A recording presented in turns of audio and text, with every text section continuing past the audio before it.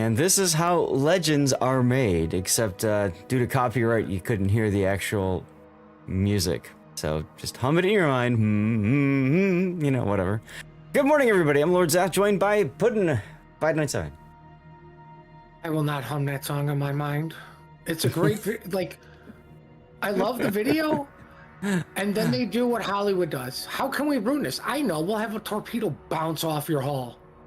Everything is great until that very moment. I 100% agree with you. 100% agree with you. I'm gonna dim the lights. I mean, the only reason I hated it because it never happens in the game. But I mean, the video is still awesome. That's what I mean. Like, everything about the video is perfect. It highlights auto bounce and overmatch and penetration, all that good stuff. And why the Baltimore is better than the Mogami. And then you get this stupid freaking torpedo bounce to dunk at the end, and it's like, oh my god. Like, just wait. Wargaming will add that mechanic at some point. Chat, how many of you guys want that mechanic added? I mean, if you think about it, when you look at the torpedo, the trigger mechanism is on the nose. That's right. That's right. All right. Well, ladies and gentlemen, Nusperkek's already asking the important questions for you all. Today is going to be the finals. Let me put this up and hope to God it works properly. Yay, it worked properly. So today is going to be the regional finals, okay, for EU and then later for NA. We are finishing this bracket over here. Okay. Now, this gets a little complicated for EU. For NA, it's also the finals, okay? For NA, they will also finish the bracket. For EU, because Europe loves brackets, guess what?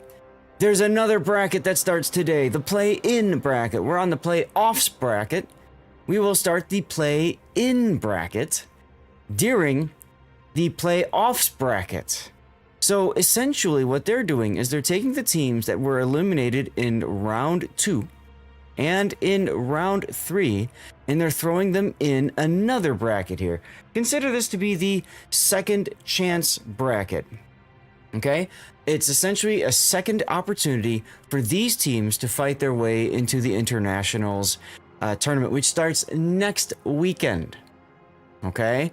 So that's the attempt, is to fight their way in, and you'll notice that there is a loser's bracket down here. So there is a double elimination for the second chance bracket. You heard that right, double elimination, second chance bracket. So essentially, you get a second chance in the second chance bracket.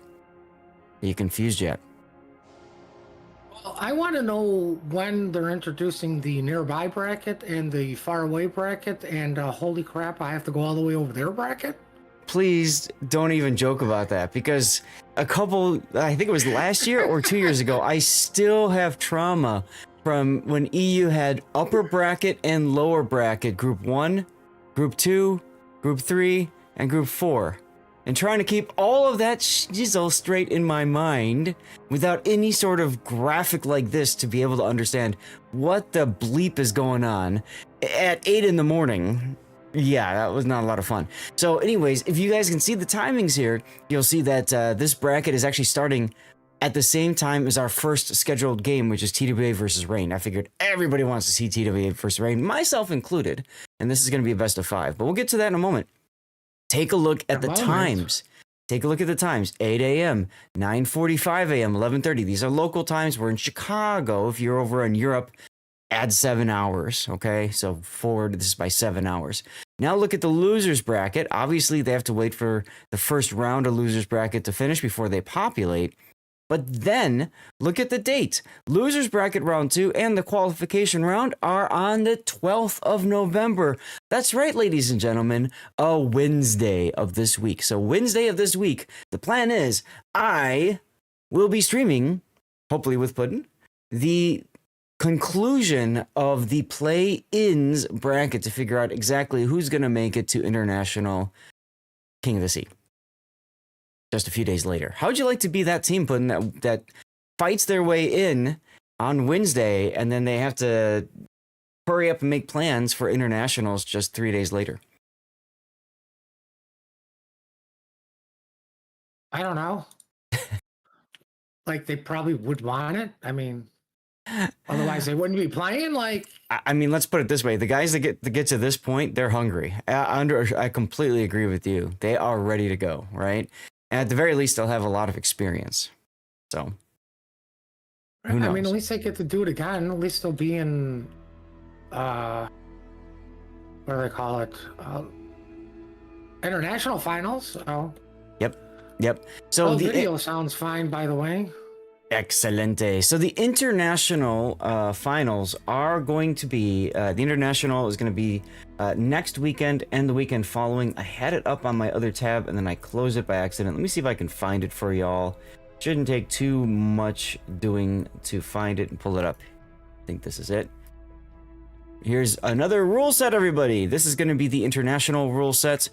So the way they're going to do it, and I have no idea how many teams are being brought in and from which regions, because they don't have that in the rule set, because that would be too easy to understand. Or maybe it's someplace in here and I just haven't found it. So we start with the pseudo-Swiss stage on Saturday and Sunday. This is going to be next weekend. Take a look at the time. 12 o'clock UTC. 12 o'clock UTC. So 12 o'clock UTC to Chicago time. For everybody to understand, if you are watching on North America, okay, 12 o'clock UTC. Okay, I really wish Google searching would be a little bit easier, but it just doesn't want to work. All right, 12 p.m. UTC is 6 a.m. Chicago time. 6 a.m. Chicago time. 6 a.m. Central time. I'm going to keep repeating that so you guys understand. Next weekend, if you are looking for your drops, your KOTS drops, 6 a.m. Central time. Now that means that I'm going to be getting up at 4 a.m. to cast the internationals, and in theory, Sea Raptor will be also getting up at 4 a.m. Well, knowing Raptor will get up at 5, but either way, we'll be ready to go for you all at 6 a.m. next weekend. That time again, 6 a.m. I don't even know why I'm doing this, but I guess I enjoy it too much. 6 a.m. I think it maybe 5:45. So the way it's going to work next weekend is teams are looking for essentially 3 wins. Okay, if they can get 3 wins, they move on to the final weekend. Okay, the final weekend is your typical playoff bracket. All right, there you go, all that good stuff. I wonder if they don't have the stream schedule, but if they put this out here graphically, then maybe you get an idea how long this will take. 6 a.m. going until 1800, so 6 hours. 6 hour stream, so that goes till noon our time. Now, I will be traveling this weekend, at least that's the hope, assuming my flights don't get canceled. And assuming that works, I will be at somebody else's place using someone else's laptop on somebody else's system. So, if it looks like crap next week, sorry, at least you're getting to watch games. We'll just leave it at that. I have so many tabs open, I can't find the right tab. Guys, we have a best of 5 coming up. TWA versus Rain. There you are. You can see it there for your viewing pleasure. Emphasis on pleasure. I am confused. Good afternoon. No, it's like what's the one with is it Dave Almighty, God Almighty, whatever the one where Jim Carrey gets to be God, you know. Pleasure.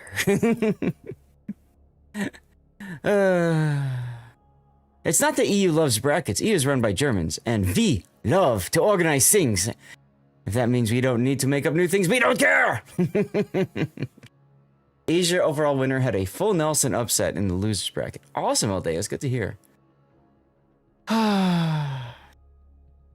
So we have 4 minutes until our scheduled start time, y'all. 4 minutes. As always, there's a 5-minute delay. So if there's anything that we need to fix for you, please let me know as soon as possible so we can fix it. I've made some tweaks. I've fixed a couple of things that weren't working yesterday. You will still have these sped up videos because, God, they take forever. So let's just get them done. And it also makes the KOTS S, the KOTS S, a little bit less. No, it still really hurts to hear it. What am I kidding? It still really hurts to hear it. So yeah, we got the delay. We also have giveaways that go during the course of the stream. Easiest thing you can do is make sure that you are following the channel and active in chat. Okay, this is over on Twitch. I'm streaming on YouTube, Kick, Rumble, and X/Twitter. Okay, and I'm also streaming vertically on both Twitch and YouTube. So if you're using your cell phone, you can still watch most of the action.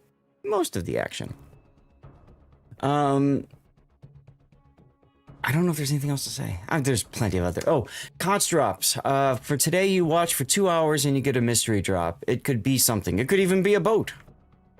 Family Guy reference there. Who knows?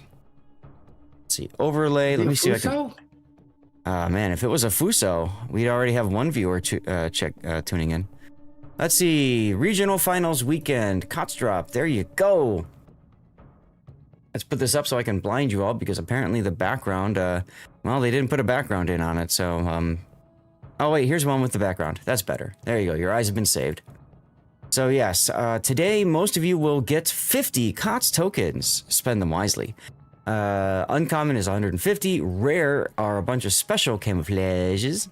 And then finally, very rare.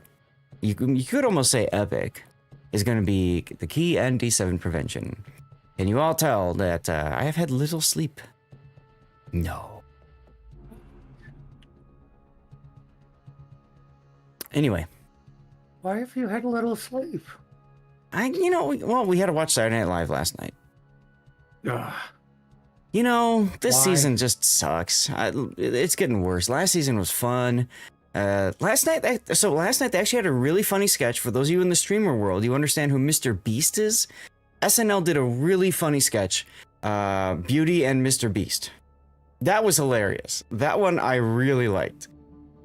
There were a couple of other funny ones too. They did American Girl Doll XL edition. That one was pretty funny because of how perverted they made it. But that was about it. And the rest of it was kind of like, why did I stay up for this? Including Weekend Update, and usually Weekend Update's pretty good. Yeah. Just watch it on YouTube later. Yeah, I know. Dude, I'm old-fashioned, okay? I have to watch it live, otherwise it doesn't exist. I get it, but SNL Live, it sucked for years now.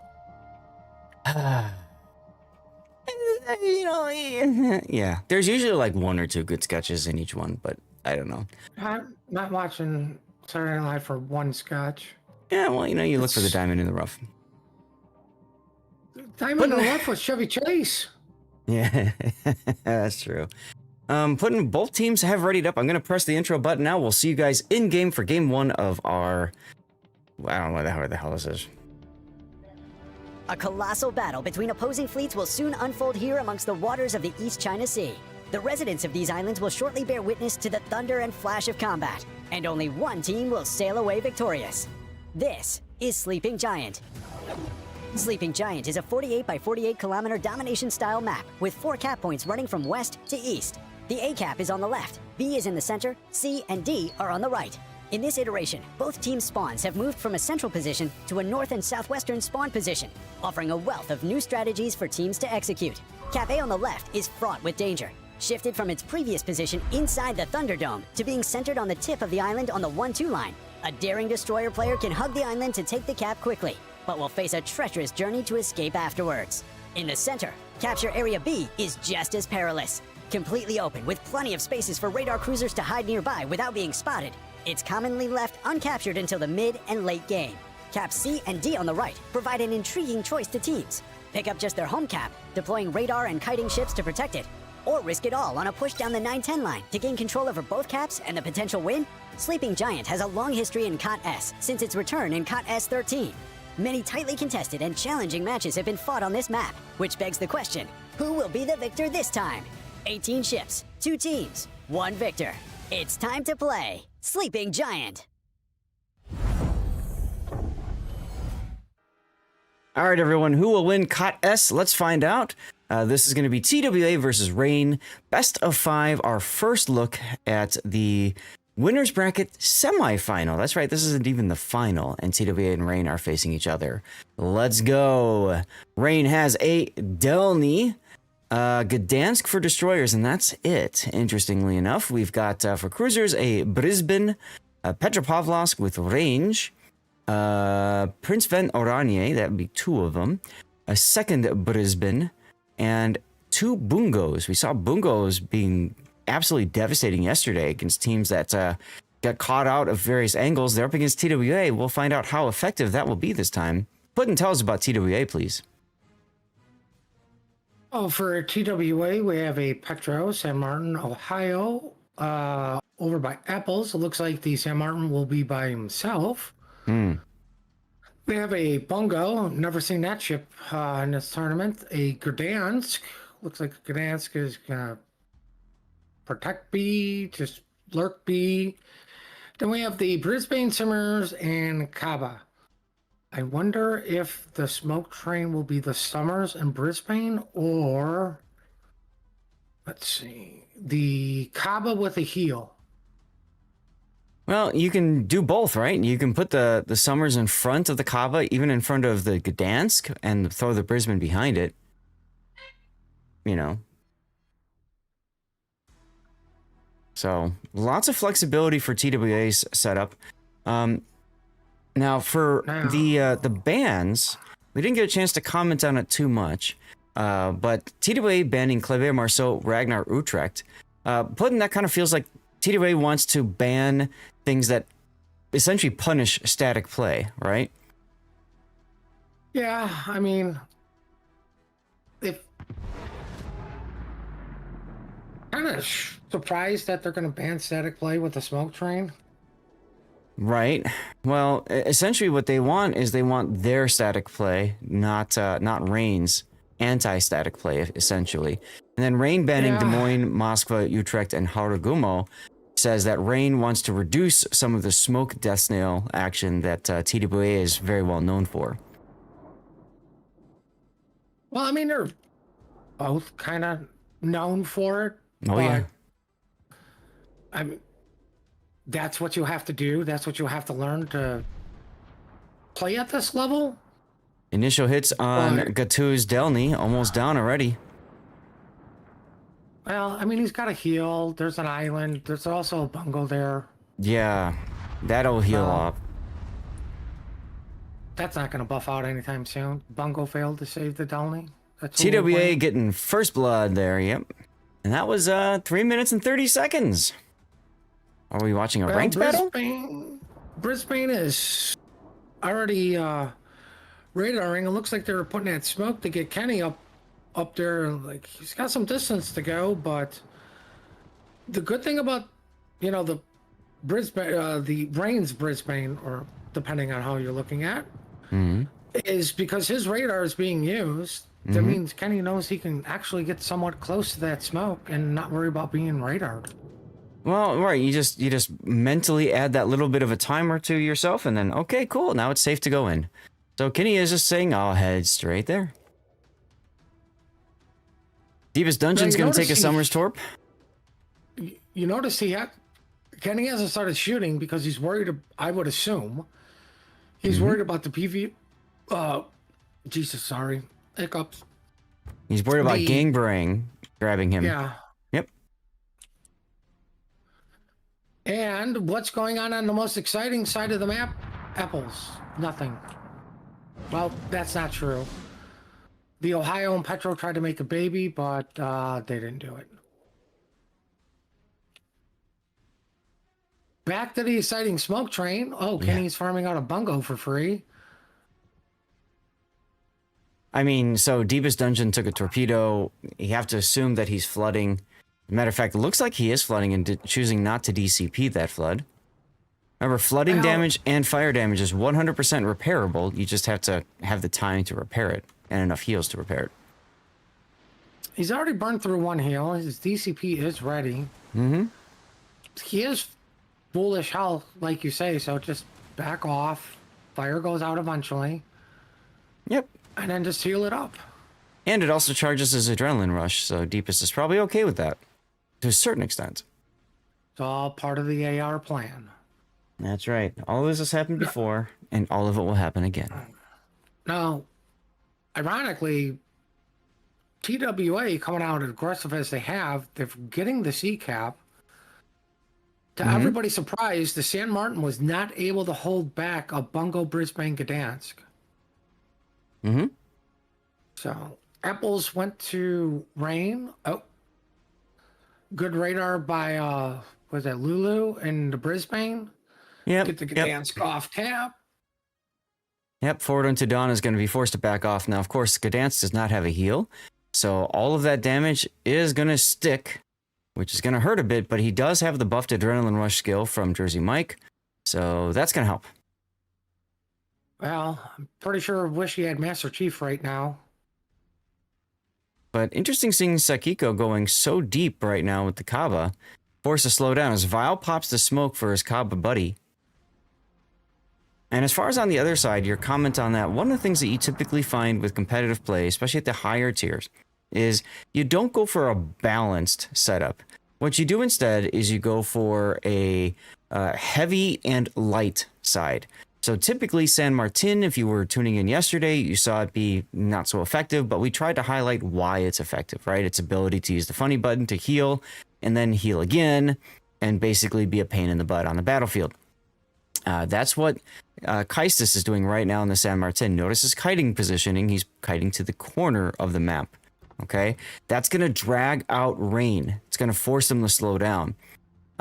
So the idea is you have that kiting force. Silverblade in the Ohio is in a position to just get farmed. But the idea is that he can come out and he can get on the broadside of, say, Formazing's Brisbane, McDastard's Bungo, whatever. But when you put a couple assets on one side in a 9v9, that frees up 6, maybe 7 boats for the other side. So that's kind of what happened for TWA setup. Rain opted for more of a balanced setup where they put a strong force on each flank so that they can push one side depending on how TWA deployed. Oh no. Oh yeah. What are we knowing about? John just took a torpedo. Oh no. Where's John? Over at Apples in a Gdansk, smoking up to Brisbane. Oh. Because of ship bans, probably? Well, you know, the thing is, we saw him in the Forrest Sherman yesterday. Forrest Sherman could still work here, right? It's got the American smoke and it's got the hydro. But I think Rain is looking at this saying that they need a bit of a stronger boat than the Forrest Sherman here. And that's why they went with the Gdansk, because it's got the radar utility on top of everything else. Well, Gangbang. Ohio is being farmed out by Brisbane and Gang's Dutch ovens. Yep, let's watch them fall in. Oh, look, 1 or 2 of them hit. Silverblade down to his final heal. It's got to wait 37 seconds to be able to use it. If you last that long. Now, don't start the yawn train over here, Puddin'. It wasn't me, it was chat. Ah, it was Chad's fault. Okay, okay. Chad, it's all your fault. Here comes the next PVO strike. This will... Silver's got his DCP ready to go. He's only on one... No, he's on 2 fires. There's the DCP. Silver backing up even farther means that now he can be farmed by Gangbrang's PVO main battery as well. And there you go. That's how you Dutch oven someone. Under low health. TWA trying to ban ships that punish static play, and Rain saying, hey, 4 bans ain't enough, buddy. You can't ban them all. That's right. Absolutely.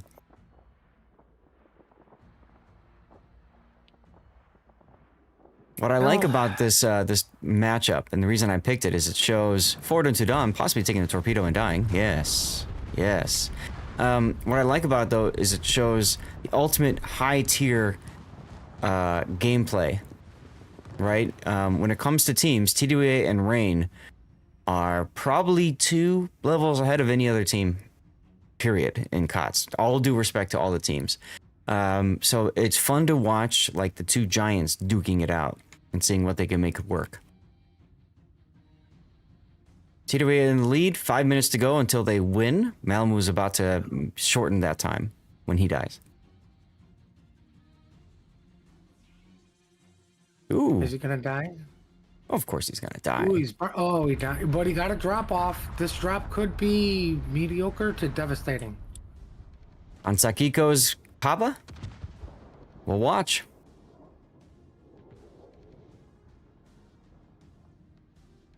And here they come. They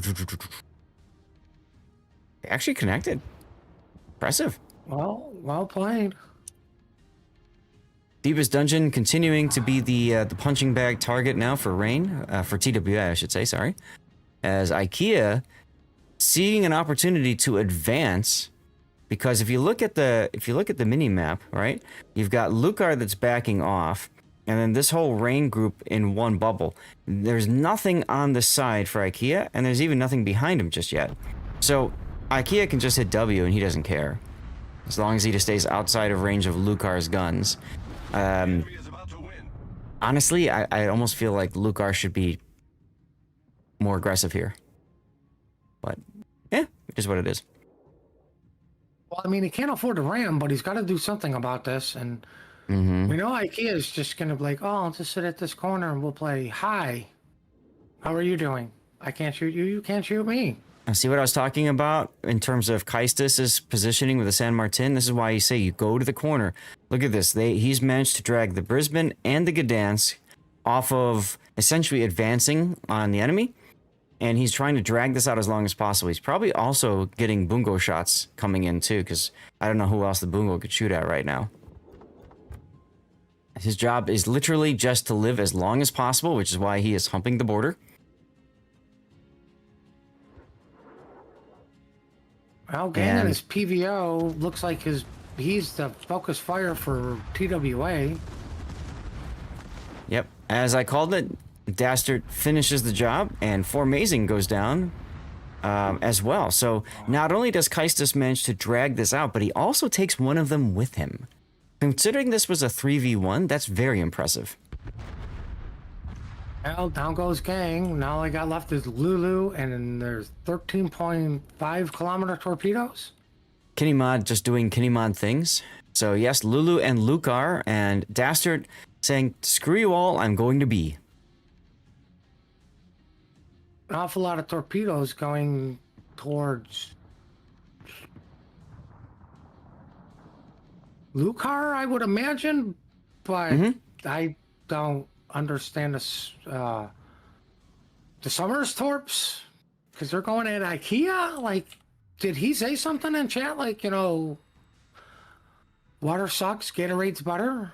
Those torpedoes are in case Lucar does a charge. If Lucar does a charge, manages to defeat IKEA and come through, he will take the torpedoes and die. That's what those torpedoes are for. Right, but I mean, you've got point in case that happens. Hey, who cares? I mean, who else are you gonna forward? realistically? I was just saying, put them on the other side where Lucar's just reversing. Yeah, but the problem is they probably don't have the legs to get there.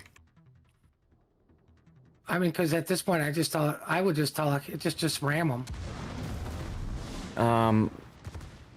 Yeah, I don't think they had the legs to get there, so Vile just saying, just in case, let's do a little insurance policy. Remember, Summer's torpedoes, you know, they regenerate relatively quickly, right? Ooh, get around. Touch tips, touch. Aw, fail. Nope. Alrighty then. Once well, again, Team Bravo showing the superiority of Team Bravo. There you go. Oh, I caught it just in time. Chat, just caught it just in time. You almost got into a commercial break. Whew, that was close. Speaking of which, we're going to run one now because I know these two teams are going to want to get started right off the bat. And as always, we will do our best to ensure you guys don't see commercials. At the very beginning of this, it's going to be very intensive for commercials because we have to build up ad-free time, okay? Don't forget, you can always sub if you want or watch my YouTube, Rumble, Kick, or X feeds as well. Some people do that. People.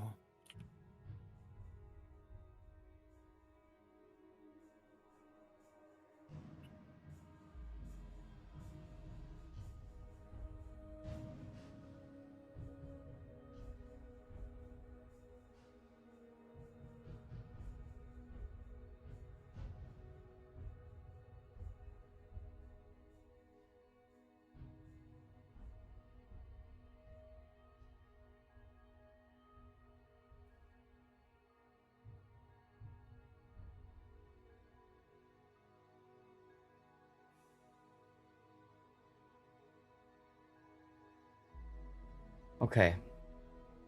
Um.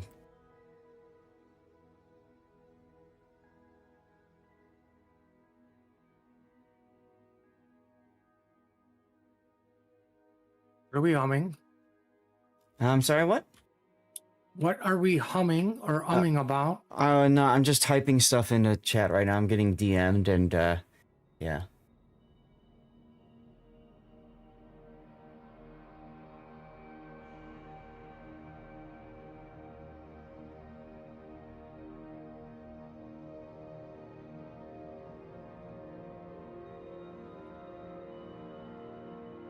Okay. So that's game 1 in the books. Remember, this is a best of 5. So at the very least, we have 2 more battles to show you all with TWA versus Rain. I don't know that we already have any results in, but just a reminder, I'll put the tournament screen up. The other stuff that's ongoing right now is Moai versus Oh Boy. And then in the play-in bracket, we have Entity that's up already over DSNF. And then NWDE Ordis, Throw, Pumbaa, and that's actually kind of a fun name. And V888 versus GPM. So that's all ongoing right now at the same time as all of this. Okay? Cool. Yeah, so we'll just go back to the best of 5 screen for now. So for those of you guys who don't know, during the in-between, players are required to pop in, upload a replay to the WoW's tournament site. If you type !KOTS, you will get a chance to see what that is going to be, what that tournament site is. Some of you guys have been putting that in chat quite a bit. Nusperkex, I want to say thank you for your Twitch Prime sub, and Tuber Chimpy, thank you very much, sir, for giving out 5 gifted subs just now. Tuber Chimpy with some very nice words to say yesterday, so appreciate you for that. Very, very much appreciated. Helps to make waking up super early feel like there's the right choice. So Chronos Bet 4, Nachi 841, Stewie Brown, Krasna Shapka, and Bumfug all were receiving a tier 1 gifted sub from Tuber Chimpy. That's a full squadron support for us as we dive into KOTS finals. You're keeping the ship sailing strong. Thank you, thank you, thank you. Also, some other quick reminders. We are also doing our charity drive for Stack Up. This is supporting veterans' mental health through video games. So if you are willing to support that, click the link there. Our goal is to raise just a little bit over 2,000 more from where we are right now. Every little bit helps, $5, $20, whatever. The idea is we want, as our community, to sponsor a what's called an air assault. Essentially, it's they get a group of Stack Up gets a group of veterans together, sends them to their phalanx house where they get to do some group activities, get to know each other, just relax, chill, and all that good stuff. And it's very much needed for a lot of vets. Actually, one of my streamer friends that I met last week while doing the Call to Arms live event in Los Angeles did that experience. Hopefully you guys can help out there, and that would be awesome if you would be willing to do so. Let me see if I can snooze, if I need to snooze this next. Oh, God, just in time with 10 seconds to go. Woot! That's good. You know, it's always difficult the first day trying to keep track of commercial breaks and stuff, and this first battle was a very long battle. So, you know, you gotta keep a close eye on all of that, and sometimes it gets past it. So.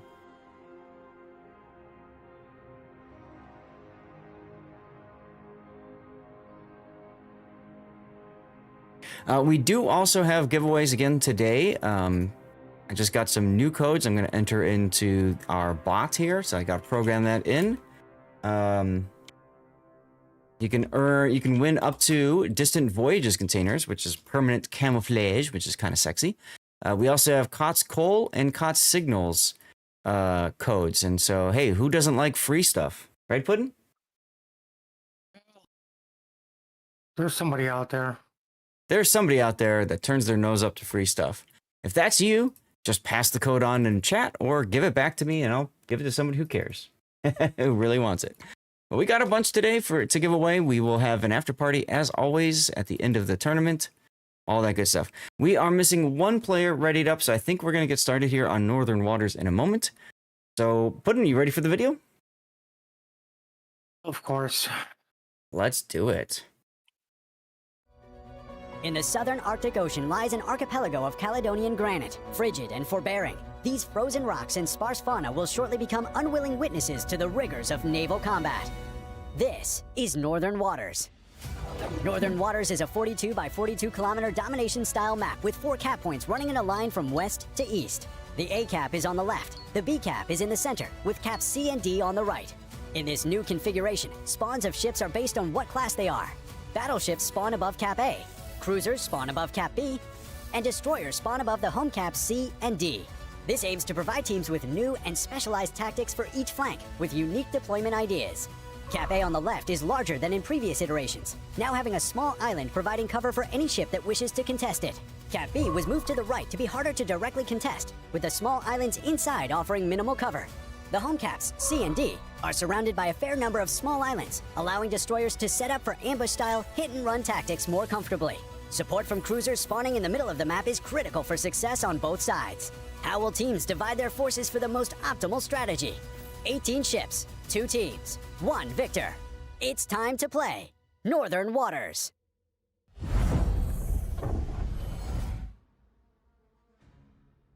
All right, everybody, here we go with Northern Waters. And I gotta say, Puddin', I really like what Wargaming did with the setup on this. It's really kind of cool. We get the battleships on one side, the cruisers in the middle, and the destroyers on the extreme opposite end. It leads to full pandemonium as teams are like, oh my god, I gotta switch to other sides and stuff like that.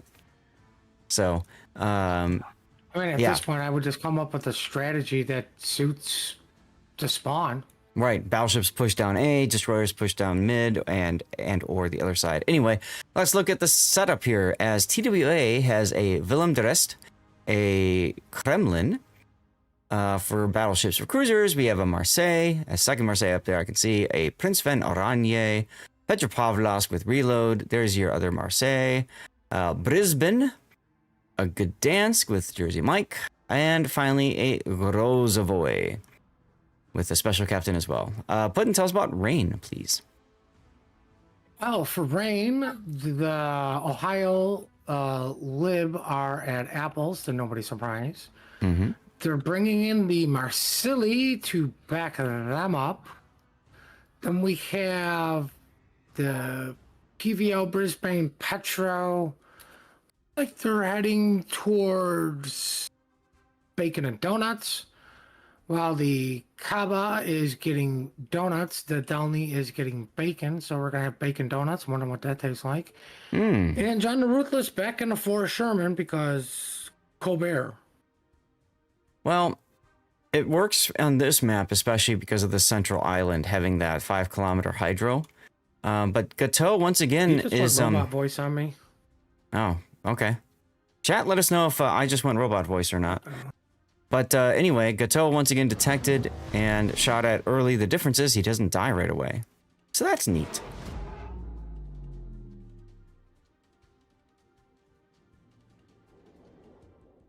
Whoa, what the heck? Okay. Rain's still going? Yeah, are you there? Yeah, can you hear me? You want I just robot got voice, edit? I just got disconnected from the server. Are you kidding me? Are you in the game still? Yeah, I'm still in the game. Stream your game, please. Give me a sec, guys. We're gonna get Puddin's view up in case we don't get connected again, because I just got a crash. So that's always a lot of fun. Let's get back in. Well, Let's see.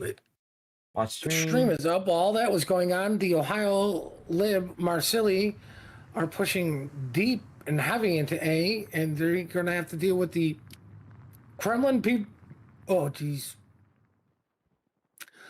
Kremlin PVO, William, and the Marsilli of TWA. And because TWA's got 2 Dutch ovens, they're able to do some damage without risking their ships per se while this push happens. Okay, I actually got back in, so we're okay. All right. can Well, it close out looks of this. like Rain has rotated John to come over to, well, I mean, the captain. Never mind. What the hell? To support them at A. PVO and Petro for Rain are parked next to each other. Not a big fan of that per se. But it looks like Gang and Lulu, Kaba, and Brisbane over at Donuts Dude, look at A. Look are at A. the Look at A. Look at A. Look at this. Rain just going for it. Oh, they weren't slowing down. Kremlin should be able to finish the lib. Yeah, there we go. Which ironically means he just uses the corpse to maybe... Oh. Well, I mean, they both slept each other pretty good, but the problem is the Marsilli had to deal with the other Marsilli, and now Ohio has to find a way to kill the Kremlin and PVO in one salvo. You know what, Puddin'? It almost sounds like Rain was listening to you, and maybe they shouldn't have.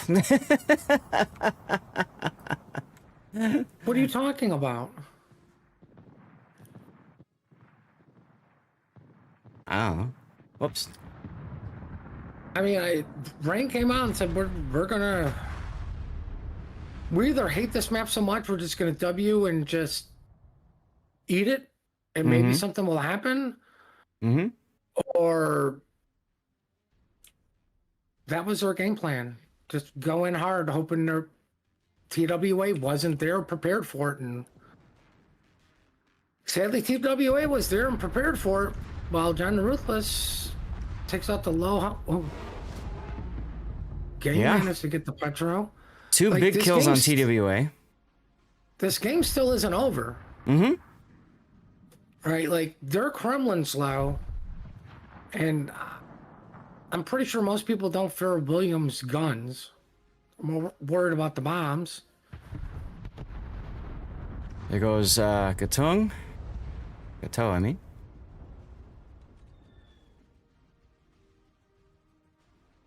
I mean, here's the way Rain gets back into this game is John has to kill something over here. Mm-hmm. Because they have all these nice broadside, well, they have these nice cross shots on the Petro PVO in the middle of Bacon. Mm-hmm. Gang and Lulu are going to have to start pushing along with Amazing and the PVO and Amazing's Petro. Yeah, I mean, that's the play for Rain at this point, is collapse on TWA, get rid of the Rosevoy, Brisbane, Marseille, and then John is really just kind of there to trapdoor spider whatever comes out, right? You can see he's moving far south to put himself in a position to prevent the enemy from pushing either south through A or through the channel.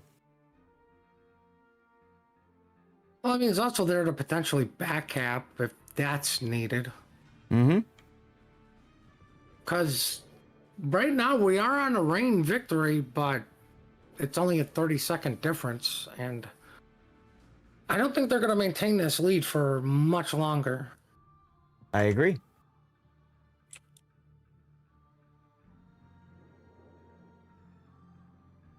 I mean, I think Rain recognized the, oh boy, they have too many ships over here. You guys need to start making a play over there. And they're catching TWA's Marsilli on the 10 line in a nice crossfire. Mm-hmm. Vile trying to farm out the Petro and or the PVO.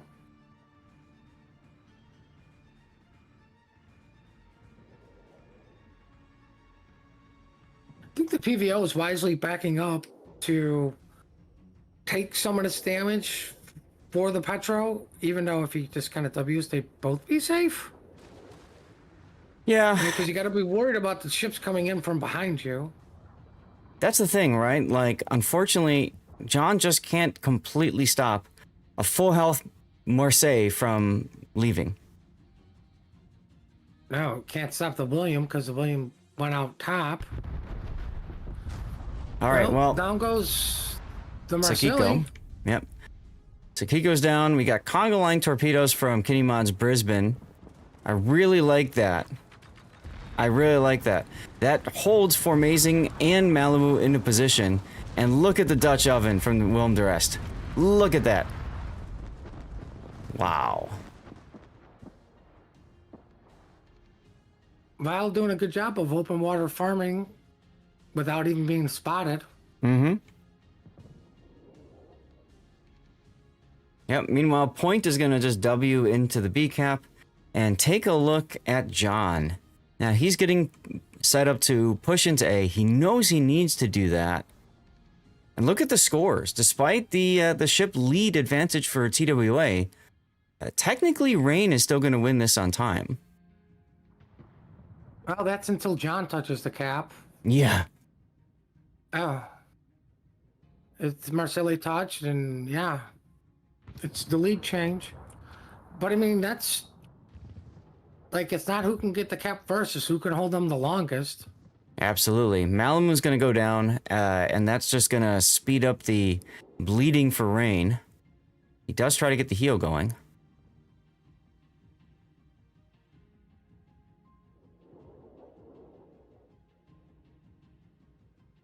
Okay, Mod versus Lulu versus Malimu. Mm-hmm. I'm watching that one carefully. And this is what you want if you're Rain, right? You want that double team until it turns into 1v1. Wow. All right, who's going to go for AP? Who's going to go for the Torps? Oh, they both went for the AP. Oh, Kenny Mod wins. I think Kenny won because he had more friends. Oof. And down goes Kenny finally to Gang Barang's Kaba. So let's see, we've got Kaba on one side, Sherman on the other, and 2 TWA in the middle. John recaps apples for Rain, and they're still in the lead for winning this. That's right. Live fast, die young. Exactly. Despite having 2 ships left. Can you imagine if Rain manages to pull off this victory? Well, I mean, I might be able to pull off in 5 minutes. That's the key. They have to keep Point from capping the B cap. Obviously, they have to survive as well. So John is continuing to work down Silverblade's Kremlin. Silverblade has 3 more DCPs available, though. So I just don't see that I don't see that panning out, really, for John the Ruthless. Though he does dodge that salvo. Point of start. That's the big problem. With Point going dark, he's going to grab the B cap. He's guessing for it. Point is up here now because I think maybe John is detecting him at this point. Probably. Oh, probably because he is shooting. Mm-hmm. Bao coming in on the Grozavoy. There's snack bins. Willem de Rest, he's in the B cap too. It's a party in B. Now, it won't be a party for much longer because they're all leaving. Cops finally showed up. Oh man, they ruin everything. Of course they do. Well, Gang technically, is probably dead. I was gonna say technically, Rain still wins on time. Not anymore.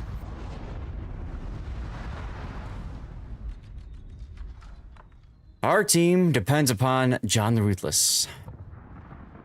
Well, normally I'd be like, well, okay, John can pull this off, but no. Is it solo warrior time?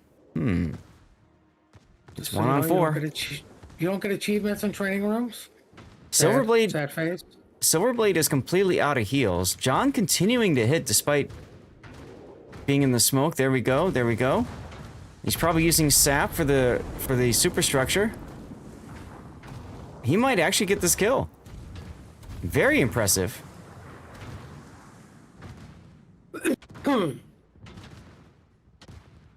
Yep. Sap into the superstructure. Let's go. Well, John, you now have 3 minutes to kill something else. Yep. And sadly, the next thing coming at you is a near full health battleship. That's right. The enemy is about to win.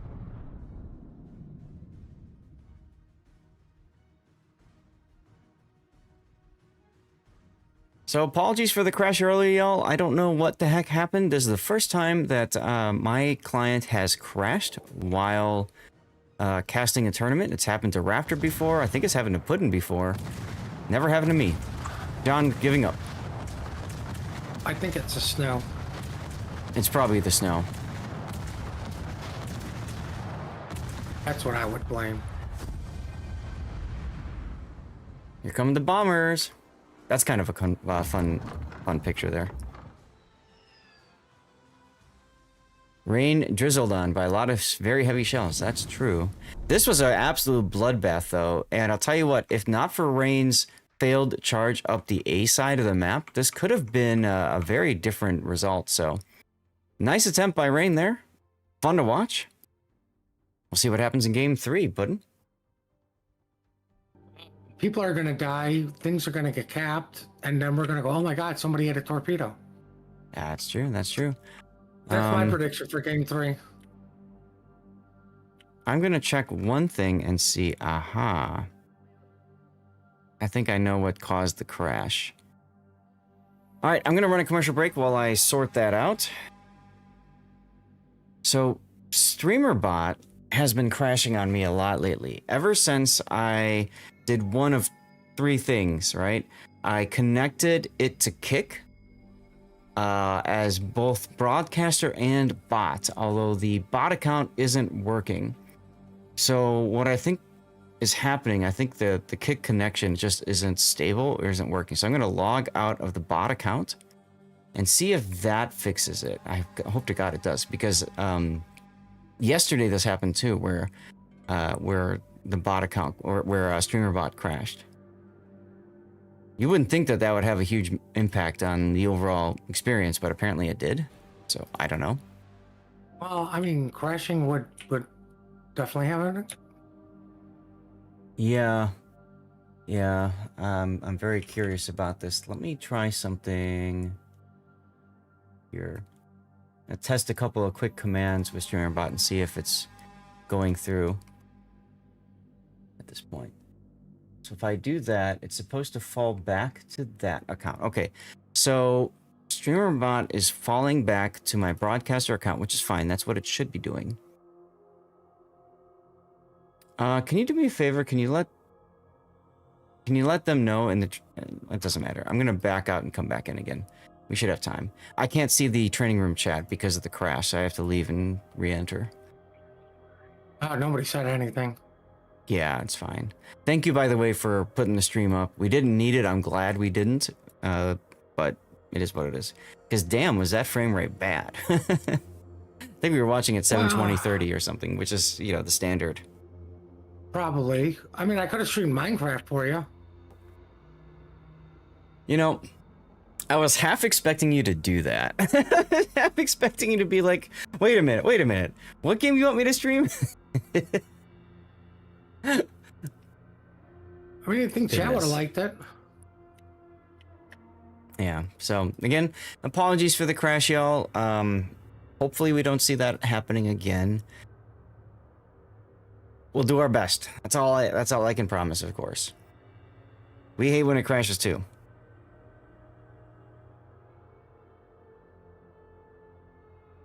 That's all I gotta say about that. Ugh.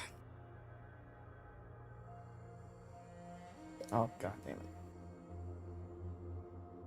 On top of that, as if things can't get any... My water mug is dripping as I pour. That's exciting. That doesn't sound good. Well, it's, you know, it's plastic, right? So as time goes on, you have to tighten this sucker more and more and more. And, I guess I didn't tighten it enough this morning. That's what she said. So, I've got a little bit of, just a couple drips of water. Thank God it wasn't like a massive, you know, deluge or something like that, but Just, How is a deluge? Well, no, like you start to pour and like the lid falls off. Oh, okay. So a catastrophe, or oh my God, my cup emptied on me. Yeah, the only annoying part for that is that this has my liquid IV in, so it's gonna get sticky. Some of it's on the carpet. Yuck. Stupid carpet running everything. Carpet ruins everything, y'all. All right, 5 minutes until forfeit time. Rain is ready to go. Take that as you will. Maybe we could take a look at what's going on in the rest of the world. Oh, So let's take a look. Why is this open still?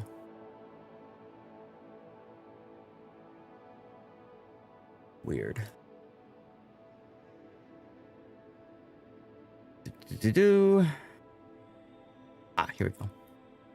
Let's take a look at what's going on around the server. So, oh boy, up 2 games over Moyai. That's really interesting to see. And as far as the play-ins are concerned, Entity 2-0's DSNF, Ortis 2-0's NWDE, and Throw Pumbaa and V888 and GPM are currently tied 1-1. Very interesting to see.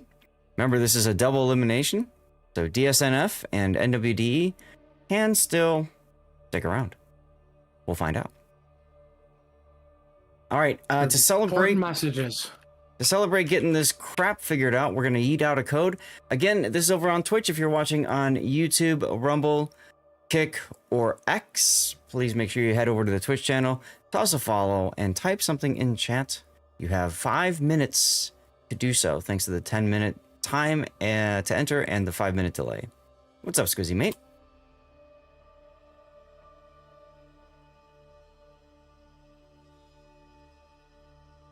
Wow, the bot's starting out with the big one. The Distant Voyages container. Let's go. Permanent camouflage. Tol Gazul, thank you very much for the follow. And Luz Guerra, thank you for the follow as well. Welcome on in. So reminder, guys, this is a best of 5. 1 more game, guaranteed. And it's up to Rain to get us more than 1 game. Did I adjust? Yes. Photo Islands is next. We're just waiting on Vile to ready up.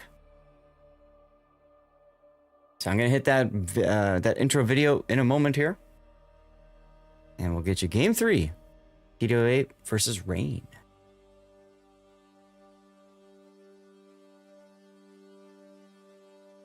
Here we go.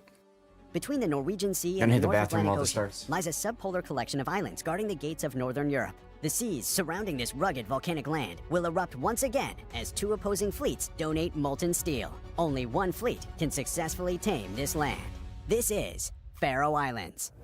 Faroe Islands is a 42 by 42 kilometer domination-style map with 4 cap points running from the northwest to southeast. The A cap is in the top left, B is in the center, C is in the bottom, and D is in the upper right. The A cap lies far from each team's spawn. Ships heading this direction will be forced to expose their full profile to potential enemies along the way. With nearby islands providing refuge to radar cruisers, destroyers must play cautiously. The B cap sits in the direct center, the remnants of an extinct volcano bordering the caldera. On all 4 sides are narrow waterways, in and out. Fleets must commit significant resources if they wish to take and hold this crucial territory. The C and D caps serve as home caps for each fleet. Though easy to take, the islands between them will serve to mask the advancement of friend and foe alike. Will teams opt to blitz their opponent by directly assaulting their home cap, or play it safe and fight for more? Map control. The 4 corners of Faroe Islands consist of landmasses which serve to funnel ships into various choke points. Battles on this map will resemble the molten forces that forged them, fiery and fierce. 18 ships, 2 teams, 1 victor. It's time to play Faroe Islands.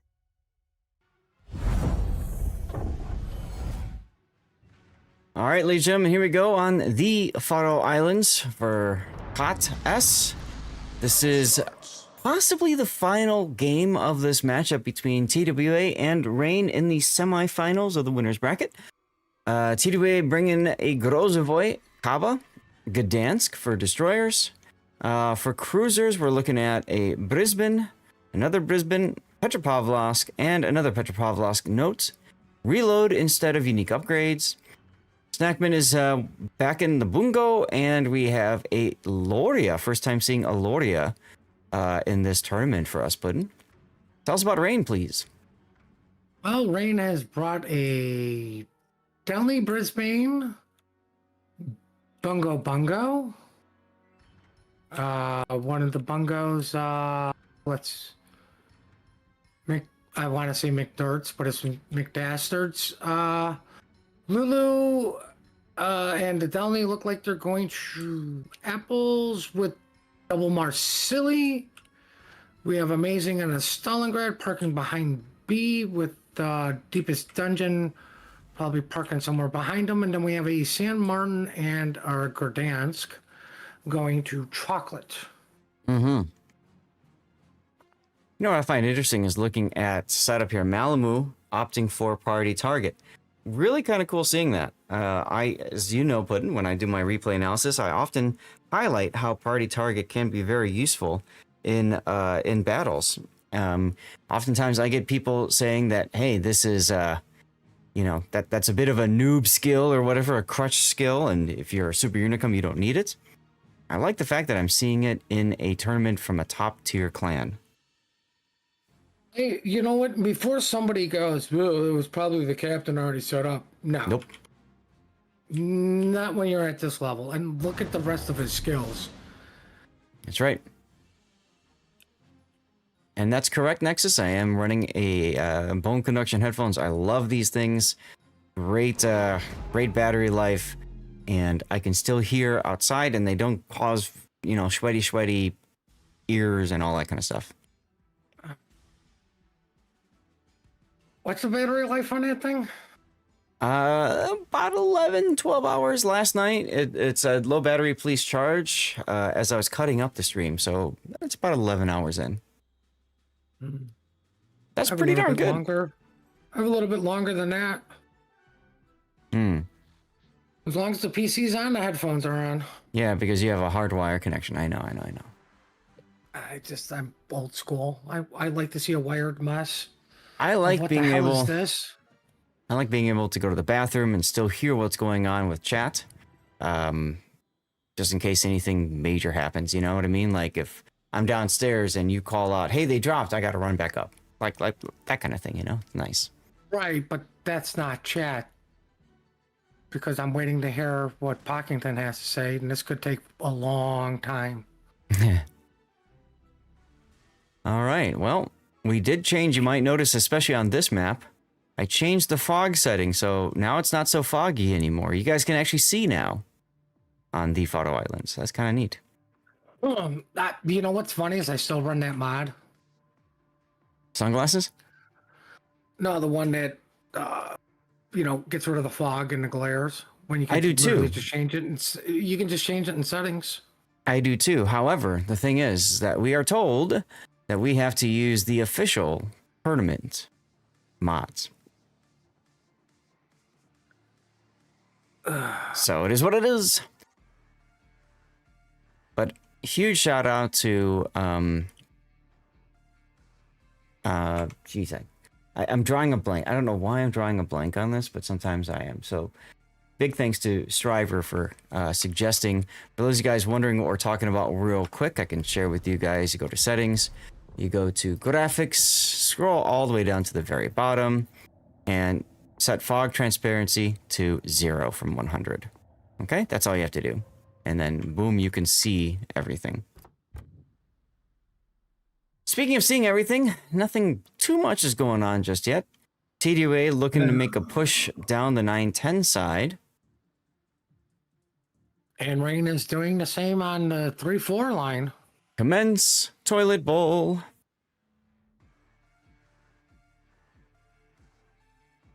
Ooh, that's a big reset.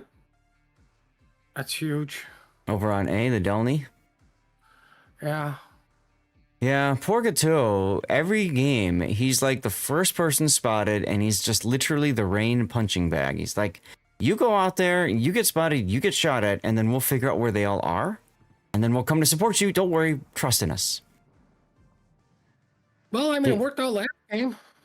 Last game worked out. Game 1, not so well. Christus with the Brisbane radar, not quite far enough into A. Gateau should be able to get this cap, finally. Well, it's about freaking time. About freaking time. But no, that nobody's got the B cap, so even though Rain hasn't grabbed A yet, it's not the end of the world. Well, what it's going to do is, I know this is going to be shocking to you. It's going to force CWA to get into C, which is ironically their game plan to get into C at some point. Yep. Definitely also slows down Rain's push out of A. They probably don't know this just yet, but they have a Brisbane and 2 Petropavlovs to deal with. The Petros have been spotted, but Kaistus has not yet. They know there's a Brisbane there, they just don't know exactly where. Although, come on, they can tell, the Unicom clan, they're going to be up here, right? Especially if one of these guys has radiolocation and it's pointing that way. Snackman's bunko, notably, has not been detected either, though. Back on the other side, John the Ruthless detected now in a San Martin. Radar up from the Brisbane. There's his radar. I'm just going to say it. Say it. I want to see him in the Colbert. Like, We all do. literally what John is known for. Well, I have a feeling. So, for those of you guys, again, who are new to watching these tournaments and new to watching Rain and TWA, these guys have fought each other every single freaking KOTS and other tournaments, right? Well, they're not going to use their best strategy in something like this. Doesn't matter too much, right? Now, Rain presumably knocked into the play-in bracket, can still work their way through to internationals. It just means that they won't be regional champs. They'll come in whatever place they come in, right? Okay. But they have a final form, and I'm curious to see what that final form is going to be. Well, if memory recalls correctly, Rain did win KOTS out of the losers bracket, and some people were upset about that. That's correct. The first time they allowed for that to happen. Now, the winners did get an advantage. They immediately got a 1-game advantage. Like they were up 1 game. So it's not like it was started even. Like Rain was literally behind the 8 ball, and they clawed their way into victory. Congrats to them for it. I think the original was no extra game, and then because of the reverse sweep win, they added a game, and then they said that's not even enough. So now if you look on the NA bracket, they actually have a second chance in the grand final. If the winner's bracket winner loses, they have to play a second round of grand finals. Well, it should be a best out of 3 series. Right, so you play your original series, which is what, the best out of 7, I think the finals usually are? I thought it was best of 5, but whatever. I'm probably thinking international. But I mean, if it's best out of 5, and then make that series the best out of 7. Right? Well, yeah. I mean, that way you get more games. I can continue to root for Bravo, and we can still be like, it's way past snap time. Can you guys end? What I love was with Warship Masters when they did best of 5 followed by a best of 3. And as I predicted, it was 3-0 and done.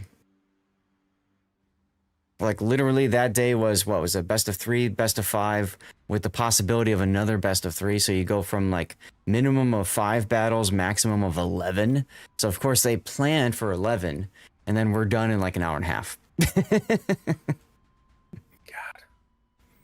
Take a look at this. Rain in the lead with 2 caps, but because they got their caps earlier, they're ahead on points here. 5 minutes and change left for them to win if nothing else changes. I don't think nothing will change. Just throwing that out there. I know everybody's shocked.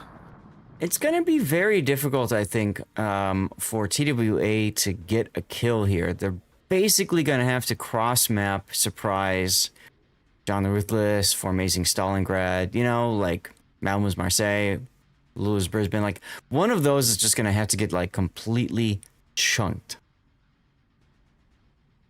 And the likelihood of that happening is... Extremely low. Yeah. So that's what I mean. Like, I realistically, it's going to be TWA stepping on a cap, but which cap can they even step on? You know, they're going to have to send their Petros to A and B, really. Well, there's that, or you just send a Kaba to Bacon. Right. But I mean, I highly doubt that's going to happen. They're still going to look for the pick on somebody. Well, fortunately for TWA, Gato's Delny just shows up broadside right in front of them saying, hey, pick me, pick me, pick me. And, well, I mean, they chose him. He wanted to be picked. Mm-hmm.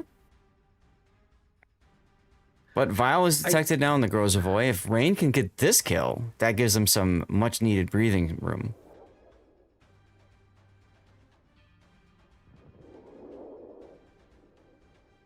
Looks like they've given up on shooting him. Sakiko, though, detected because he shot one time too many in smoke. How many of you guys have had that happen to you? Never.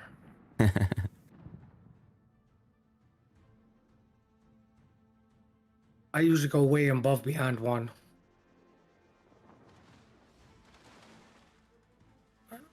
Looks like TWA is rotating the Gdansk.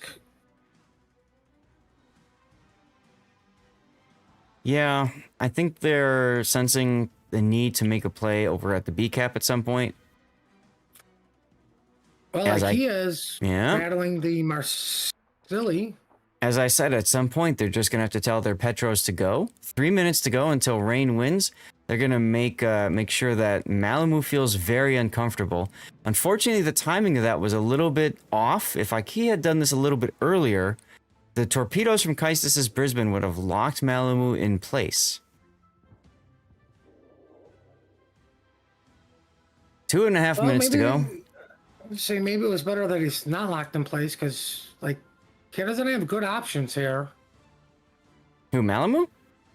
Yeah, I mean, he's got to deal with Point, IKEA, and the Brisbane. Right, and this is the reason why, like, so the torpedoes allowed him to go into this position. It's a decent position for him for right now. He has to weather the storm for 2.5 minutes. He's got a heel going right now. The problem is that you're absolutely correct. It will lock him into place. It's really just a matter of, can he outlast? Bungo shots on Kaistis completely miss. Torpedoes hitting IKEA's Petropavlos. Dastard now showing a good amount of side. Dastard might be forced to W away here. He's trying to get some cheeky rear turret shots on IKEA. Some connect.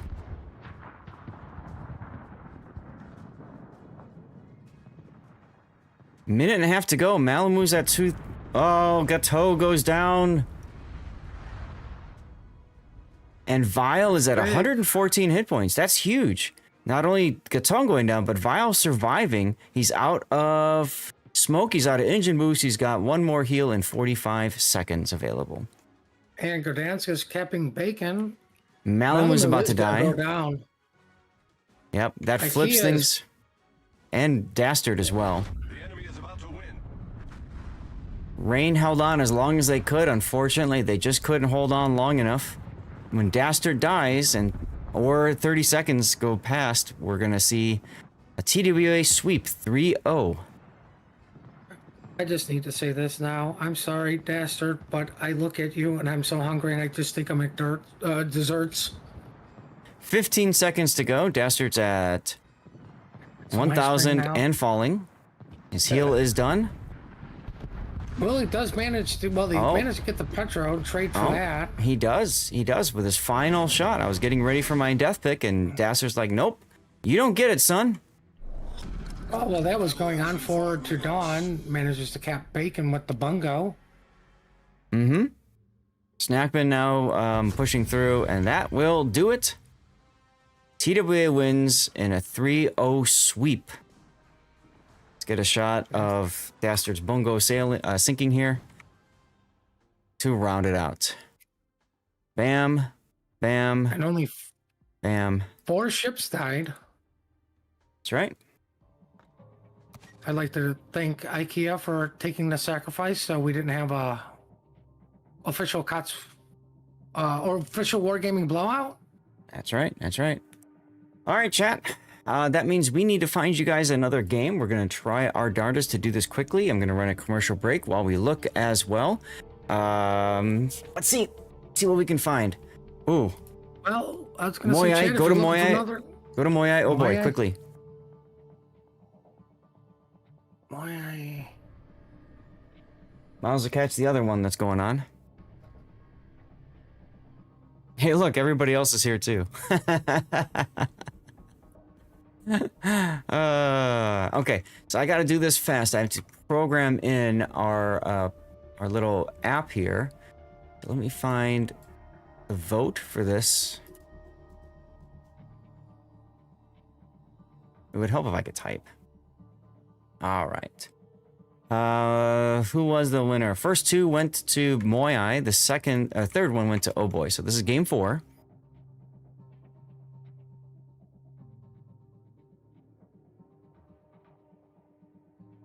So 2-1. Like that. Okay, I'm just applying this, and then I gotta program in the ship bands, map bands, all that stuff. Petropavlovsk, Napoli, San Martin, Marseille. Okay, so they're Moyai trying to ban some of the kiting boats that are annoying to deal with. Oh Boy banning Harugumo, Brisbane. So they don't want the Pew Pew Smoke Death Snail. They don't want Des Moines either in that Death Snail. And they don't want Marseille. Both teams banning the Marseille silliness. Banned maps are North and and Hotspot. We are now going to, this is game 4, so we're going to loop. I'm going to hit apply there. Loop. Land of Fire, we just finished. The Faroe Islands came earlier from that, and this game started on Sleeping Giant. Okay, so here's your best of 5.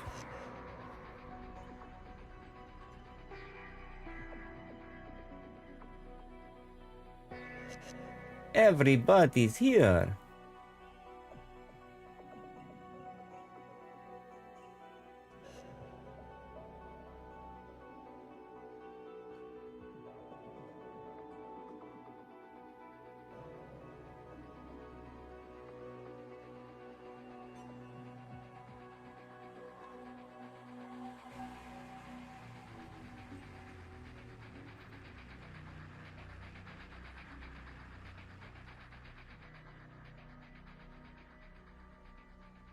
Okay, both teams are readied up, chat, so I'm going to run the intro video now, just to be safe. Here we go. Along the Portuguese coast lies a crossing of sea lanes critical to the survival of opposing fleets. Surrounded by towers of crimson sedimentary rock and the expanse of the blue Atlantic, these 2 fleets will soon engage in trial by combat, where only one team can claim victory. This is Loop. Loop is a 48 by 48 kilometer domination-style map with 4 cap points running in a line from west to east. The A and B caps are on the left, C is in the center, and D is on the right. In this configuration, Loop now has 2 capture points on the west side of the map that can be seen as teams' home caps. Teams will now have to weigh whether it's worth deploying more ships west to try and capture the enemy home cap, or merely defend an attempt to break through. Elsewhere in the center of the map, capture point C has been greatly reduced in size. It will be far more challenging for destroyers to comfortably capture this point without sufficient support from teammates and nearby radar cruisers. On the eastern side of the map, capture point D was moved further east.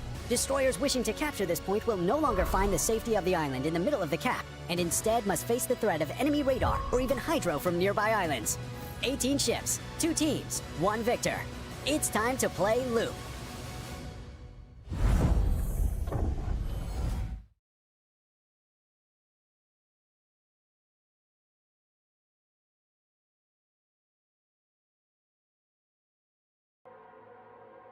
Well, you know, I really thought they'd hit the start button, because all teams are readied up, but they haven't yet. Both teams have clicked the ready button, so at least you've seen the video. Should we show the video again, Puddin? Well, did you show it at normal speed? No.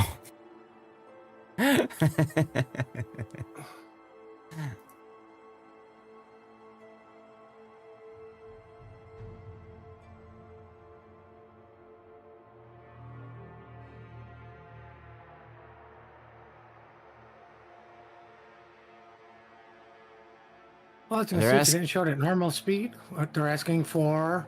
They're asking streamers if they're ready to go. So there you go.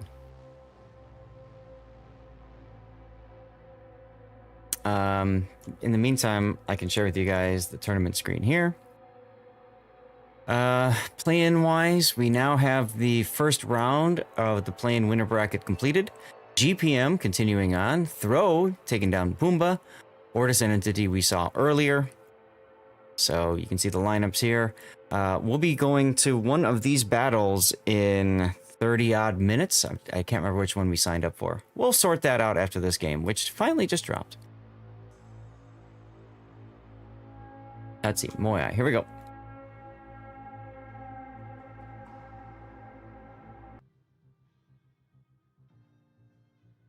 All right, welcome everybody to Game 4 of Moai versus Oh Boy. This is the other semifinal game taking place in the winners bracket.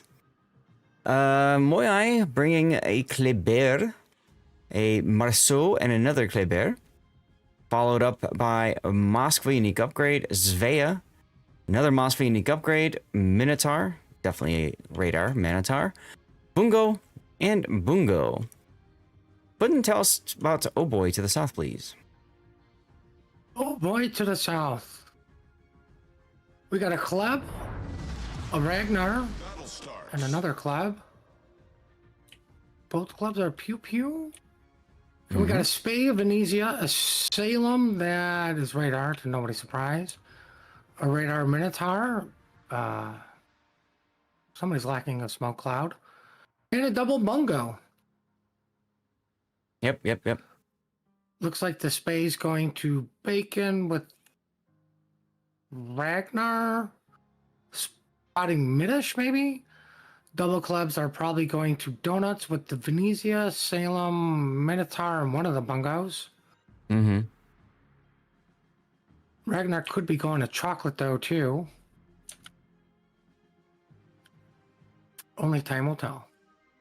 Looks like Moai is sending their Kleber Marceau train to the decap, and Oh Boy is doing something similar. Yeah.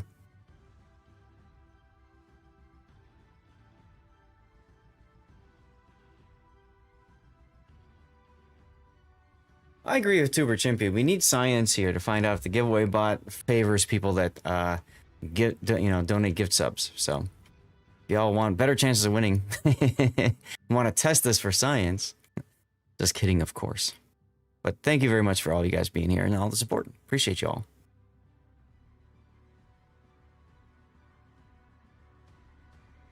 Ooh, what time is it?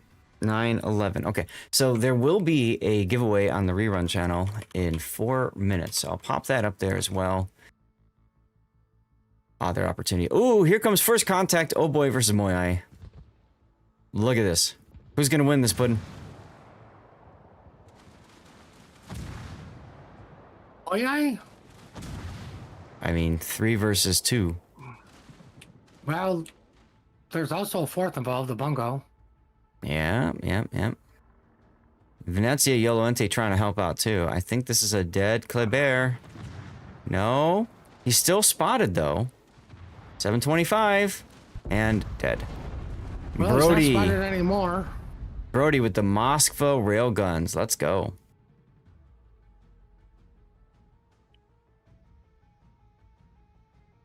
Now, I'm surprised to see YOLO not going in deeper to try to get some more hits on Source's Kleber, because usually that's why you bring the Venezia. He got a little bit of damage in, but you know he's got the ability to make that inky. He can use the exhaust smoke, get up close, and then just blast. He chose not to do that, which is kind of interesting. What I find more interesting is you see two clubs in a Marceau. And you still send both your clubs in that deep? Mm-hmm. Like, I don't think they were planning to meet everybody there. Which is odd because you would think that they would, right? It's the opposite similar team. So, hey, they're probably doing the same thing we're doing. Yeah, like, they're going for a pick, and, well, they got the pick.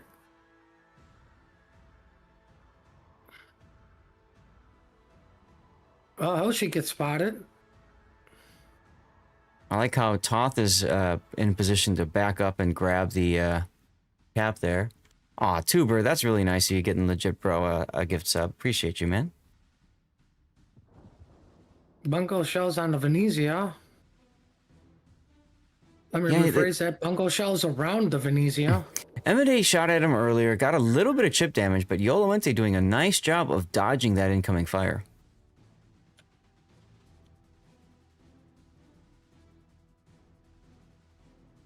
Not dodging incoming fire is Toth, who's stuck in the sea cap in the middle here, trying to back in and grab it. He got detected.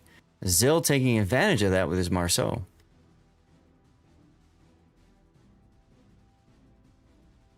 Remember, this is a best of 5. Old boy looking to win this game to force a game 5.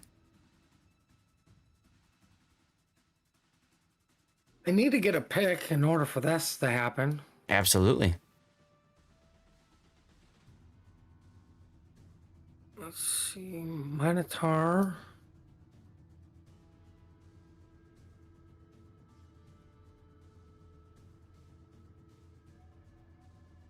Well, not much going on anymore as teams are starting to try to rotate and set up for the next play. You can see Moyai now sending their Klebears away.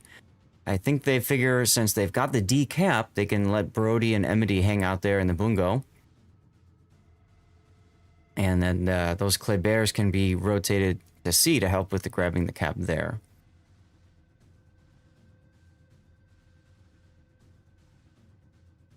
Minotaur's Raider goes up, catches one of the clubs, so...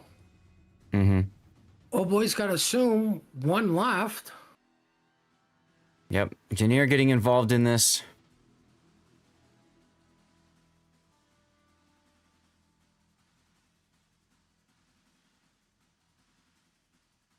Bungo shots on the Ven again. Ooh, those connected. Connected this time.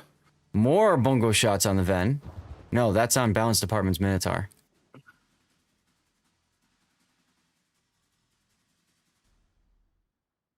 Well, the space pushing up with the Bungo over on the 1-2 line. That's going to happen. Something over there is going to happen soon. Yep. Also, I apologize. I was rushing into this. Moya is actually down the game. So it is Oh Boy 2, Moya 1. Let me fix that now. What happens when you're trying to get this done quickly before they drop? So Moya Once again, 1. we can blame Robert. Ah, okay. I have them flipped. There we go.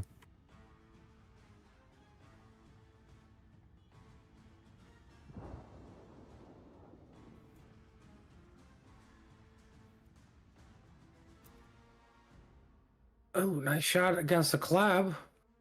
Mm-hmm.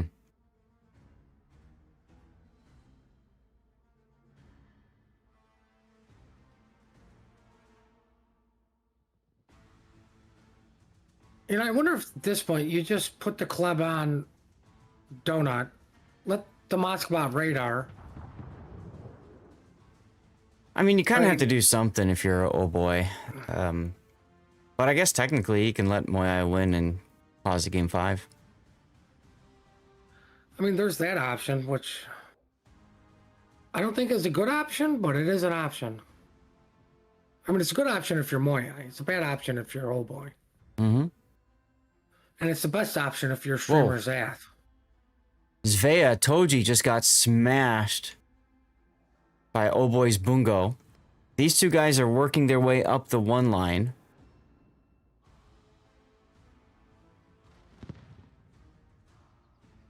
There's the Moskva radar.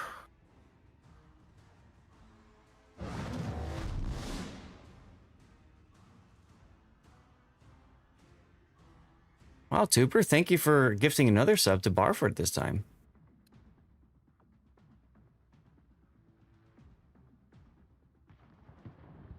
Brody down to half health, but he's still alive. Yeah, I mean, it is the Moskva, right?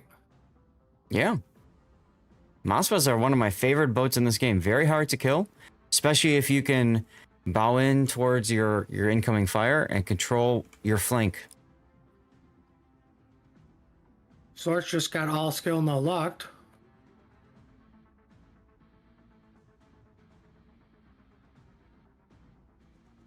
But, oh boy, you guys gonna try something at D? I mean, you're gonna lose in 4 minutes. Toji detected again in his veil. Let's see if, Bekanak can, take him down. His turrets are looking the wrong way for this. Because he was looking at the Moskva. Now he sees Toji. Toji smokes. Question is he gonna go for it or is he gonna hold his fire? You gotta push the Moskva away, sadly, because you need to get into A-cap. Yep. That is the truth.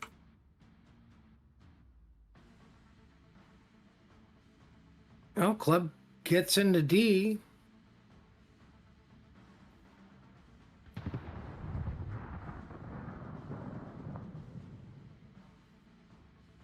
Well, at least a torpedo hit The enemy is two. about to win. Ah, Janier goes down.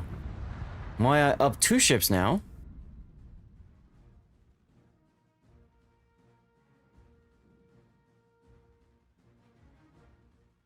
Oh, that cheeky son of a gun.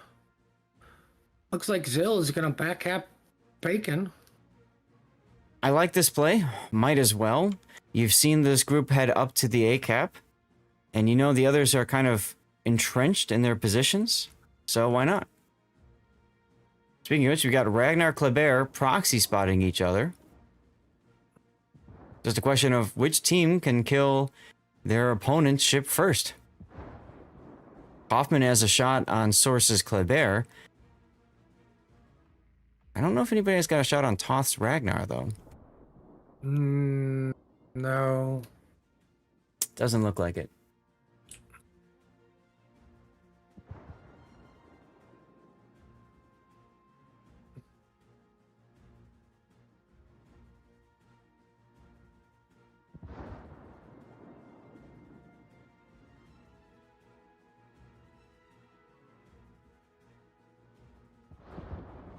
Source is still relatively safe.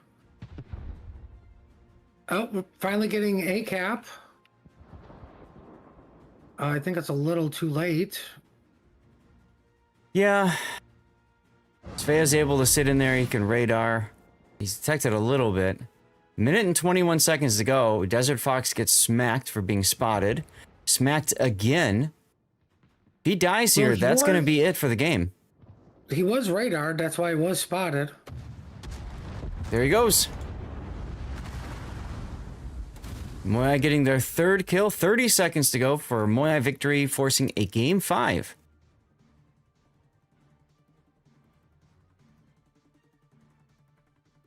Brody, though, at 3,400 hit points. Can he survive? 10 seconds left. Emity just got smacked in the bungo, but what does he carry? He's at half health now. Big deal. Brody goes down. Balance department getting balanced himself. He goes down. And we're back to 10 seconds.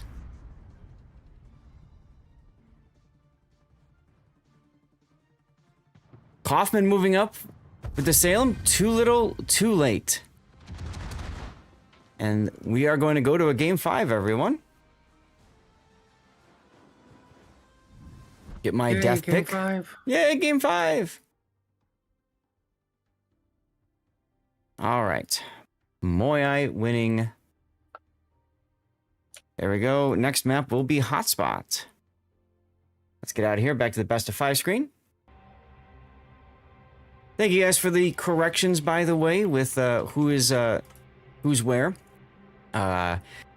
I don't know about you, whenever you have a 50-50 chance, whenever I have a 50-50 chance, I almost always pick the wrong one. So, that happened there.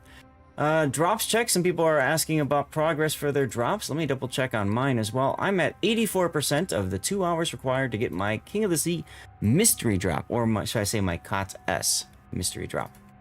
The question before about gifted subs, a subscription on Twitch means you do not see ads.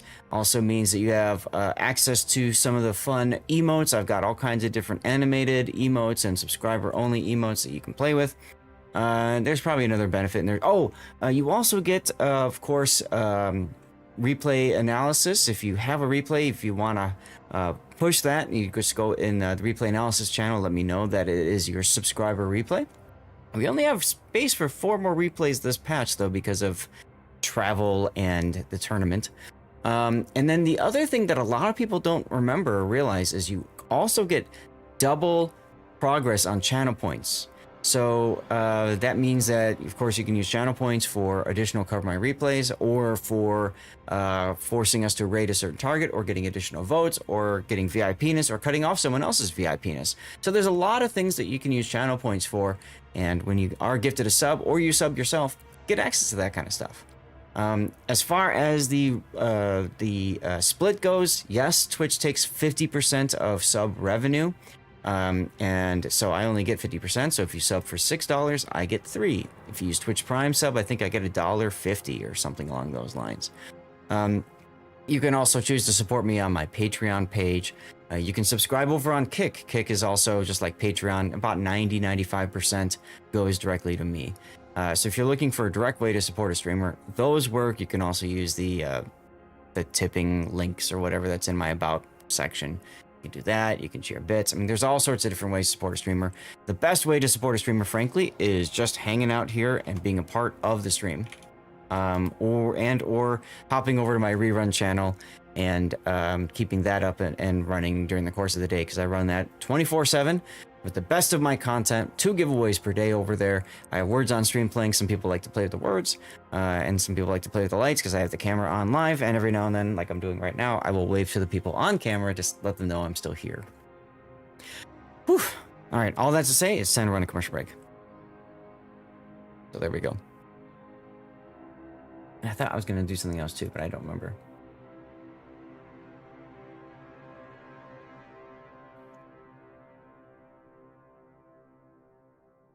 All right, Puddin', you doing okay? Yeah, I just didn't realize how hungry I was. I know, I'm getting hungry too. So I was gonna grab a snack, but if you want to eat first, you eat first. I was going to wait until this is over with, because there should be... How long in between? Yeah, I don't know. There could be a long period of time. There could be no time. We shall see.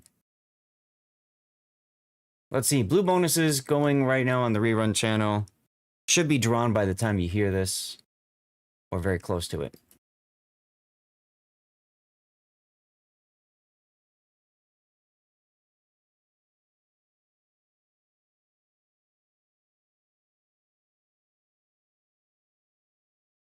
I should probably have my Tiltify page up as well. That would be smart of me. That'd be smart of me. Hey, stupid streamer. This page. Well, let's throw this over here. Why not? Wait a minute.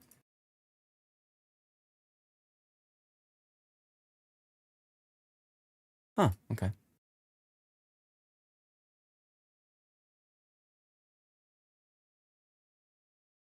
So, Burnt, thank you again for being the most recent donor for our Stack Up charity. And let's go to take a look at what's going on with the rest of the area here. So, we're going to see TWA versus the winner of this in the finals. I will not be bringing that for you because everyone's going to be taking a look at that. What we will be doing is moving into the play-ins, and I believe we have Sia versus Entity.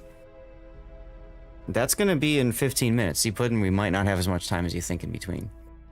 We'll be doing that, and then you can see that there's a whole host of other games that we will be covering for you. This, and then one more round. One more round.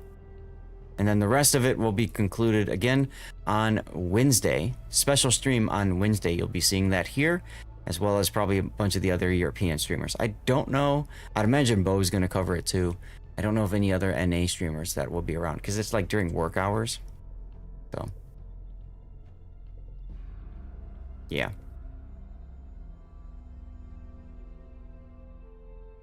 It's good that I corrected, because otherwise it'd be over now. That's true, Tara. That's true. How is Hotspot played when it's banned?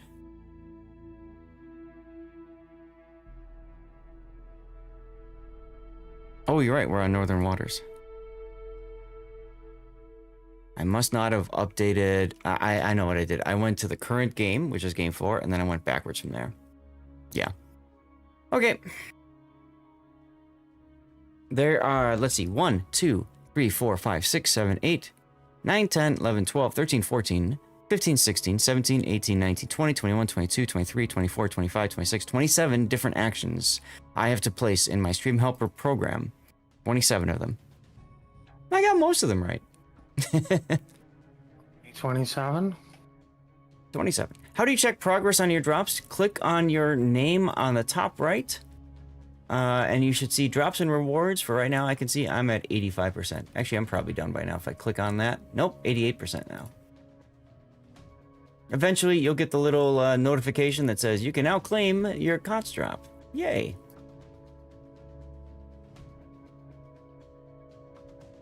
Both teams have 9. Moyai down. Well, Moyai is starting to ready up. Wondering if I should try to sneak a snack in right now.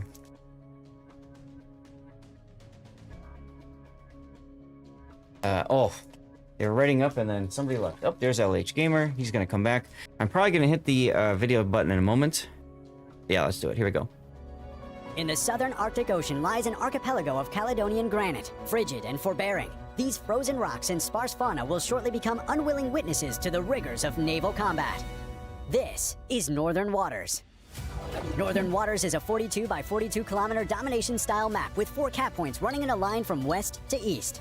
The A cap is on the left, the B cap is in the center, with caps C and D on the right.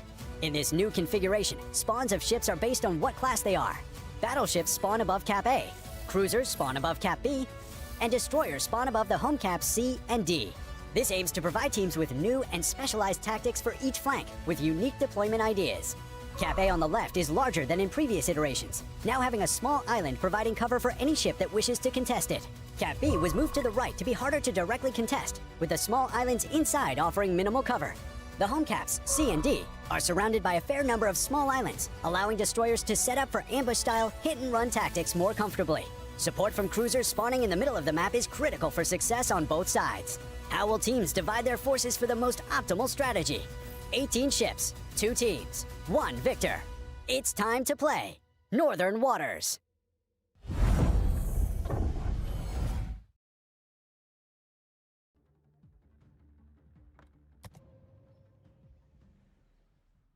All right, here we go, everybody. This is Game 5, pivotal game for both teams. Whoever wins this gets to face TWA in the winner's bracket finals for the region. Actually, the overall bracket, because there's no technically winner's bracket, so the playoff finals, done. And then whoever loses this gets to go into the play-in bracket for a second chance in a double elimination bracket. So there you go. Up to the north, we have got, oh boy, with the Sibir and Colombo. Remember, Unique Upgrade was banned on Colombo this tournament. We got a Wusta with Unique Upgrade of Venezia. And wow, all the destroyers, 5 destroyers, Ragnar, Gearing Unique Upgrade, Kleber, another Kleber, another Ragnar. Something tells me you're going to see some crazy shenanigans by Oh Boy over on the CD side of things. Puddin, tell us about Moyai, please. Moyai brought the Lib and Kremlin to take on the Sibir Colombo. Moskva Goliath coming over to help with Apples. The Radar Minnow is heading over to the Bacon Donuts area with the Ragnar looking to try to get B. Well, we have Hoshi's Ragnar following the double clubs to donuts. I do not envy either one of these two Ragnars. Old boys Ragnars? Yes. Why? I'm gonna have a lot of work to do. Remember, Ragnar is inherently underpowered.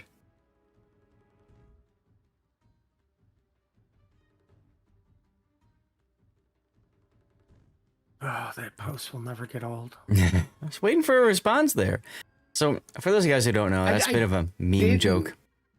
Didn't want to call out the person who wrote the post. Mm-hmm. But luckily for them, the forums are dead, so there's no proof. Now, for those of you guys who aren't in on the joke, Ragnar, a lot of players discovered in tournaments, at least, it's got pretty decent side plating armor, so it actually shakes off a good amount of other destroyer HE and give it a bit of an advantage in a destroyer-on-destroyer gunfight. Of course, it's got the heal too, and it's got that quick engine boost. As you can see, both of Old Boy's Ragnar's using that right now. You know, I don't understand Moyai right now. You've got two of your cruisers over at A with both your battleships. Yeah, they want to Right. work down the Sibir. Why not bring the Ragnar over just to get the cap and then have him rotate back? At this point, Ragnar can go through the channel even into A. That's a good point. I mean, I would have done it at the start. He could go through the channel. Mm-hmm. Yeah, that's a bit of a risky play, because if Oh Boy did the same thing with theirs, right? Then they meet. Well, I mean, Death happens. yeah, but I mean, luckily we got to see what they were doing. Yeah, of course. That's the thing. From caster view, we see all the ships. Players But obviously I mean, don't. yeah, the big risk is go through the channel, but bring the Ragnar in through the bottom. I know you're a Mass Effect 2 enjoyer, so heavy risk, but the prize. You know where that's from. No, I don't know all the lines. That's when you, as femship, romance, what was his name? Jacob? Is that his That's name? a good. You act like I actually played the female shepherd. Femshep, best shep. Come on. Jennifer Hale with the best voice acting. No, I went male shepherd even for my renegade playthrough. Like, of course I did, good, bad, and indifferent. But it was always Miranda. Male shepherd, and it was always Miranda. Gotta get that genetically enhanced booty, huh? Well, Moyai manages to get apples. But back to the game. I mean, not denying it. Yeah. But it was mainly because of the voice actress that did it. Ah, okay. Let's see, what do we got? Well, Oh Boy might lose their Ragnar if they're not too careful here. I think they're going to. Yeah. Soar's He's on doing a a nice job mortar. of slowly cutting away. Yep, there it is. That's an oof. Source, though, next to potentially die here, as Yolo Ente is trying to get his sap shells in from the Venezia to make something happen. This is the second game now we've seen Yolo Ente try to make something work out of this Venezia sap and just coming off empty. Now he's turning in front of torpedoes and making inky, so that'll be neat. Gonna take two? He eats. Two. Yep. And he spotted, so everybody knows he ate 2 torpedoes. Everybody knows his DCP is down. Got 50 seconds. Try to do something. You know what I'm actually surprised about? Hmm. What kind of racks Klebs saturation. Counteracts Klebs saturation AP. Yeah. Why do you never see these guys shoot AP at a low health club? Yeah, so what Putin's trying to get at is that AP shells, if they do overpen damage, it's guaranteed 10%. Versus SAP or AG, you hit the same part of a ship, it eventually gets saturated and takes less and less and less and less damage. Like, I've always find that interesting. Like, Hmm. these are the top tier players, and you have an idiot like me saying, why are you not shooting AP at the thing to kill it? You know what I find interesting is Oboys managed to extract both of their battleships. They actually survived over here. It's a Sibir and a Colombo, Mm-hmm. right? Sibir just presses its heal button and be like, okay, I'm healing, good luck. Colombo just goes smoke, because somebody caught a fire in the pizza oven. Stupid jerk. Yep. Colombo Sap comes out for Zill's Ragnar, misses. And now we've got Worcester Gearing combo that is now spotted in the middle of the map and on Ragnar radar. So that's going to force them to back off a little bit. Now again, unique upgrade for Worcester, you get an extra charge of each consumable and the cooldown is quicker. So you can cycle through them faster. It's nice and handy if you're going to play close into your opponent and you need to cycle radar, hydro, and heal. But I think the problem that we've been running into with Worcester is it's just not as good as, say, Minotaur for that job. Mainly because it doesn't have torpedoes, right? Yeah, I mean, like, you really don't give up much either for running the unique mod, because you still get the same concealment. Yeah. Yeah, you lose a little But- bit in DPM, because, you know, that's slot 6. Oh no, the horror. Right. Or like I play Worcester, I play it with range. I open water it with range. It's a lot of fun. Tough, but fun. Uh-oh. Take a look at old boy's Kleber. Think he's going for a desperation play. Yes, he is. They need it. Let's follow this in. Amity coming broadside in front of it. That's going to give him the flexibility to turn away. Also have his guns on target. There's the shot. There's the kill. Here comes the 2 racks of torpedoes that Janier got off. Will that be enough? Probably not. Just barely not enough. Amity walks away with a... limps away with a... still alive Libertad. They need to try to convert this somehow. Well, oh boy, yeah. desperately needs the points. You can see that Balance Department's trying to make something happen here.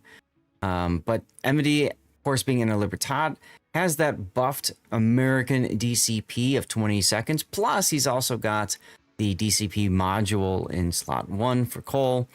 So that lasts, what, 26, 28 seconds? Something like that. Oof. Sabir touched the lib.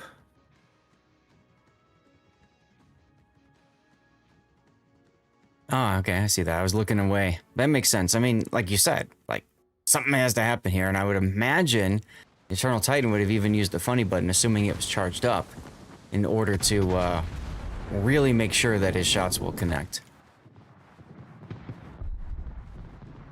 Does not get the kill on Amity. And LH Gamer gets the kill on Toth. That will... oof. 1 minute to go. That almost just seals it. Pretty much. I mean, once the Goliath really gets involved here, I don't really see Sabir living. Mm-hmm.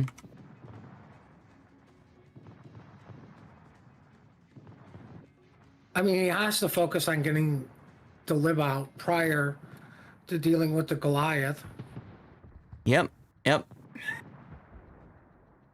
By the way, giveaway time. Do the thing, y'all. And we're going to have to make this transition fast. We've got 3 minutes until the next start. Creamy Cookies goes down. I don't even know where he died. I don't care. I don't have time. So that is going to be a victory for Team Bravo. That would be Moyai with the essentially reverse sweep. Wow, they were down 2 at the start. Won the rest of them. Here we go. Set them as winner. Official Wargaming blowout, yay. That as well.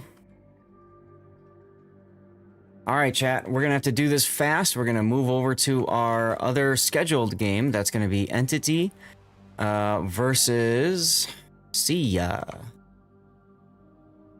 We gotta do this quickly. They have teams that are filtering in, so we still have a couple of minutes. I'm going to run a commercial break right now to be safe. And let's go to the tournament screen. You guys can watch me program this in. Entity versus Sia. Voting. Obviously, we are back to 0-0. Sia forfeited the first ban, and since there's no forfeit, we'll just... Sia forfeited all of their bans, Puddin'. Wow. Interesting. All right, well, I'm just going to put them down as banning all 4. There must have been an issue with them, with the bans, getting them set up. It is what it is. They also forfeited their banned map. So yeah, they just didn't know it was coming, I guess. That's unfortunate for them. Since there is no forfeit option, that just means we'll just have to put as Petropavl I'll just throw it as 4 Moskvas or something. Stalingrad. Ooh, you could put it down as 4 GKs. There you go. Why is Stalingrad not listed here? There it is. Brisbane. All right. Loop was banned by Entity. We're going to start with Land of Fire. So I'm going to hit apply for that. And then we're going to move to the Faroe Islands and finish with Sleeping Giant. Okay, let me press the best of 3 button.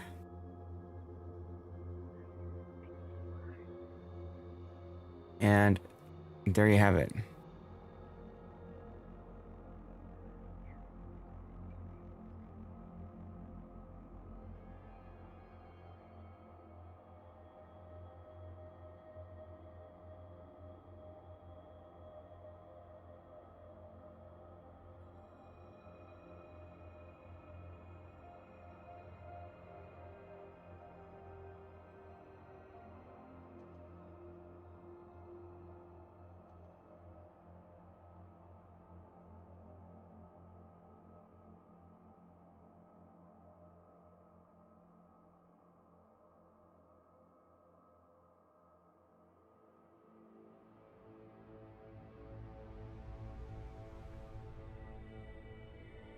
Yeah, so it seems like the way the system works is you get told to ban ships, and you have 5 minutes to start entering that in. If you're not paying attention to that, then you could potentially miss the bans and forfeit, and that is exactly what happened to Sia, unfortunately. So we will be bringing you guys, let's see, this goes to TWA Moyai for the semifinals, and then we're bringing you Sia versus Entity. Or a quick reminder on tournament placement. Sia continued on in the playoff bracket yesterday. Be right back. No problem. Being defeated 3-0 by Moya. You're in the training. Yeah, you are. Okay, good. And so they got seeded. Entity defeated DSNF 2-0. So that's how we end up here. All right, map intro time. At the extreme southern tip of South America lies an archipelago rich in history and diversity. Soon, these storied waters will play host to a heroic clash between opposing forces, and the region will live up to its name. This is Land of Fire. Land of Fire is a 48 by 48 kilometer domination-style map with 4 cap points running in a line from west to east. The A cap is on the left, B is in the center, and the C and D caps are on the right. To the west, The A cap has been shifted eastward, providing a significantly more open cap than before. It is common to see ships parked on the island on the west edge of the cap in order to deny the flank push, while also preventing an easy capture by enemy destroyers. Islands to the north and south also provide a safer but less rewarding place for radar cruisers to sit and defend the cap. Cap B in the center is wide open with plenty of ways in and out, and is initially the purview of competing destroyers. Teams will have to evaluate if it is worth smoking a cruiser to the island to the west of B in order to provide radar and hydro coverage. If combat shifts to an east-west axis, it's common to see some spectacular mid and late game pushes through the center of the map. On the right, Caps C and D provide a tempting and risky choice for teams. Fast destroyers will typically take the home caps early, giving the teams the option of pushing a battleship down the 9 or 10 line to gain complete control over the eastern portion of the map. However, teams must always be wary of the multitude of islands that provide cover and ambush opportunities for a daring team. 18 ships, 2 teams, 1 victor. It's time to play Land of Fire. All right, here you go, guys. Entity up to the north in the play-in bracket. This is, remember, a double elimination, best of 3. So whoever gets eliminated still has a chance to find their way to the internationals next weekend. Entity to the north with a Marceau and double Kleber, similar-ish builds. They also have a Ragnar working their way to the B cap. Behind all of those destroyers is a Gearing KOTS build with a Daring in tow, as well as a Schlieffen. On the other side of the map, we have a Libertad and a Salem working their way towards the C cap. They're going to go for the CD, hide, hold, push, whatever they need to do. Putin, are you back yet? Yes, I am. I guess I'm just in time to tell you about the Marceau Kaba heading to Apples with the Des Moines Bungo, Elbing, and another Des Moines. While the third Des Moines and Lib are going to Donuts. Wait, did I just see a Laffy and another Des Moines? Yes. Yes, Heading and to Bacon. yeah, good timing. So we've got the Laffy that's going to smoke up the Des Moines. This is, we've seen a Laffy a little bit in the tournament. Of course, one of the newer ships in the game. It's got the ability to turn on the smoke and turn off the smoke at its determination. And you can see that little smoke train. It's a very short smoke train, more used for personal, but they're managing to get the Des Moines up to the south part of that island. It's a very powerful position for Sia.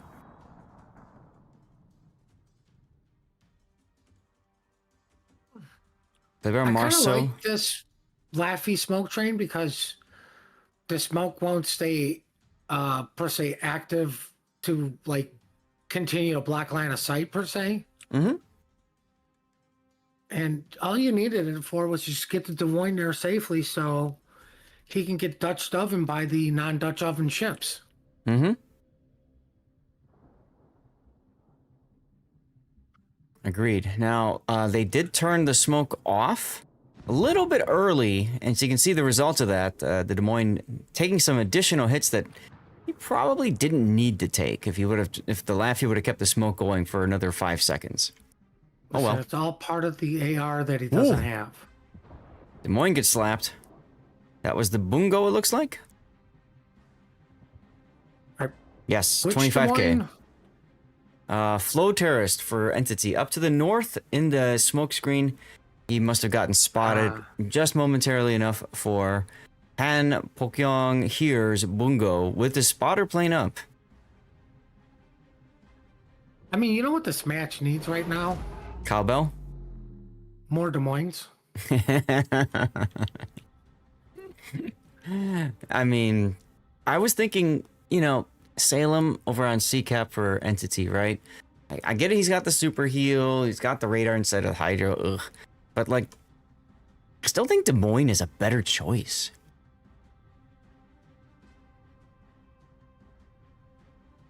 I would say a Hydro Salem on C would have been a better choice. Yeah, I agree with you there, but you and I have been beating that dead horse for a while. But I mean, what the heck do I know? Because I'm telling these players to shoot AP at low health, French destroyers, and they won't. Right.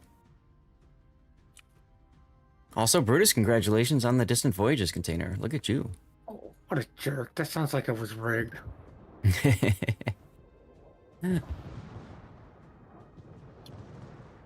Or gas shots coming in. Oh, the Klebers are detected on the back because of the gearing spotting them. Entity putting a lot of stuff in that desk now. Look at this. They've got 4 ships in that smoke screen. 4 ships. Now, the impressive thing is, one of those ships is a battleship. I know, it's the Schlieffen. But you might as well let his AI gunners go to work, right? But what disappoints me is they only got 4 in there. Well, there's 2 more on the outside. Get all 6 in. Yeah, group Play photo, the everyone. How many people can we put in a smoke cloud? That's right, that's right. Well, the Schlieffen secondaries have blotted out the sun, and the Marceau is now dead. Next up, possibly, will be Sia's Des Moines.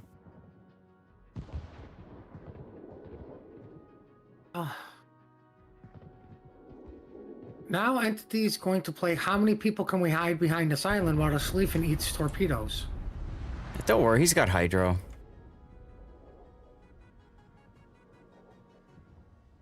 Strategic Fault's taking a lot of damage. Well, I Can mean, he Sia, did manage to get a kill, so... yeah. Can Sia convert this to a kill, though? 10 seconds until the next DCP. Remember, the Schlieffen's got that quick reloading DCP, but he's also got that Des Moines that's ready to shoot him. There's the DCP with 3,600 HP remaining.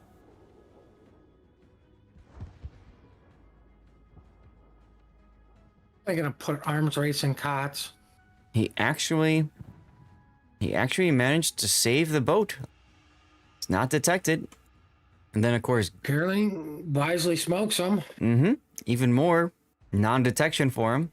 He should be able to get that heal up then and save the boat. Keeping Entity at a 2-ship advantage. Entity is capping bacon, by the way. Might as well.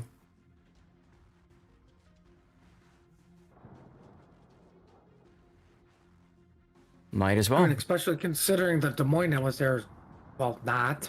Yeah, he's gone now. Wonder where he went. Radar up from Des Moines on Des Moines. But Elo Terrorist is trying to not die here. There goes. Strategic gets the heal going, so he feels more comfortable shooting now, so he opens up. Sia getting a kill, preventing an official wargaming blowout.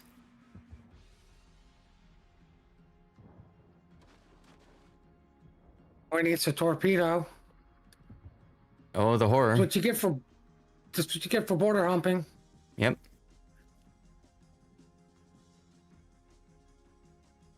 Well, Schlieffen is still stuck there, but sadly, I think they're about to gank him. it's gonna take a while.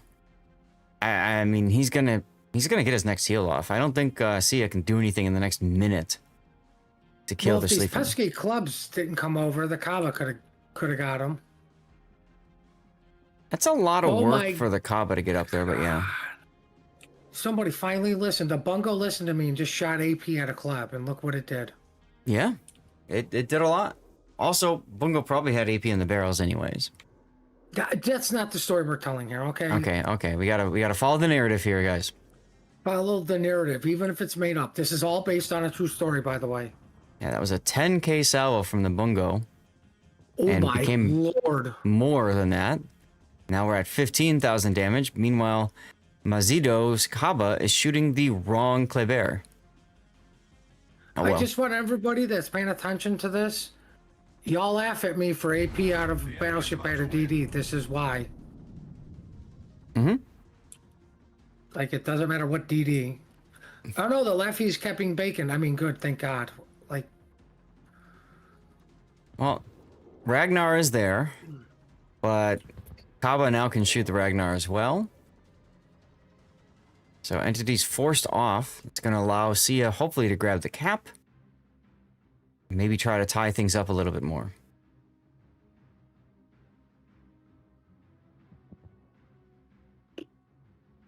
Ah, it means Mr. Train. The Bungo's name means Mr. Train. To know. Thank you very much, Melly. Wait, I thought that was Pan's last name. I don't know. Libertad over on the other side for Sia, also quite low. We didn't really see what was happening over here, but obviously Sia realizing the need to make a play on the other side of the map, trying to advance themselves. Salem detected on Des Moines Hydro, allowing Libertad to secondary the Salem to death. This is what you wanted, Dutchman. He had Hydro, he detected Des Moines for his Libertad to do... Well, no, he can't anyway. Flying Dutchman doesn't know what to do, so he advances forward into the Des Moines AP. This is gonna hurt. That's not gonna buff out. Nope. Sia with a decisive advantage now on the C cap. Well, they finally get the swing, I do believe. We win in 4 minutes, as long as nobody dies or we kill the Schlieffen. Yeah, that Schlieffen, again, he managed to get that heal up. He's got 7 seconds until the next heal, as Paulo's in trouble now. He needs to trade for the Schlieffen. He really does, and the Schlieffen needs to, like, not die here. He's got the heal going. Oh, torpedo on Pro Ace's gearing as well. And Strategic Fault dodges the torpedo, hitting the brakes. They flew right by.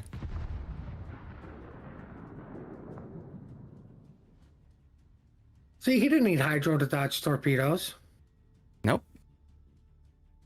Nope. All he needed was the instincts, the spidey senses that told him torpedoes are probably coming.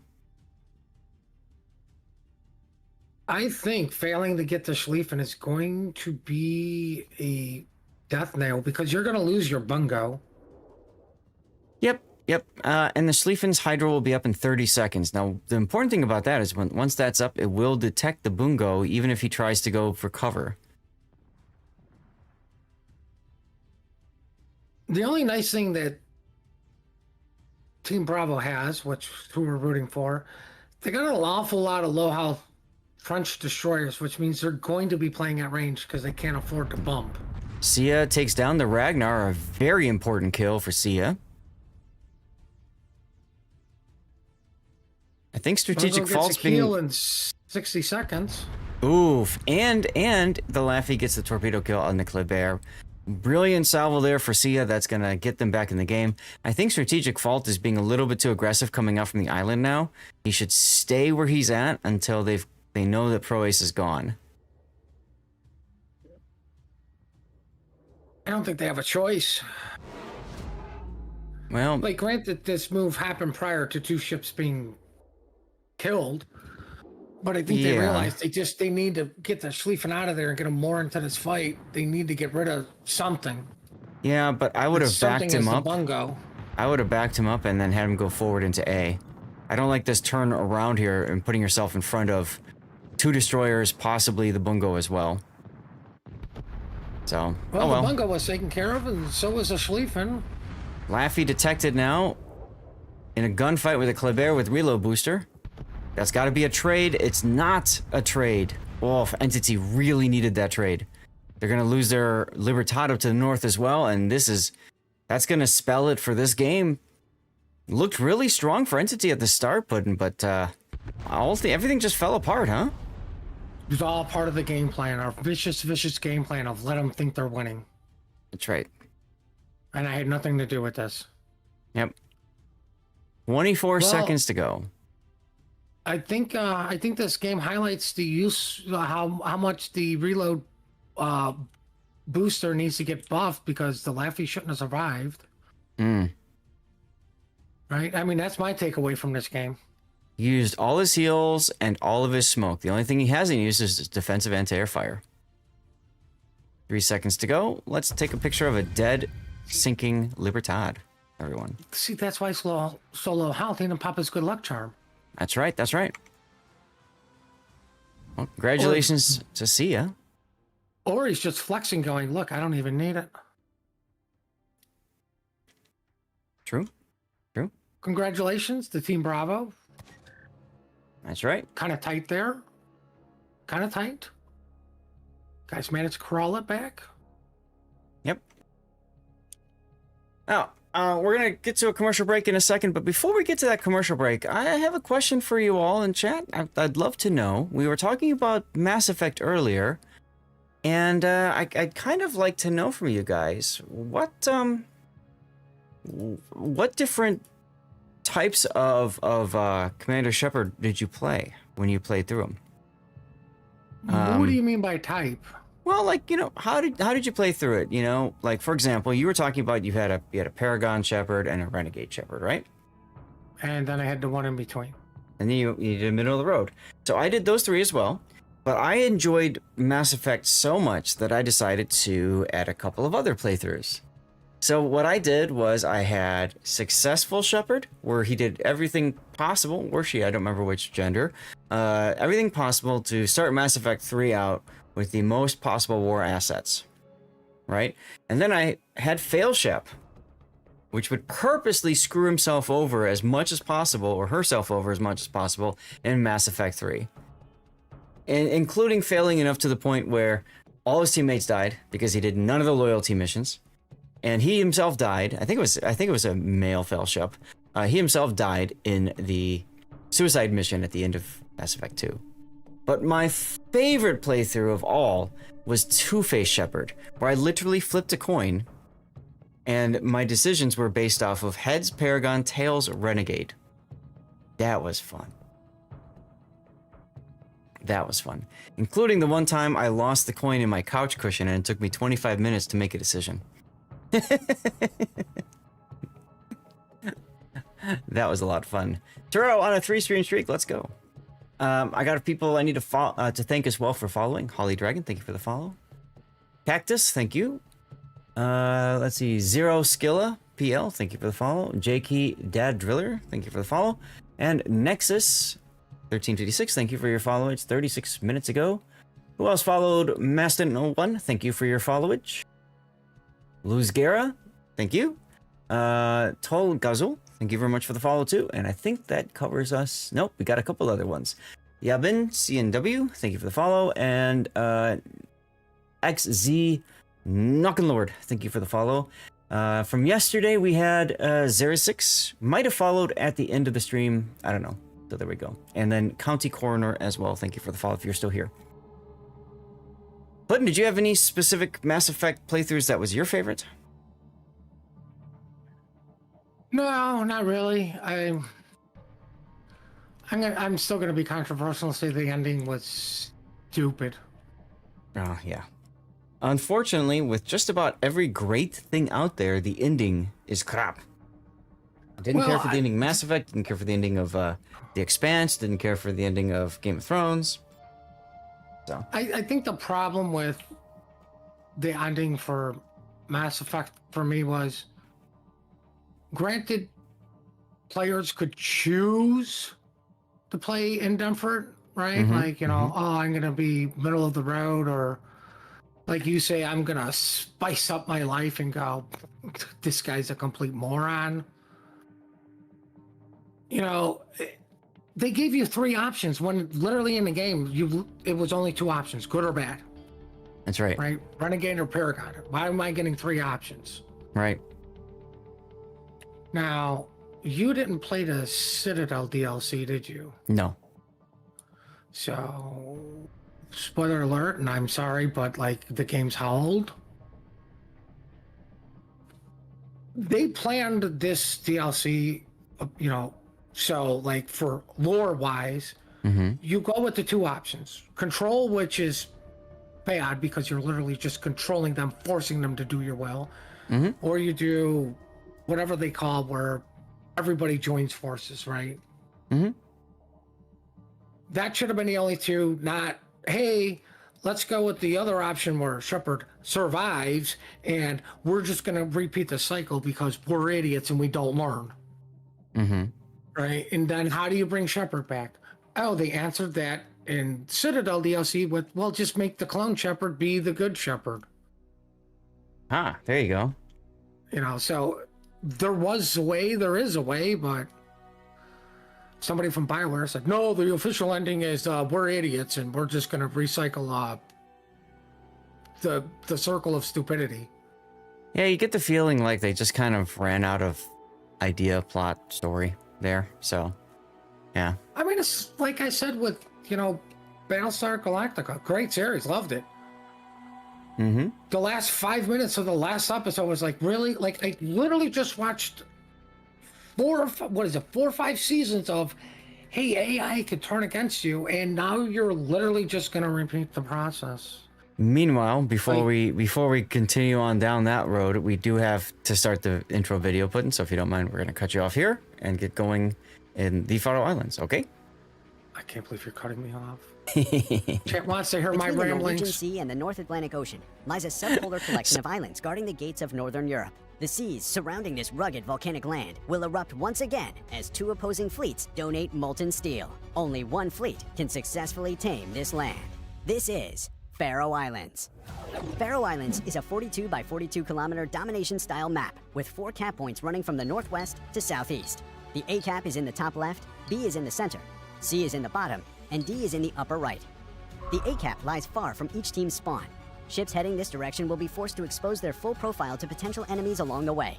With nearby islands providing refuge to radar cruisers, destroyers must play cautiously. The B cap sits in the direct center, the remnants of an extinct volcano bordering the caldera. On all 4 sides are narrow waterways, in and out. Fleets must commit significant resources if they wish to take and hold this crucial territory. The C and D caps serve as home caps for each fleet. Though easy to take, the islands between them will serve to mask the advancement of friend and foe alike. Will teams opt to blitz their opponent by directly assaulting their home cap, or play it safe and fight for more? Map control. The 4 corners of Faroe Islands consist of landmasses which serve to funnel ships into various choke points. Battles on this map will resemble the molten forces that forged them, fiery and fierce. 18 ships, 2 teams, 1 victor. It's time to play Faroe Islands.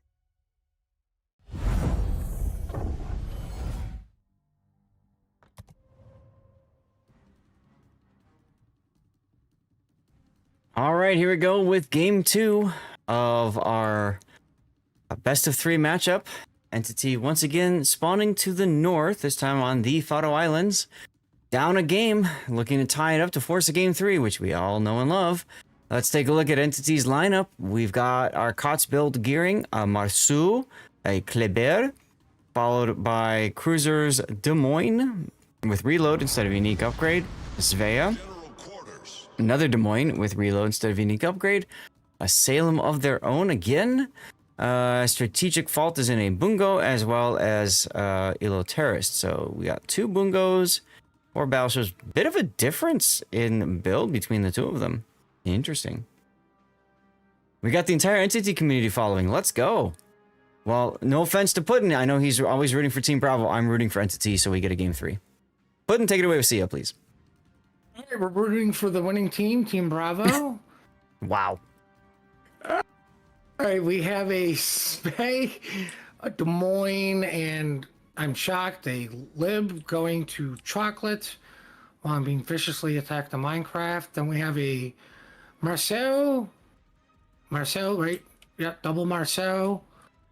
And a Kaba Kaba's heading to Chocolate too, maybe in the bacon? Not sure. Then everybody's surprised. We have the smoke gearing followed by the bungo, which that's probably what's going to go in smoke, not the Des Moines. Heading to apples. You know, I gotta say, I think I'm gonna call you Jingles now. You called the Des Moines a Svea. Did I really? Yeah, it's because you saw Sia and you thought that's a Svea. It happens, don't worry. But anyways, yeah, it's all good. I like the idea though of this is similar to what Rain did we saw against TWA, right? You get a group of 3 together that are strong together, right? So you've got Battleship, Des Moines, Smoke, Destroyer, right? On each side. Very strong Yes. opening play.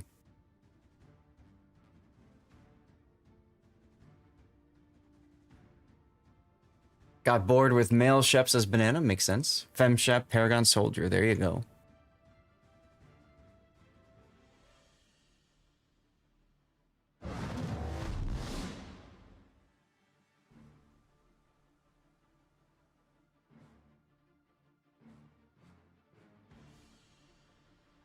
Well, looks like Iridu's gonna block 2 or 3 gearing torpedoes from his teammate. Oops.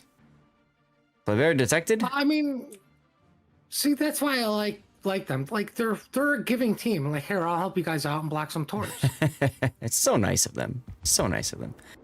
Yeah. Paulo shooting a little bit early there with his Des Moines. He's got spotted for a second. Is strategic fall ready? The plane is up. The guns are firing. Who's he shooting at? Is it the Marceau? Nope. He's shooting the Des Moines position. Paulo knows they're coming. Turns, dodges.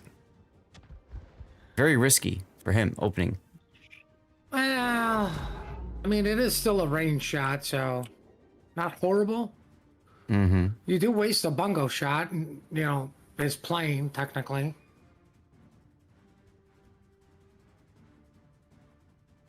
Oh, torpedoes coming through one death snail, expiring. Torpedoes going through preemptively the other death snail, not hitting a damn thing. On the other side, we've got the Sia push getting ready to go with Pro Ace leading Chiplik and Triaxin working his way up the extreme edge of the map. I like Mazito grabbing the B cap with the Kaba and just sitting there ready to go. What do we need, Puddin'? Oh yeah, we need a shimmy with a reload booster because there's not enough torps over at Apples. My God, I was making a comment about how now with all the secondaries and high rate of fire ships and stuff, there are so many shells and tracers that the game literally just says, nope, I give up, and doesn't even bother to render them all. Like, just think about it for a second. Like, what if they did that with torpedoes and there were so many torpedoes, the game just can't render them all? I mean, that's why you're only limited to 2 carriers. Mm-hmm. Bosco, thank you for your sub, my friend. 9 months, let's go.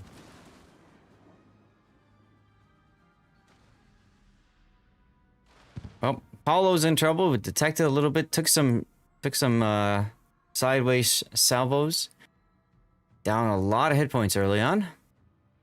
Sia not trading as well as Entity early here. Yeah. But what I find interesting is I believe Sia has seen an opening here. And the fact that they realize they're heavy at A and B, or Apples and Bacon. And there's really only 2 ships at Donuts. You want to talk about seeing an opening? Take a look at Entity right now. They're shoving Marceau, Kleber, Des Moines all towards the B cap. As they should. They need to convert that. Des Moines pops his radar. Smart decision there with the radar. Check to see if there's anything in the B cap. There is nothing there. As Sia's Kaba has rotated out of what I thought was a pretty strong position now to support the push up the extreme edge over there.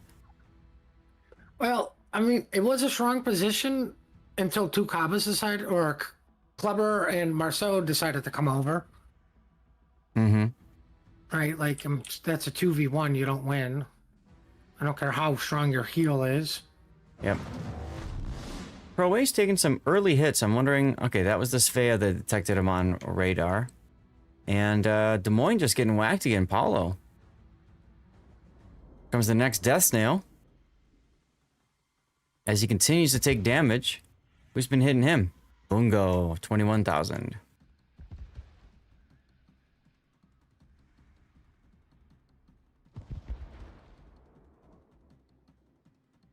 Torpedoes continuing to go through Entity's northern side of A, but they aren't really hitting much. Ah, Cute Malone gets bungoed himself. That's gotta feel good. And down by the rest of the bungo salvo. That was a huge kill for Sia. Entity realizes that there's a big push of 2 ships over at Donuts. Mm-hmm.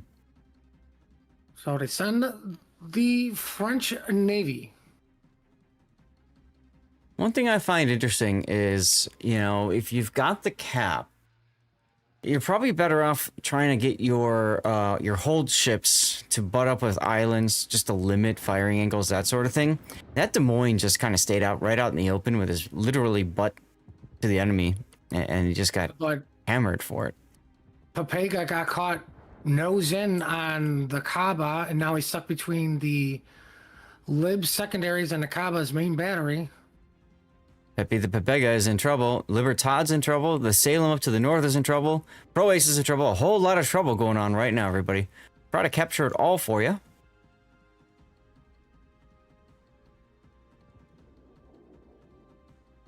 Pro Ace at 3,200. Pepe the Pepega manages to go dark at 1,400.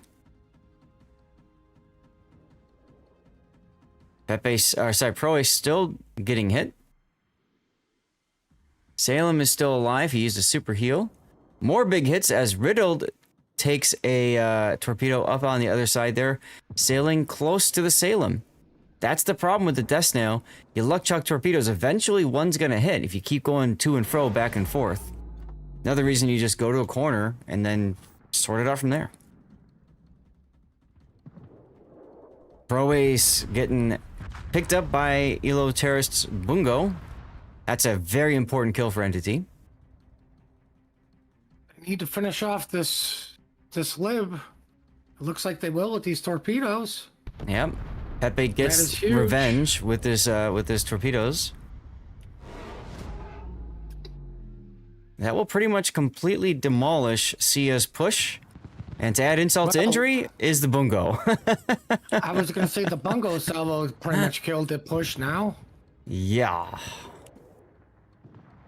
And in that note, Sia manages to flip apples because we want to keep the doctor away. Well, I mean, taking down that Des Moines and then also getting that torpedo hit on the gearing definitely makes it easier for them to advance over at the A-cap. Down goes to Des Moines. I don't like this. Entity manages to secure essentially that flank now. There's just the Kaaba left as Pepe dangerously backs into the B-cap. I mean, Riddled goes down. He has to. You got to get this cap flipped, and the Des Moines doing the right thing coming in because Pepe gets spotted. He's dead. Mm-hmm. Now, good thing the Des Moines got his hydro going to catch these torpedoes. This is very un-KOTS of most teams. Yep. He's also catching the Bungo salvo right in the face. That would be the Dying Dutchman. For most teams. Pepe might actually take a torpedo if he's not careful. And he'll be fine. He found the gap.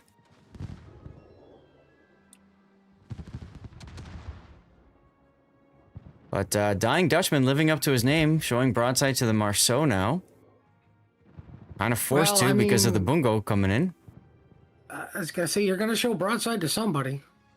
Entity grabs the cap, but at the cost of sending in their Des Moines to die for it.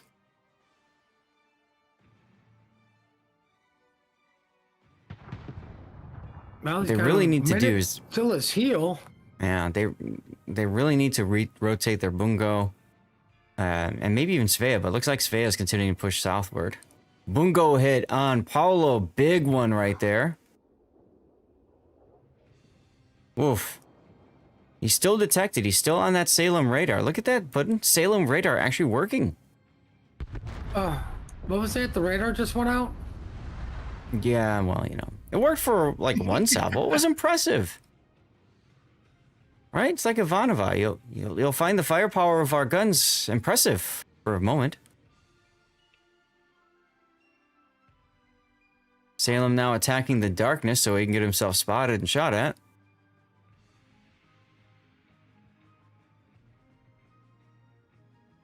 Here comes the Bungo salvo. He's looking for the Des Moines. Des Moines continuing to shoot him. I think this game may come down to Kaaba versus Spey. It very well might.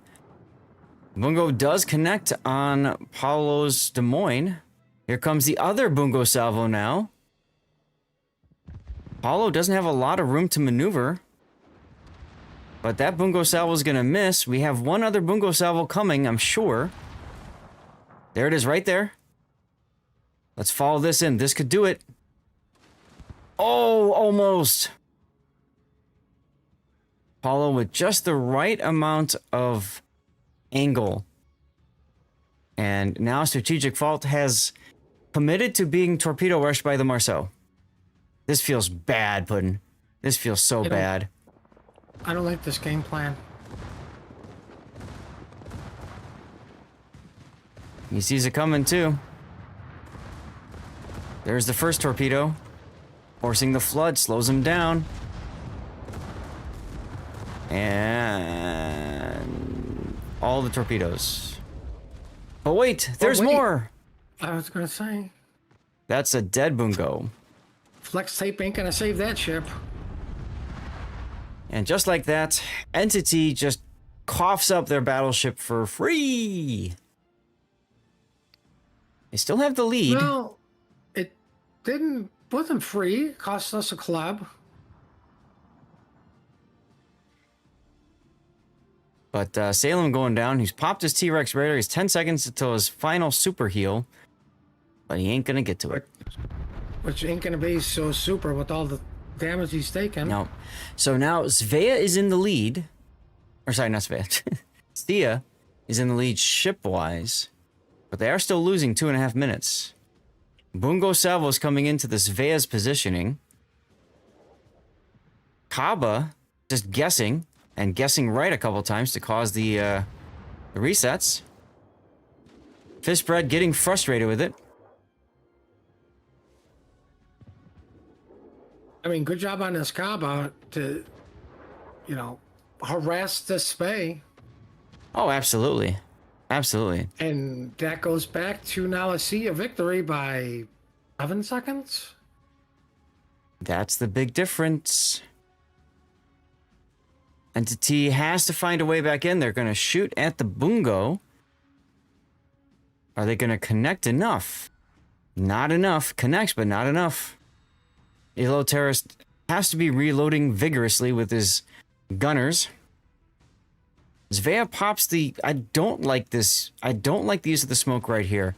Wait until you're on the cap, then smoke. Better yet, just rush the Kaba to let the Marcel come in and get the cap.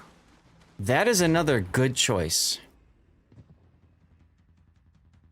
Right, like, even if you need to smoke and stop for a second to keep the Kaba away, because, if the Kaba does bump the Marcel, there's a good chance he might kill the club and the Marcel. You'll probably die to the Spey or whatever the stupid thing's called. ELO Terrorist. Not Des Moines. ELO Terrorist is putting his plane up. He's got no shots on anything. No shots on anything. Okay, Entity grabs the C cap thanks to the Marceau getting in there. Where's the Bungo? There's the Bungo shot right now. He shot at Fishbread Svea. 18 seconds for an Entity victory. I think it's going to be less than that. It is. Kaba gets taken down finally by the Kleber. And you are right, Puddin'. It all came down to what happened to the south between the Svea and the Kaba. Plus friends. Friends? What? No. We can't Friendship, have friends. friendship. We go to game 3. All right, chat. We need to do a commercial break, so let's get that out of the way. We'll get sorted for game 3 for you all. Again, thank you very much for being here, taking the time to hang out. Feel free to say hello during the commercial break and that sort of deal to let the Twitch algorithm know that you're still alive and you're a human being. I know that's important. Don't forget, we have NA, King of the Sea, after EU, and then after that, assuming we have enough time, we'll do an after party. Just play the game live, have some fun. Get my dailies done, that sort of deal. Yay! Also, don't forget, we are fundraising for Stack Up. I'll put the charity link back up again. Supporting mental health amongst veterans all around the world. You can learn more and donate with the link there in chat. Commercial break time. Okay, so that's game 3. So, I'm going to mark that down as 3 games. We might be able to pick up another round 2 game after this. We shall see. Depending on timing. In the meantime, Why is this still up? Go away. Let's see what's going on in the tournament. Let's press the tournament button here. TWA Moyai hasn't started yet. Not for another 30 minutes. 30 minutes. In the play-in brackets, we know this is going to go to game 3. GPM, GPM takes out Yo Boy. Wow. 2-0 even. Yo Boy gets knocked down to face against NWDE next. OSS up a game over Ortis. E-Rare up a game over Throw. Lieutenant Sebastian, good morning. How you doing? Happy Sunday.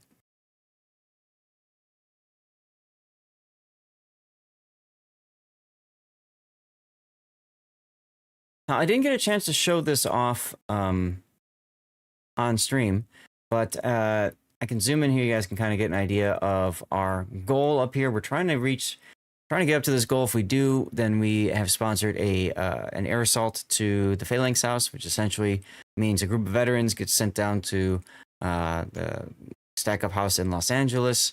They do a lot of team building, a lot of relationship building, connections, that sort of deal.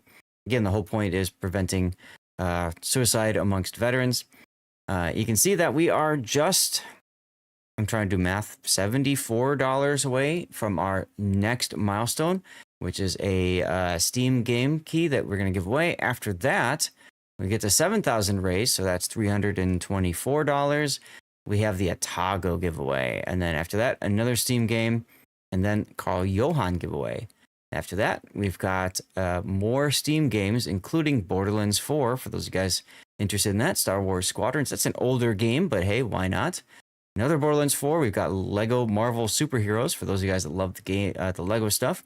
We have a special course key for golf with your friends. And then finally, if we hit the very top, there we go, it showed for a second, 7 Days Blood Moons with a special Fun Pimp skin. That game was just released this week. So good opportunities to win some stuff if you're willing to toss in a donation. $20 is all you need, or 10 or 5 or whatever.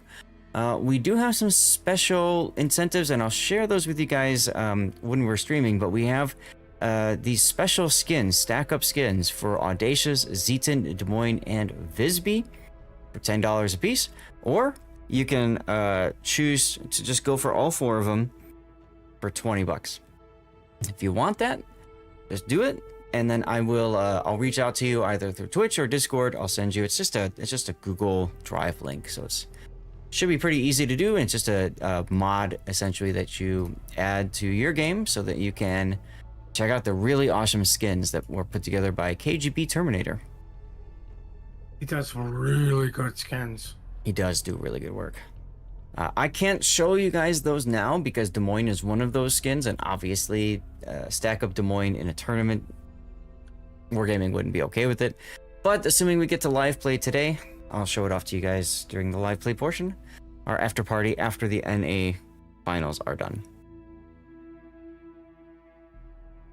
Let's see. The next scheduled timing is 11:30. It's 10:30 now, so an hour away.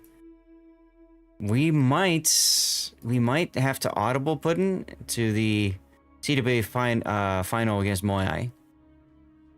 We'll see. Just looking at timings. If I say no? I'm sorry, what?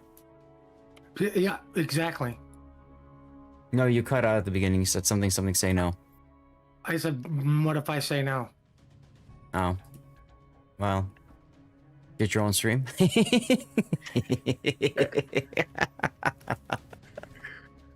There's always that option. Danford, hello. Burnt, thank you for the 100 bits, my friend. Burnt, not only donating to stack up, but also doing a drive-by, 5 gifted subs yesterday. Yes, NA is still to go. You got it. You got it. You got it. Oh, or OSS 2-0's Ortis. Ortis is out of the tournament. OSS continues on. Interesting. Oh, you guys probably want to see that, don't you? Yeah. put that up for you. Looks like a lot of movement going on from Team Entity now that they've got themselves into the game 3 here. I think they're going back to their setup. They're double checking their ships because, you can't easily check your ship builds in the training room. Got to go back to port. Maybe they need to rebuild their captains, or at least make sure that their captains are the way they're set. And 4BF, appreciate you, dude. Glad you enjoyed the sarcasm. Oh my god, I gotta stretch. Oh, man. I am awake. For now. I'm awake.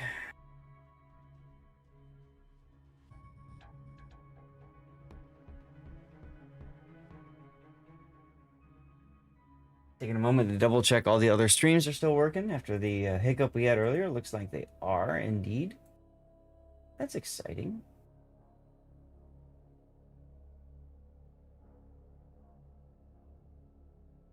Make sure to chat. Sure that's working. Okay, good. They are coming up perfectly. Yay. All right.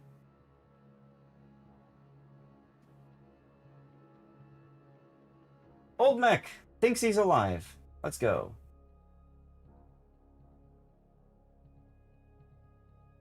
We're also at 73,000 channel points collected so far. When we get to 100,000, we yeet out a code that triggers a code yeeting.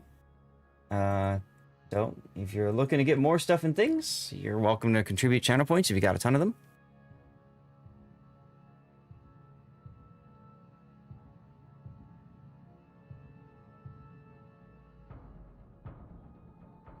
Just catching up on the Discord channel to see what's going on with the training room stuff.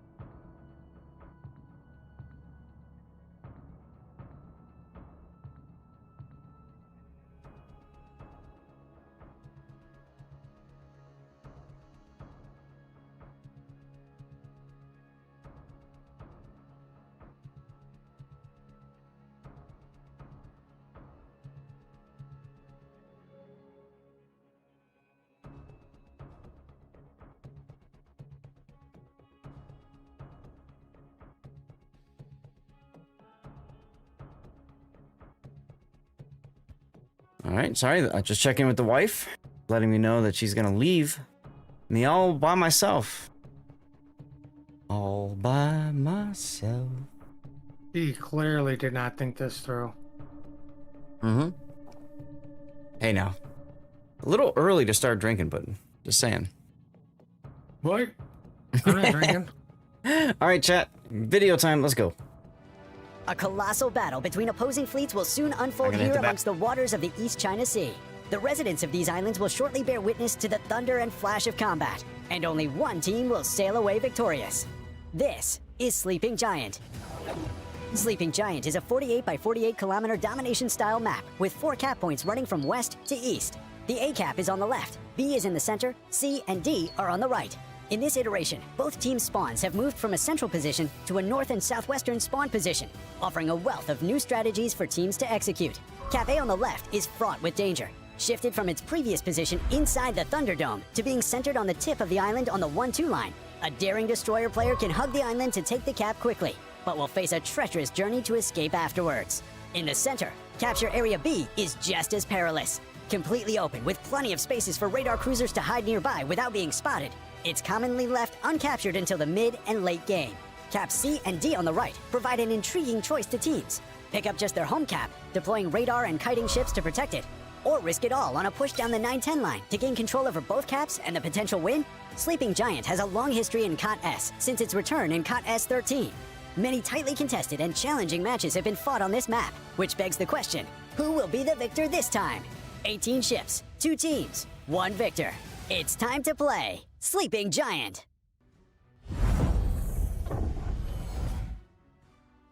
Chat, I think we need a name for the announcer. So if you have an idea for the name, just feel free to share it. We'll come up with one. Ladies and gentlemen, this is game 3, pivotal game 3 of Entity versus SIA. Whoever wins this advances on the upper part of the play-in bracket. Whoever loses this gets one final chance to stay alive. Up to the north on Sleeping Giant, we've got Entity with a gearing supporting a Des Moines with unique upgrade. Another unique upgrade equipped Des Moines heading to the typical Des Moines cruiser radar spot. We've got a Ragnar and a Marceau running to the middle of the map.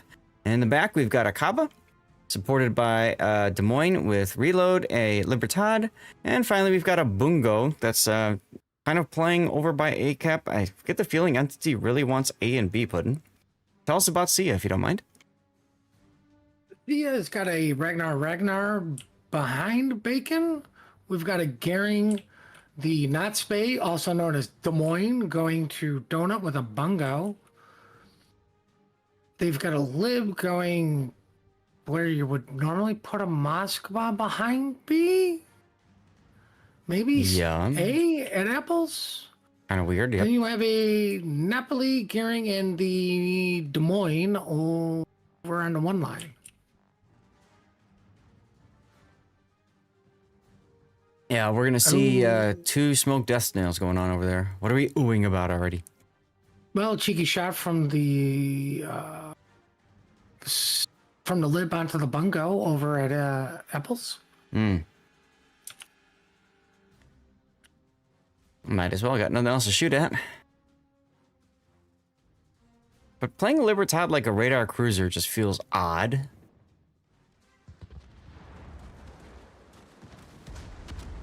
I don't know why they're putting it there, but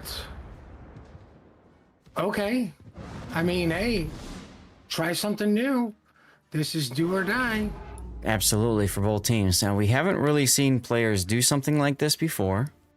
So, I mean, they this probably aren't expecting it. is how you get movies made out of you, doing something unexpected. Yep. And Pro Ace taking a torpedo. Unfortunate.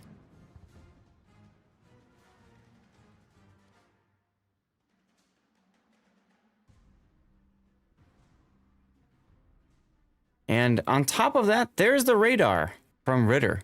So Paulo's going to pop his radar up, and then it's going to be a question of which battleship can kill the opposing Gehring Des Moines faster. Pro Ace is already at the disadvantage, though, having burned through his DCP. That being said, heavy cruiser Depression is shooting at Paulo's broadside Des Moines instead of Pro Ace's Gehring. That's an unfortunate situation. That's going to allow Pro Ace to back away. Can Paulo survive this fire? Let's zoom in a little bit more as he goes bow into, of course, where the Bungo is going to shoot from. Here comes the shots. Very, very close. Wow. Napoli coming in now with his smoke. Trying to make a mess of things.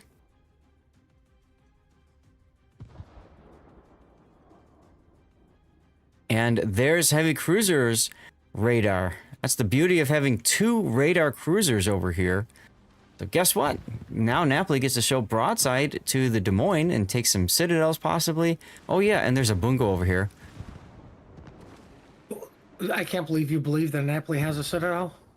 Well, see, the thing is, Napoli's got really strong side plate armor. He actually bounced a bunch of those Bungo shells. The Bungo fired a little bit too early.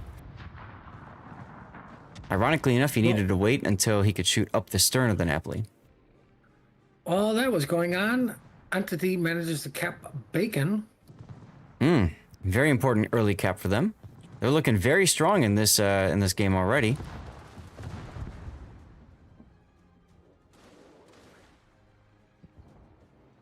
Pro Ace is trying to get in position now with this smoke again for Paulo's Des Moines.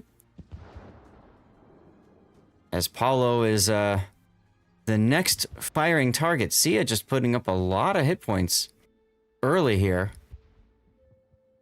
I don't know if I'm Paulo. I'm maybe trying to run away, but he's just chilling. There comes the Bungo shot. They miss. And Pro Ace, unfortunately, a little mistiming there. 10 seconds to go until he can smoke. Gotta be careful not to get himself hit.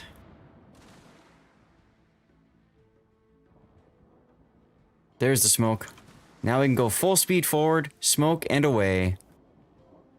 Just in time for the Bungo to put his plane up and not have a shot. But the Napoli's available again? Wow.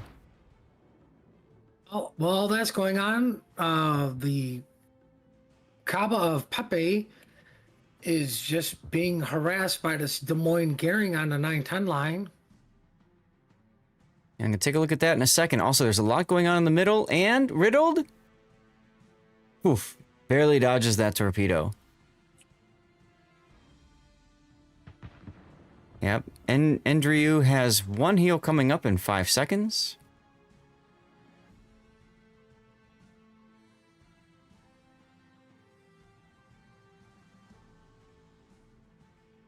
I like the just the gall of Sia's Ragnar opening up on a Libertad at like near max range. I think what he's trying to do is bait out the funny button.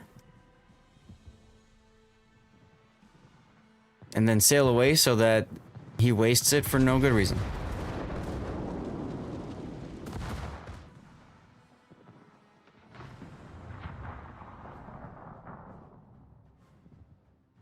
It's going to be hard for Sia to realistically get bacon with the Des Moines Park there and the Lib sitting up on top. Well, this is true. Dying Dutchman is in a strong position, assuming they can prevent Sia from crawling up his rear with that death snail. Oh, you mean like what they're doing right now? Exactly. That's gonna force Dying Dutchman to pull forward a little bit farther forward than he wants to. Let's take a look back on the other side, because I think this battle's gonna be decided over at A.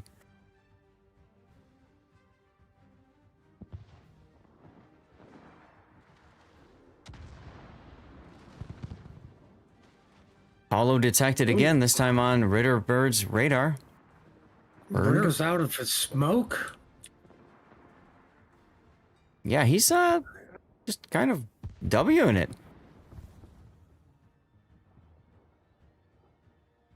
I mean, he's getting a little aggressive for this Des Moines. I like this play here. Sia popping the Napoli smoke to try to help Hollow as well. 511 hit points. Make No, that zero. 0. But are they going to trade Ritter for this? They need to. Ritter think has they offered are. himself up just by sitting there beaching himself. Yep. Napoli sap secondaries.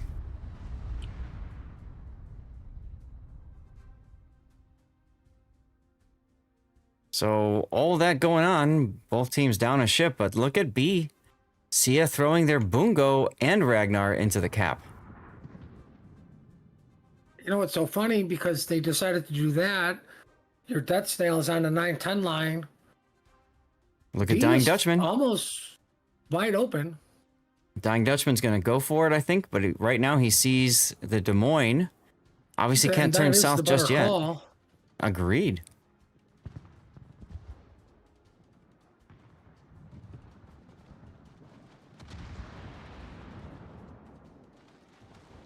Nice thing about secondary battleships like Libertad is even if you miss, you still do damage.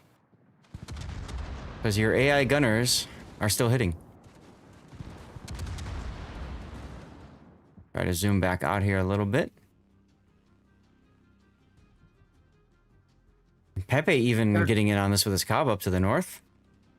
They're desperately trying to kill, like, both sides are desperately trying to kill the Des Moines Yeah. on the 910 line. Bungo smash up the rear. 7k left on Dying Dutchman. He's out of heals. He's got a DCP available. He needs to, like, turn left here to get behind the island. The enemy is about to win.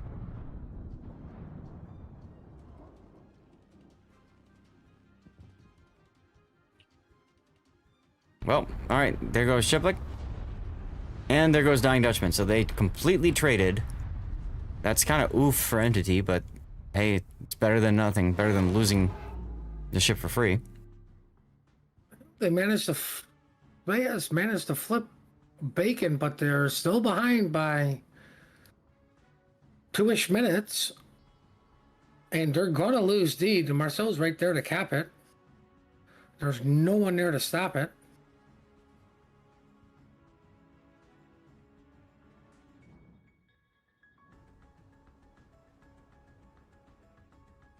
Yep, there goes the Marceau into the decap.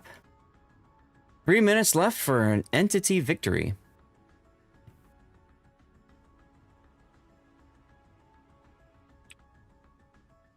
I don't know. Well, I mean, Bungo kind of has to do this. See, it kind of has to be desperate now with their pushes.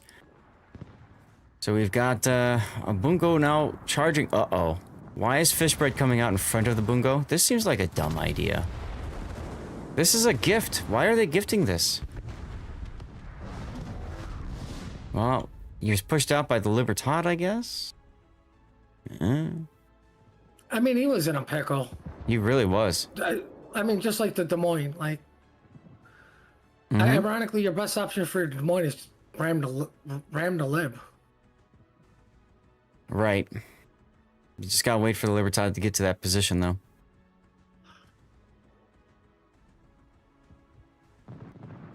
Des Moines can be easily citadel through the rear. If we see there. Yeah, that's a clip moment right there. Wow. Great salvo there from the Bungo, taking down the entity Des Moines as his last dying breath. Surviving Des Moines. Yeah. Des Moines again. What we're seeing here. Look at the smoke. Look at this. Sia's gearing being chased down by the Marceau and Kaba. Obviously, he knows he's important points and, you know, all that.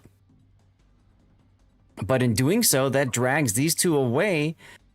And now we've got the two Ragnars that are just going to W into the decap. All right? Both don't have don't both have heals anymore. But they can go into D, and then they can actually sail right back up to C. Now, I disagree with this right here. The gearing stopped in his smoke. Don't do that. Don't do that. Don't be cheeky. You got to get to the corner. The sooner the gearing dies, the sooner these guys come back. I see what he's trying to do. He's trying to get the Kabas to shoot him and then utilize the smoke penalty, smoke fire penalty. But that doesn't quite work for him here.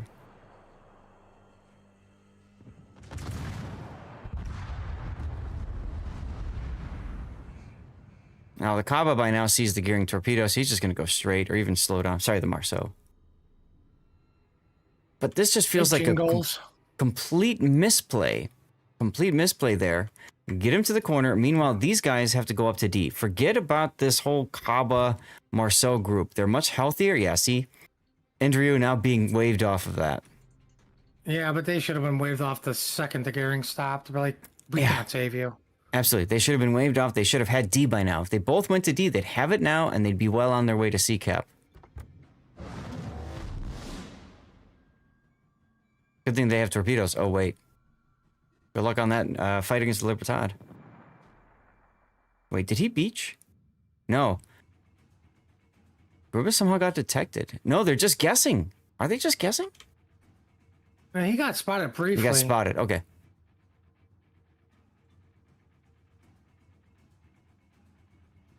No, now they're going to open up. They're going to open up on the Kaba.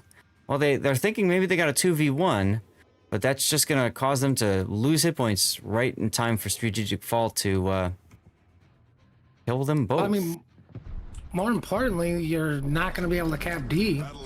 No, because as you can see, the Marceau doing a nice job of opening up on Gruba's power. Does still get the cap, but see, the thing is, Ragnar doesn't have torpedoes. I mean, he's got the final torpedo, but that's it. He won't make it. Another huge kill for Entity. Now only down one ship instead of two.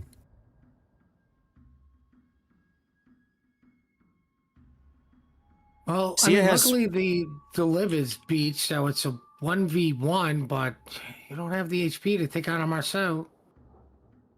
You would think so, but the Marceau's not shooting. What?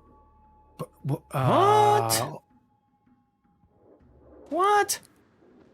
They're Really? probably waving him off to try to live, but I mean, he's radared. So he just dies instead. Oh my god, what a gift. Entity throwing this away. Completely throwing this away. I just open up at that point. You're sideways. Make something happen. And now the Ragnar's going to come out in front of the Libertad? Well, I guess he kind of has to, right? Minute and a half for him to win. Entity still wins on time.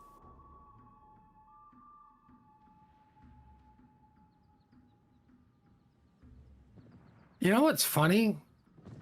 I It's might have faulty told the then. Ragnar, just go ram the lip. Well, yeah. That's your best chance. Instead of just... Oh, okay, you just get dead instead.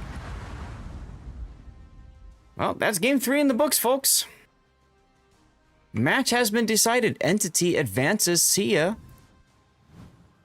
Unfortunately, We'll see you next year. we'll see you in the lower bracket. In the yep, they still have a chance. Well, good. Well, good for them. How are we doing More on of a chance timing? than I have. All right, chat. We have 7 minutes until the start of the winners bracket final, which I'm thinking about. We might as well do because otherwise we're sitting for half an hour or more. Let me double check the schedule here. Yeah. I don't want to set a half an hour. So we'll do TWA versus Moyai next. As soon as I can find my spreadsheet to sign us up for it.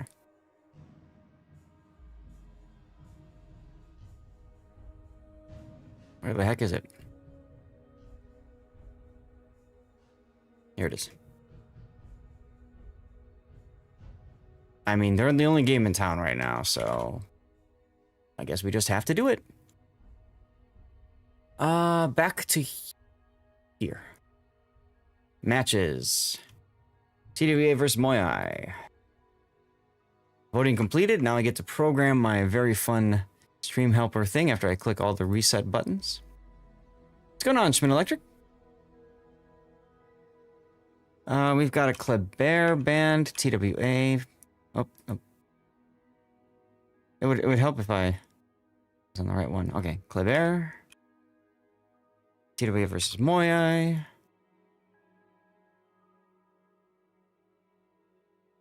Kleber, Marceau, Svea.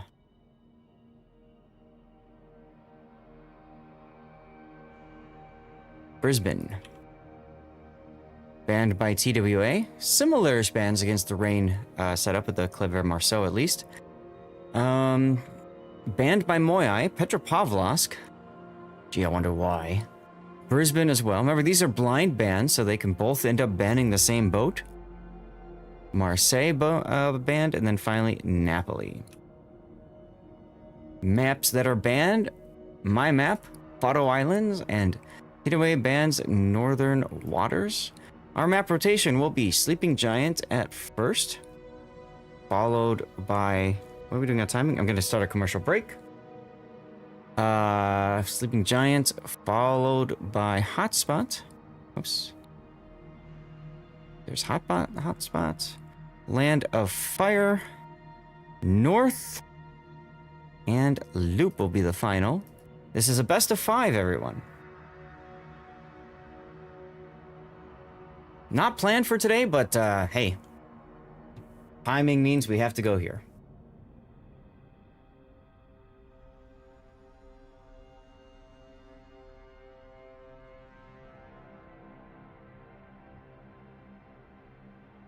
Are you guys talking about the mystery drop? Nothing showing up in port? I've been hearing a lot of reports of that. If so, make sure you post that in the community Discord. Let them know about that, okay?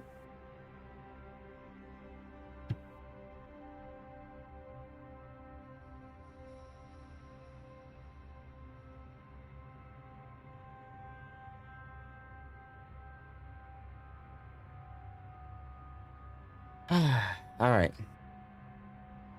Didn't get king tokens, that's for sure. Fair enough. Sorry, no, I mean, there's not much I can do. I wish I could. At least you got your drop, so you know that the drops thing is working. It just sucks that, well, it didn't show up. You know, I don't know what else to say about that, unfortunately.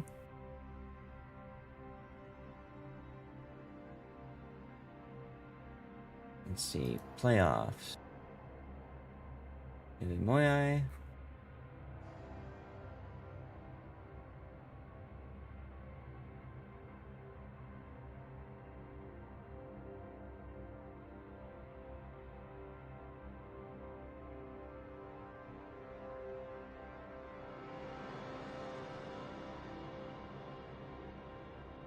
Man, you guys are catching up with the end of that. That was just such a painful ending to see. The pain. Oh, the pain. Let's see, who did we sign up for? Down here. We did see an entity. And then we signed up for Ortis and GPM.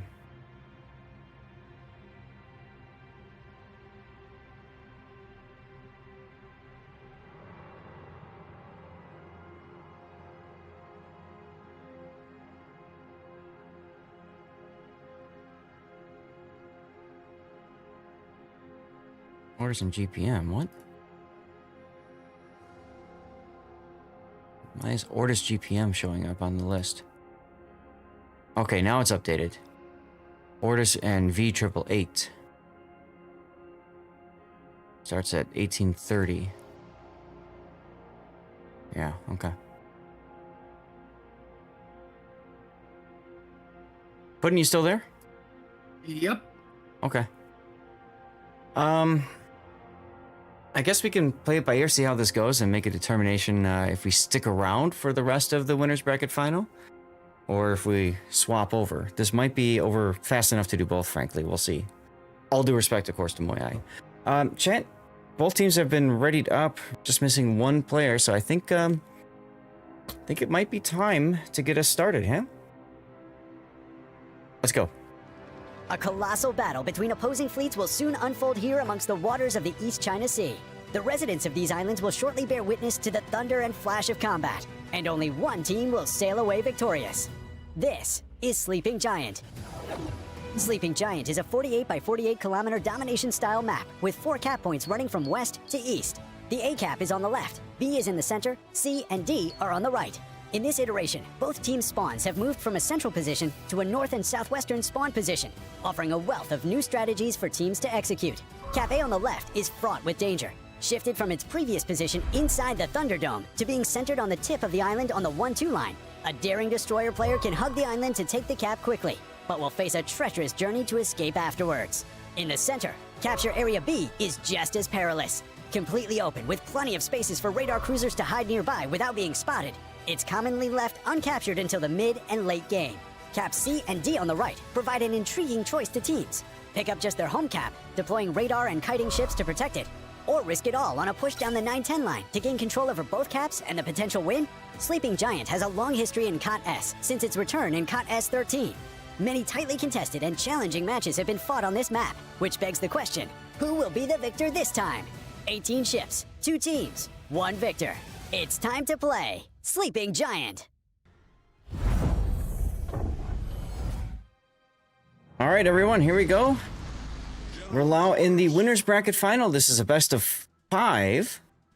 And we're watching Moya up to the north face off against TWA. Moya bringing 2 summers for their 2 destroyers. Followed by unique upgrade Des Moines. There's an Utrecht, Minotaur, a unique upgrade Moskva, and a second unique upgrade Moskva, and 2 Bungos. Everybody's getting the hint on Bungo this season. All right, Puddin', tell us about TWA. TWA is going bold with the Dalny. A chain-smoking Gumo. A unique upgrade Moskva. A radar Gdansk. A Simmers. The unique upgrade Moskva. They seem to like Moskva. Oh, Kenny is in a Minotaur. Never would have suspected that. We have the Bungo. And their second battleship is the unique upgrade Des Moines. That's right. TWA opting to do 1 battleship instead of 2, instead favoring an additional cruiser for increased DPM and utility. We've seen teams do this, especially on this map, a lot. Yeah, and it hasn't. I don't recall it working out very well. Oh, it has. It absolutely has. For this map, it's relatively easy to park a battleship towards the middle and give it the ability to shoot both flanks as needed. So I have seen teams do this, and sometimes they win and sometimes they lose. We'll have to see what happens. Well, Downing's copying A because the speed. Yeah, but Source is grabbing him on radar. Bordentown manages to still find a nice little safe spot from the radar and still cap. There you go. This is going to put Moya behind the 8 ball because they're going to get A. They're going to get donuts. Mm-hmm.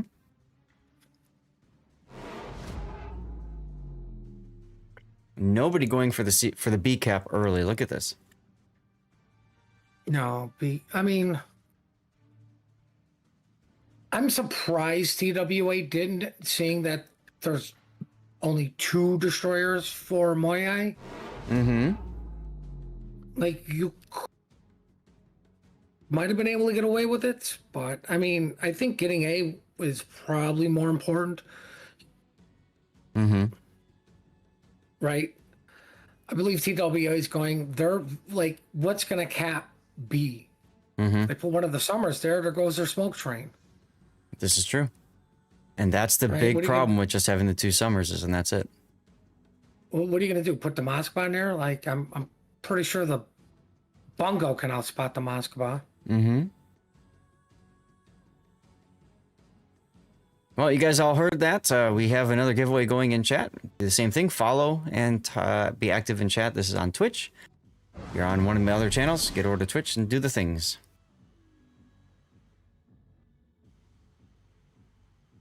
Well, LH Gamer grabs the C cap, and not a moment too soon, so he can W away from all these torpedoes coming his way. Ooh. I got my drop. That's not working. Woo! I got it too, but I don't know if it's working or not. Uh-oh. Uh-oh. LH Gamer. Ooh. It's close. That was close. Yeah, thank you, Colonel of Truth. How you doing? Happy Sunday. You know, I wonder with the drops if it's automatically like just giving you what it is. Like the mystery drop. Or, Some people have been saying... Some people have been saying they have had to restart and then they see some notification. Others saying they don't see anything at all. Some saying that last time it took a day or so for that to get resolved. Yeah. Like I said, if it's not working for you, just post it on the community Discord so they know it's not working. Hopefully it gets fixed. Of course, you guys aren't here Well, for looks drops, like- right? You're here for the games. Yay. Looks like Delney is rotating over for TWA to potentially get Bacon. Mm-hmm. And why not? You got the cap. You see the smoke death snail, okay? So you know Moyai is going to have an asset there. You know you got radar earlier, so you're going to assume that's going to be the Moskva. So... yeah. A is yours. You got it. All you just got to do is hold it. Makes sense. That's the advantage of having 3 destroyers, right? Versus 2. I mean, I guess we can count the Delney as a cruiser, not a destroyer. Mm-hmm.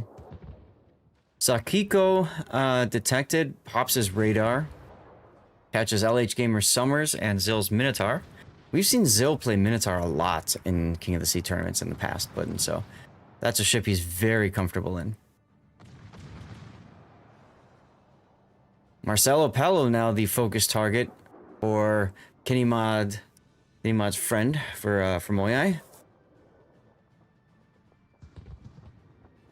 Torpedoes coming in on Zill, though. He can't dodge these. He's gonna take 4. Oh, that's gonna hurt. LH Gamer that's now gonna leave detected a on... mark. Yeah, LH Gamer now on Kinimod's radar.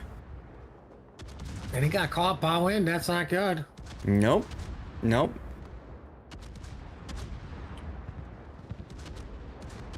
Demo is now gonna I don't know what he's gonna do in Utrecht. A Dutch oven? I mean, who do you attack? You can't see anybody. Just throw them out there random like torps. Oh. I mean, what he could do is ask Zill to toss his ASW and then pop his, look for the anti-air fire, right? And then just go off of that.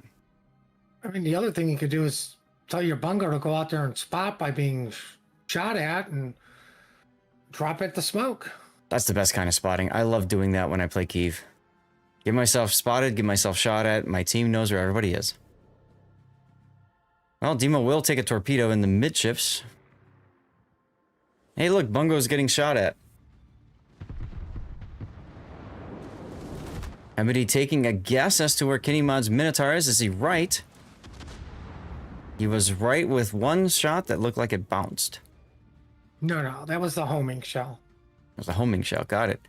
Meanwhile, PCH's Bungo Salvo on Akia Letung misses from long range.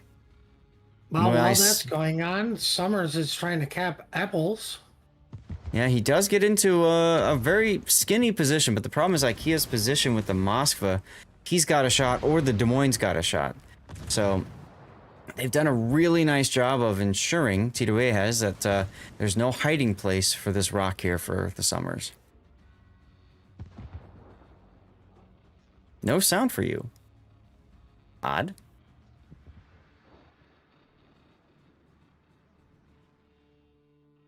I hear sound just fine. Uh-oh.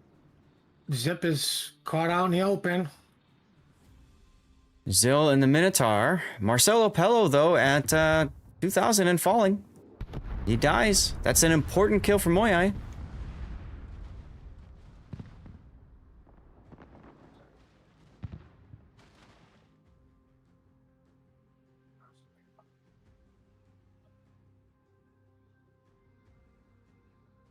Bungo once again spotted.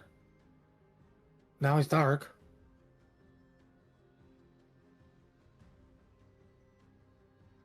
I don't know why the Delning didn't get bacon. He went in the Thunderdome instead. Yeah, he went all the way over there, and then they just said, nope, nope, nope, you go in the Thunderdome. I think what they wanted to do was kill the Summers, and I think they saw... TWA typically favors ship kills over map positioning, especially early in the game. So, yeah, I could see that.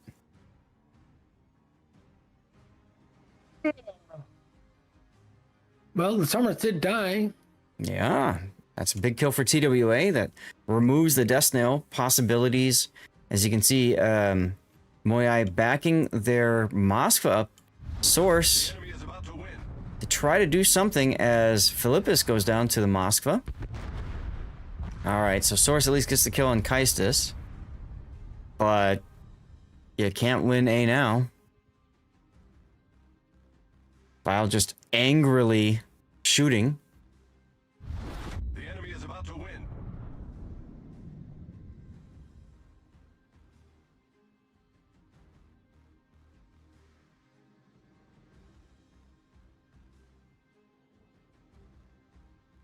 Torpedo on Zill? Nah, he's fine. Kind of feel like Moyai, even though they are down that destroyer, they just need to push really hard on this side. Try to take out Sakiko's Gdansk and Kinnymod's Minotaur. You can kind of see that happening here as Minotaur spot each other. Amity's swinging now for his guns. Utrecht with the Dutch oven. I heard the guns fire. Kinney turned, completely surprising the Dutch oven, and hit the brakes at the right time, dodging all that incoming fire from the Bungo. Except for maybe one overpen. Point's Moskva takes out Zill's Minotaur, though. Look at where Point is. Utrecht can't really angle to both targets. Oh, and by the way, Angel Stone's here with his Bungo.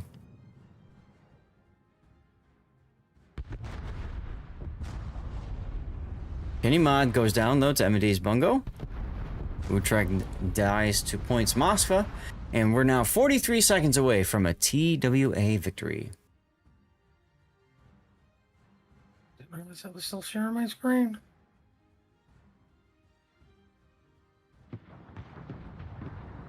Somebody trying to take advantage of a slightly broadside point. Not enough. 18 seconds to go. Well, I mean, hopefully the bungo reloads and nukes somebody. PCH might... Yeah, he's going to get on the cap enough to add just a couple more seconds to the clock. 9 seconds. Is that enough for a reload? It is. This has to connect and kill. Does not. That will do it for game 1. Going to TWA. Let's see. Where's my thingy? There we go. TWA. Next map is going to be Hotspot.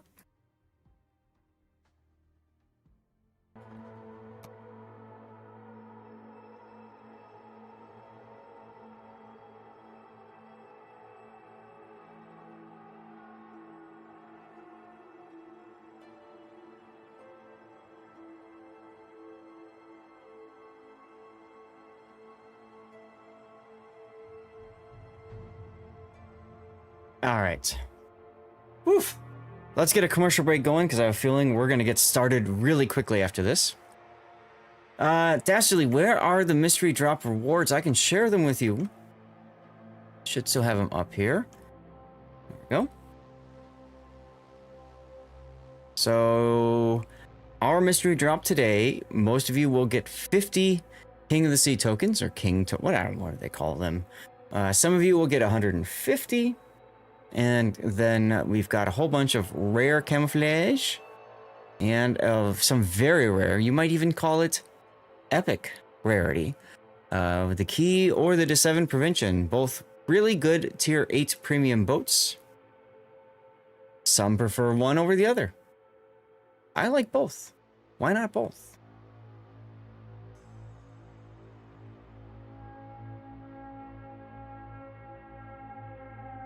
All right.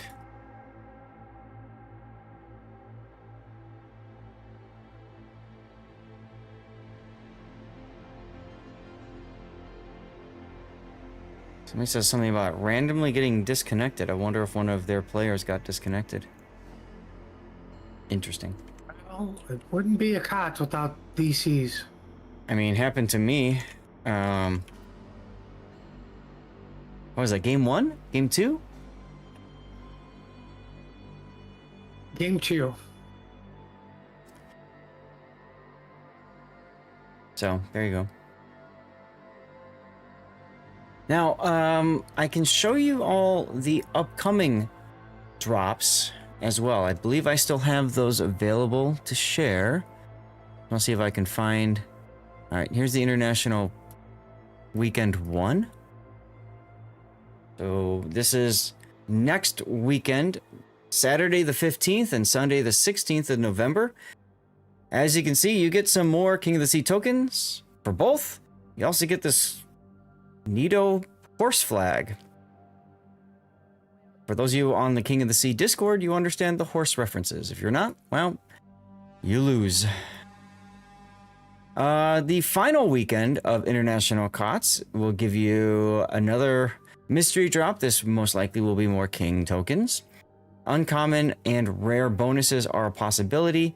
There's the chance to get the tier 10 Marceau for free. Remember, she is a coal boat anyway, so you can still get her on your own. And then finally, Sunday, the 23rd of November, you can get the Cristoforo Colombo camo. Now, I want to remind you all that are tuning in, and please remind me to remind chat later when we're on the NA stream, that the International starts 2 hours earlier than even today did and yesterday. So, wherever you are in the world, you're going to have to tune in 2 hours earlier. And since it's international, there's a chance that they don't last quite as long. So the window to get your drop might be lower as well. So, definitely keep that in mind when you are making your plans for life. I know I'm going to be waking up at 4 a.m. to bring you the tournament. In theory, I'll be casting that with Sea Raptor. That's the plan for now. And knowing Puddin', he's going to pull an all-nighter anyway. I'll just leave the computer on, There you go. right? I'll put it on your channel when I do my 4 o'clock pee. I'll just wait for you to go live, and then I'll just go back to bed. There you go. There you go. Well, thank you. And then when I wake up, it'd be like, oh, TWA won. Surprise. Who did they beat? Right? Oh, I'm shocked. Mm-hmm. Right? And then I'll be like, how many teams does the EU get to bring next year? They're like, oh, the entirety of EU is invited. Mm-hmm. And then we'll be like, well, how many from the Asia server? 1. How much from NA? Well, NA has to give a team to the EU. And, That would be funny. right? That would be funny. And then how many did China get? All the broadcasters. Mm-hmm. That's how the international is going to go. And if you doubt me, we're not going to listen to your version of the story anyways. True, true. Well, everyone, we've got Hotspot coming up next. I had a snack like a few minutes ago. My stomach is rumbling again, but this is terrible. I haven't had my... It's terrible. Teams are starting to ready up.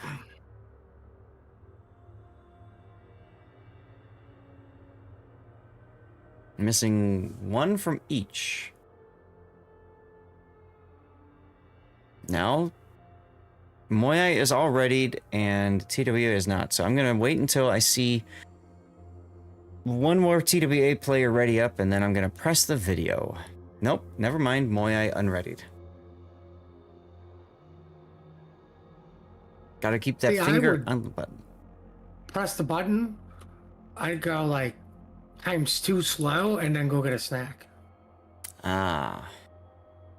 Right? And you can learn about Hotspot in KOTS. Because at this point, the announcer's name is Steve, just because of the S. He sucks to 7. I don't know. They're both fine. They're premium boats. They'll get you credits, whatever. What was that, Thorback? No, that was Vitya. So you can't mod abuse Vitya, because Vitya's a viewer. If it was their back, you could absolutely mod abuse him. Where's Duckman? Oh wait, no, he's too sensitive. It's too early for Duckman. Actually, I think I saw him earlier in chat. I could be wrong. All right, 1 each to ready up now. I could go back in time and mod abuse Kilo. That would be fun. Okay, on doing it. Which then. reminds me, I need to take their back off the raid rotation list, because I've rated him a lot. No offense to him, he's a good streamer, but I want to spread the love and get some stuff to other people as well. I didn't notice, unfortunately, that who was streaming yesterday? Sea Donkey. Would have been nice to raid out to Sea Donkey, because I haven't given him much love in a while. Anyway, it's time to get started. Here we go. Amidst the treacherous islands and busy doing turbulent waters shout-outs of the to the South guy in Pacific Port lies an archipelago that will soon become the stage for an epic confrontation between enemy fleets. These scenic islands will reverberate with the clashing of steel and the roar of naval artillery that can only be matched by the volcano that looms over the area. This is Hotspot. Hotspot is a 48 by 48 kilometer domination-style map with 4 cap points running from west to east. The A and B cap are on the left, C is in the center, and D is on the right. In this setting, the spawn points for the teams have been moved from a central position to a position located on the 7-8 line. Cap A and B on the left will provide a challenge for even the most skilled of teams. While an island provides for an easy ability to take one's home cap, the small amount of water that separates the caps enables the smallest misstep to be massively exploited. Teams that lose a ship out here will quickly find themselves fighting for only half the map. In the center, Cap C provides a variety of ways in and out for ships and can draw in a destroyer player like bees to honey. However, the 4 islands surrounding the cap provide a multitude of ways for a radar cruiser to ambush an unsuspecting DD. Cap D on the right provides a new and unique experience for teams.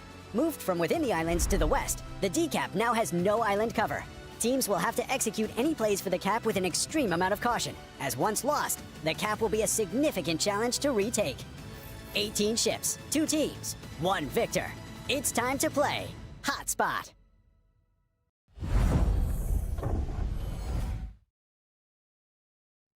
What is the dog upset about now?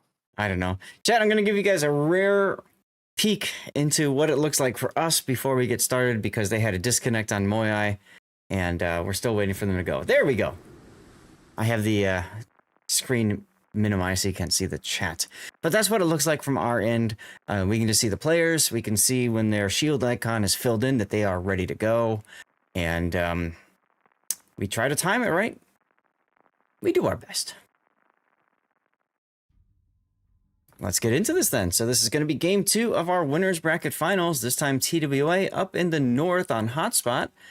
Looking like they've got a similar-ish lineup to last game. We've got Summers with Dazzle. Vile is in a gearing now instead of chain-spooking Gumo. Sakiko's in the Gdansk again. We've got Kenny now in the Utrecht. He wants to have more fun things to do while he's dodging stuff. We've got Moskva and another Moskva in unique upgrades. Kaistis leaves the Des Moines behind in favor of a San Martin. And we have double Bungo. Slightly different builds there. All right, Puddin', tell us. Hey, there's Duckman. Tell us about Moyai. So Moyai's got a Ragnar, Summers, Kaba. They decided more DDs was better than less. But they decided to bring a Minotaur, a Des Moines, a Minotaur, a Rhode Island, never seen that ship, and a Bungo. We did see Rhode Island yesterday. We never saw that ship. 1 or 2 battles. Yes, we did. It's brand new, never seen before. Now, Rhode Island has the ability to engine boost. You can pick up a Rhode Island B for the low price of infinity dollars. It's got low caliber main battery guns, but it's got lots of them, similar to like Florida and all that sort of thing. The thing that catches a lot of people off guard is its radar. So that comes in handy. I also want to highlight the Kaba's build here, Hoshi's. Take a look in slot 5, removing the concealment module in favor of the rudder mod. I like that idea. That kind of fixes the giga nerf that happened to Kaba before with its rudder shift. So we can expect to see him play a lot more long range fire support kind of deal. They need to just give Kaba its OG range back. I mean, at this point, Kaba's... Yeah. Oh, wait, they fixed it by giving it a unique mod because they're lazy. Wargaming is not lazy, Puddin'. Wargaming is doing everything right all the time. So, Summers smoking up now. Vile gearing, smoking up. The Moskva Ikea is going to just kind of lazily sail into radar range and pop it as soon as Suze gets into the sea cap. Oh, look, he's in the sea cap. Ikea, where's the radar, sir? There's the radar. Waiting until he covers the majority of the cap before radaring. There it goes. Now he's detecting source on the radar as well. And rip Moyai's attempt to grab the sea cap. Possibly rip Suze as well. We'll see what happens. Well, that is Moskva radar, so you're going to be spotted for a while. Yeah, Moskva radar is no joke, especially with the radar upgrade module. And even has considerable enhancements for even longer duration radar. It paid off there because right when the Summers got out, the radar went down, so that was a full duration radar. Very much perfect timing. Unfortunately, a couple shells missing their targets. Vile trying to grab the sea cap. Now there's the radar to try to do the same thing to Vile as TWA did to Suze. Sounds like a South Park voice, that map intro. Well, we can change it from Steve to Cartman if you'd prefer. No. No. Call it Ned. Ned. That works. All right, well. Moya's doing a smoke train over at Donuts. Trying to get another angle of this. As you can see, Vile being forced off of that area. And are they going to come away with the sea cap? 4 seconds to go. 3, 2, 1. They got it. Kudos to Moyai for still finding a way to grab that cap. Seen teams struggling a lot with that on this particular map. More importantly, they're about to get 3 caps. So TWA's advantage is going to slowly disappear here. Yeah, putting Kaistus in as the lone San Martin is basically giving that side to Moyai, and the fact that they grabbed their home cap at B and they grabbed the C cap absolutely put some timing pressure on these guys.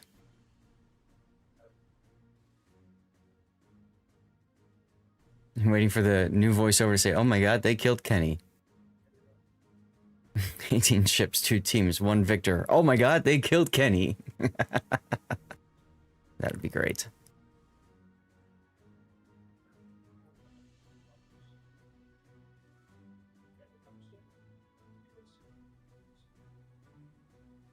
Well, next radar.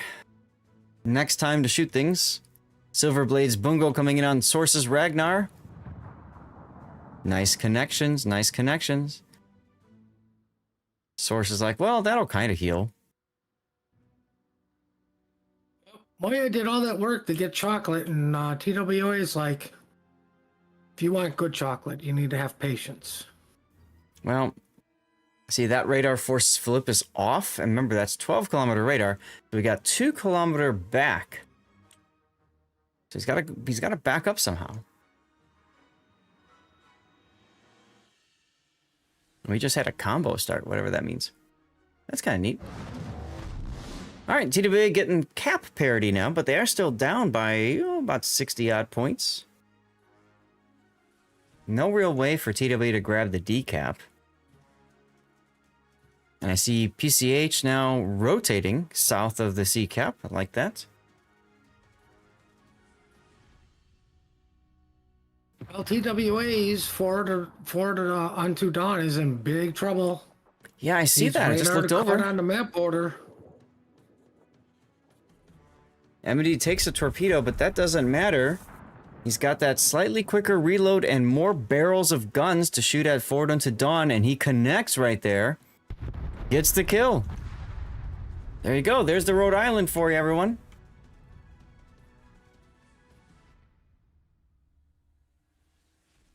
Amity allowing that flood to go for a little bit longer there.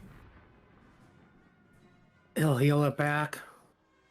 The important thing is he manages to get that kill, and there goes the whole Death Snail possibility, flexibility, utility on that flank. But wait, Moyai Summers is in trouble too. Suze trying to get the Death Snail back into C. Gets himself radared, smacked a bit. He's still alive though.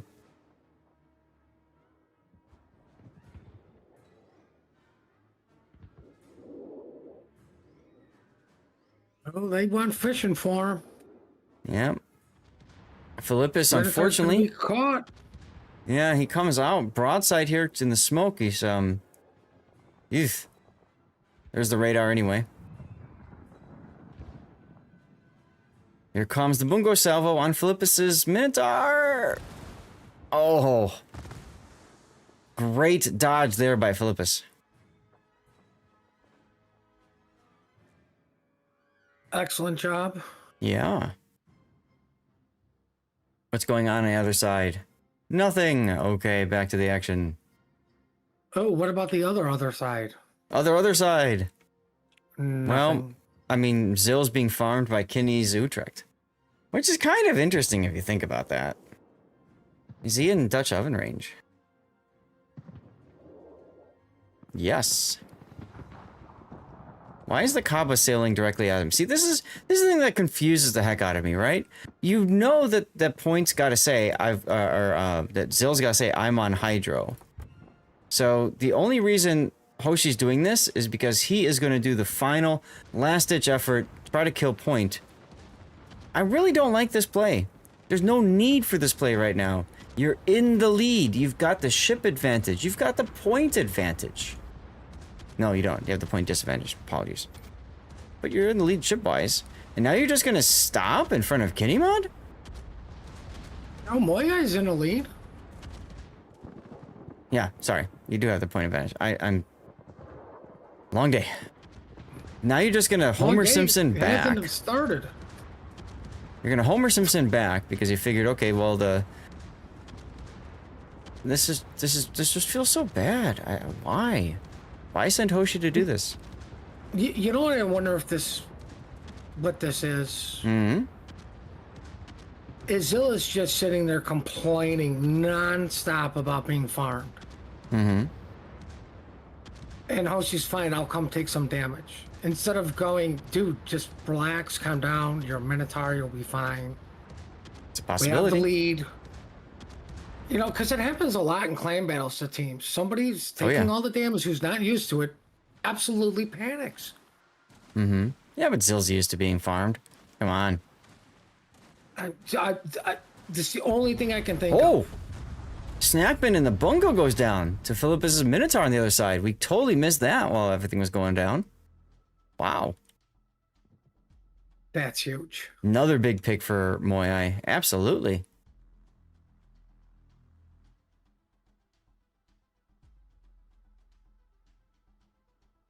All right, Zill being called away now. Hoshi's gonna... I mean, now you're up 2 ships. You win in 2 minutes. You literally just give up the cap. Bingo. Just give it up. You've got you've got 2 ships, you've 300-ish points. 200 points. All right, you're around 250 points with like a minute for you to win it. I just don't get why Hoshi's still here. As you said, give it up, run away. And he just sat there and let himself get hydroed. And now he's just sitting there still. Torpedoes? He already fired them off. Yeah, but torpedoes that all went into the Rhode Island from the Minotaur? Oh my god. Oh, Zill tried to Zill? single fire. Yeah, Oh. tried to single fire. And they all went into the Rhode Island. That's hilarious. And unfortunate. That's if the game was close, that would be a huge crucial mistake, but considering Dude, it's still close. It's still close. Look at this. Vile and Sakiko moving, and they smelled an opportunity here to just clobber Hoshi's Kaba. Because Hoshi's just hanging out here. Giving it all up. 40 seconds. I mean, they're going to get this kill. And that's going to give them extra time that they desperately need to make a play someplace else.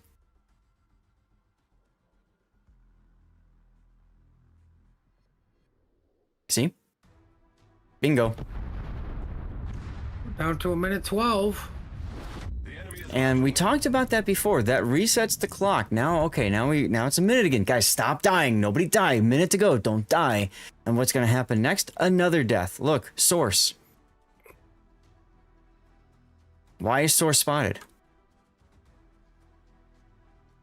He's not shooting anymore. He's going to try to go dark. There's that 20-second penalty for shooting your guns in this game. Finally goes dark. But all this time gives TWA the chance to step onto the B cap. That extends the game again. Now we're back to a minute and a half. This is like watching the final quarter, the final 15 minutes of the fourth quarter of a football game, Puddin'. Well, all Okay, they gotta guys. do is hit some 3-pointers. That's right. Plenty of 3-pointers in football.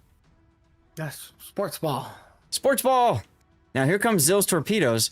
This is what Zill was trying to do earlier when you mentioned the Rhode Island blocking all of them. This would have been slowing down if he got the other side off. That would have been slowing down the entire push.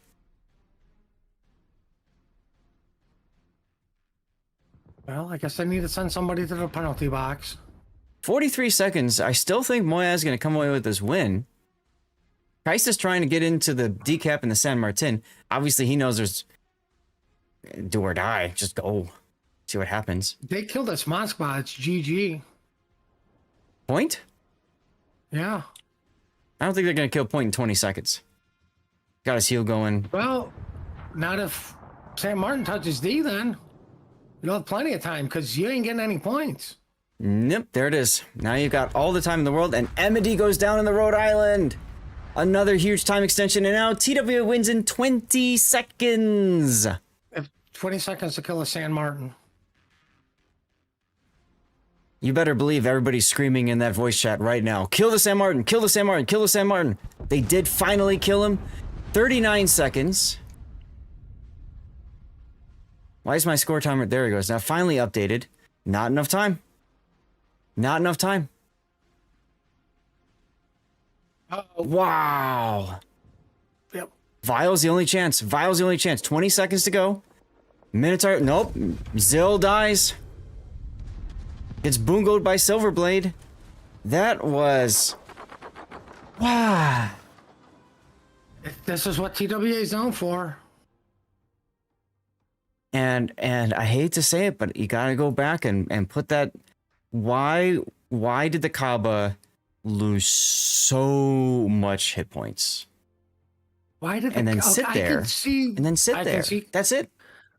I can see Kaba trying to take some of the damage, but why did he sit there? You made it out alive. Why are you still sitting there?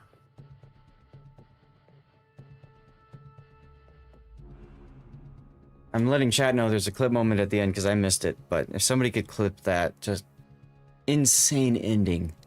Insane ending. I just...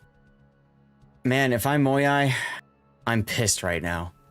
Right? I'm pissed right now. Alright, commercial break.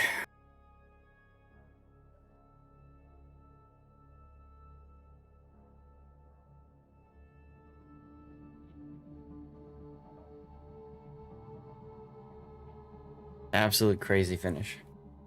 Absolute crazy finish.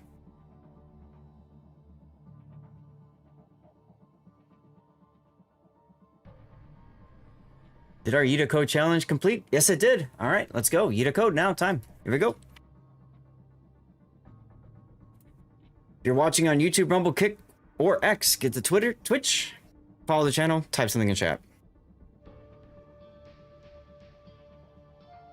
And then I'm gonna go and set up the next one of these.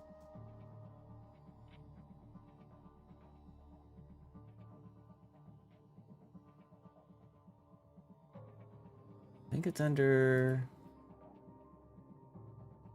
Can't remember where it is.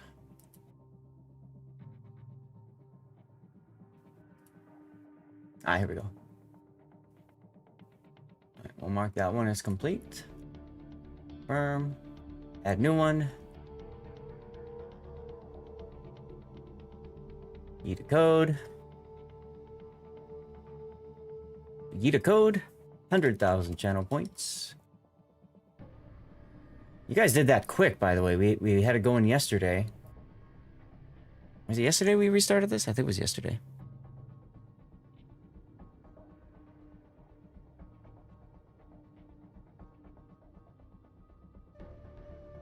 Start.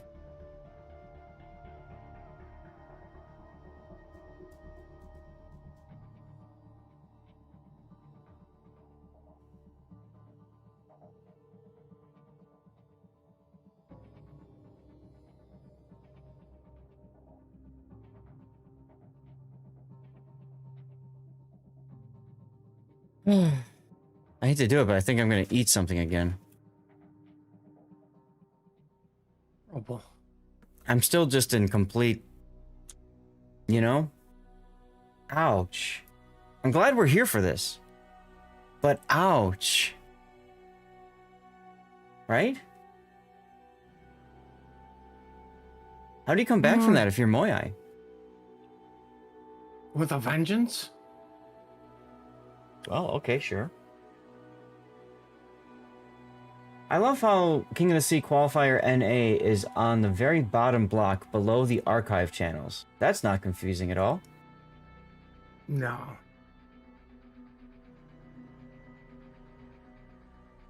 Somewhere around here, I think there's a render channel. Ah, found it. This is one of the rare times where I feel like I want to see that again.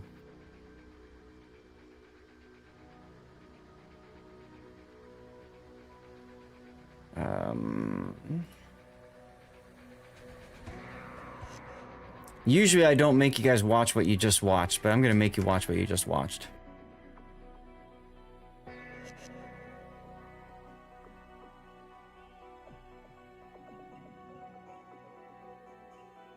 There you go. I need to eat something here. I could just, whoa. Yeah, see, Duckman's catching up to it. Chat's catching up to it. I hate to say it, I totally saw it coming as soon as the Kava. Like, oh my god, why?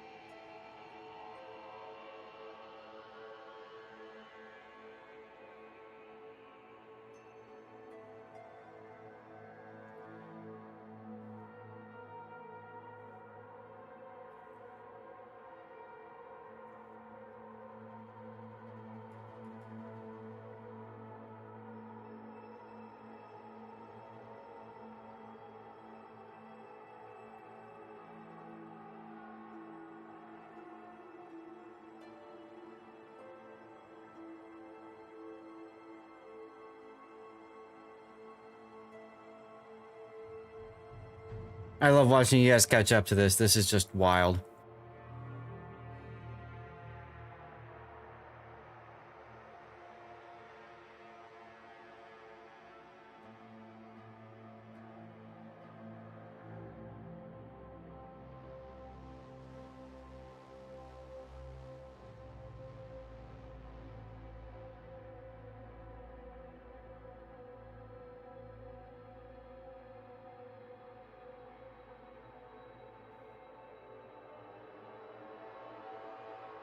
Okay. I finished my snack, guys. Both teams readied up. I think we're going into Land of Fire. But just, yeah, we are. I'll skip the intro video because I just want to look at this. So number one, first problem. Kaba just goes in and loses all his health for nothing. Nothing. Problem number two, he sits there in Hydro for days. Problem number three, he's still there. Ouch. Oh well. I don't know what else is going on here, but we're getting into the next game right now, y'all. Let's do it.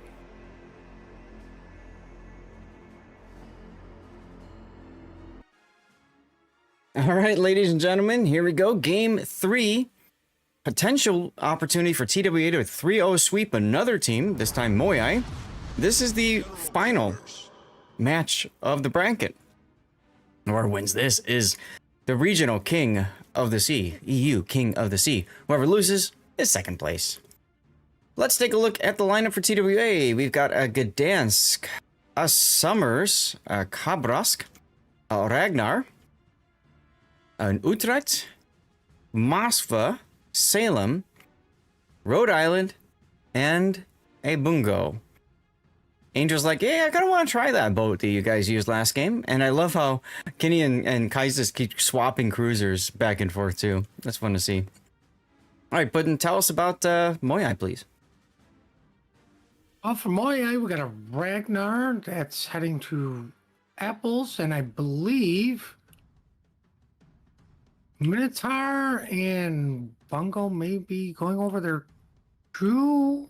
Moskva is going to park on Moskva Island behind B. Hmm. Then we've got the Kaba Gdansk, Ragnar, Moskva, Rhode Island, heading towards Donut. So this looks like a home-to-home push. Mm-hmm.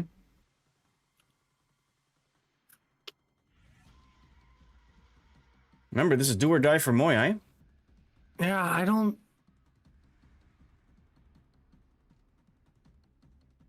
think they're getting anything to Bacon. You can see Gdansk smoking up Moskva to potentially move them up to the island. Mm-hmm. Like, you don't need a lot of smoke, you just need smoke to get there.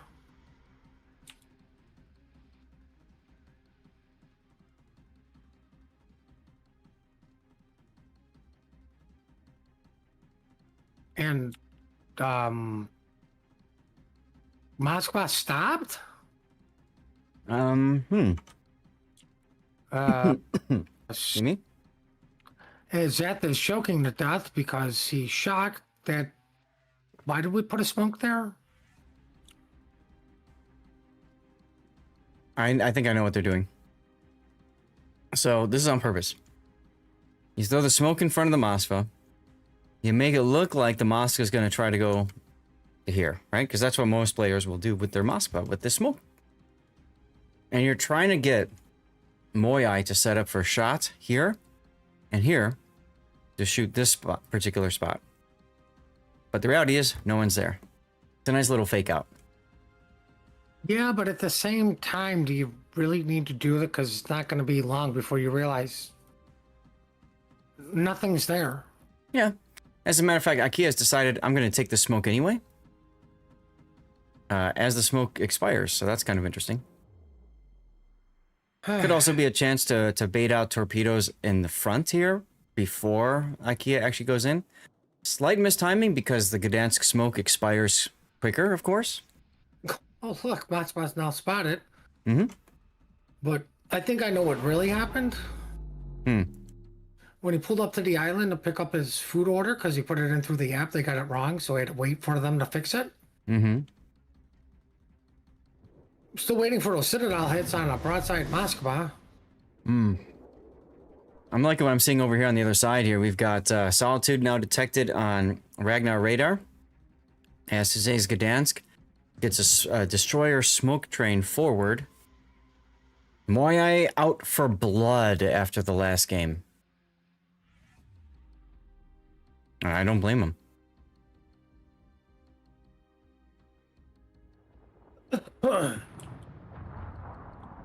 Stakiko detected now on the Utrecht thanks to Philippus's Minotaur radar.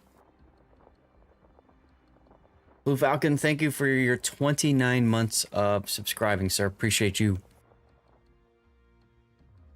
Blue Falcon, my favorite French BB player.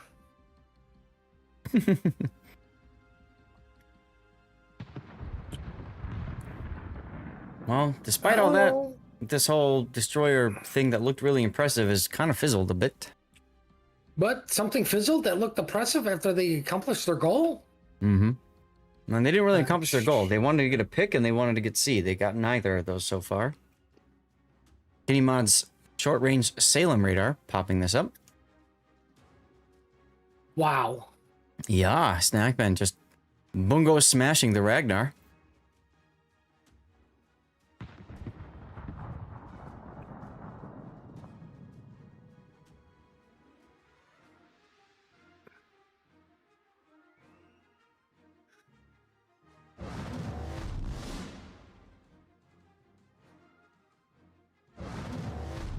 Anybody got cookies? I know, I just had my second snack of the day, and that's why I almost choked, because, you know, when you have, like, a granola bar, you get, like, little bits in your throat. It was all kind of scratchy. What's a granola bar? Uh, That's like health food, isn't it? mm-hmm. I wonder if you could deep fry a granola bar. Oh, yeah, you absolutely can. So, TWA continuing to push forward with Vile Summer and Kaiser's Utrecht. Angelstone firmly embedded in A. And don't forget, he's got the radar to back it up if he needs it. You can see Moai completely on the back foot from A and B, recognizing that they need to get C, and they are going to. Solitude taken out by Source's Kaba in a really nice position there for crossfires. Well, all Source has to do now is W forward in the torps, and you'll still be in trouble for last game. The big problem with Source is he beached. Are you I think sure he'll he still... beats and Oh no, he's wasn't backing up just taking a farther. break? He's backing up farther. He's backing up farther. No! This is a catastrophe. Oh my god. All he had to do is pull forward. All he had to do is pull forward. And he didn't do it. Oh. I feel bad for Source. Like, I do too. that's what, like, you could sit there and say calculated, blah, blah, blah. That is still what you call lucky torps. Absolutely. And hey, you know what? Hands off to Solitude for luck chucking those torps before he died. Oh, exactly. And you know what? Solitude did he did a really good job of, if you're going to W, you're still going to eat at least one tort. Mm-hmm. Right? He would have been alive, but he would have been hurting. Speaking of alive but hurting, take a look at Emedy with his Rhode Island in a bow-on fight with Kinnymod. Now, Rhode Island does not overmatch Salem Bow, correct? Correct. I believe those are only 15-inch guns. They are definitely not 16-inch 406s. So, yeah. No. So, Emedy's hope is to burn down Kinnymod. Good luck with that. If it was anyone other than Kinnymod, I would say the Rhode Island should win, but Rhode Island's going to need a lot more HP. Honestly, what Emedy could have done, unfortunately with Snapman's Bungo there, it's more difficult to. He should have just charged Kenny, right? Charge him, shoot him in the, you could try to take out his turrets. You could also hit him in the superstructure.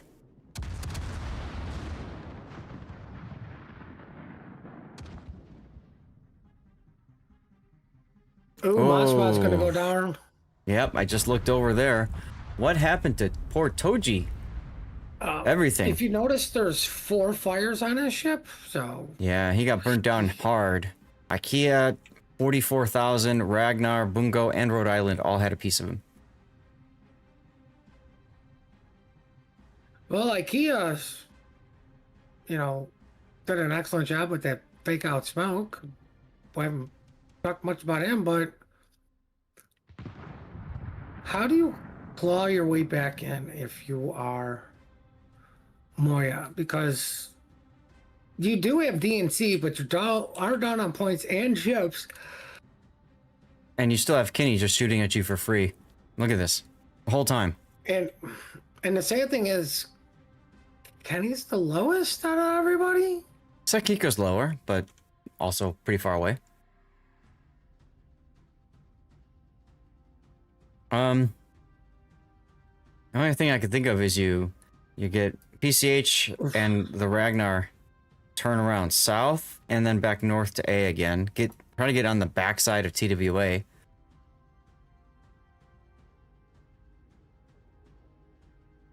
Sakiko detected now in the Gdansk. Hoshi opening up.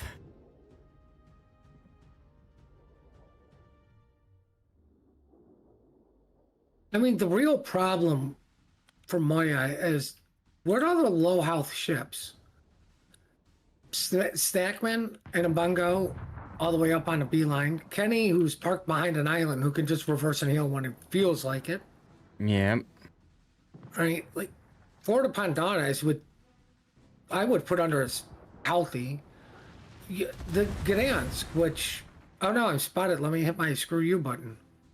Yep.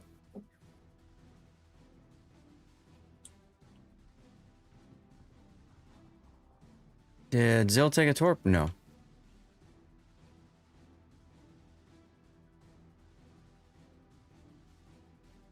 I mean, Rhode Island is healing up again. Mm-hmm. Gdansk is trying to get some shots in on Kenny, but nope.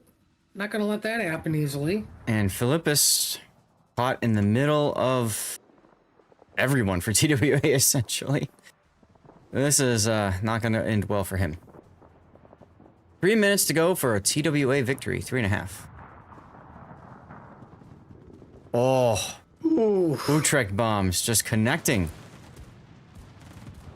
And then the second one does what it does for everyone else. Just, oh yeah, we'll go around it. Yep. I mean, it doesn't Well, matter. It importantly, started the double fire, so. It is double fire, which means Minotaur can no longer stealth radar. Well, there's a triple fire. Mm-hmm. Can we get the quad fire? Forward into Dun goes down. Now, that's an important kill. That ties it up on timing to win. Unfortunately, Philippus is gonna fix that for... Yeah, there you go. Why is Hoshi there?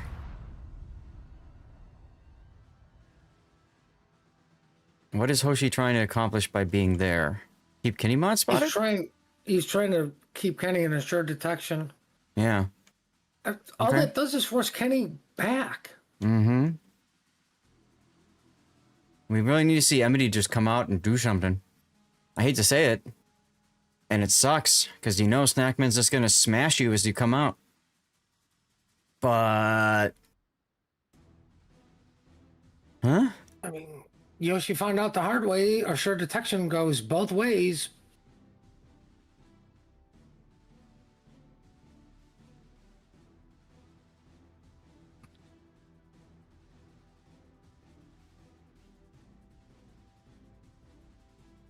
Well, 2 minutes to go. At what point is Moyai going to say, to hell with this, let's start swinging?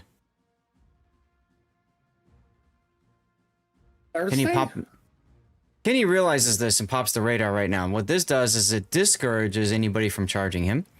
So it pushes Hoshi back, it pushes Suze back. And essentially gives him a little bit more breathing room. And the thing is, by the time, even though the radar is a short duration, by the time it expires, it's even more difficult now for these two destroyers to get into a position to help Emity.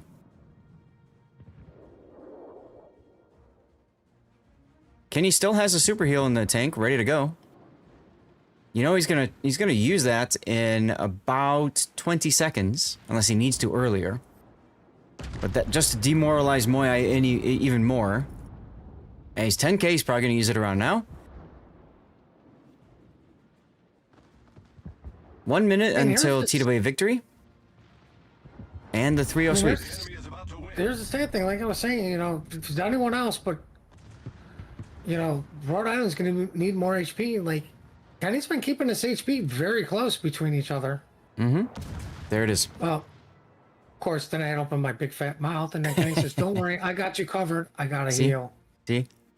Because completely trolls Moya into thinking they can do it and waste their time on him.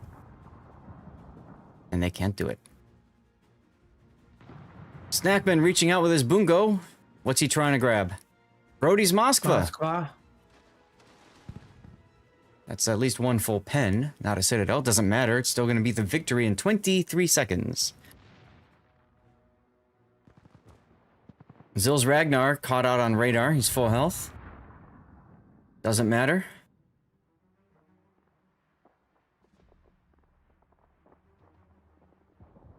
I almost wonder if it's. I almost wonder if it's like in the voice channels, like, all right, you go out. No, you go out. No, you go out.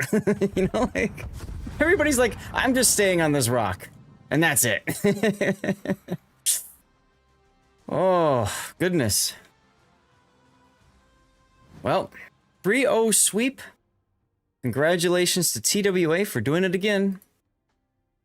Well, They are our takes Team Alpha to game 3. They are our EU Kings of the Sea, everyone. I'm shocked. And now what we need to do is see what we can grab that's in progress now. We were scheduled for... God, which one were we scheduled for? I don't remember. Let's hit this button. What were we scheduled for? Too many Google Docs open. Here. Ortis and V888. Let's see what they're doing right now. They are in battle. Okay. Who else is live right now? Start looking in training room. See if you can find one that is not in battle.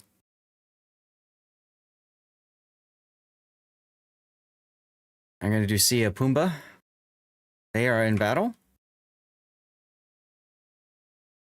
Got GPM. GPM's available? Nope. Okay. Then that leaves Yo Boy NWDE. Nope.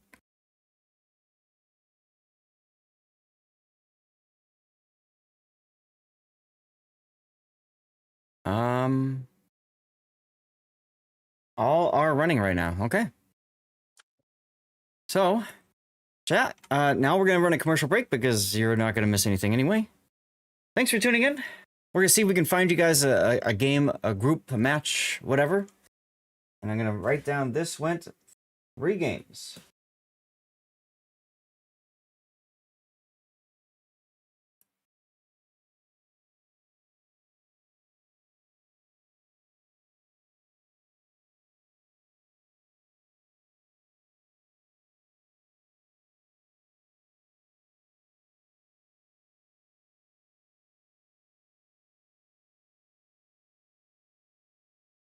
Alrighty then. In the meantime, gives me a chance to check on something else.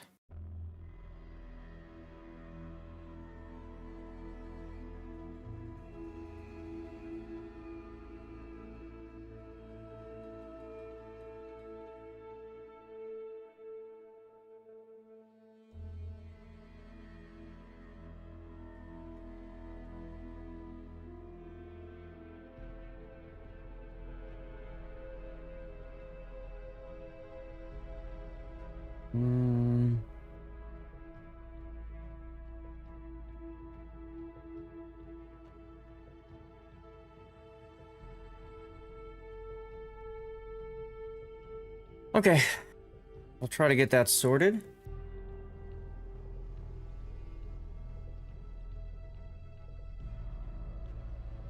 In the meantime, I hope you guys have been enjoying the tournament so far. Throw in DSNF hasn't started yet? Throw in DSNF hasn't started yet? What's going on there? Where are they?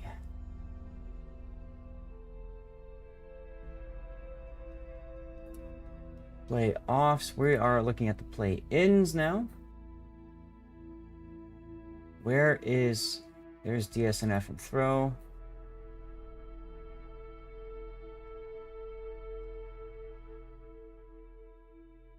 I do not see their game.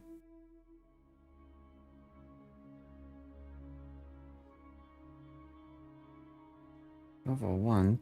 They might be redoing their training room.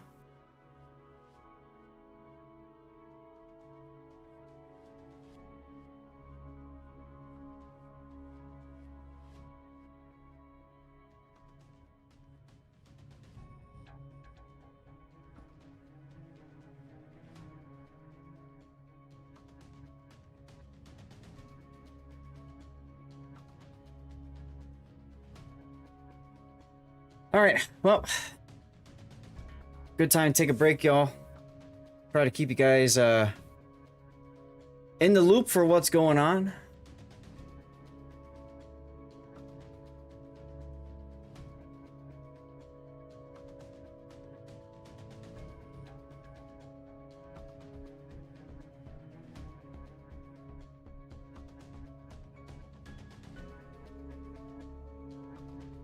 All right, Navophobia, enjoy your VIP-ness.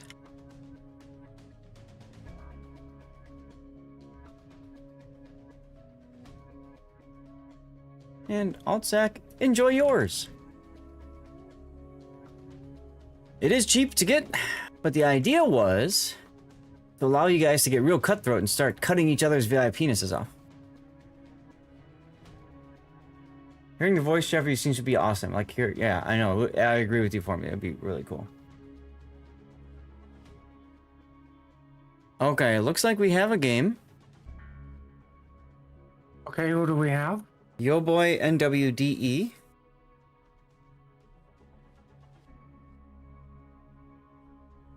asking if it's a game 3. In the meantime, let's go and take a look. Matches. Yes. All right. Game 3, everyone. Yo boy NWDE, which means Yo boy won game 2. NWDE won game 1. Reset, reset, reset. Yo boy NWDE tied up 1-1. Game 1 went to NWDE. Game 2 went to Yo boy. We are now on game 3. Land of Fires, where we go. Northern Waters prior to that, and prior to that, Sleeping Giant. So, Land of Fire. Apply that, and then now we're going to take a look at banned maps. That's Faro Islands and North. And ship bans, Gdansk, Minotaur, Petropavlovsk,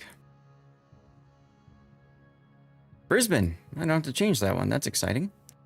NWDE bans Marseille, Kleber,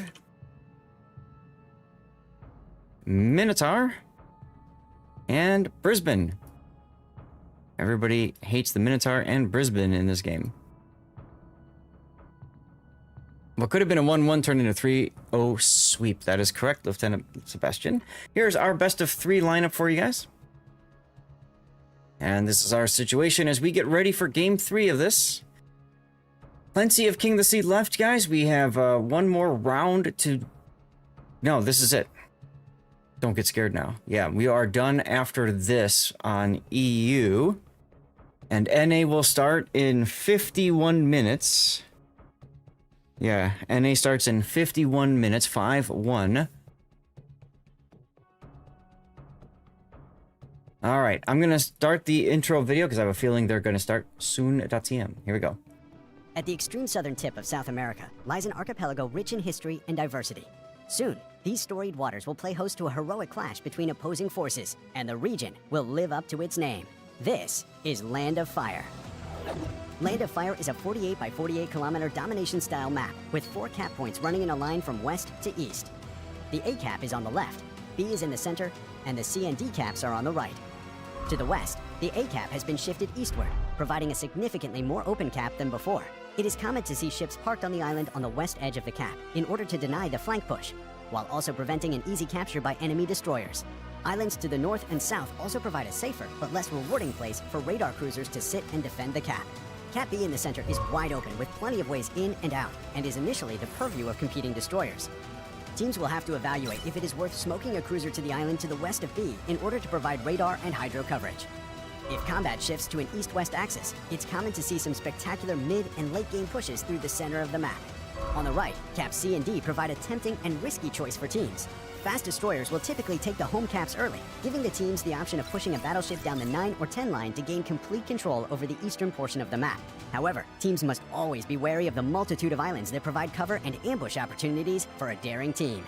18 ships, 2 teams, 1 victor. It's time to play Land of Fire. Yeah, don't say. Yeah, we don't say. Here we go, ladies and gentlemen. This is possibly the last game of EU today that we will be covering. This is going to be Yo Boy versus NWDE Game 3. We are now in the play-in bracket, and this is the bottom, the loser's bracket of the play-in bracket, which basically means whichever team loses this battle is done with the tournament. Whichever team wins the battle has to show up Wednesday night, their time. We'll talk more about that in a moment. Yo Boy up to the north here on Land of Fire with a Gearing, a Ragnar. For cruisers, we've got a Unique Upgrade Des Moines and Utrecht, a Svea, a Napoli, and a Salem. And for battleships, there's our Wisconsin and a Bungo. All right, tell us about NWDE, please, Puddin. NWDE, we have a Moskva, Napoli, Cassard, Libet, another Napoli heading to the home-to-home push, which is known as Donuts and Chocolate. Mm-hmm. We have a Deering going for bacon because bacon. Bacon. We have a Bungo pulling up to the Moskva Island. And then we have a San Martin and a Shimmy, unique upgrade Shimmy, probably running 12s. Gonna potentially kill everything at A and take it because they're afraid of doctors. Or they could kite, one of the two things. All right, sounds good. See what both teams choose to do with their initial board position. I don't know that I like Please Nerf Colbert going into the mid like he's doing in his Svea. Okay. Let's see what they make of that. So far, nobody can punish it, with the Bungo stopping in the middle there, and Libertad going all the way on the other side.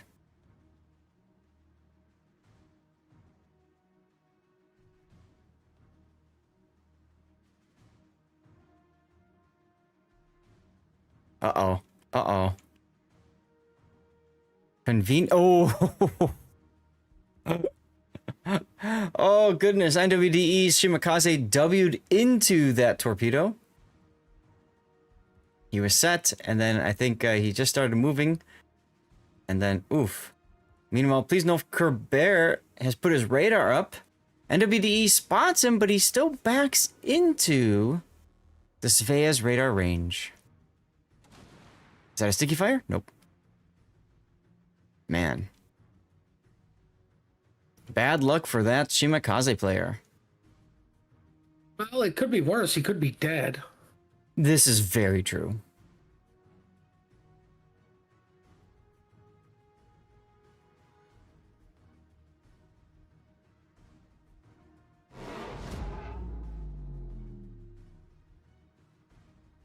Daring caught out on radar at B, but nothing doing over there for him. Nobody seems to care about it. Bungo speaking. Who's gonna listen? The Des Moines, maybe? I think the Des Moines gonna listen to that. Oh. Ouch. That is painful right there. Wisconsin tries to, hit back, but nope.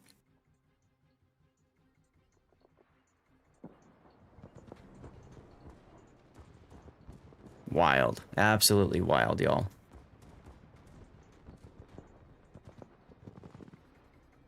Are those bombs from the Utrecht gonna hit?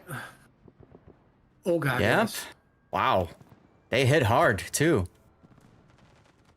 Utrecht has now at least one sticky fire. Yep, one sticky fire. And his DCP is down for 30 seconds. His heal is down for 3 minutes almost. 2.5 minutes. He'll be fine. He'll survive this for 3 minutes. Sure. No, you can't bring ashores. They banned it. Oh. Well, that one missed, but that's okay. No, I think it caught the fire. Oh, like relit it? Yeah. That'd be funny. Well, NWDA is going to lose that San Martin, I think. I don't think there's a way for them. Well, DCP.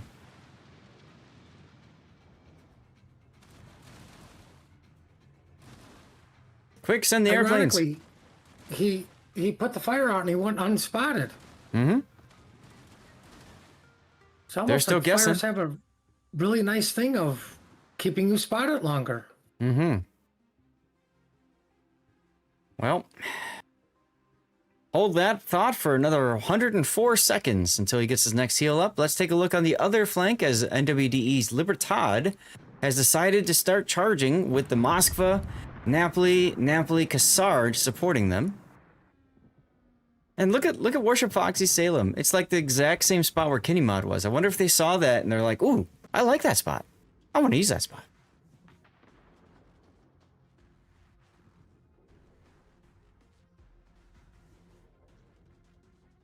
Let's see, what do we got going on Oop. chocolate? That's Your track just got bungoed. Right? Or is it San Martin? Nope, it was bungo. I saw that bar on the player panel. I'm like, what the heck? Aha. Please nerf red team is running away in his Napoli, about to become overwhelmed by enemy forces. Right, because the red team is yet to be nerfed. And I've yet to be on it. I mean, every time I try, I'm always on the green team. That's what I'm saying. This game is baloney. It's really rigged. That's rigged matchmaking, if you ask me. What we need is skill-based matchmaking, right? So I can be on the purple team. Oh, great. So I can sit in queue for 4 weeks?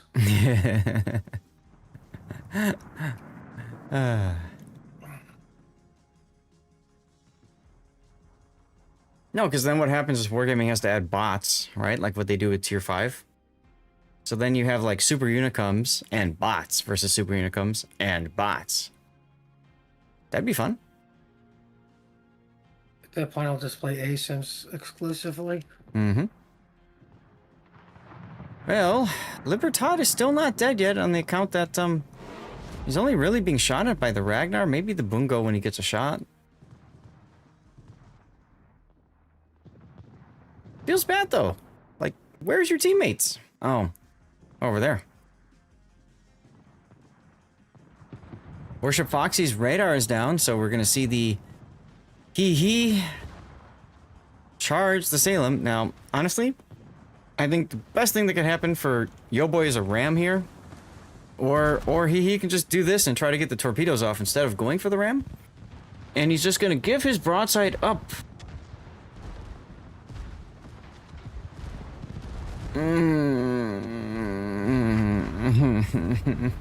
Why? Just ram. Oh, goodness. You don't understand. I could have pulled off the torp rush. That's a clip moment right there, y'all. Shima just improving his reload. That's the plan. Ah, yes, you're catching up to that Shima torpedo. Does the Shima Kaze have Adrenaline Rush? Nope. It's all part of the AR plan. NWDE has sacrificed both Napolis. Both Napolis to not kill a Salem! Confused screaming. See, I don't think the goal was to kill the Salem. It was just to give him brown pants. Clip it. Guys, please clip this. Clip it now. Clip this. I need this. I need this in my life. Please clip it. Oh my god. That's even better than the other clip. Okay.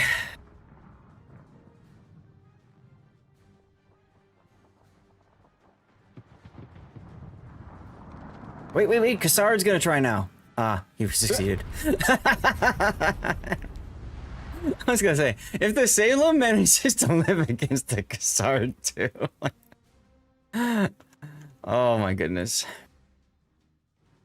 Thing though, we've got 4 minutes before Team Bravo wins. NWD is still winning despite losing those ships over there because they've got the board control. Right, Yo Boy needs to find some caps. And the thing is, even if they get the B cap, they still have to somehow fight their way to C and D in time. Or maybe they could just get another ship kill, but I don't know.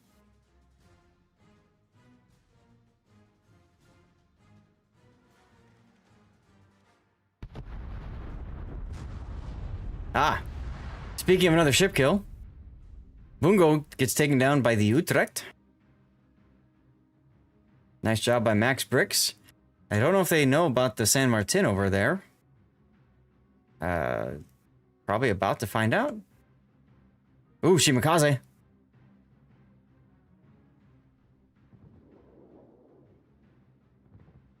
I completely forgot about the San Martin too. I know, right? We all did. While you kite to the corner, people forget about you. Gearing actually losing the gunfight with the Shimakaze, being forced back. But no Grave is now the shot target for Yo Boy.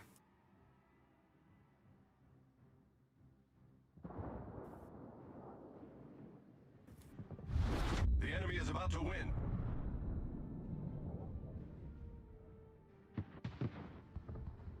Ah, Bungo takes care of the Cassard.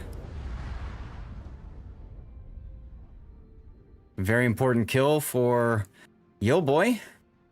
Now they're up 3 ships. About to be 2. Ragnar, maybe? Svea trying to save his teammate. Nope, they get him. The enemy is about to win. They're gonna flip B cap though. That could have some consequences here. It definitely does. However, they still need another ship kill or to step on a B in order to win. Fortunately for Yo Boy, Bluefire has stuck his nose out and says, hey, you can get me next. He is using his radar, though, catching Svea out as he dies. And now Yo Boy is looking pretty good.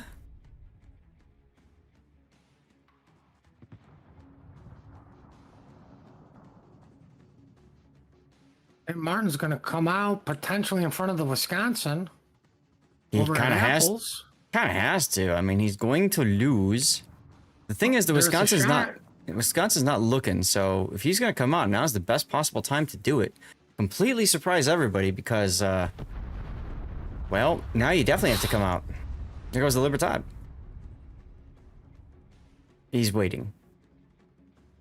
Now he's going to wait for the Wisconsin to spot him via the plane. And his turrets are turning. See, the gearing's got radio location, and it's very possible that, yeah, it's gone wing, instead of looking towards where the Shimakaze was a little bit ago. So the Wisconsin's already looking for this trap. He's already turning his turrets. Got the plane up. He's got Halsey as his captain. Why not? You're gonna come out and play there, Mr. San Martin. That was your chance. He kind of has to. Now he's detected. Radio location torpedoes coming from the gearing. And Wisconsin blocks all those torps. Wisconsin said, oh, I don't need your torps. I can shoot them. I was looking at chat because they just caught up to the other funny moment. Grab this, guys. Please. Please, please, please. Oh. 48 seconds to go in this bloodbath of a final game for today.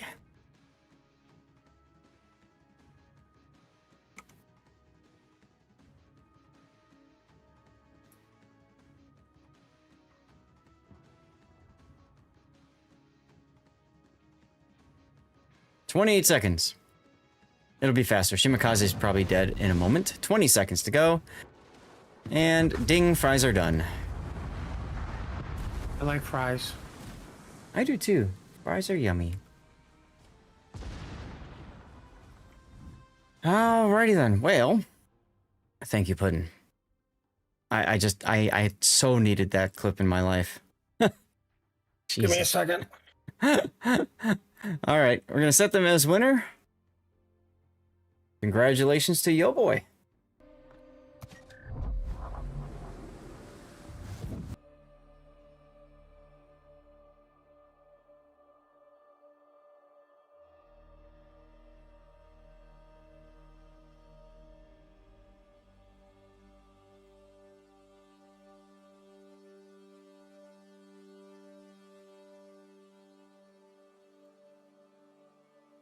Alright, chat. I lied to you.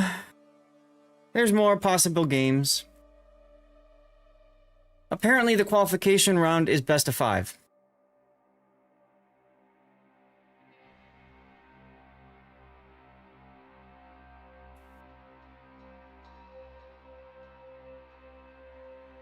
Do not talk shit about your witchy waifu.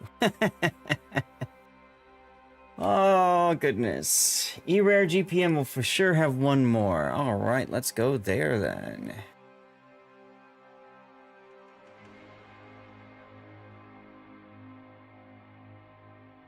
E-Rare GPM is going to be... Alright. E-Rare GPM. Right now they're tied up.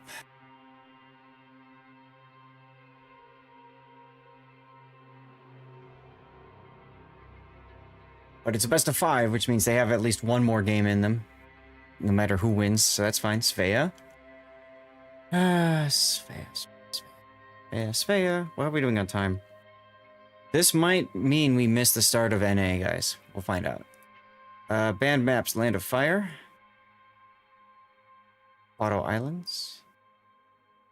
Svea, Gdansk. Brisbane. Des Moines.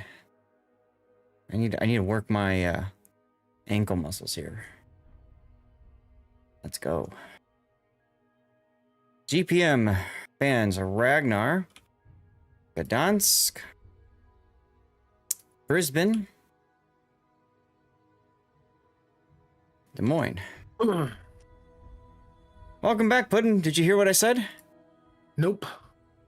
All right. So the final round of the play-in is best of 5, which means we have at least one more game available.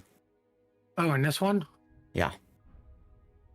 So find E-Rare and GPM. They're currently in battle now, but they will finish, and we will have at least one more game. Unless you want to just bail on them and do an A, depending on timing. I'm okay with that too. North. When's NA start? NA starts in 40 minutes, 32 minutes, 32. Well, I mean, that would quite simply be go get something to eat. Oh, if you want to get something to eat, and I do this solo, I'm perfectly fine. Like, real talk, I'm fine. I mean, this is going to be SpaghettiOs, so it's like 3 minutes to warm up. Uh-oh, SpaghettiOs. All right, so let's see. Who won which map? E-Rare won game 1. And then GPM. Guardians per Mar. 1, 2.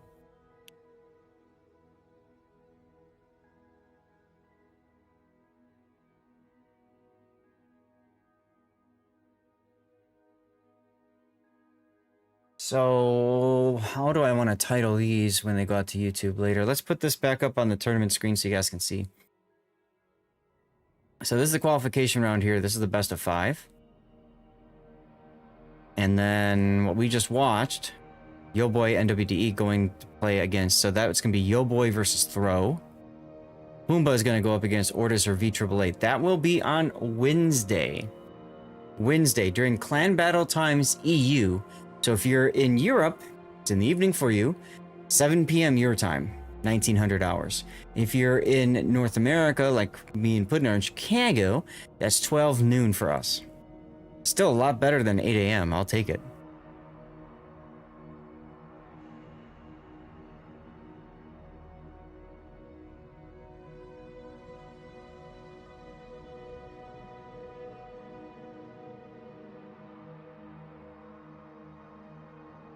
I think I'll just title it Play-In Qualifiers. That's easy enough. E-Rare versus GPM. Oven 350 for 5 minutes or so. Air fryer would work. Order too many of them. There you go. Ah, goodness. Thanks for getting the other one, Puddin'. Yeah, I was kind of hoping you were going to stay on the Wisconsin view. I was looking at chat, and then I just looked back, and he disappeared. You know, I wasn't expecting it, so...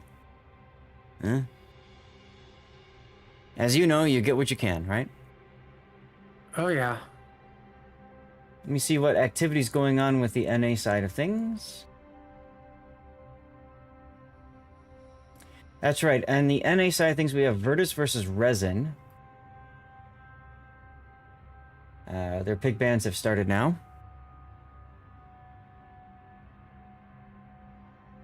You got a large not knowing ended up eating them as their own meal later. Oh, yeah, the fries from Five Guys, there's tons of them. The only thing is it's so expensive.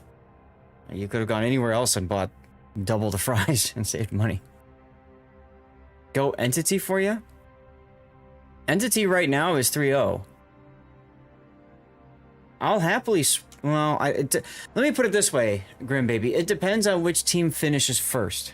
That sounded weird to say. Because we have NA things to do as well.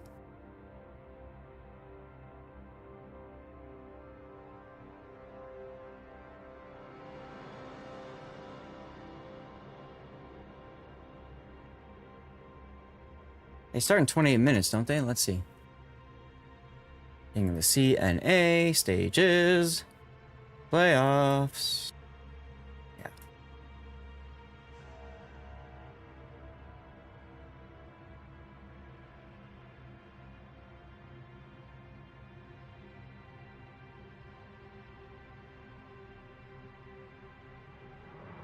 All right, guys, time for another giveaway. With a 10-minute delay, that means you've got 5 minutes to enter the giveaway.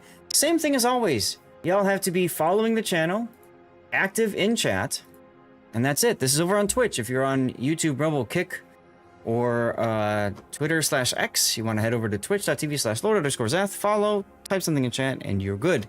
Don't forget, we are raising money for veterans via the charity command, and ways that you can support me, of course, always YouTube. I'm on YouTube. I'm also on Kick. I'm also on Rumble. What is the other thing too I want to say? Oh, you can also support me via Patreon, or if you're looking for some one-on-one assistance, feel free to join. You just got to talk to me about you just got to talk to me about sorting out any sort of support that I owe you. Okay? All right.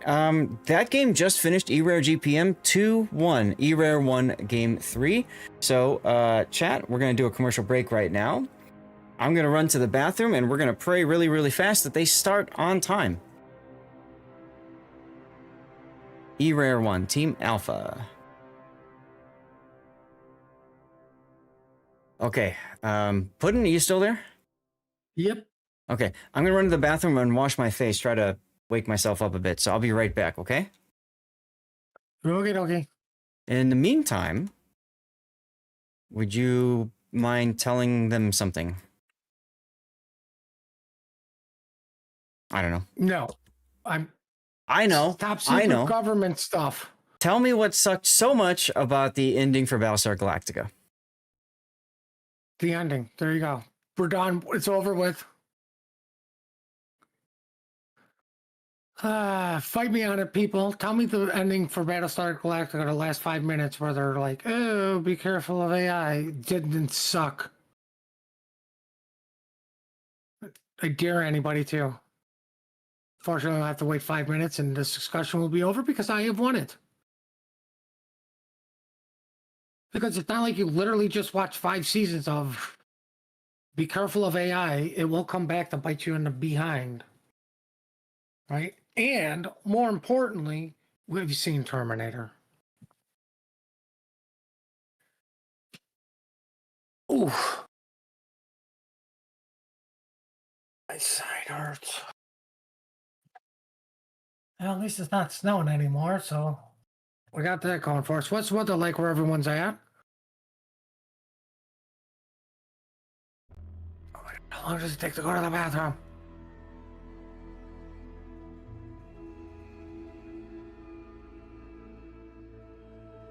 Let's see.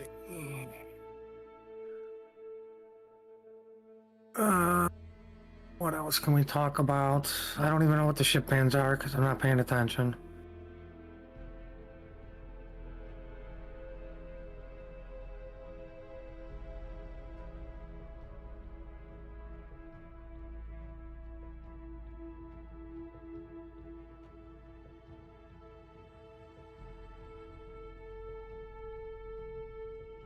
Trying to hold back a sneeze right now.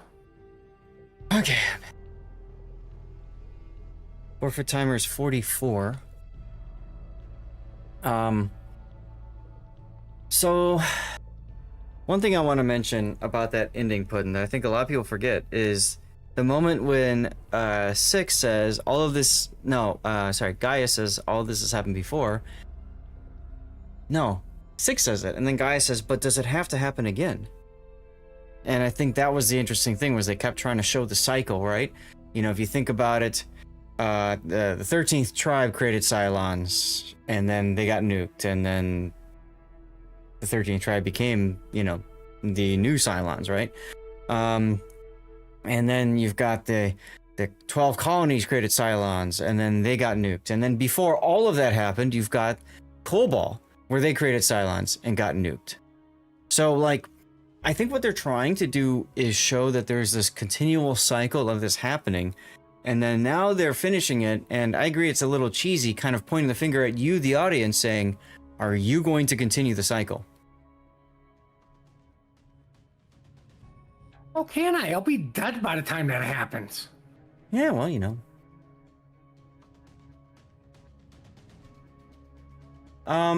Chad, I have a very important question for you. I'm going to put up a poll. It'll be 10 minutes.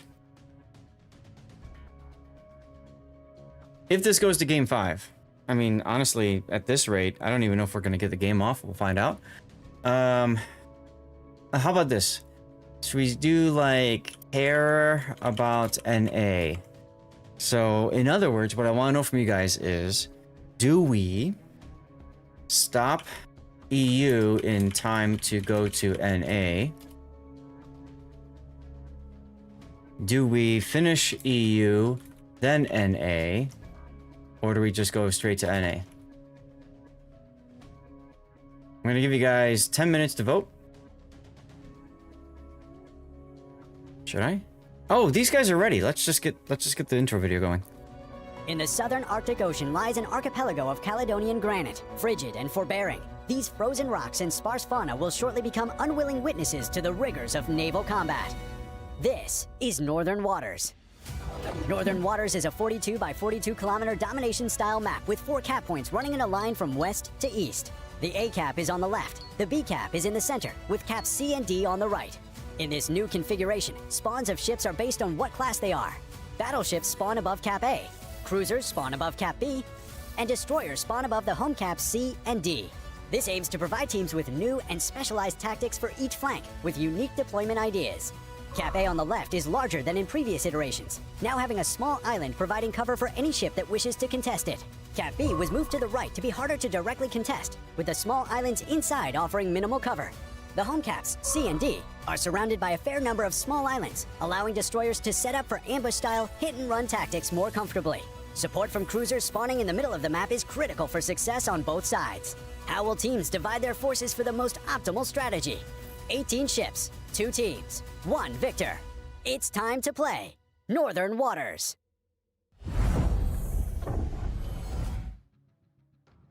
You know what I loved? You guys didn't see it in the chat room. I'm just burst off laughing for a second.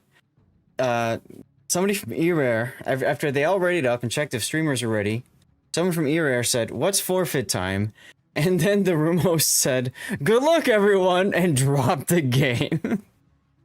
So I don't know if it's starting or not. Yo, there's a poll up for you guys to vote.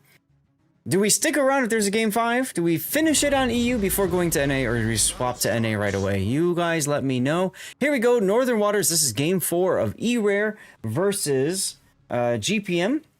Whoever wins this best of 5 gets the glory of going to the internationals. If they lose, they have to fight it out on Wednesday to make it to internationals. Okay, so for eRare, they win this, they're done. They move on. GPM has to come back Wednesday night and fight for this. If eRare loses, then we go to game 5. Okay, so eRare's got a Schlieffen, a Libertad. They're going both secondaries over at A. Interesting. What else? They have a Petropavlovsk unique upgrade. Utrecht, another Petropavlovsk unique upgrade. A Minotaur, and finally a Summers, a Marceau, and a Gearing, a lone Gearing currently heading towards the sea cap. But look at what's going on to the south. Hey, there's your Colbert. All right, I am looking at what's going on to the south, and I'll see your lone Gearing, and I'll match you with a lone Gearing that's going to Donuts. The small one's going to. Then we have Utrecht Petro in tow, heading to Donut, with the other Gearing going. One of us is going the wrong way. St. Vincent just going nope. The Petro going to go park at a Petro Island, where you see Moskva. And GPM's final battleship in the form of Colbert. Yeah, they only brought one boat. One battleship, I mean. Very interesting decision, as Knapp is going to show broadside in his Petro to take a position there. Well, I mean, you can get away with it, because what can slap you? Like, even if it's the other Petro, it's not like you're getting slapped by, a battleship.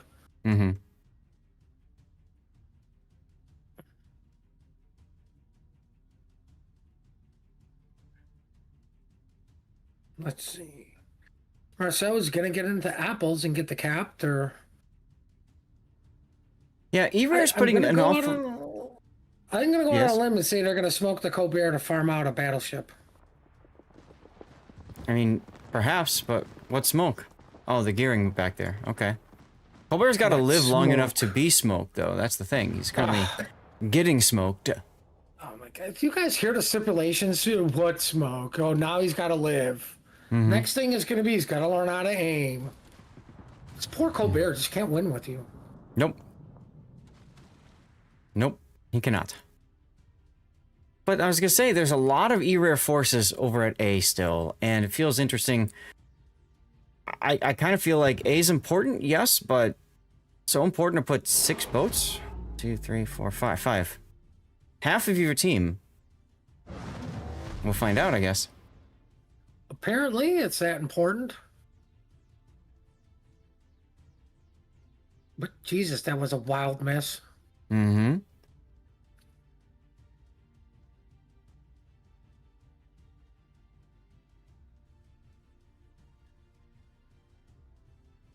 I mean, here's the funny thing. The poor Petros now got to deal with Utrecht bombs, and why did the Utrecht drop both of them? Somebody call out a DCP down? Possibility.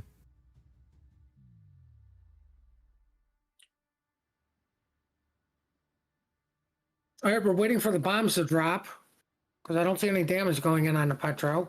No. I highly doubt they missed. The Dutch Air Force is known for its accuracy. That's right. That's why they were so vital in the Spanish-American War.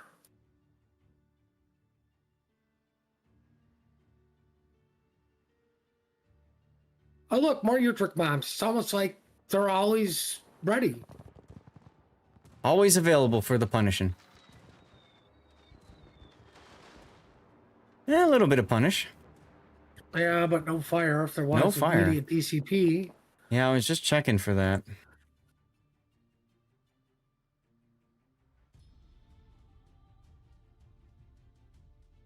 To everybody's surprise, there's a Schlieffen parked on A cap behind an island. Wow. I've never seen that strategy.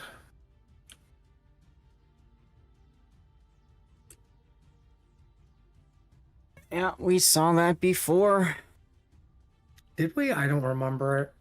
Yeah, we saw Schlieffen parked over there before. And unfortunately, in that game, the Schlieffen wasn't able to make everything work. And if I remember right, they lost because of that.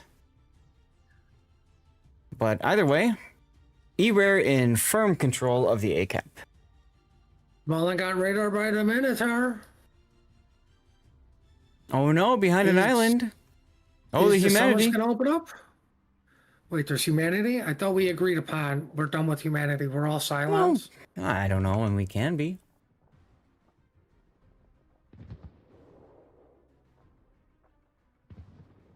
Garen got caught bow in. Yeah, that's a big no-no. That's a really big no-no. Gonna try to Homer Simpson out of this. I mean, against the Minotaur, right, he's not gonna take that much damage. The bigger thing is, obviously, the Gearing can shoot at him, and anything over to the side can shoot at him, but nobody really is. Sonia's getting ready with the Libertad, I think. Radar is now down. Just in this time is for why you're Sonia to be bringing ready. Minotaurs, because you're going to catch that smoke death trail with the DD in a bow in position if he's not doing his turn out. Oh. Reloader just took a torpedo from someone's Summers. That's unfortunate for him.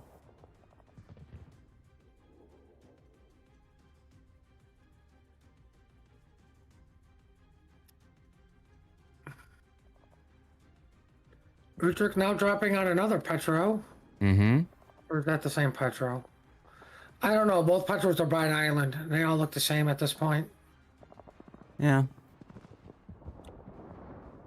So the Utrechts have rotated. He's now farther north, so he can't shoot at drop on Naps's Petro. Oof. Gearing takes a torpedo. Unfortunate. And Reloader's Smolin stuck against an island now. That also feels just bad. 2 very quick kills for E-Rare. Remember, they're up a game, so this could be it. This could decide it.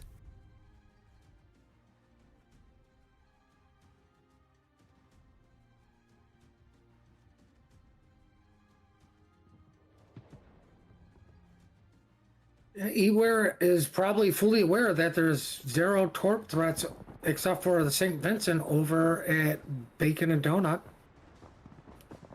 Yep. Yep, the loss of that Gehring and Smolland means a lot of freedom on the map.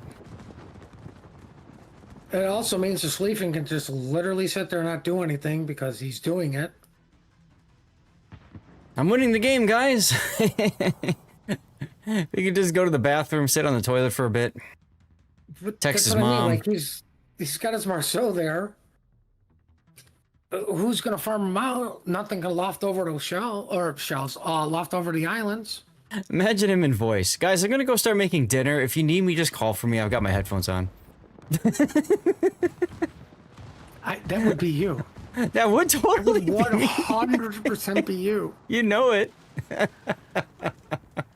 The best thing too, I could see it now. Hey, honey, can you run upstairs? Just press the T key and that's it. That's all you gotta do.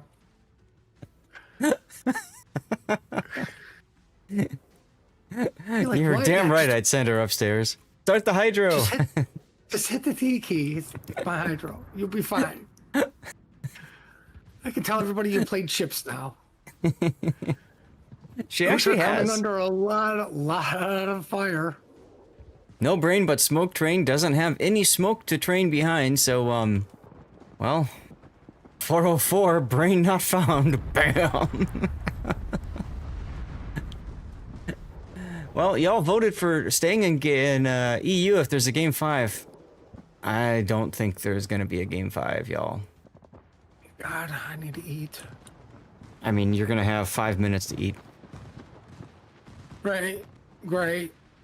Who are we doing on NA? Resin and Virtus. This is the losers bracket final. Oh, Gehring goes down. Time to watch the Colbert dive. Oh, look, the Schlieffen moved. That caught everybody off guard. What? Well, he's back from the bathroom. Yeah, right, exactly.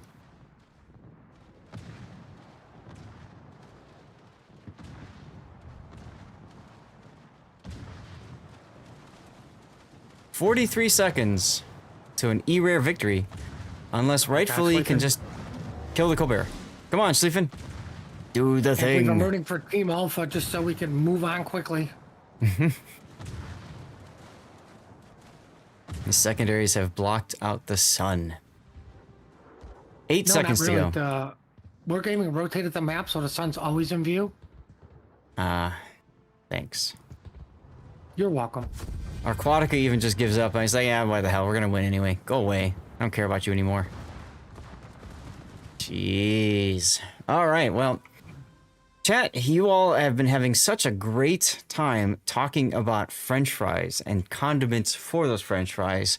You've been kind of missing this incredible official wargaming blowout, I gotta say. Wait a minute. I missed out on a French fry discussion where everybody's wrong? Yes, you did. Alrighty then. That does it for our EU bracket, guys, with 9 minutes to go. Just enough time. Oh, no, I don't. Yes. Just enough time. I almost logged in on my own account. Yeah, don't do that. Alright, I gotta exit the game myself as well and log in. So, reminder, those of you tuning in for Europe, that will do it for us, I believe. Entity 30's OSS, so we will not be you'll be able to see anything about them anyways. That was the only other game in town, possibly. Don't matter. Just logging into my account, y'all. Guess what, guys? Wednesday will be a surprise then.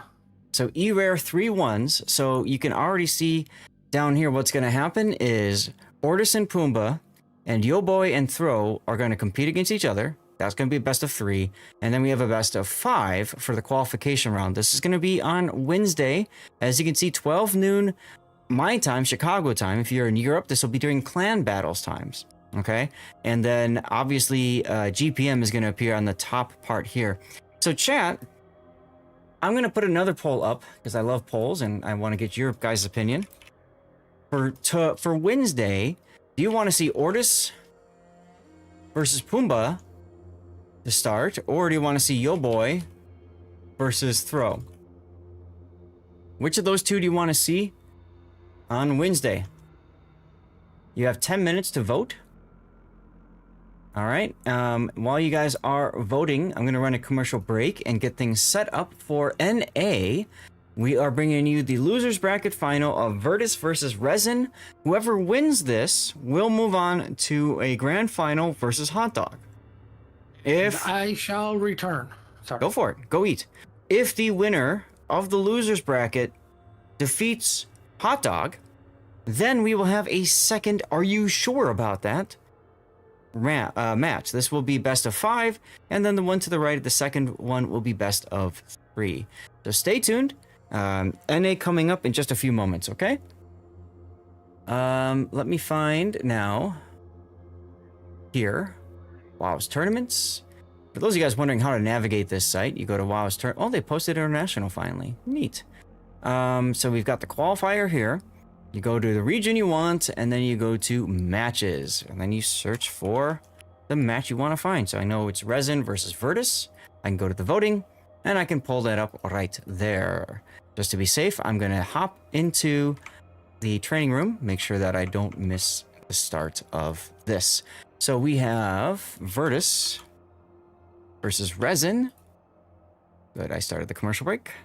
Reset, reset, reset. Okay, banned maps are Loop and Hotspot. Ship bans are Kleber, Marceau, Delny, and then finally Pavlovsk. For Virtus. For Resin, we are looking at Petropavlovsk, Napoli, Moyne, and Moskva.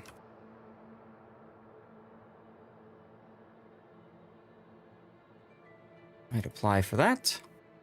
Our map rotation will be north, followed by Land of Fire, followed by the Faroe Islands. My map. North, Land of Fire. Y'all, oh, we got what tiebreaker? What tiebreaker?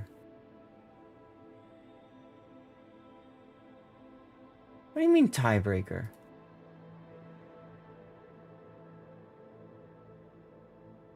What tiebreaker? What tiebreaker? There's no tiebreaker. Look, there's no tiebreaker. All right, so best of 3 is ready to go. Guys, thanks for sticking around with us. I'm tired. We're all tired, but we're still here. We're alive and kicking. 5 minutes to go until the start of our match.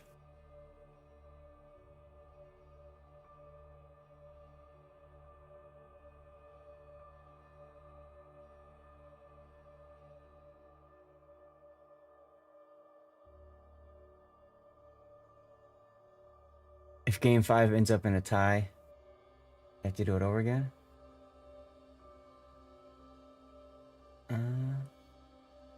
Yeah, I'm gonna ignore that. Oh, I forgot to post in A-Team Networking. Should do that. Let's see. Announcements. Here. And here.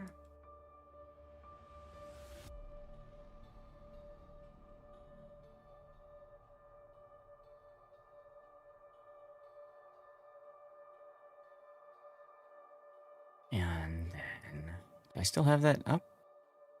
No, I don't. I will go to here, and then here. Bam. In the meantime,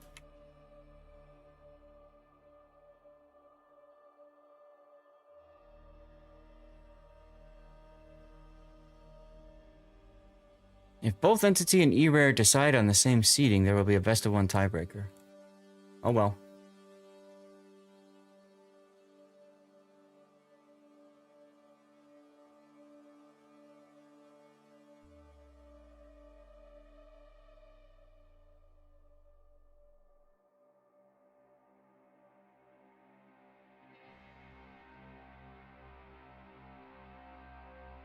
Alright, we're waiting on Virtus to show up. They haven't even come in yet. That's kind of weird.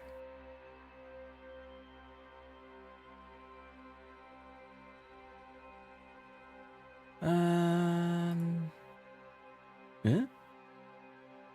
Try that again.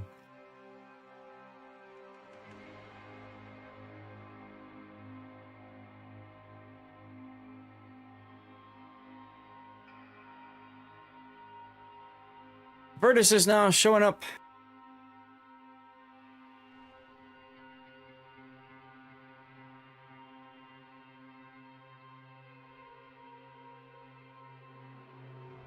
Catching up on some Discord channels while I have a moment. Oh, I should also write this down. This was one, so this will be its own. Okay, so 1, 2, 3. We got 4 videos released from today for EU. And then now we're going to NA. So now we're going to go to Virtus versus Resin.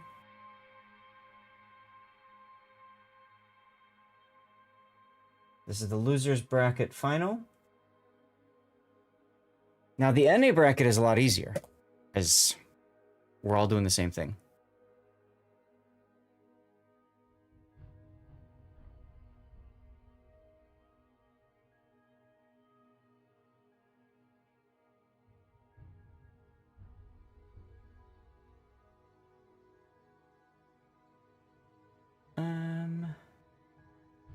Okay.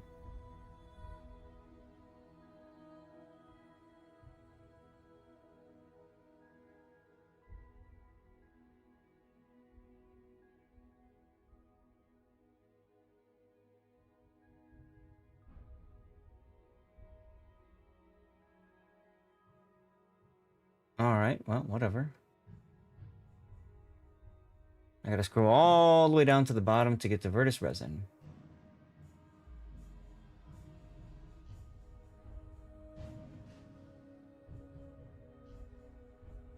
Two players left for Virtus to come in. And we'll get there.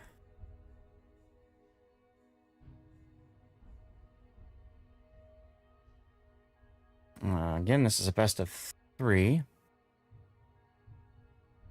I think. Let's see here. It's an hour and 15. Yeah, best of 3. Of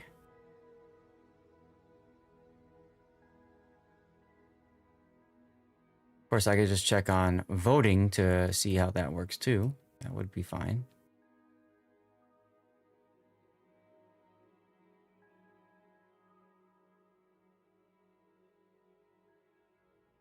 Here comes Cowboy, the final member of Team Virtus. TWE is definitely looking very strong. We haven't seen ELSR in a while, Collection Cell. I think they've broken up and formed other teams.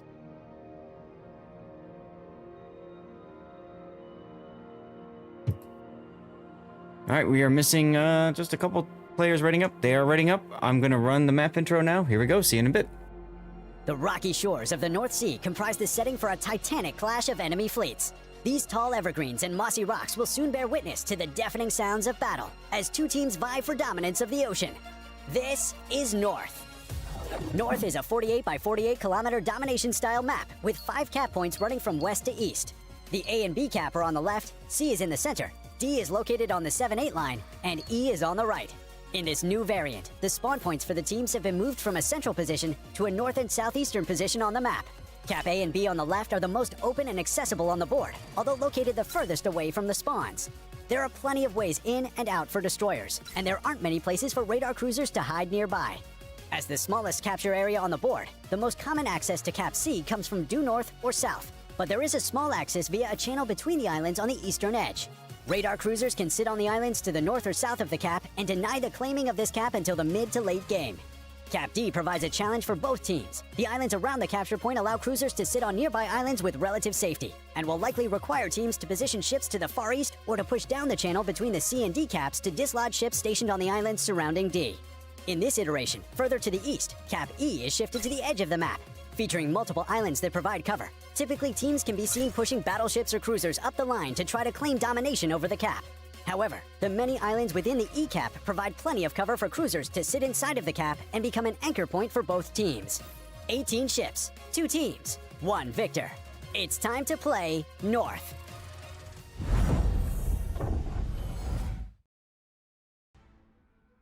All right, ladies and gentlemen, here we go with our first look at the losers bracket final. This is between Resin and Virtus. Virtus knocked into the losers bracket during the winners bracket final game yesterday. Now let's take a look at our lineups here. One moment, please. Resin has a Summers, missing a flag, a Gdansk. For cruisers, a Brisbane, Stalingrad, oh, missed a Grozovoy. There's our Eagle Ent and the unique upgrade Grozovoy. A Marseille and Utrecht. Peyton is in a Willem de Rest, and Fiva's in a Bungo. Putting you back yet? All right, I will cover Virtus. Virtus lineup has an Elbing and a Summers working its way towards B-Cap. The Elbing is a unique upgrade. Better turret traverse, and better scooty when the engine boost is active. Behind them is a Brisbane, a typical torpedo build. Stalingrad, mine with an RX-7 with reload. We got that Sibir. We didn't see that much Sibir today because we kind of figured that yesterday Sibir wasn't that useful. Schwartz is in a range module Stalingrad, going the same opposite position as Mabuki's Stalingrad. And then on the opposite side here, we've got Gdansk, Sibir again, second Sibir, and a Prince van Oranje. Okay. There will be a tiebreaker between Entity and E-Rare for EU. That is interesting. I'm sure there are probably some EU streamers that will cover that. But we are here now switching gears into the NA bracket. So let's check this out. Gotta love North.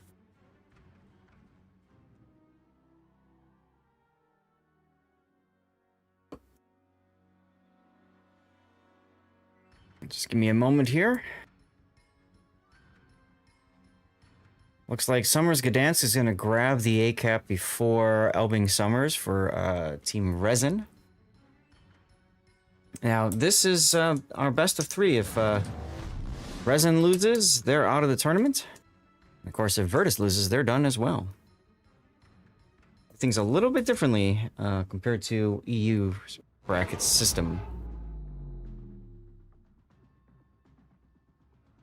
There's the cap flips, but if you look at the points, you can see that Resin, because they got there just a couple seconds earlier, are currently taking up points faster, or taking up more points, I should say. They started their tick early. They have more points overall. Guys, I'm tired. I've been streaming for 5.5 hours, so please bear with me.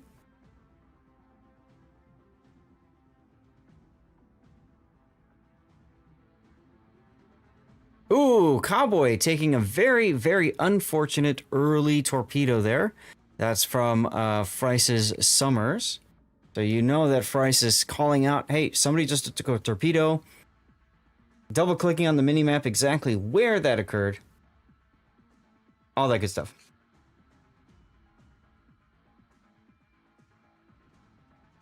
Cowboy now detected, seeing the problem, saying a couple of choice words, and now running south with engine boost on.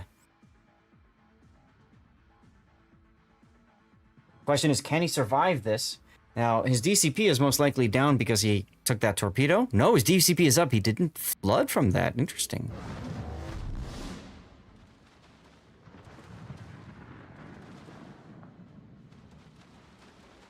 I think Cowboy's going to come away with his life here. He is definitely a destroyer main. I've run into Cowboy many times in ranked battles. Ooh, Fryce might take a torpedo. He does. Now it's Fryce's turn to take a random torpedo. As like the beams L being detected on Mad Dog's radar.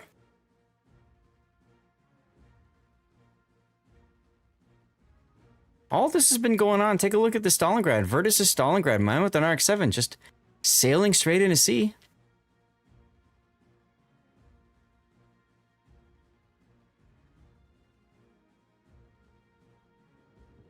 Back over at A, Fryce in trouble. He's detected now on Brisbane. That's Coop's Brisbane radar. Now, Fryce is forced to DCP. DCP inactive, but I think he's going to be okay anyway. Just going to W away. Lots of very early trades going on here with some big hits, mostly around torpedoes.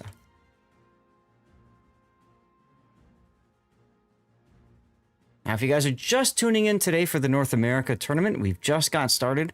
We'll talk about drops and all that kind of stuff after this is over. But a reminder, there's a 5-minute delay. Oh, bruh. He is backing into 2 torpedoes. Just the 1. He's lucky he kept backing up. If he took the 2, that would be it. He would be dead.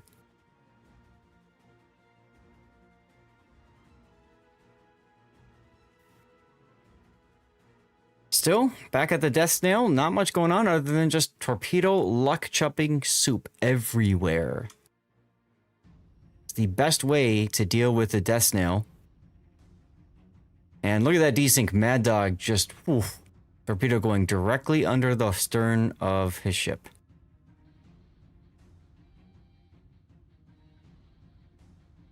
So what's going on over at Eclair? Nothing. Are you in the game or no? Oh, I was in the game. Okay, I didn't see you in the training room. I didn't look. Welcome back, by the way. Yeah, I figured I'd do that and you cover it while I eat.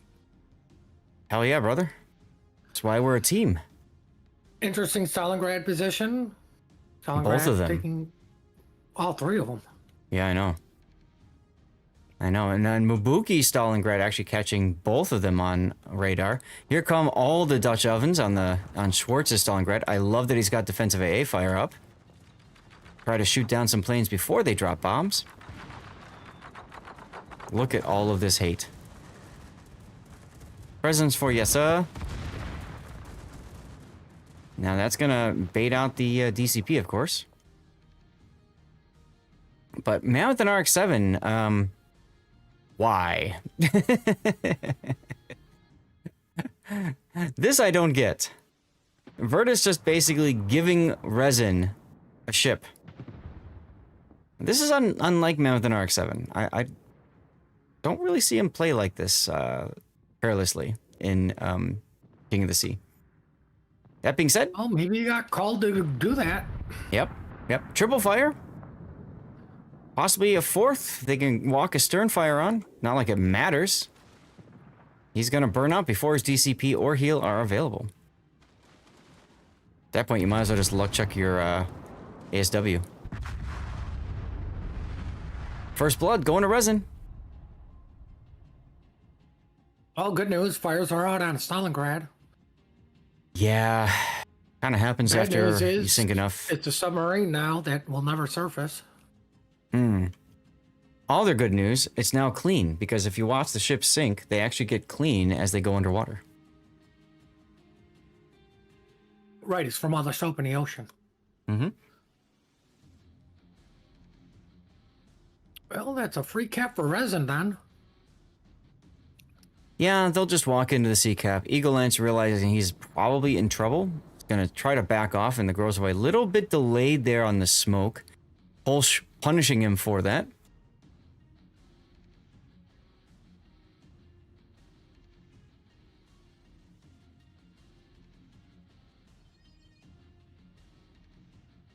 And it looks to me like Resin has given up on this whole A-B side, which is ironic because it seems like Resin has also done a little bit of rotation as well. Is about to win.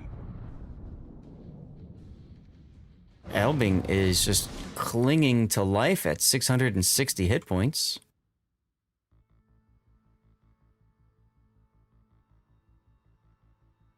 Torpedoes coming into the death snail for Coop and Cowboy.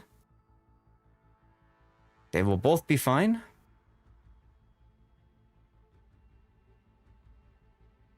Take a look on the other side as Peyton the Rockhider's Willem Dust is getting slapped around a little bit. Stalingrad, PVO, Dutch Oven, all the fun things. I'm sure Danny Loves is looking right. No, he's not. You forgot torpedoes and rocket planes. Yeah, they'll come on Tuesday. Danny Loves getting Dutch Ovened. Peyton is dark.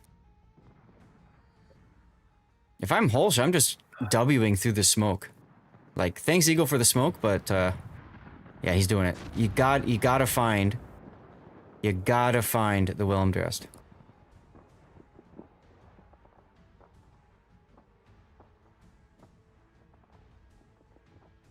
And Danny Loves is now the focus target, of course, for Team Resin. Oh, good thing they brought us a bear because it's been so useful every time I've seen it. Such a tanky boat when you switch it for secondaries.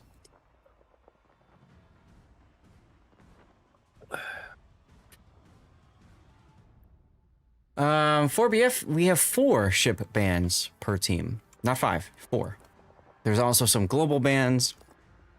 But for the most part, we all kind of feel, caster-wise at least, Put and I at least, that the bans are really ineffective because there's just too many damn ships in the game now. What Wargaming really needs to do is ban an entire nation. And just call it a day. It's probably easier at this point. Right? Each team gets to ban 1 or 2 nations, be done with it. Holsch with the Dutch ovening on Peyton's Willem de West. Ties it up on ships. Virtus is in the lead ship-wise and point-wise, but look at Mad Dog going for the Schwartz. Gets the kill and trades himself for it. That allows Mubuki to just walk into the decap.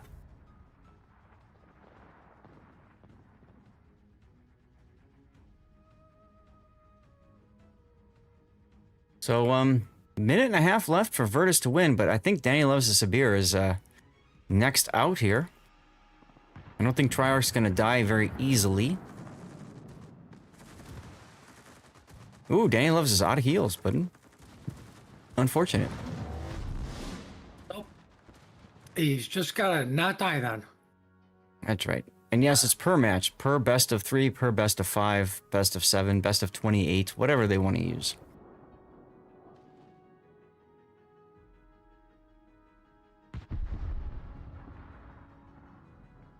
Triarch being forced to slow down to try to get these last final shots. Will Danny Loves connect? Nope. Eagle Lens and the Grozavoy opening up in the backfield. That's very brazen right in front of Holsch's Prince Van Oranje. But you can see why. 27 seconds left for a victory from Virtus in game 1 of our best of 3. And time extension. Buki Stalingrad punches out Danny Loves the Sabir.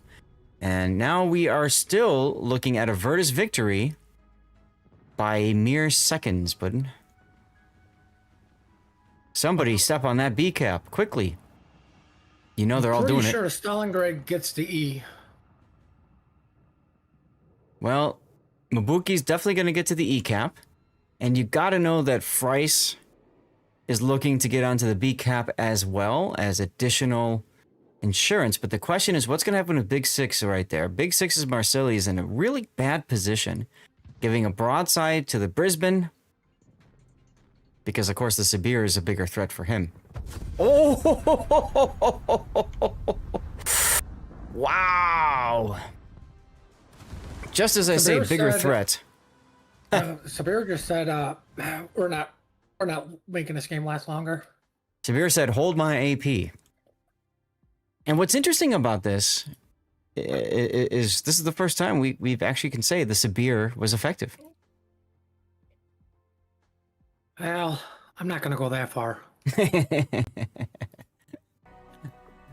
I mean, once again, it was a very, like, last second could have gone either way. Mm-hmm. But any battleship could have killed the Marsilli. Yep. And for BF, there are 4 bans. There are 4 lights. Okay? You can see them right there. Each team bans 4 ships. Looks like we have to rebuild the training room, y'all. We've got up to 10 minutes of a break in between. So we're going to run a commercial break in a moment. Just a couple of reminders, everybody. First of all, 5-minute delay. So if you've got any problems with the stream, if I've got something screwed up, please say something as soon as you notice it so that I can get it fixed. Okay? The second big thing is we do have giveaways going on this channel. If you are following and active in chat, you're good. If not, what you want to do is make sure you follow Twitch, my Twitch channel, and just type in chat every few minutes, about every 10 or so. Okay?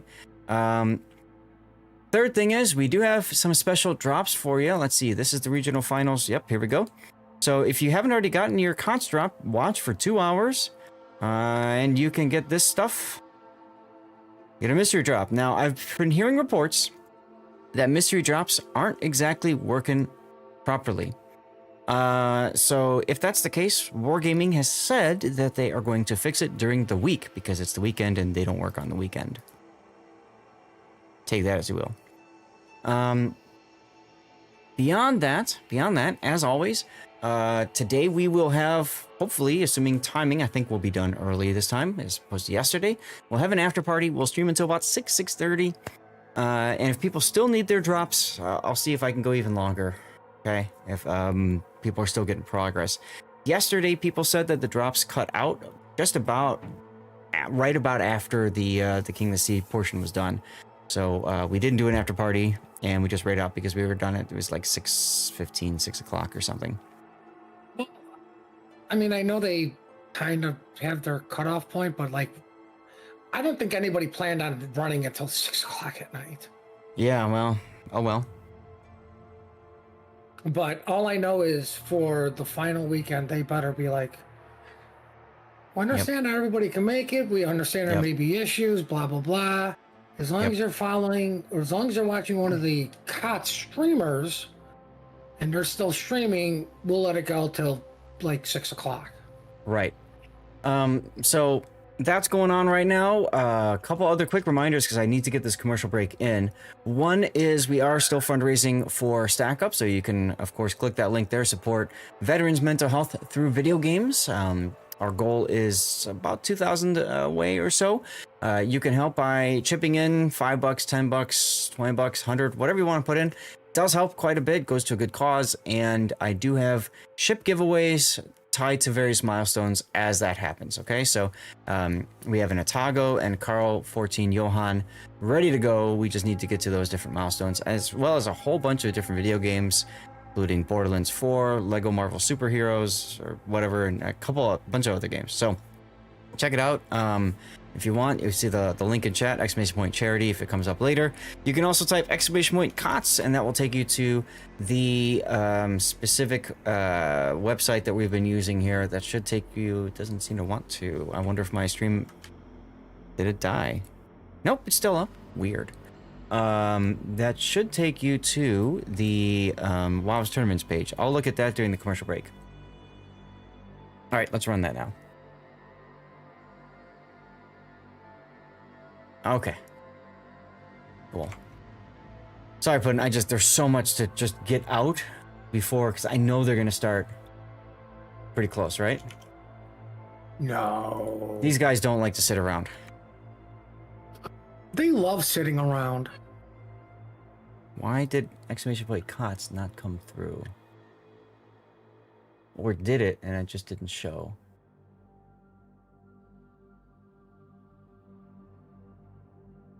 Weird. Try it again. Okay, now it worked. Maybe just didn't catch it. Whatever. 2 players left on Virtus, and we're gonna get started. 1 person left. So let's get the map intro video started. Here we go. At the extreme southern tip of South America lies an archipelago rich in history and diversity.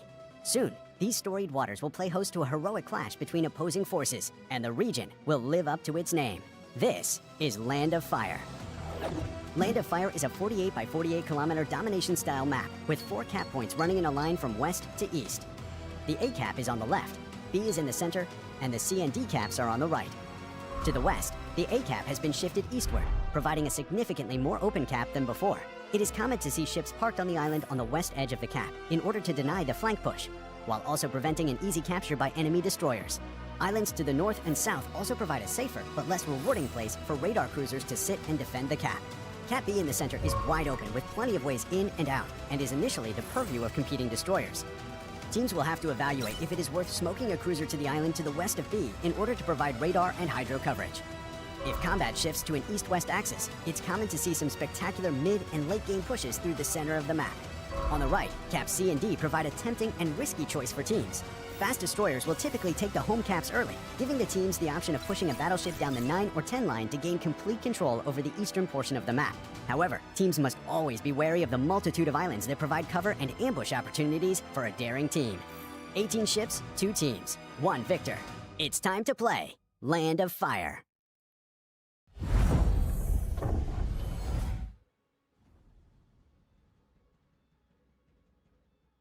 All right, here we go. Game 2 of Resin and Virtus. Losers bracket final. This is best of 3, so Resin's got to pick it up here. They have to win this game to force a game 3, otherwise they're out, and we go back to Virtus versus Hot Dog, or Hot Dog versus Virtus in the grand final. Take a look at the lineup here. Resin bringing a Gearing, typical KOTS spec. Rozovoy, Ragnar, missing a flag. 2 Marseilles, Stalingrad, a Brisbane, a Rhode Island, and a Libertad. And I want to highlight once again how one of the Marseilles, just like earlier today, is using priority targets. I really like seeing that because I comment on that a lot when I cover replay analysis. Anyway, Puddin, tell us about Team Virtus to the south, please. Well, Team Virtus to the south is running a Grozovoy without priority target, so he's a Unicum. A Gearing without priority target, so he's a Unicum. Oh, god damn it, Puddin.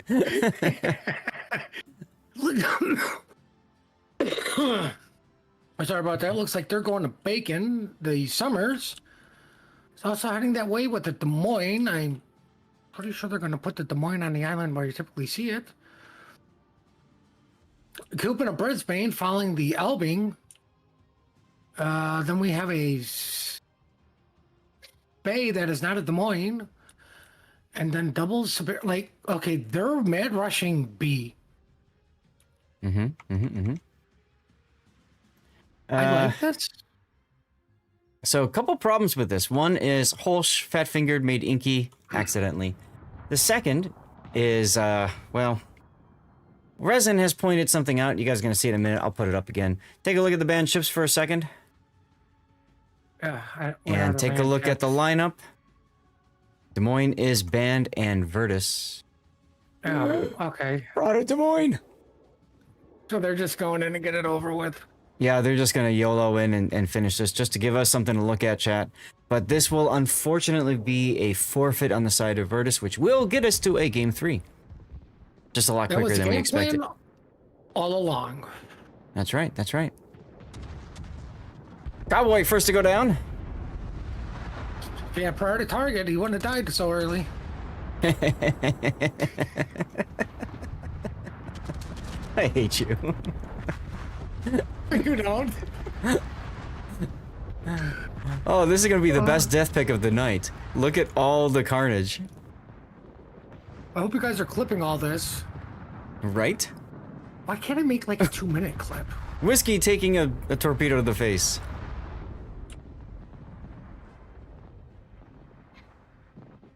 Oh, the humanity. Also, CJC, thank you for starting us off on the right foot with 1 bit. Cheered. Definitely sets the tone. Look at all of this. Look at all of these death picks. I gotta just go into screenshot mode here. This just looks too funny. Come on, You Big know what Six, this die already. reminds There you me go. of? The death race? No. Okay, Clash of the guns Classes free. fun night? I was gonna say no. It reminds me of okay, guns free. It's been 5 minutes. Ah, yes. Yes. I know exactly what you're talking about. The rest of you guys, it's either you know it or it's NDA. I can't say much more than that. Look at the Rhode Island being all tactical. That's Peyton over there like, screw you, I'm gonna win this game. But you didn't even campaign. Get him off your team. Joke's on you. It's already been won due to forfeit. Oh. Our victory is in sight. Our victory is in sight, says the announcer. Yeah. You're absolutely right about that. Eagle Lance and the Libertad trying to back off and hold it all in. GM Schwartz going for the ram? No, he's going for the disrespect. Oh, host, we've been enjoying this match. You better believe it. You know what's so sad? It's been the best match all day. It really has been. Like, you finally get the freaking Sub-Bears to do what they're supposed to freaking do, get in secondary range, get the funny button, and it's on a shit. We brought a Des Moines, Yep. right? Which sucks even worse because it screwed up my. Well, if he had prior to target, he would have been a Unicum. That's right. Well, that's why they brought Des Moines, because they're not Unicums. Oh God! Look at the carnage. Look at all the death. Well, I'm chalking that up as a win for Team Bravo. Still, I don't care what the rules say. It is definitely a win for Team Bravo. We're going to Game 3, everyone. Everybody loves a Game 3. That was a win for everybody. Oh, and look, the Des Moines left, and shame. As you should. Shame, shame, shame. Des Moines left in shame in the training room. Get off our team!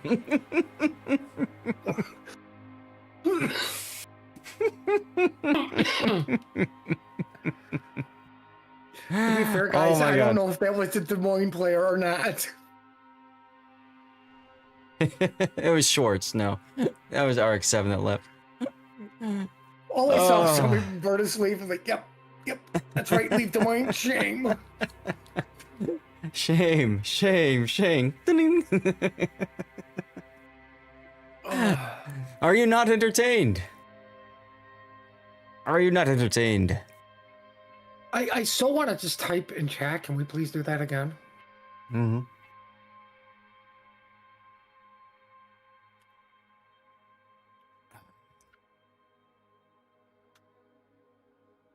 That's good stuff. That was good stuff. And it hit just at the right Felt like time a as co-op game. it hit just at the right time as my 5-hour energy kicked in.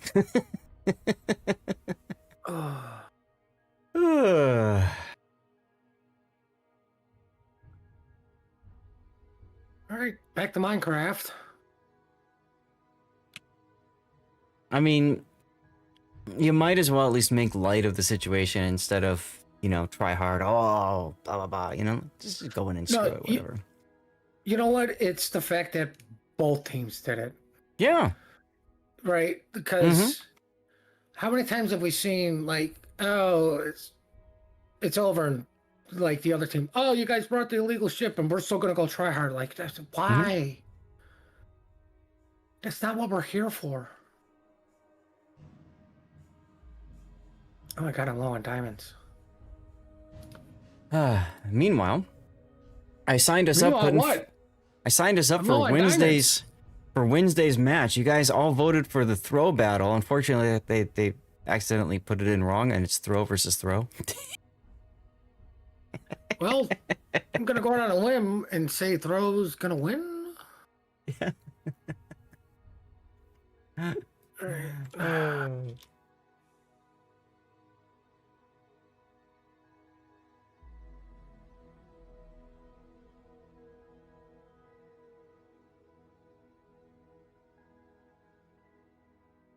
Virtus takes an L for bringing a band ship. Yes. Yes. No, it was brought to the attention of the ref. I saw that right away. Congrats, Master Arm. You guys are looking at it wrong. Virtus brought us a W for the most entertaining match of this entire KOTS season. Right? They did it for the people. Mm-hmm.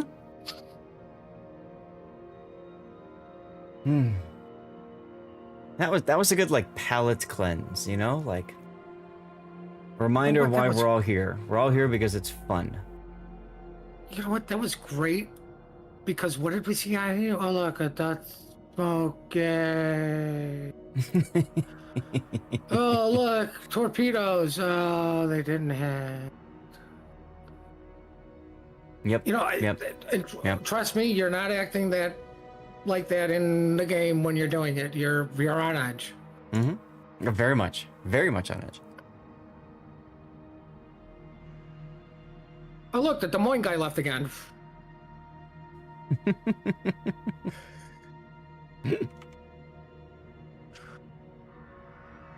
I'm sorry, Light, if you're not the Des Moines player. It's just, I gotta go with it. Yep, drop dead shootout because at this point it doesn't matter anyway. Nope. At this point, anybody who leaves the training room to go do something is the Des Moines player. Yeah, you're the Des Moines player. That's right. Shame. Let's go.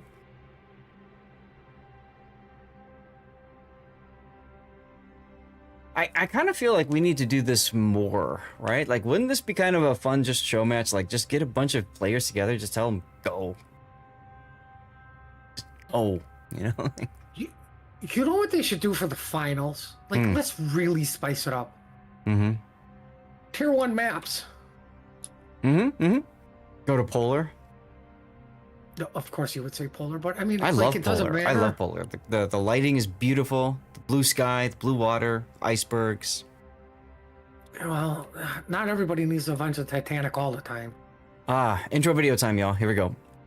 Between the Norwegian Sea and the North Atlantic Ocean lies a subpolar collection of islands guarding the gates of northern Europe. The seas surrounding this rugged volcanic land will erupt once again as two opposing fleets donate molten steel. Only one fleet can successfully tame this land. This is Faroe Islands. Faroe Islands is a 42 by 42 kilometer domination-style map with 4 cap points running from the northwest to southeast. The A cap is in the top left, B is in the center, C is in the bottom, and D is in the upper right. The A cap lies far from each team's spawn. Ships heading this direction will be forced to expose their full profile to potential enemies along the way. With nearby islands providing refuge to radar cruisers, destroyers must play cautiously. The B cap sits in the direct center, the remnants of an extinct volcano bordering the caldera. On all 4 sides are narrow waterways, in and out. Fleets must commit significant resources if they wish to take and hold this crucial territory. The C and D caps serve as home caps for each fleet. Though easy to take, the islands between them will serve to mask the advancement of friend and foe alike. Will teams opt to blitz their opponent by directly assaulting their home cap, or play it safe and fight for more? Map control. The 4 corners of Faroe Islands consist of landmasses which serve to funnel ships into various choke points. Battles on this map will resemble the molten forces that forged them, fiery and fierce. 18 ships, 2 teams, 1 victor. It's time to play Faroe Islands. Is this No, about guys, supply? there's no Des Moines. We looked. I was telling Puddin during the intro video, how funny would it be if one team just all brought Des Moines? Anyway, let's take a look at this third and final pivotal battle. Everybody get serious, put your thinking caps on, head to the ground, because guess what? Whoever wins this is gonna go to the grand finals to face off against Hot Dog, who's just been sitting there chilling, waiting for their opportunity to strike whoever. Whoever's done is going to be third place, and they get to go to the bar early, try to grab all the women there before the real winners show up. So, Vert is bringing a Grozvoy and a torpedo, full torpedo Shimakaze. We've got Svea, Stalingrad, another Stalingrad. Let's see, both, one range, one reload. Prince Veneranier. I'm sorry, a third Stalingrad. When in doubt, add Stalingrad. That one's reload. And dual Sibirs. Vert is saying, hey, Sibir worked last map. It'll definitely work now, right, Puddin'? Yep. Yep. All right. Tell us about Resin. Well, Resin brought the Sibir's killer, the San Martin, going off by himself to Apples. Mm-hmm. A not Des Moines Stalingrad. A Gdansk. A unique Grozovoy with a Brisbane, because no Des Moines. Marsilly, because French. St. Vincent, Marsilly, and Conqueror, and they're all going to chocolate to go get donuts. Mm-hmm. Interesting seeing Eagle Lance and a Conqueror. Talked about that before. Great ship for trying to deal with battleships as well as, just happens to be, the Stalingrads. There's 3 Stalingrads on the enemy team that also burn quite nicely for a Conqueror. Wait a minute, the Conqueror can deal with everything? Yes. It can. Especially submarines. I'd rather have the Columbo with the Sav, because that's a guaranteed yeet us, delete us. Yeah, that's true. So Conqueror, for those of you guys who are newish to the game, of course, has great HE characteristics. Very, very large cube, a mental cube, if you will, of an explosion there, knocking out things, incapacitating stuff. So great for knocking out secondaries, torpedoes, anti-air guns, all of which grow back now. So I guess maybe it's not so important. It's got a super heal. Turrets. Yep, that's true. It's got a super heal, and it's also got 32 millimeters armor all around, which is a kind of a weakness for it. Also, relatively fast and pretty good concealment, as Holsch and the Svea coming under massive murderous fire there. It's almost like they don't want him to be there. Yeah, well, Whiskey League's now in trouble because, well, I don't think Virtus was expecting such an aggressive play out of Resin so early, Puddin'. Well, I mean, I don't know why not. Holsch taking some Stalingrad hits now, and that is Eagle Lance's Conqueror salvo.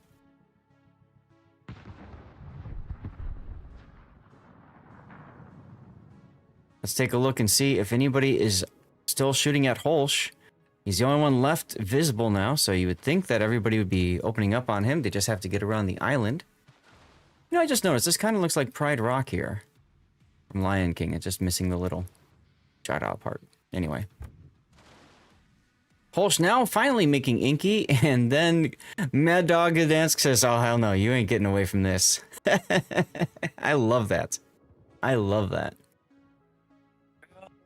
The excitement going on at Apples is nothing. Absolutely It's nothing. tangible, because there's only the San Martin over there to do anything. So Right, he should have killed the Sibirs by now. Like, what's going on? both of them, and then charge this funny button and use it just for fun. Holsch, first blood in this game. Resin coming away with the first kill. And conveniently, Mad Dog is also on the decap now. It's almost like they planned this. But man with an RX-7's got radar, and he just happens to be in radar range. So, here he comes.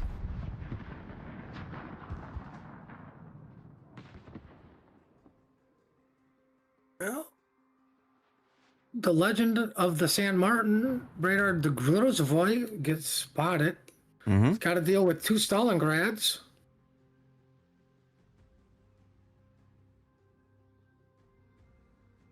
Mad Dog still trying to cap, continuing to back up, guesses coming in and connecting, but Mad Dog can continue reversing. I actually covered one of Mad Dog's replays recently. I'm trying to remember which ship that was in. I think it was... I know it was a destroyer, because he's a destroyer main. I think it was Akazuki. Well, Whiskey Leak's in trouble. Gonna pop his smoke to try to survive for a little bit longer. Brisbane radar is down for a minute and a half, so Triarch, of course, is just gonna run him down. That'll be Probably 2. keeping the legend spotted still. And that'll be 2 early kills. Let's take a look at the other side as Formula does his best in the San Martin to run away. Hell, he ran out of runaway room. He did run out of runaway room. So did Whiskey Leaks. Smoke expires. He knows he's done for. Done. Oof, Treyarch getting some pain though. Team ready to support their dying friend. And that's a sticky fire on Treyarch's Grozovoy. Now we've been watching all that unfold. Let me back off here so you can get an idea of the full map. Virtus is not taking this lying down. They've moved into the B cap at least and secured that. The Cowboys had enough of formulas sitting on that island on the border. On the open border. Up. I don't know why he smoked up. Now like this is the time for him to get off the border, relatively unscathed. I'm kind of surprised about that, yeah. What I'd like to have seen happen was light the beam, Stalingrad, go all the way to the border and south again, because then you control the angles into Mabuki, Stalingrad, Eagle Lands, etc., etc. Instead, light the beam taking up a position where he is just doesn't really add any true value, I would say.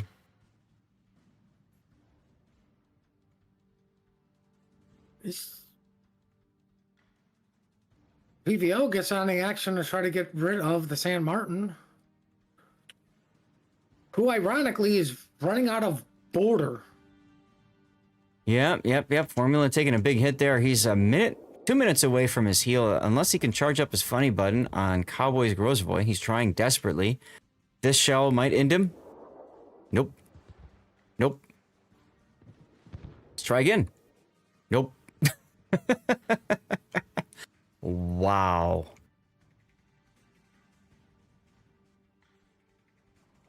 See, the problem is Virtus is already saying, all right, we're going to kill him, so they're putting the Stalingrad in a position to do something after the kill. But because they can't get the kill, he can't do anything. Meanwhile, Schwartz is getting farmed out because he's farther forward.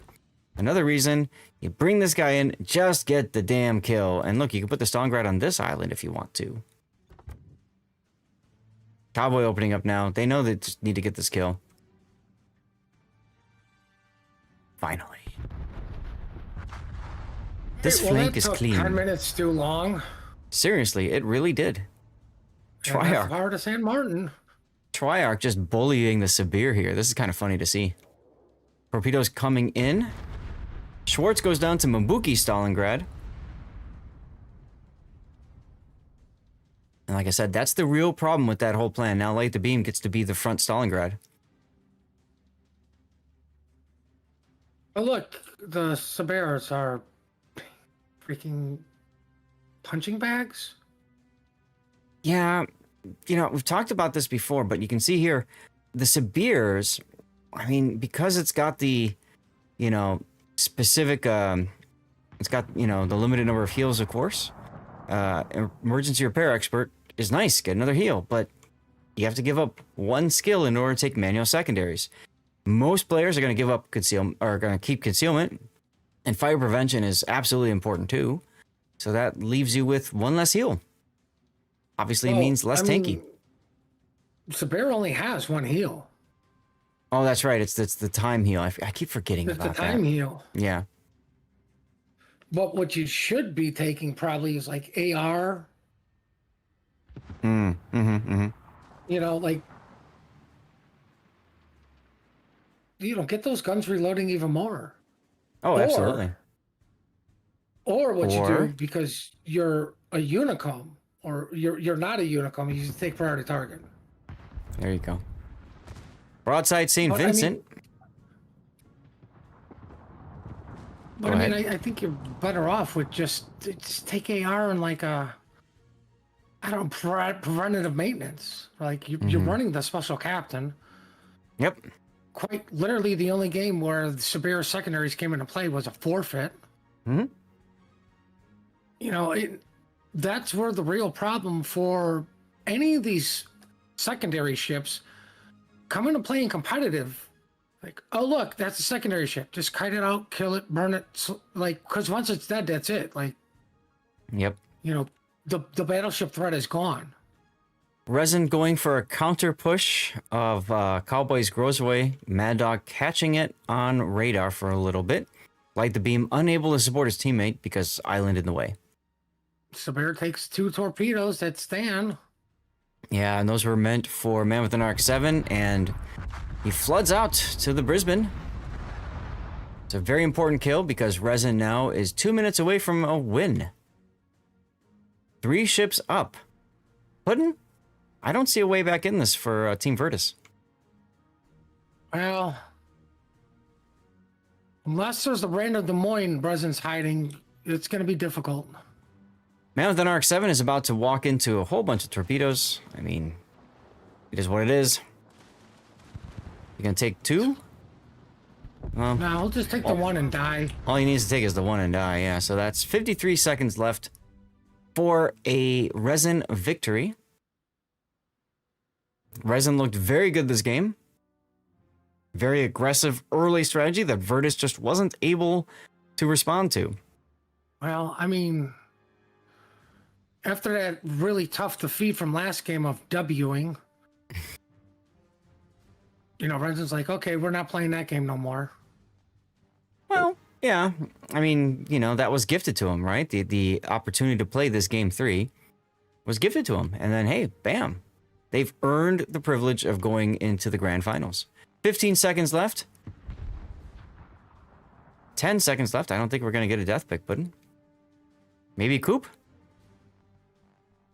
No. Nope. Well, I can rush over to the dead Stalingrad, Man with an Arc 7 sinking. Here we go. Bam. That looks fun. All right, ladies and gentlemen. I'm going to take a bit. Stay tuned for a moment. We'll talk a little bit about what's coming next. But first, we have to give credit to where it's due. Congratulations, Resin. I just want to congratulate all the teams for not taking a banned ship that game. Right? All right, ladies and gentlemen. Let's explain now what's going to happen. We now know that it's going to be Hot Dog versus Resin in the grand finals. We need to prep for it.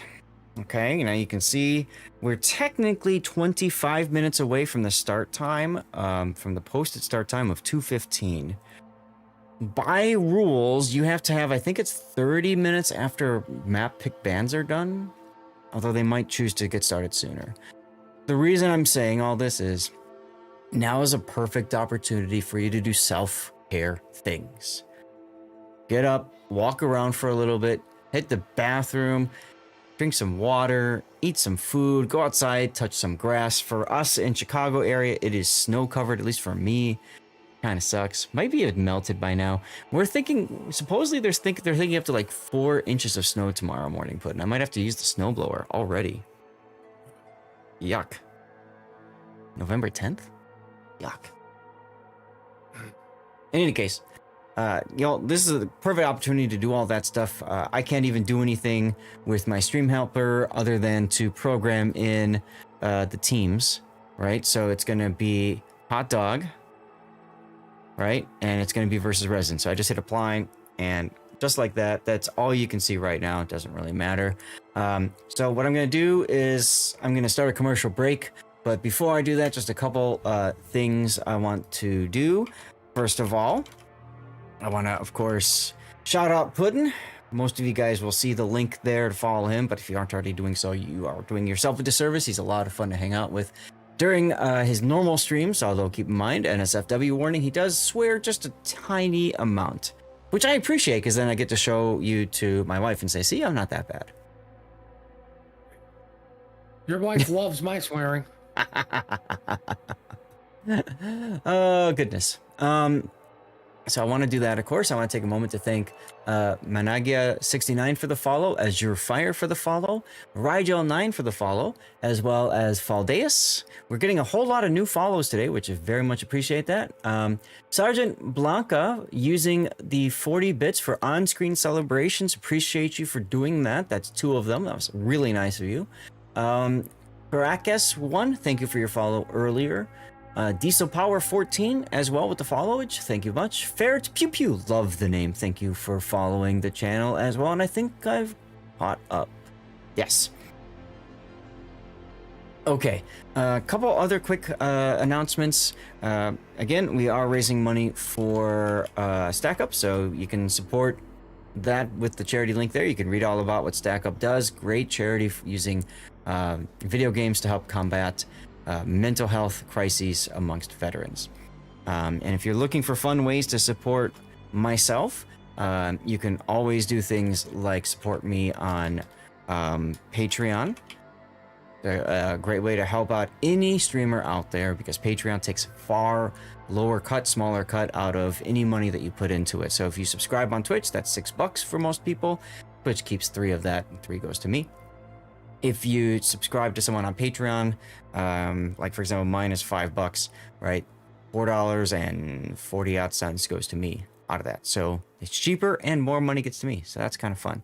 I also do one-on-one tutoring on Patreon. So if you're looking for some help, feel free to check that out. All I ask is, if you are going to join my Patreon, first of all, thanks. Second of all, get in touch with me and let's talk about what I can do to help you out, because one of the hardest things is, for me, is trying to keep track of all that kind of stuff. Okay. I'm also streaming on YouTube. This is an area I've been trying to grow on. So if you're willing to subscribe to my channel on YouTube, the same thing as following, it'd mean a lot if you would pull up some videos, like them, comment on them, that sort of thing, because it helps the algorithm realize that I'm not some AI sloppish person just throwing crap out there. I actually do have a brain and a heart and all that good stuff. So you can do all that. Right. I don't know if You're I'm a real forgetting. person throwing crap out there. Damn right I am. Damn right I am. Just like everybody else, all the other real persons throwing crap out there. Beyond that, I don't know if there's anything else to say. Click my Fabletics link. If I can say that. All right, chat, we're going to do a 3-minute commercial break because, well, you ain't going to miss a damn thing, guys. I'll see you in a few minutes. Puddin', do you have anything to share with the chat? In fact, Jack knows Kevin Hart personally. That's why he works for Fabletics. Oh my god, that'd be awesome if I did. He's a funny guy.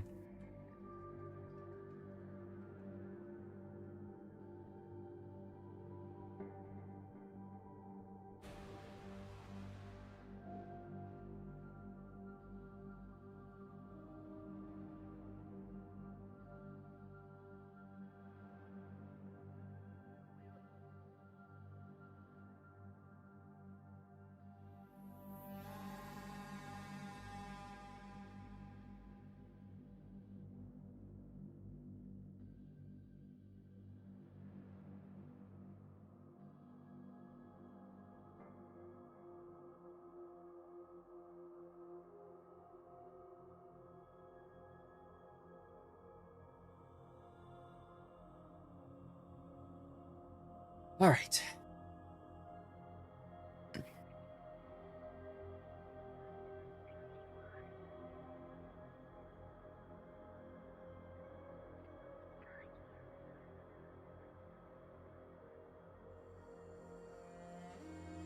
Alrighty then.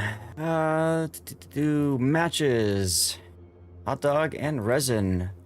Voting is in progress. Banned maps. Hotspot. Northern Waters. Map choices. Sleeping Giant. Followed by Loop. Followed by North. The Fado Islands, my map. And Land of Fire. Snowblower still stashed in the shed. Haven't even pulled it out and got it ready for winter yet. There you go. Super cold where you are, Formula? 60 degrees. There you go. Drink booze to Sarah Bear. That's the plan during the after party.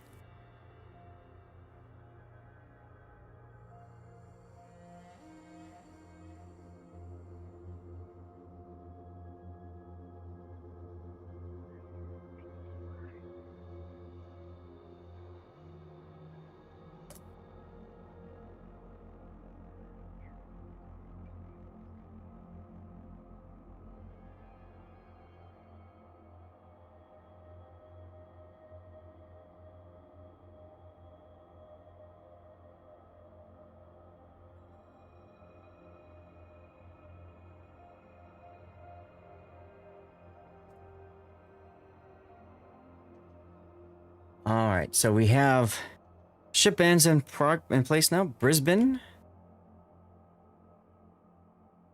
Petropavlovsk, Please, somebody say Des Moines. Super Container drops 7 days of premium time, and you're out of town those 6 of those. That's how it always works.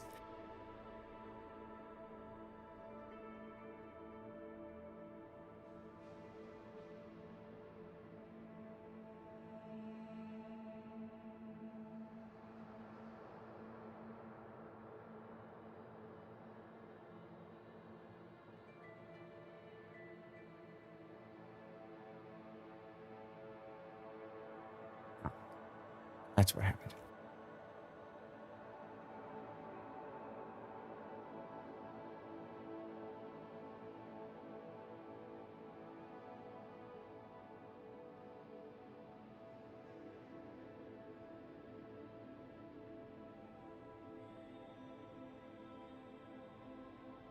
Resin with the same drops. Mystery drop still busted, yes. They're probably going to look at it tomorrow during the week and get it fixed. That's what I've been told.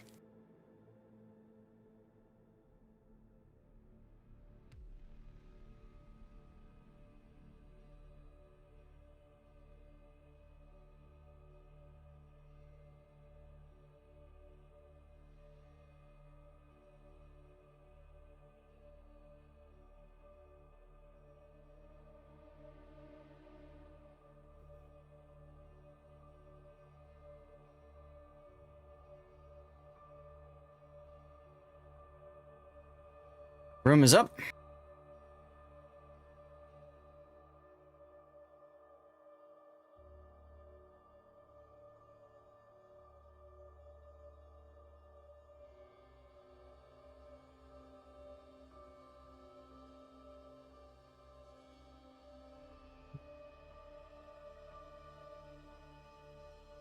Oh, look at that.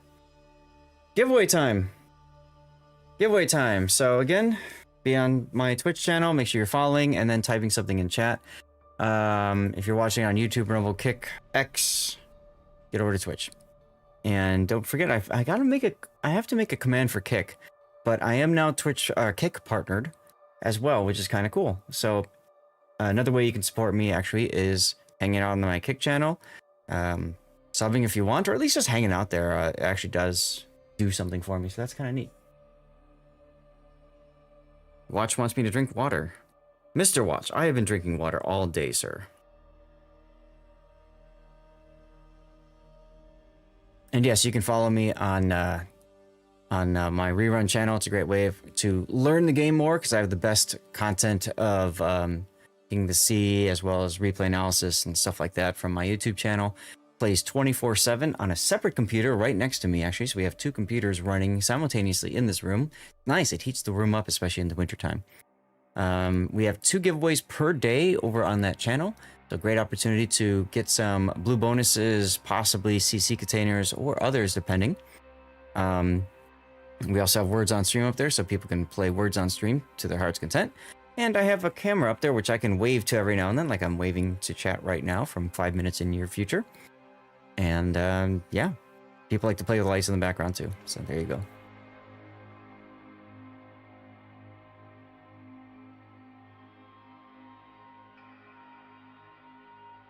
Putting you there still?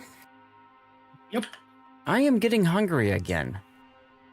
Well, that's weird. I already had 2 of not. these damn things. Why am I getting hungry again? Because you're eating a granola bar.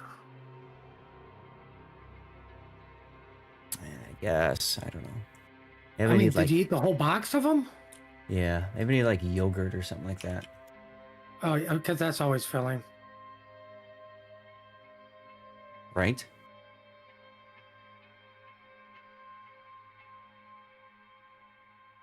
No, I've got like this Greek yogurt stuff that's pretty good.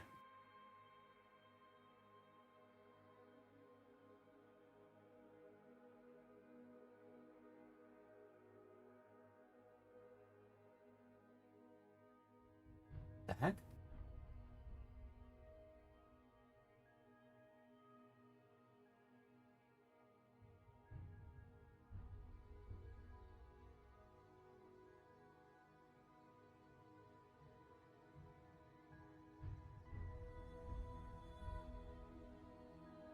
Heck?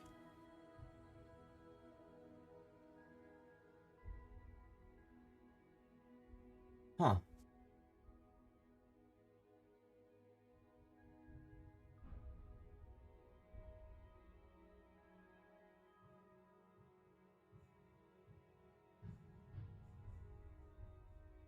That gonna work now? Yeah, that works now. Ah, Kick is being weird. Well, I don't have a lot of experience working with Kick, but okay. Okay, whatever. Take a look at what's going on with the X feed.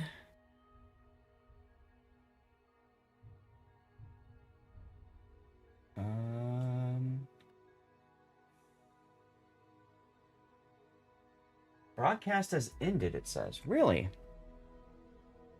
Oh, yeah, 6-hour limit. Okay. Okay, so I gotta do. What do I have to do? I have to go find my Twitter one here. Create broadcast. What are we gonna title this one?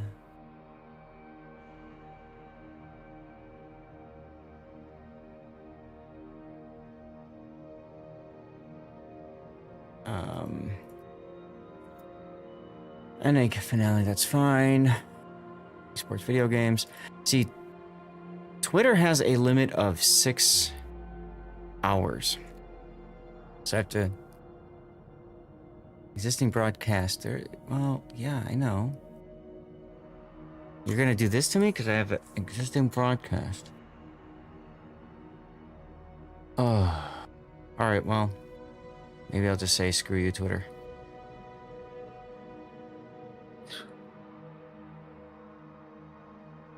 Or do All 7 people on Twitter can't watch anymore, God.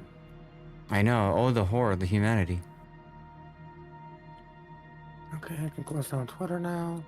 Oh, no, it's switched. Okay, so I think it's switched to... That's Monday night stream. What the... Did you say Monday Night Football? Monday night's stream. You and I do that Monday night. Why is there not a November live? November 9th, 12 p.m. to 6:15, Sunday stream. Ah, okay. So this one now is live. I see. Okay. So I need to post that. Get a post? Let me see. I'm new to working with Twitter on streaming, y'all, so this is interesting to me. NA finale. Okay, so it did post. I have to remind myself I need to actually post on Twitter when this happens. Okay.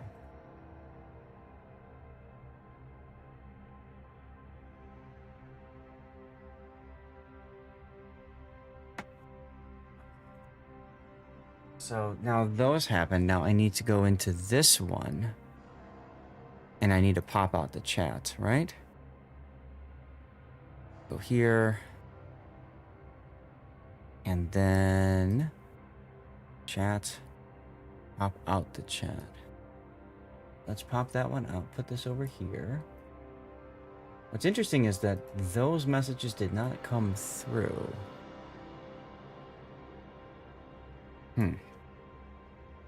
Okay.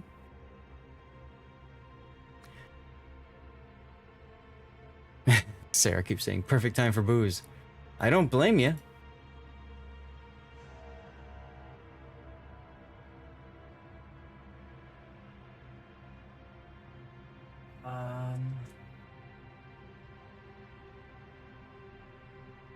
Those two are showing up. Oh, okay. Now it's showing up.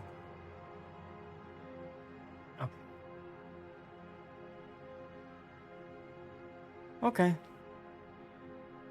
Eating last year's chocolate Santa. Perfect timing there, Wally.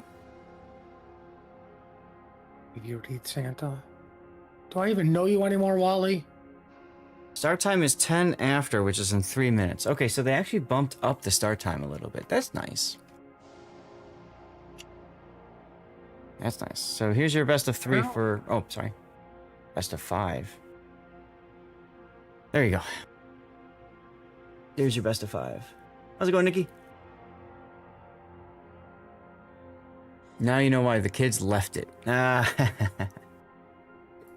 been enjoying leftover chocolate from New Zealand when my wife and I went in March. Still have some left. We just opened up Cadbury milk chocolate, dairy milk. Pretty good. Pretty good stuff.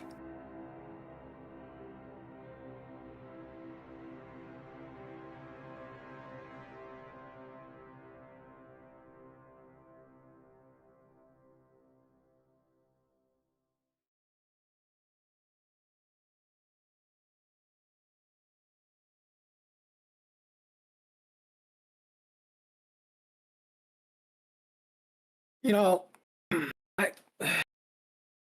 I will say this: as much as like we all give wargaming crap, even I made the comment of, oh, lazy because they won't give OG range back to Kaba. Like who knows if there's a more serious issue on why they just can't? But these guys really like their support.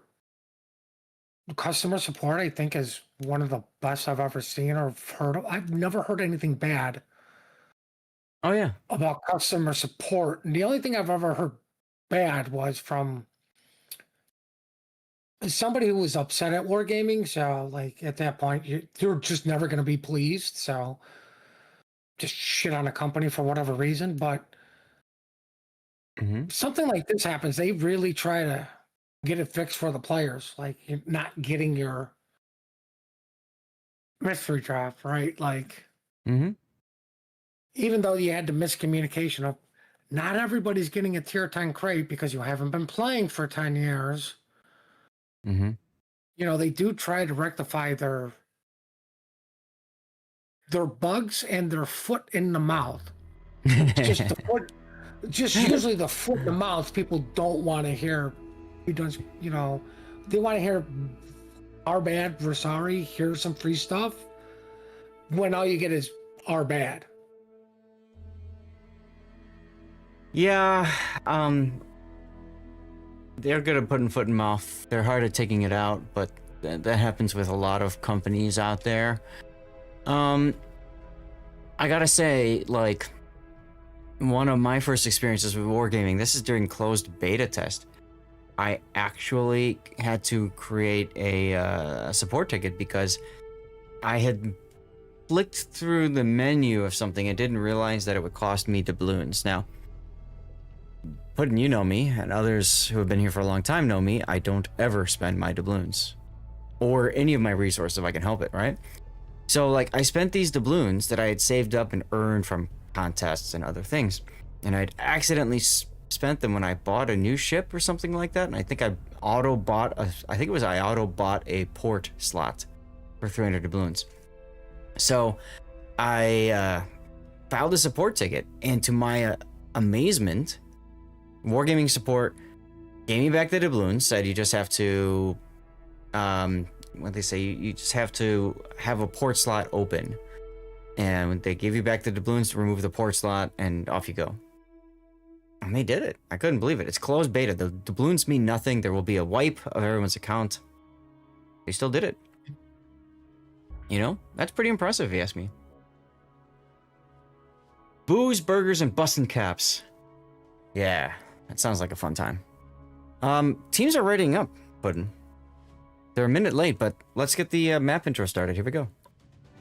A colossal battle between opposing fleets will soon unfold here amongst the waters of the East China Sea. The residents of these islands will shortly bear witness to the thunder and flash of combat, and only one team will sail away victorious. This is Sleeping Giant. Sleeping Giant is a 48 by 48 kilometer domination-style map with 4 cap points running from west to east. The A cap is on the left, B is in the center, C and D are on the right. In this iteration, both teams' spawns have moved from a central position to a north and southwestern spawn position, offering a wealth of new strategies for teams to execute. Cap A on the left is fraught with danger. shifted from its previous position inside the Thunderdome to being centered on the tip of the island on the 1-2 line. A daring destroyer player can hug the island to take the cap quickly, but will face a treacherous journey to escape afterwards. In the center, Capture Area B is just as perilous. Completely open, with plenty of spaces for radar cruisers to hide nearby without being spotted, it's commonly left uncaptured until the mid and late game. Caps C and D on the right provide an intriguing choice to teams. Pick up just their home cap, deploying radar and kiting ships to protect it, or risk it all on a push down the 9-10 line to gain control over both caps and the potential win. Sleeping Giant has a long history in KOTS since its return in KOTS 13. Many tightly contested and challenging matches have been fought on this map, which begs the question, who will be the victor this time? 18 ships, 2 teams, 1 victor. It's time to play Sleeping Giant. How fitting is it that we start this grand final of King of the Sea NA Regionals with a video that calls it KOTS? I think that's very fitting. So here we go, ladies and gentlemen. Welcome to a Hot Dog versus Resin. Hot Dog winning the winner's bracket final. Resin winning the loser's bracket final. So we have our grand final here. This is a best of 5. And should Resin defeat Hot Dog in that best of 5, we will play an additional best of 3 just to make sure. So let's take a look at Resin's setup. We've got Frice in the unique upgrade Gearing, Mad Dog in Kleber, Eagle Lance in unique upgrade Kleber, Triarch in Kleber. Wow, that's a lot of Klebers. Couple of Stalingrads here, Big Boy and Mabuki, one with range, one with reload, Boom Diata in a Minotaur, Pain the Rock Hider in an Incomparable. It's our first time seeing an Incomparable in this tournament so far for us, Puddin', and then finally Fiva G in a Vermont. Second time we've seen a Vermont. Wow, tell us about the South, Puddin'. Somebody part of Vermont? Yeah, they brought the brick.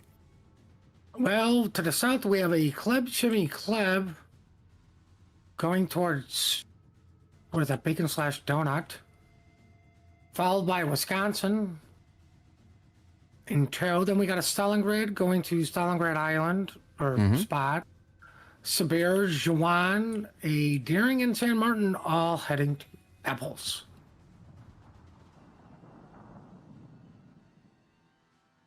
This will be interesting. Shinan. So yesterday we watched, I think it was Hot Dog. With the Jinan literally bullying a Conqueror. That was hard to watch. It was very hard to watch. But either way, here we are. I don't know if it was hard to watch.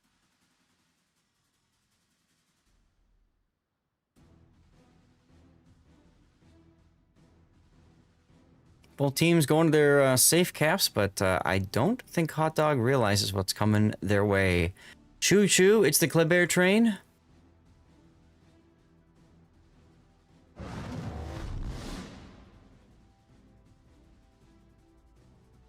The speed at which CUS cap should tell Hot Dog there's at least 2 Klebers at C cap, if not all 3. I would be planning for all 3. Triarch detected. Bittersweet Yuri detected. Here comes the turnout, the reload boosters, all of them getting in on this. All of them using, which gets a little confusing, Abanyu for their captain. You can see the tracers are all the same. Oh, Bittersweet down at 10k already, half health. That is not good. Bittersweet realizing how screwed he is. Backing off now, running away. 5k health. DCP is down. If he gets set on a fire, that will get him spotted for days.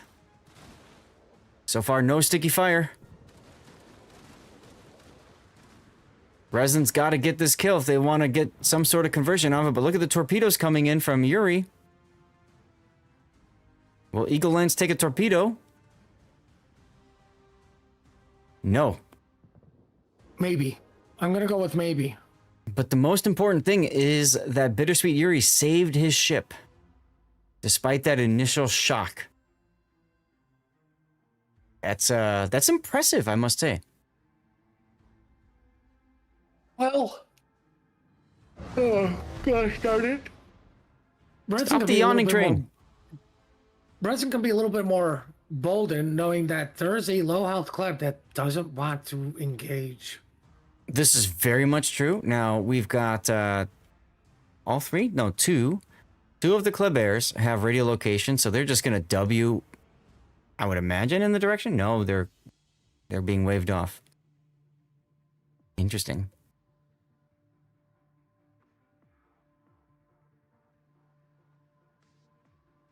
And the way that those three Klebears played it, I'm kind of surprised because Eagle has unique upgrade, and ironically enough, if he didn't have unique upgrade, he probably would have had the DPM necessary to kill that Klebear, right? Because unique upgrade helps with concealment, but reduces drastically main battery reload.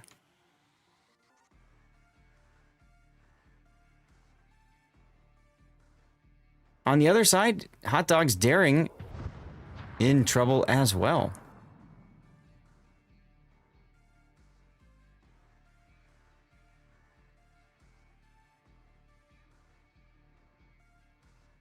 And torpedoes coming in on Miami Mateo's Sibir. He'll take 1, 2, 2. Forces the DCP, notably. And that is the big thing, the DCP. Big question is,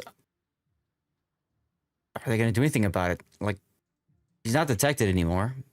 So, oh well.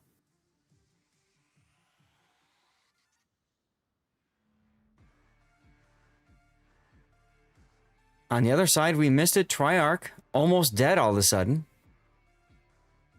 What happened to Triarch? Shimakaze. Must have taken a Shimakaze torpedo. So now they're backing him off.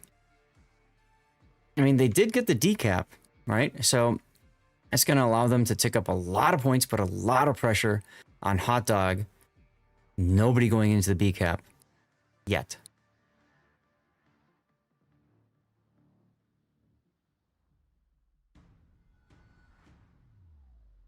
But you're being pretty quiet there. Anything interesting you're seeing so far? Well, I mean, like just getting that poor club, making him ineffective, really just did allow Resin to come down and just get D. Be like, well, what are you going to do? Send the shimmy after us? Yep. But on the same turn, because Triarch is weak for Resin, you should be able to get back in and get your decap. Yeah, I would expect to see Hot Dog see this and turn around, knowing that they did get a torpedo hit or two with the Shimakaze. But it looks like they're not really doing that. They're just backing up Battleship Nagato. So he will actually spot Eagle Lance in a moment. The other thing I would do is just send the club to B and just get it, as Resin's doing with Mad Dog. Mm-hmm. Right, Nagato like, carefully backing in here. Oh, look at the Stongraj range. Enemy is about to win. Look at Mabuki's range. He's got decap covered. There's the radar. Venn diagram on the board.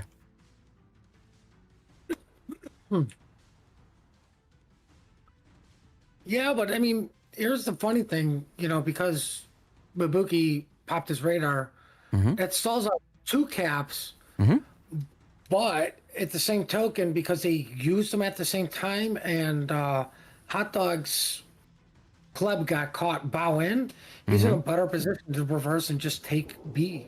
Oh, yeah. Absolutely. Now, Hot Dog does drive their San Martin into A cap with the Daring and Sibir for support, so they're just going to shove hard into Resin's face at A cap. See what happens there. Oh, that's what happens there. Brick smashes. Sock my son taking a huge salvo right in the face. He's trying to charge up his funny button. We're going to keep an eye on him for a second, see if he's charged it up. He's heals up for another 3 more seconds.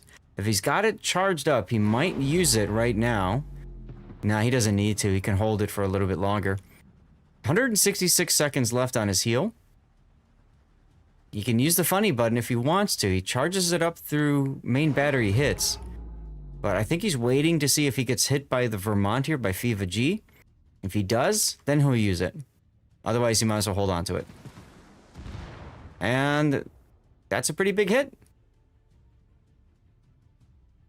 He is So he, dark, so at the same point, he could still hold on to it yep, and just yep. wait for it naturally. Especially Or, with it, like, woof, Mad Dog goes on. Or the other thing is maybe he didn't get it charged up. that's it's a tough break for Resin losing Mad Dog, but Mm-hmm. they have to get B cap just due to the fact that, you know, they are down now a ship technically. Yep.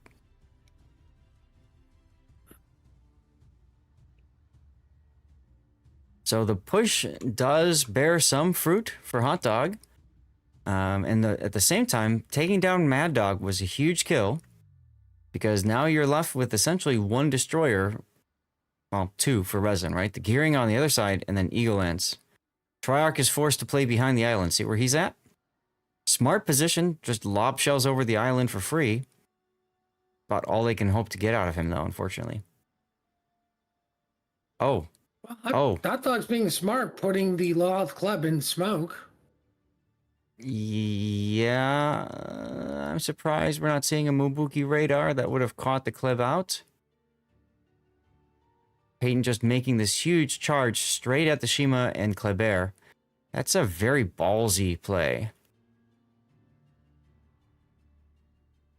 What's realistically to stop him? He kills the Club, Mm-hmm. and then they focus the Shimmy down. The You only have thing your that- incomp there.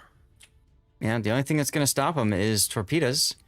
Bittersweet's torpedoes go right past Peyton. Remember, he's got Hydra on, so he will detect torpedoes from farther out.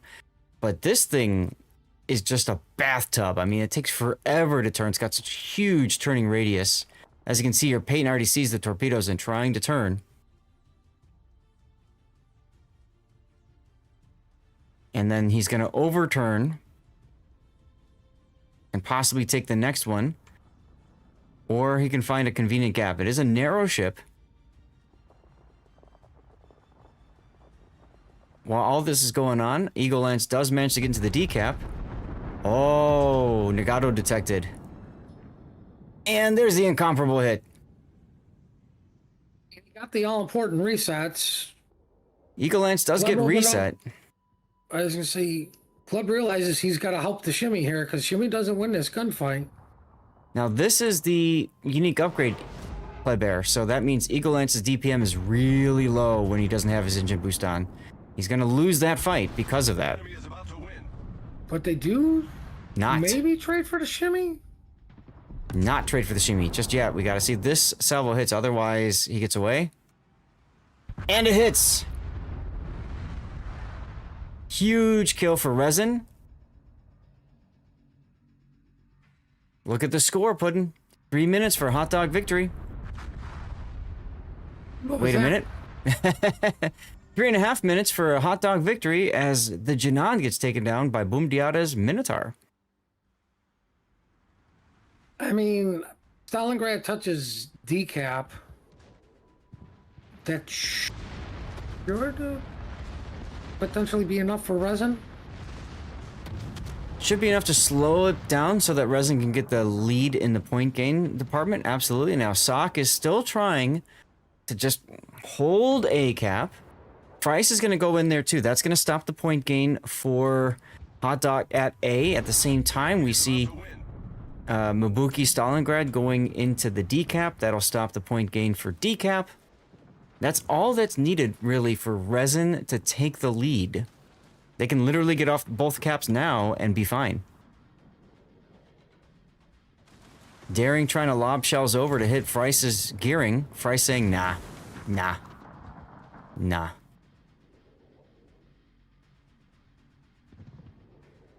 Viva Too doesn't many have an... ships for Hot Dogs in the Thunderdome. Yeah. Hot Dog's got 3 ships chilling in the Thunderdome. You'd think there's a cap there. You remember when there was a cap there? I do. I do remember. And Pepperidge Farm everyone remembers. complained about it, yet everyone still keeps going into the freaking Thunderdome. That's right. Hot Dog continuing to reset Mabuki, but Mabuki doesn't care. All right? That's all just part of the plan. He's got his He heel cares about going. living. Well, absolutely he cares about winning or living. But I was about to say he'd probably be okay, and then Wisconsin just took away half the remaining health.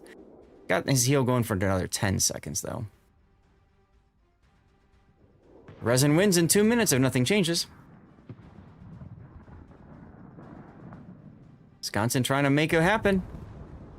Nope. Not yet. Peyton trying to get some shots in on the side. Oh, he connects. Tiam connects. There's a lead change. Lead change, and once again, timing change as well. We go back to a hot dog victory now in 2 minutes and 41 seconds. Boom Diata making love to the border. Fuzzball Stalingrad might take a torpedo or two here.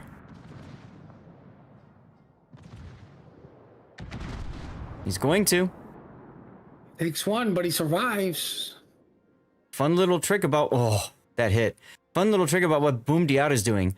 The British light cruisers get this, like, buffed... Oh, look at the Vermont. Punch? No. Ish. So they get this fun little thing with buffed engine, with buffed propulsion, essentially. And you can actually slide on the border without being slowed down at all. There's Fiva's kill. So you can play games on the border for the entirety of the game if you want to, which is wild that Wargaming still allows that from such an old-ish now line that was released. Kleber trying to go up to C-cap. That's the only play they've got to try to stop Resin from point gain. Otherwise, Resin wins in 1 minute. I love how Fries is just chilling here like, nah, y'all don't see me. Y'all don't see me. I mean, that's all he has to do. Yeah, well, for right now, but as soon as Doomed goes into the C-cap, it's no longer all he has to do. Priarch with some torpedoes knowing that Kleber's got to get in. Yeah, but we have 30 seconds. He'll get there within 30 seconds. And once that happens, no points at all. Well, until Price gets the A-cap again. There it is. Hot Dog, the only team ticking now. Wait, Price gets it. And that will lead to a Resin victory unless Minotaur dies. 7 seconds. And yet, I was going to say, he has to die in the salvo, and he doesn't. Exactly. 2 seconds to go. Ding fries are done. Game 1 in the books, ladies and gentlemen. Resin victory. What a close game, Puddin'. Well, thank God we had a Sabir sitting in the Thunderdome. Very effective ship, that Sabir. Talked about that all tournament so far, haven't we? It's just... I don't get it. I don't get everyone's fascination with it. Don't get it either, but hey, whatever.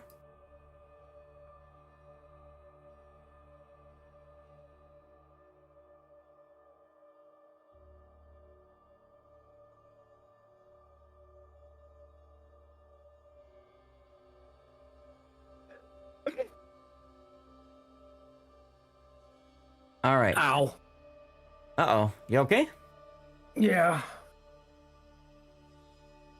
All right, so forfeit timer is now 10 minutes away. That's 41 minutes after the hour. Guys, we're going to run a commercial break while we wait for the next one to begin. In the meantime, I need to say thanks to Enemies37 for the follow, as well as Half Night Sniper. Thank you for the follow. World is quick. Thanks for the follow. Holy butchered it, sorry.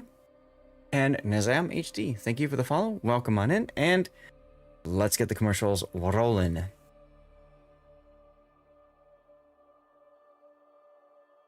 Billy the Kid wants a giveaway. Don't forget, you can contribute channel points to yeet out a code so that we can get the giveaway going. Otherwise, there will be just on normal timing. Yeah, there should be one starting soon. The timer just kind of picks randomly when it's time to do the draw.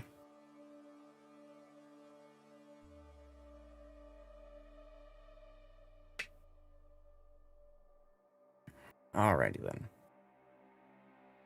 230. So realistically, 230, we're looking at best of 5. If Resin wins this, then there's going to be a best of 3. So I would say, Puddin', what do you think? Maybe an hour and a half from now we'll be done? Yep. I'm going to go with an hour and a half. Or sooner if somebody brings a Des Moines.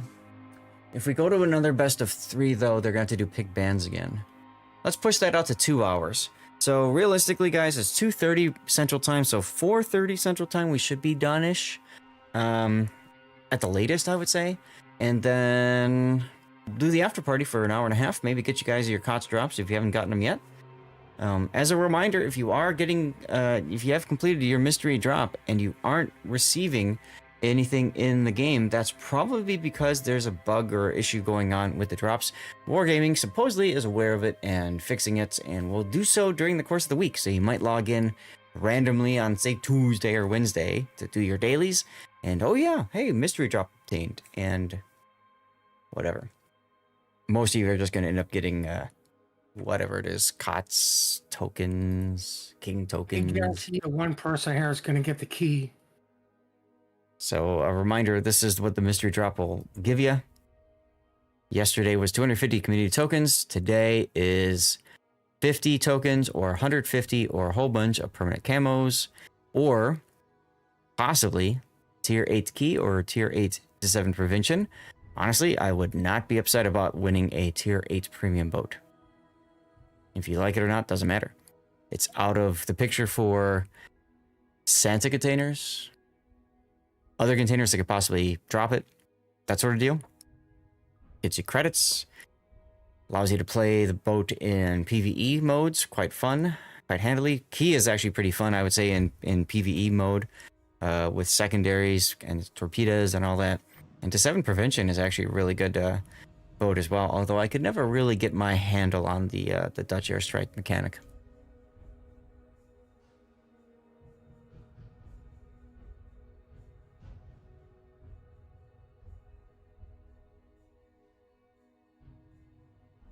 All right, well, chat's catching up on the commercial, or sorry, on the end of the game.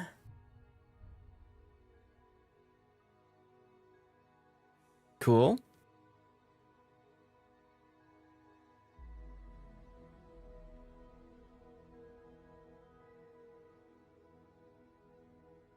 Plenty of warships left, y'all. At least 2 games. And if it is 2 games, then we do another 2 more games at least. So you're looking for minimum 4 more battles.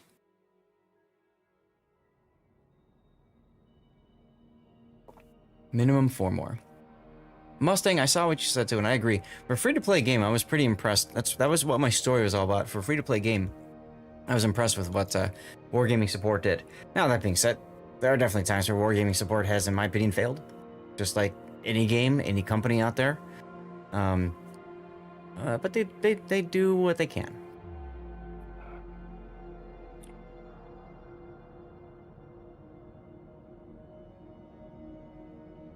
Hot Dog missing a replay and missing a player.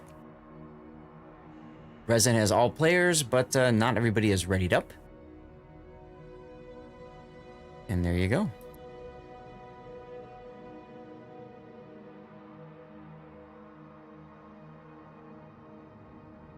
And I'm gonna mess with Profe for a minute. Profe, a fun Chilean streamer. I like to just call him Feo. Because that's fun. Toxic. Nikole, thank you for the follow. Welcome on in. Very toxic. So I know un poquito español.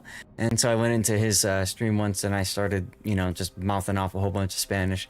I purposely made it all jumbled, saying things like gato, pantalones, cerveza, por favor, And he's just like, Zath, do you know what you just said? I'm like, sí, Feo. And he just burst out laughing. So from that moment on, whenever I see him, I call him Feo. And he calls me Feo. And everybody else just looks like, you're insulting somebody else. You okay with that? Yeah. Oh, look, both teams have readied up. Dad, I think we're going to get you the next game momentarily here as Hot Dog's 9th and final person is entered. We're going to start the map intro video now. Along the Portuguese coast lies a crossing of sea lanes critical to the survival of opposing fleets. Surrounded by towers of crimson sedimentary rock and the expanse of the blue Atlantic, these two fleets will soon engage in trial by combat, where only one team can claim victory. This is Loop. Loop is a 48 by 48 kilometer domination style map with 4 cap points running in a line from west to east. The A and B caps are on the left, C is in the center, and D is on the right.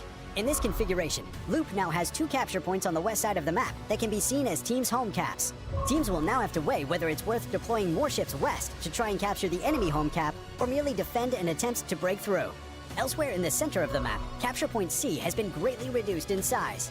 It will be far more challenging for destroyers to comfortably capture this point without sufficient support from teammates and nearby radar cruisers.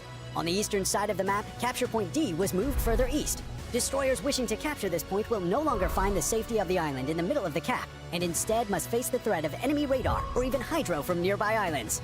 18 ships, 2 teams, 1 victor. It's time to play Loop.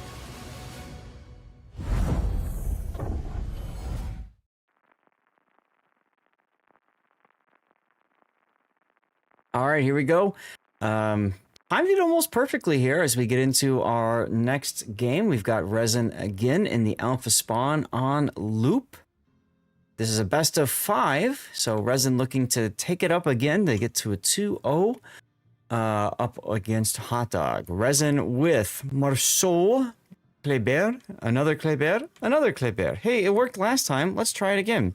This time, Big Boy 69 is in the unique upgrade Kleber with Honore. So that's an interesting idea since it's a buffed adrenaline rush that kind of helps to negate the negative aspect of the DPM punishment from the unique upgrade. We'll see if that works for him. For cruisers, we've got a Svea, a Stalingrad, that's reload, a San Martin, and for battleships, once again, Bungo, and now Peyton is in a Burgonia. Nice choice, I think, for this map because it's such a large map. Burgon really good for relocating if necessary. Puddin, tell us about Team Resin, por favor. Or sorry, Hot Dog. Let's see, for Hot Dog, we have everybody surprised, let's see, Club, Daring, Club. I think they forgot accidentally brought a Daring instead of a 4th Club. Yeah, right? The Spade, which is in camouflage, is the Des Moines. A unique Golden Lou, a Saint Martin, and a Sabir. Well, they finally trained out one Sabir for a Bungo, at least. Mm-hmm. So, I do like changing to the Bungo. I still feel like we've been talking about yesterday, all day today. Sabir in high tier play, just nah. You know, in terms of competitive play, nah. Maybe it's good for the first low tier competitive. For the first day you knock around. We missed it last weekend, but I wouldn't be surprised. It didn't wouldn't work be surprised. First day. Didn't? Oh, did you watch? Nope. Yeah, I watched a little bit. It's just you have to push in, and then you just die. You get your stupid secondaries to get your F button. Mm-hmm.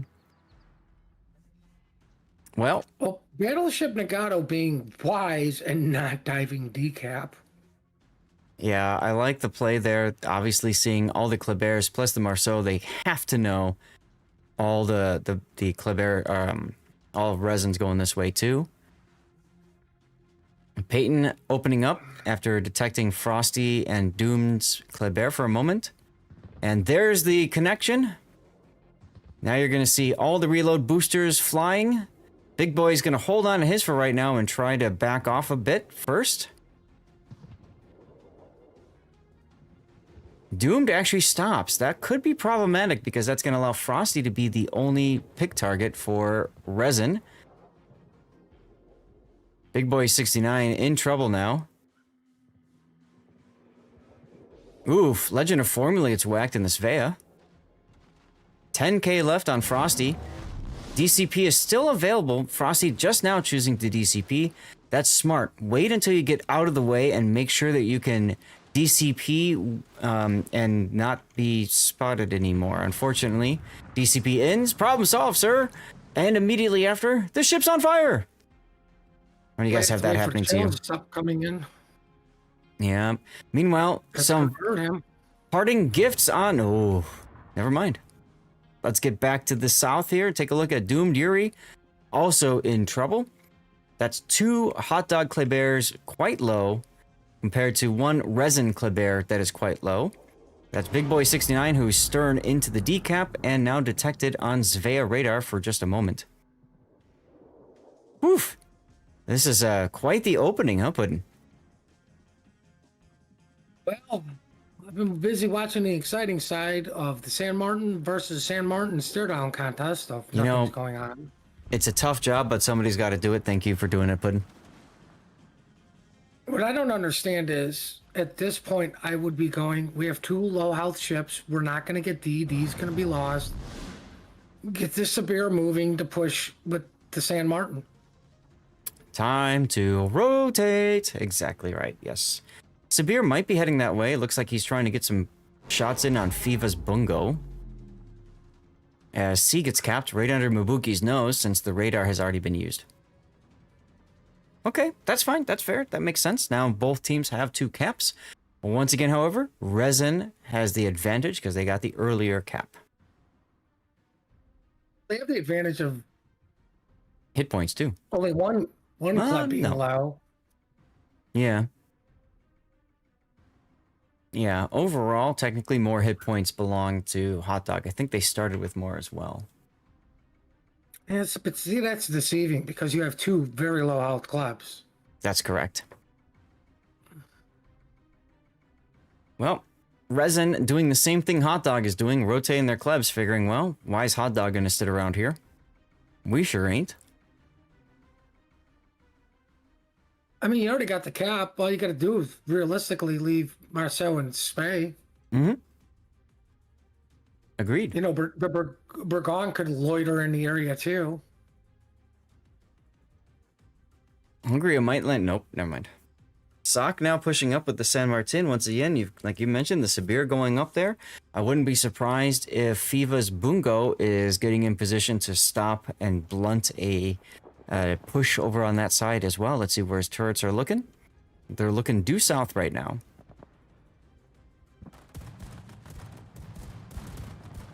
He's just looking for an opportunity. Mabuki's radar is available.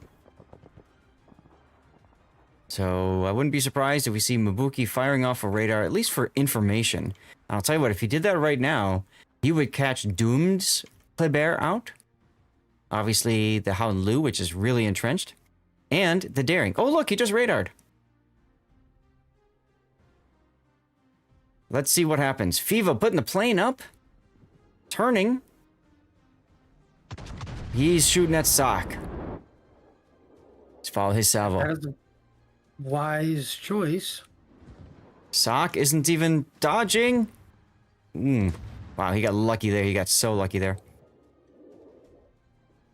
So, for those of you guys who are new to the Bungo line, you've been seeing it used a lot, and that's because it's fast.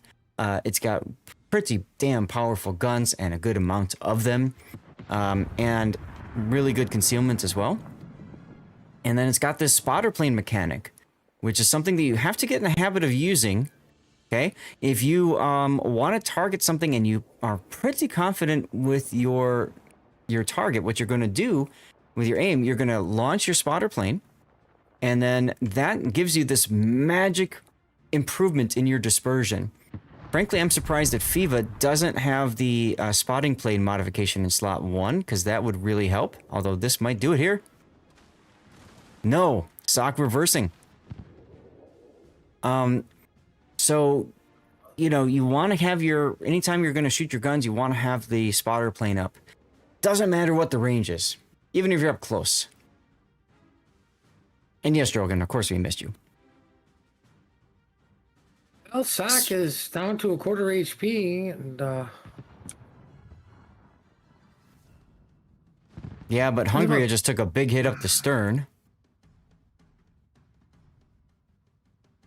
Look, it's the Sabir, Puddin'. He's in secondary range, Puddin'. Of what, a club? Yeah. No, the bungo. know, His it's in the secondaries are on bungo. the yeah. Meanwhile, Formula is being pushed on the other side by Svea, Kleber, Bungo combo. Priarch and Peyton trying to help stem the bleeding over there. Eagle Lance has not been detected yet. Now he's been detected because he opened up with his guns. Why would you do that? Question mark. And I say that because to me, there's really no need to open up unless you're trying to get the Sabir to slow down and stop his turn. But even then, like, why risk your HP at this point? You're in the lead, point-wise. Hit point-wise.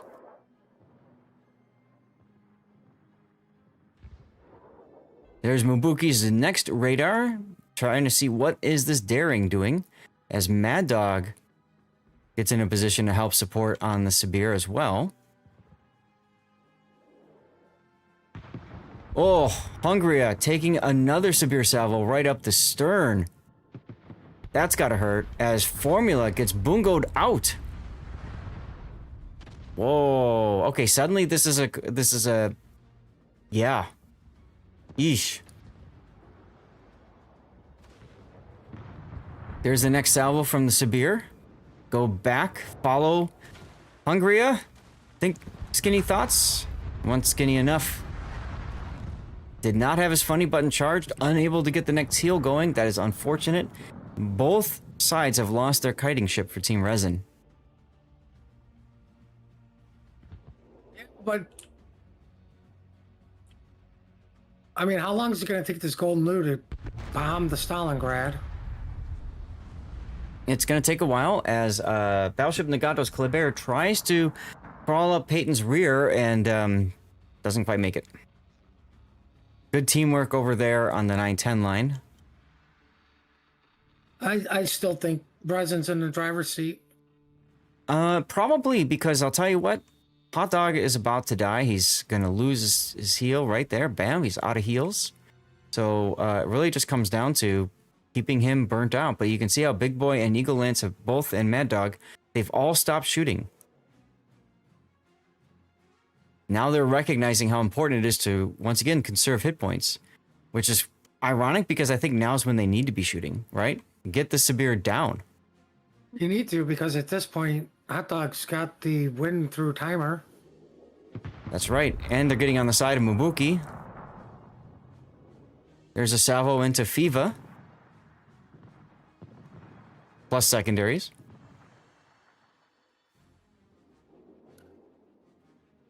What's over here shooting at the San Martin? Eagle lances Kleber. Mubuki takes out the Sabir. Very important kill. Now, Eagle Lance can absolutely 1v1 San Martin because AP, right? So he can just bounce a lot of shells and he doesn't care. And just keep him occupied. That's fine. Ooh, big hit there from Fiva. G's Bungo. Frosty goes down. I think that's going to kind of seal it. Because take a look at this. Fiva is now reloading. You know what's coming, everyone. You know what's coming. Get your clip moments ready. Fiva is gonna slow. Yep. See, that's what you do when you're coming around a corner. You slow down to try to throw off the torpedoes you know are coming. That's a dead San Martin, everyone. Look at that. Bam. Fiva will take some torps, but he won't die for it. Let's go. Very nice play by Resin. Activate the AR. It does activate his AR. Does he have it? Yep. While all that's happening, funnily enough, the Daring has moved into the sea cap. Kind of shoved onto the other side. Oh. Has now... By Daring. Yeah, it's going to happen. It's just a question of when. Ah, there we go. Triarch's just going to walk right in. Stalingrad Mubuki out of heals, out of radar. But not out of teammates. Look at that. Triarch's just like, I don't care, dude. You die now, son. I mean, that's a good trade. Absolutely a good trade. Now, it looks like he got stuck on fire. So he got detected from farther away? No, he just came around the corner. Just came around the corner. Still, like you said, it's a very, very good trade. And the Buki still has to be careful with how to lose Dutch ovens, but I'll tell you what, these two ships have pretty much... Howlu has been pretty ineffective this game, right? I mean, he's doing what he can against Mabuki Stalingrad, but Mabuki was still able to get utility out of the radar, help kill the Sibir, all that kind of stuff. And Resin's just going straight to B. Mm-hmm.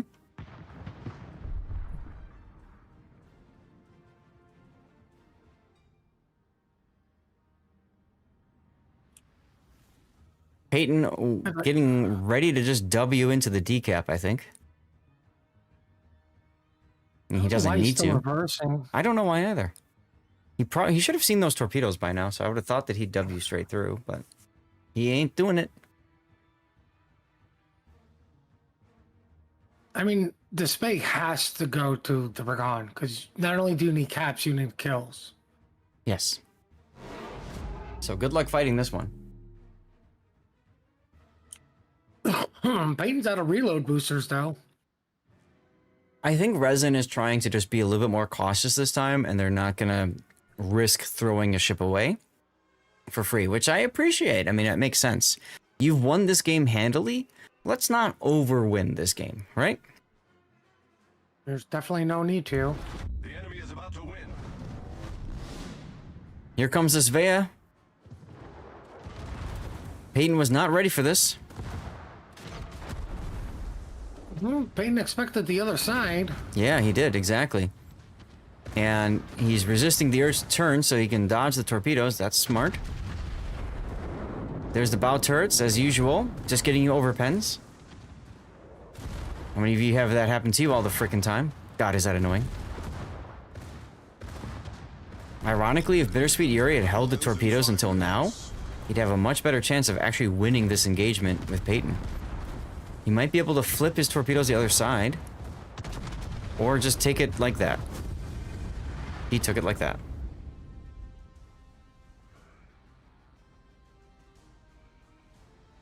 Well, just like that, Resin in the driver's seat in this engagement here. 2-0 currently over Hot Dog. That means Game 3 coming up next is going to be a pivotal Game 3 for this match. Let's see what happens in just a few minutes. Stay tuned.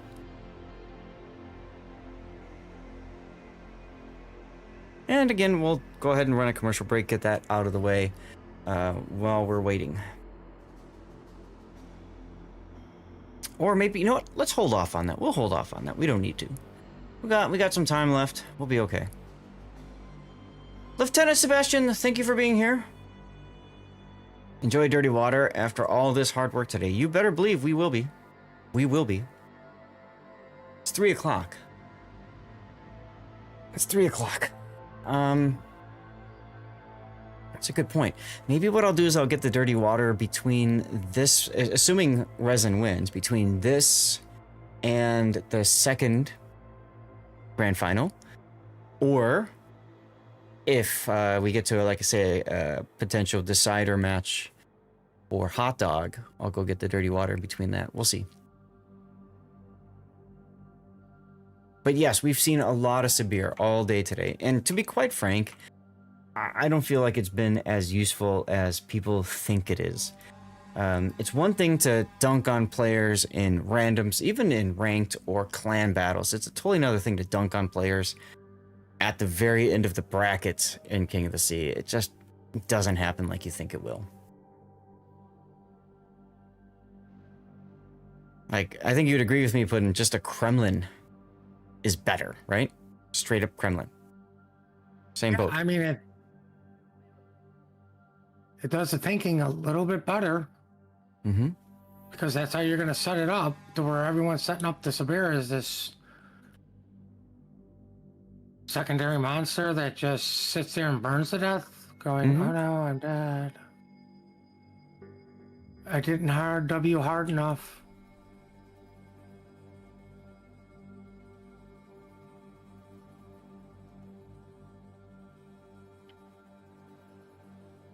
Yep. All right, well.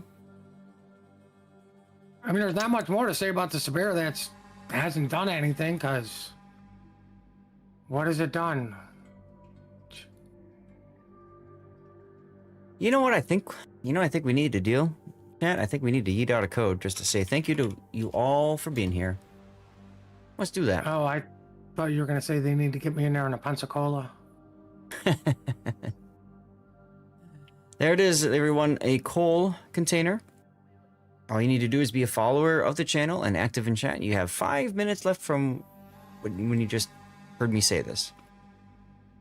If you're watching on YouTube, Rumble, Kick, or X, head over to Twitch, follow, type something in chat, okay? Even emojis work as well, I think. Well, if you want to make darn sure, just type like the letter A or something too. Why not? Why not?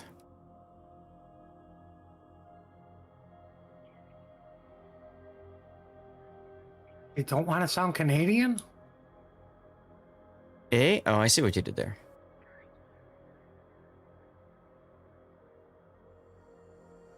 I absolutely see what you did there. So as a reminder,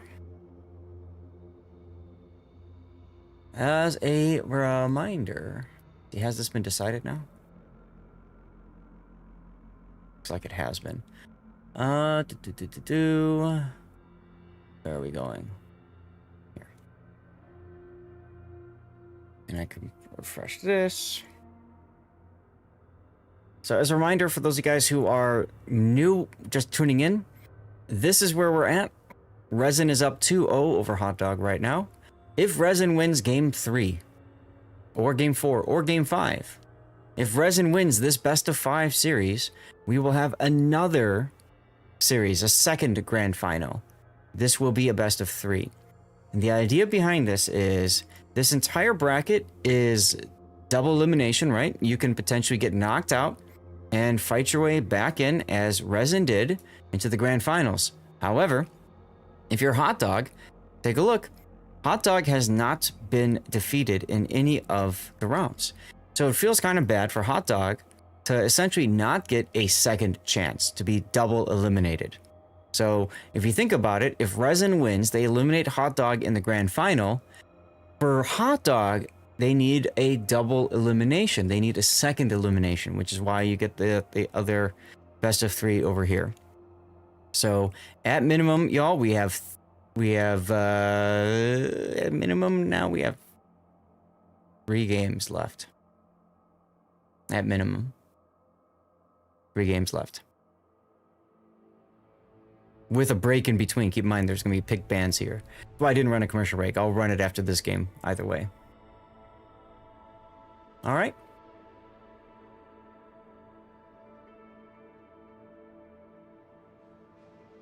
Okay, I need to go to my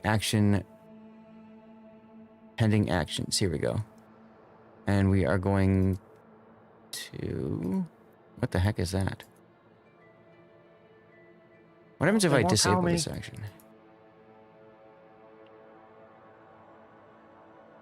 What happens if I go to action? It's doing this one. It's pending. So this is the first finals, and if Resin wins here, they have to do another best of 5.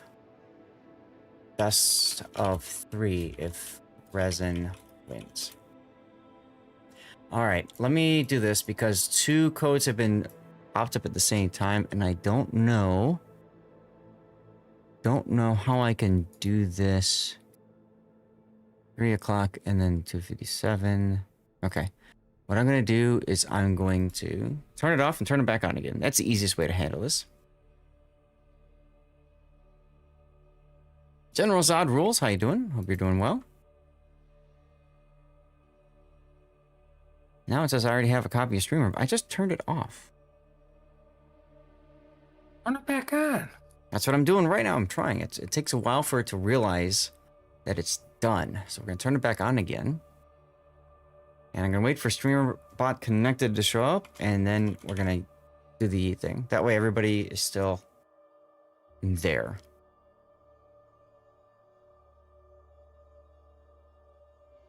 There we go. Bam.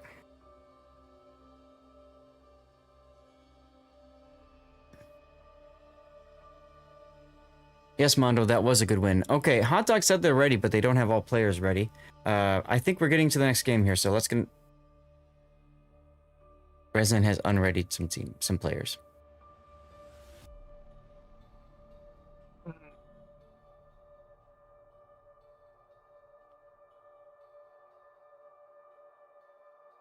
All right, well, let's go ahead and do the map intro video.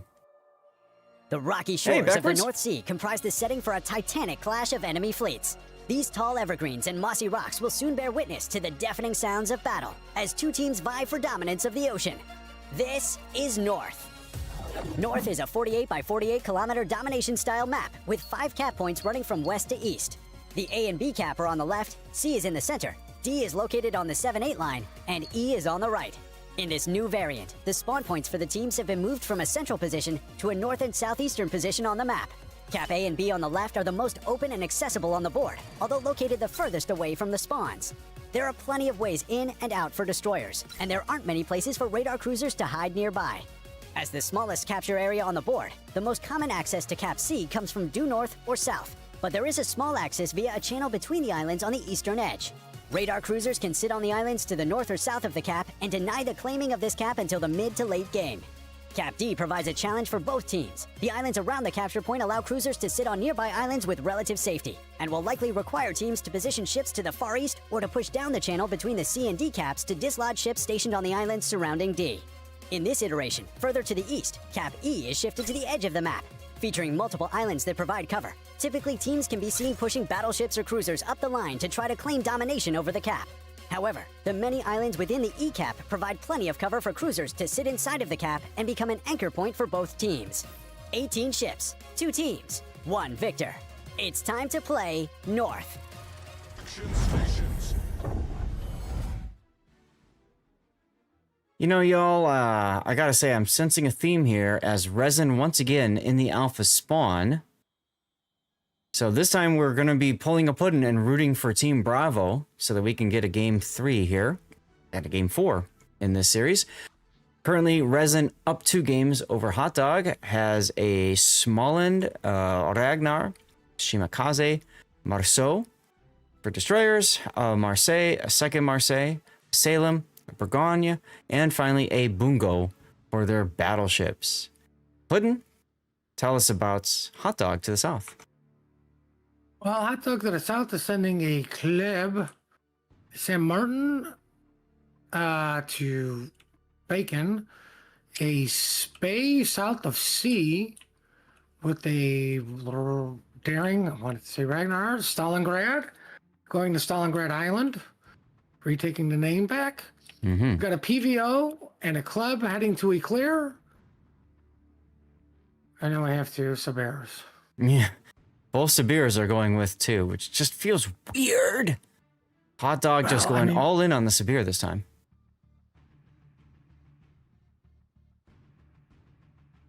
I find it interesting that Resin's only sending Triarch to E. To do what? I don't know. Like, I know the game plan is, oh, go Cap E and then kite it. Yeah. Best game plan ever. Never heard that one before, but... Right. You have to assume that they're sending something to E also, you know, in form maybe of a Club or Marceau. It's a fast boat, so why not? Yeah.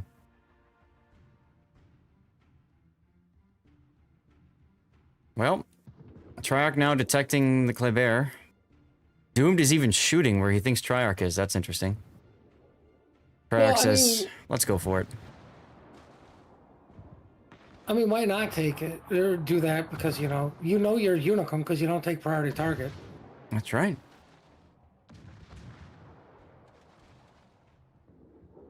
Well, who came off better in that engagement, Puddin?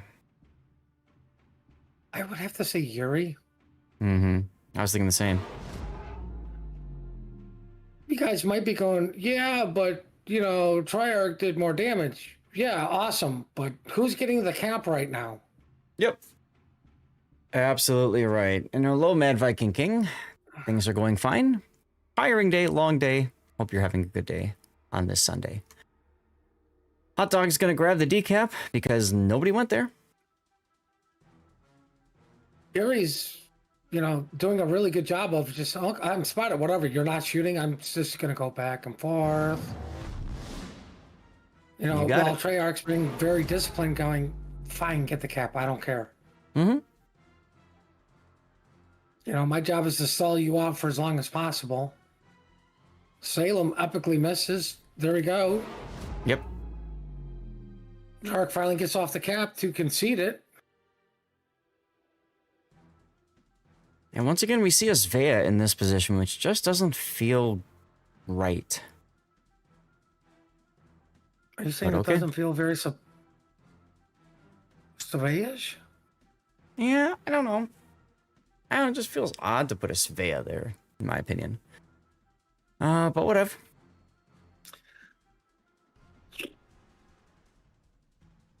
This is an interesting choice to rotate the club and just leave the Marcel up there to be like, you can do whatever you want against the two ships that you outspot. It is kind of an interesting decision. So what Boon's talking about is Hot Dog is taking the Kleber that was over at E and rotating it all the way to B, it looks like. All right, he's going to go follow the G line for days. Yeah, I guess it depends on what Treyarch is able to accomplish with his Marceau. Because obviously he doesn't know that the Kleber is moving. So he's going to play games there just to slow down Hot Dog from advancing. But you can see he's even leaving the E area, right? He's going to go probably to the north here so we can chuck torpedoes south into the Sibirs as they try to wrap around into the north spawn. Not a bad play, if you ask me. Oh, I mean, I know they have the daring over there, but you still don't want your daring to get caught by the French DD. Yeah, but if you got the Sibirs there too, you can handle it. I mean, luckily for us, the daring's not Unicum, so he's got RPF, so he knows once it switches off the Salem to Marcel where he is. Peyton getting some good hits into the back of Bittersweet Yuri's Svea. He's already down to below 10,000 hit points with a minute to go before his next heal. Goodness. Peyton and his overpowered ship. Now here's another pro tip for y'all. When you pop your smoke, don't just sit in the exact same spot. You see, I've got this fun little mod that tells you where the exact center of that smoke circle is. Do you notice how everybody's taking guess shots into the exact center of that smoke circle? When you pop your smoke, move around, even at 1/4 speed. Drag it out a bit so that the enemy team has to guess a little bit more. Make them work for the kill. I don't know what you're talking about. I've never been shot out of my smoke. I've been torpedoed. Well, Yuri's gonna die here. Bitter. Well, go on, Bitter. Go down. Thank you. First blood going to resin.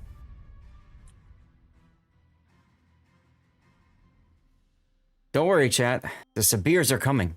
I see them on the minimap. One of them is even turning around. Huh.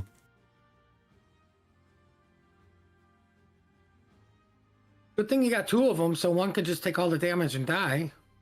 Yeah, and then the other one can take over for him once he dies. I see the play here. Meanwhile, Mad Dog now the Kleber target. Makes sense. But, you guys gotta hit him. Well, Hot Dog Staring needs to turn south. He's awfully alone up here. All right, I'm going where the action's hot and heavy. Echo? Of course. PVO finally gets his food order and decided to move. Once again, we got Resin pushing at Sox San Martin. Nagano trying to come and help. He could actually, if he plays it cautiously enough, he could come around this island and surprise the heck out of these two Marseilles. But Big Six just put his Hydro on, so that idea goes away. Oh no, the Daring's looking in radar. Yep, Salem radar catches the daring out. Give some free shots for Triarch and Legolas. He deserves every bit of this. You knew what a Salem was. Yep. Yep. Well, But here you we go. guys, if you're playing DD, you gotta pay attention to where those radars are. Here come the Sibirs, everyone. You've been waiting for this for the entire tournament. Watching the two Sibirs make win happen. Well, go on. Make win now. Well, you forgot one of them decided to take all the damage, and the other one was like, "Oh, look, there's a rock over here. I need to add that to my collection." Yep.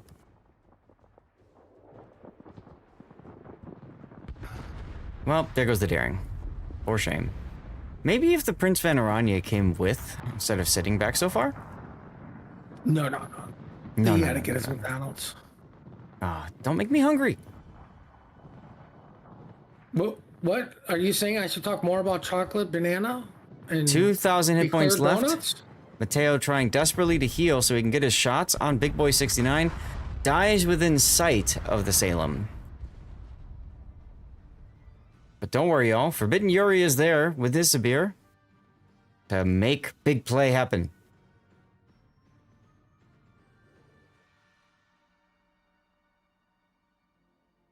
KOTS with stream sniping would be interesting. I kind of agree with you, Cthulhu. That'd be kind of fun to watch. Watch what? KOTS in real time, where they just don't give a bleep about stream sniping or anything. Oh my god, I can hear them complaining already. Like, I mean, hey, they do I get team what you're league. saying. I get what you're saying, and it would be interesting. Mhm. But I literally can hear. Well, the only reason you guys won was stream sniping. Of course. Of course. Right. You know, minus the 15 torpedoes you ate because you were on RPF. No, it was the stream sniping. Now, what I do like about Team League is there is no delay, and they actually have somebody. Oh, look, the Severe is running away. They actually have somebody in the voice chat listening to everything that's going on to make sure there is no stream sniping. At least nothing blatant, other than to say, "Hey guys, I think we should go this way." Why? I don't know. I just feel like it. I mean, Jesus. Look, the Sabir's dying. I thought you were gonna make win. They literally need to. I'm sorry, whoever wins this TWA, instead of being TWA, whatever. This just needs to be called the Sabir season. This is the season of Sabir, the Sabirening. All right, ladies and gentlemen. Thank you to Big Boy for not making an official Wargaming blowout. And what do they have to remake the room? So let's talk about this in a moment. First of all, credit where credit is due. Come on, credit. Start crediting. Congratulations to Resin with a 3-0 victory over Hot Dog. Now, we're not done yet. We ain't done yet, ladies and gentlemen. Here's what happens next. Let me go back to this screen. All right. We are in the grand finals. Resin just won over Hot Dog 3-0. Now, because Resin came up through the losers bracket, Hot Dog is going to be given their opportunity to be double eliminated, which means we get to do another series. This will be a best of 3, I believe, and this will be a "Are you sure about that?" essentially, where we have a best of 3. Now, because it's a best of 3, a couple of things have to happen. One, we need to do the pick bands all over again. So if we go back over here, you can see that there is another vote that's going live now. Although I think they have that. Duh. I think they screwed that up. We'll find out. In either case, we will have a vote, and then time for teams to get organized, and then get started. Which means y'all have about 15 minutes, 10 to 15 minutes, maybe more, to eat, drink, be merry, for tomorrow we die. Touch grass, whatever you need to do. Okay? 3:16 right now, 3:17. Synchronized watches. About 3:45 we'll get started. what was the schedule for? It was 4:15. So we're actually ahead of schedule because of 3-0. That's kind of neat. There we go. Okay. I will put out a commercial break now because we do need to get that commercial free time. Remember, for those of you guys who are still working on your drops, we will be doing an after party. If you haven't gotten your drops yet, you should be able to hopefully get them during the course of the after party as well. You have to be watching for 2 hours. I do not control when the KOTS drops start or stop, so hopefully you get them. If you don't, you should have gotten here earlier. And don't forget, next weekend, by this time, KOTS will be over. KOTS International starts 2 hours earlier than today did, everyone. I'm in Chicago, in North America. That's an 8 a.m. start time for me today. Internationals next week start at 6 a.m., which means I will get up at 4 a.m. If you want your drops next weekend and the weekend after, you better set your alarm clocks. That's your warning right now. Remind me, put in chat to talk about that again at the end of the stream or during the live play portion when we cut to it, okay? Don't forget, you guys can support me through Patreon, through YouTube, through my rerun channel, and of course we are fundraising for Stack Up. There you go. Commercial break now. I'm gonna go hit the bathroom. Yeah.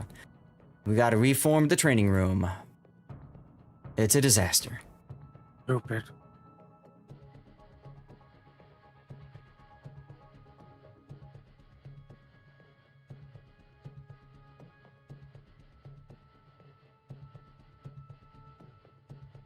Alrighty then. Autumn Breeze, hey! Oh my god, that's a name I haven't heard forever. I know, I was thinking about Autumn a while ago, wondering what happened. I know there was an accident and all that kind of stuff, but there's a shout out for Autumn right there. Be right back.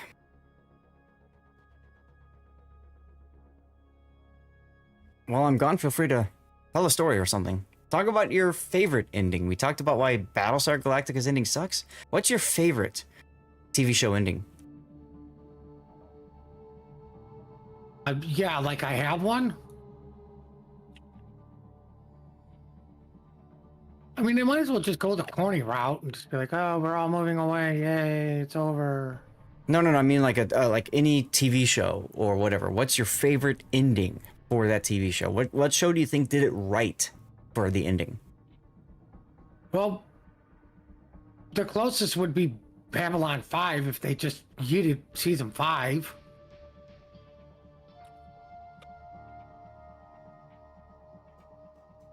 I don't know if I have a favorite ending. I think they just screw it up.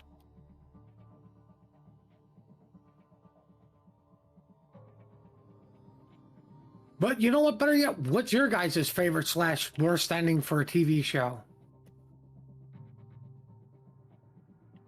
Or are we going to go back and talk about condiments for chili cheese fries? Right, because that should be the only condiment on the chili cheese fries is chili and cheese and fries. Nothing more, nothing less. I don't care if you like onions with that. No, there's no longer chili cheese fries.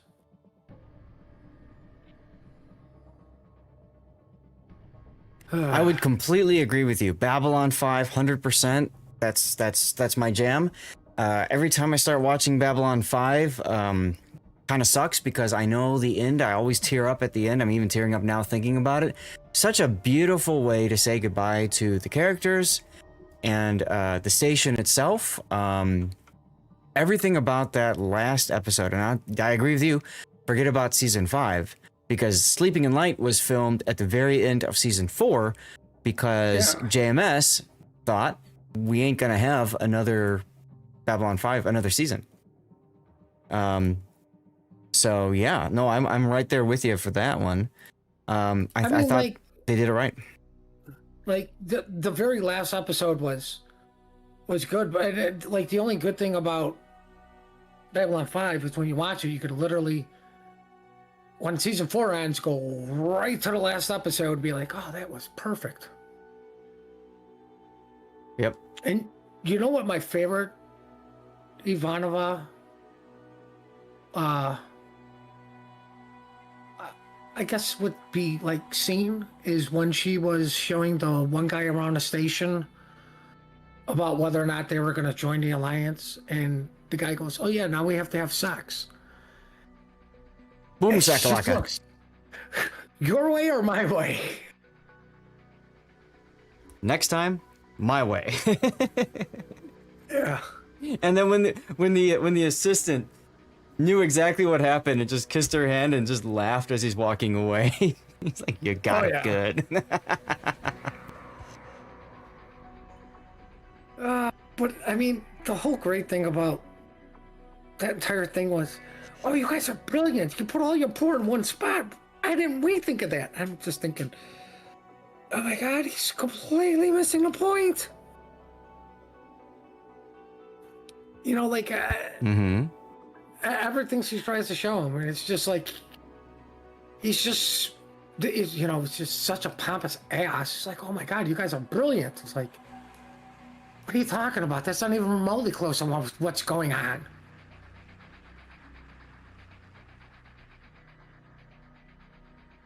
You talking about like when they go see the lurkers and stuff? Oh yeah, but I will have to say my best Sheridan moment is when they were trying to get all the answers for the alien probe. Oh And he yeah, goes, send or don't send. I think it's a bomb. Don't do it. And just when he goes, damn, Nevada was like, what? Because now I have to go to that stupid meeting.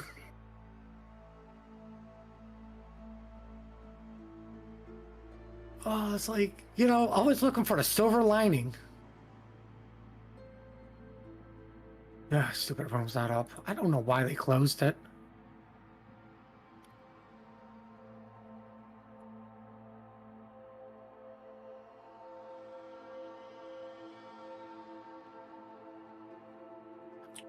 But I mean, it's just sad that like the cheesy, stupid, corny endings are the good endings, because it's like, well, okay, at least they didn't screw it up.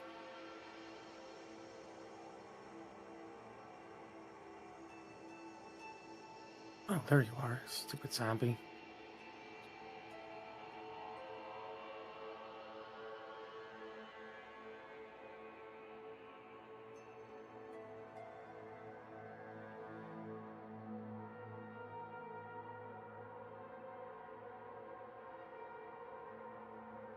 I wonder if Jack got up to my chili cheese fries comment.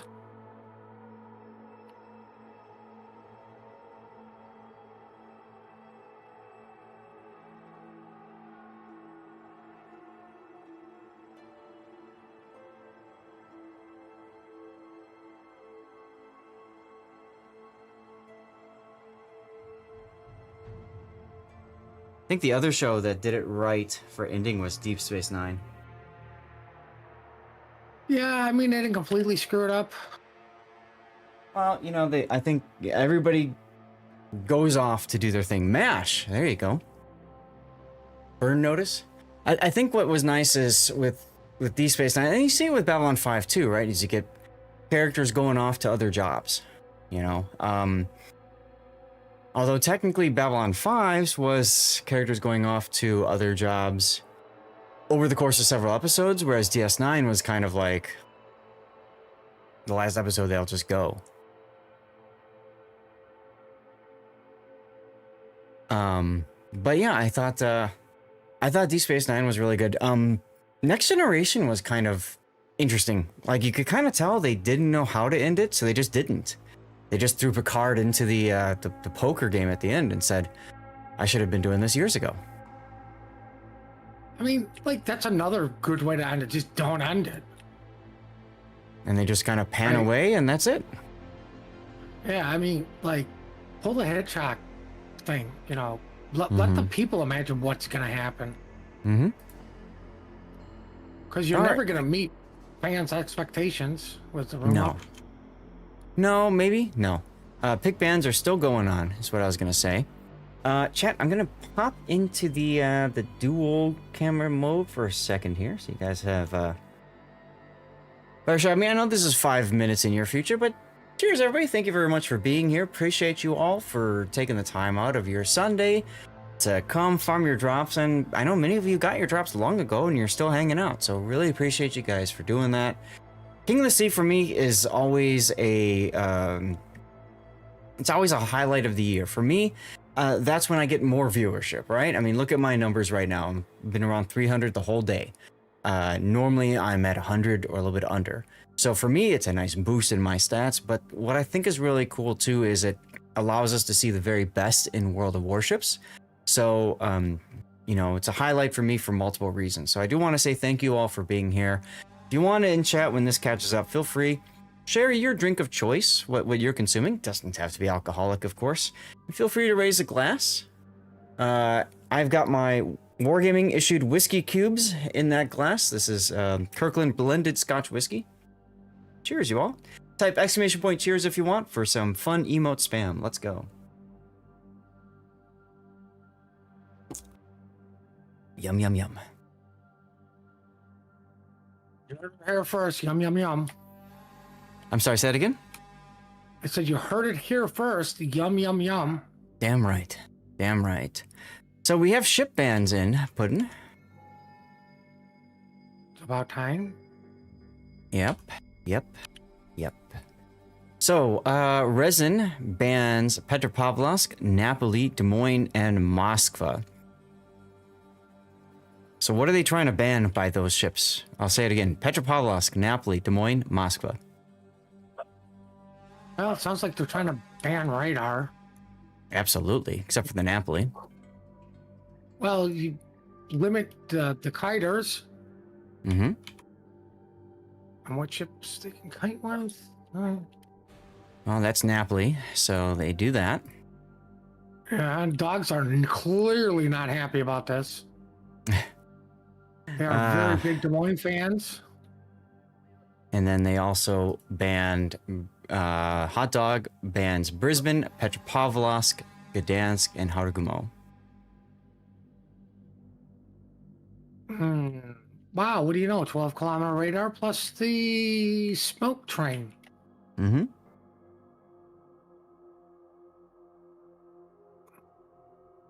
Game is up.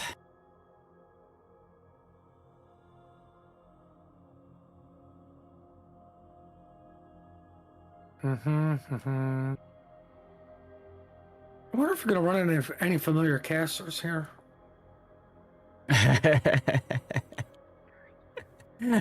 As in all of them? I should tell Wolf I'm a huge fan. There you go.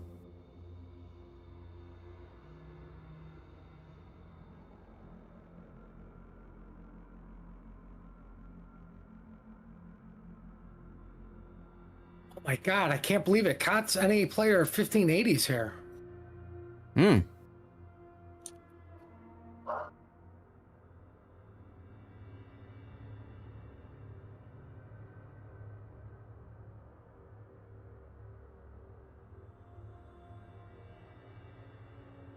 Just taking a moment, I'm creating that sub action about kick that I mentioned earlier, so let's test that out and see if it works.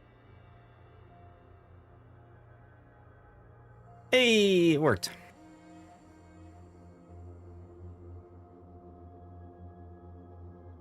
And don't worry, I'm not moving over there permanently or anything, but it is nice to have another site in case Twitch goes down for whatever reason, where we are streaming as well, besides, of course, YouTube and Rumble. And now Twitter.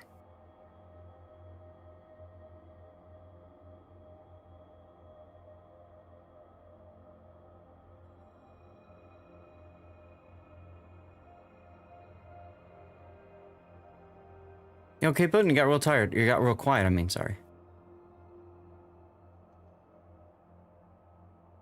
Uh-oh, we lost Puddin'. I muted. No, the dogs were being dog. No, I know. I'm just messing with you, don't worry.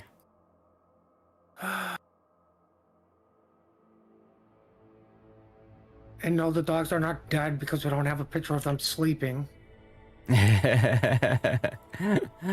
That's true. That's true.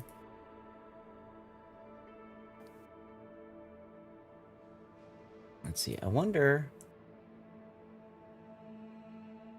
Did that work on the YouTube? Does that? No. Okay. So I do need to put the HTTPS in. Okay, at least for the YouTube one.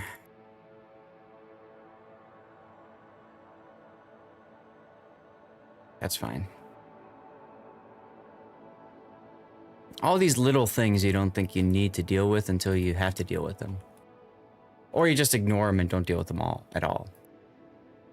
Dark liquids, there you go.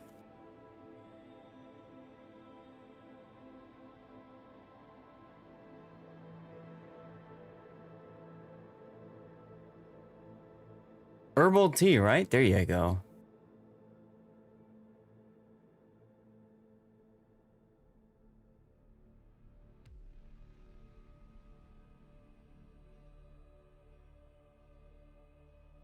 After seeing the worst of WoWs in game, it's a nice change. Damn right, Twitch. Deadeye. Damn right. Twitch iced Deadeye. I would agree with you there.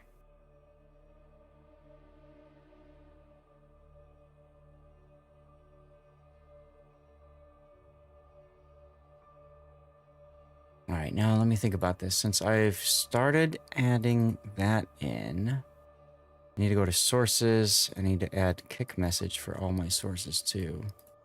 Including builds. A lot of people have been asking about mods. I gotta get that done.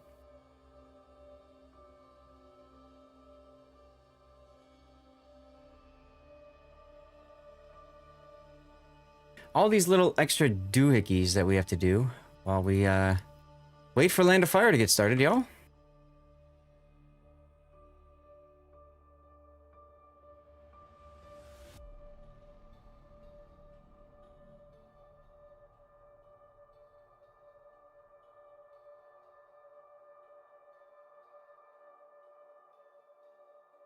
Let's see, what other ones we have? I guess I should just add all of these, even like Civ. It's like, I don't know if there's a way to do this faster. I'm just adding one at a time. There's probably a way to do it faster. Oh well.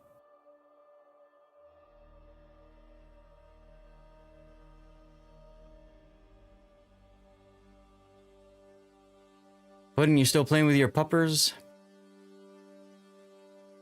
What do you mean by playing? I don't know. I thought you were giving them some lovings and attention, petting them, that sort of deal. Oh no, they're bitching about that too. There you go. There you go. We don't need to do hype train. Instagram. That's one I haven't used in a long time. Oh, here's now Rob shows up.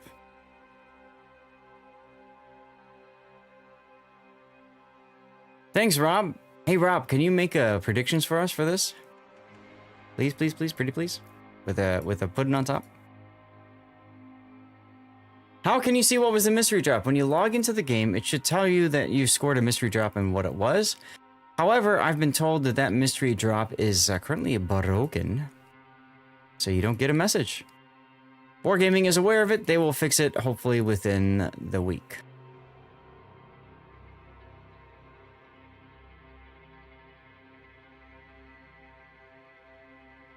I wish I could tell you more than that, but that's all we got. Puddin', you're in the game, right? In the training room? No, it's up. Oh yeah. Oh yeah, I am. Okay, good. Yeah, I was gonna tell Wolfman how much I love him and think he's probably the best staffer there ever was. That's right. And now's your chance. He's here. Right. That requires typing. I'm gonna take the lazy route. Mm. I mean, if I type all that out, then chat's gonna be like, "Well, why can't you do predictions?" And I'm like, "Because I don't want to." Yeah, that's the theory, or that's the way to do it. The spirit, I was going to say. Daniel, my premium container. Yeah. Did Rob even say anything? Tier 7 premium. No, I just got the walk on. I got the walk on sound. So that means he's here. Kind of. Look at that. I had enough time to update StreamerBot and now be listening to kick. Look at that. Let's go. I think Kilo gave me a walk on. It's the standard walk on or whatever. But I'm like, whatever. But like the only person who was like, you need a walk on was poor Zelda, and I gave her the. I had to edit the file for her, but the clip where I single-handedly carried a game of my Farragut that I haven't played in forever. Okay. Right. And I just like, you're welcome for the carry, you shitters. See, the way I see it, all you gotta do... Falcon, thanks for the lurk. The way I see it, all you gotta do is just the Zippo lighter flip. Everybody knows you from that. That's the start of the clip, and then I put the bleep on shitters. Got it. Makes sense. Because I believe I'm the only person who hasn't sworn on her stream yet. For shame. Thurbeck is questionable. I think he did once, but I really don't count ass as one. I mean, I don't even count shit as a swear word, but you know, it is what it is. But like, I rated her once, and the clip was me going off on a Minotaur. Let's go, Sarah Tequila.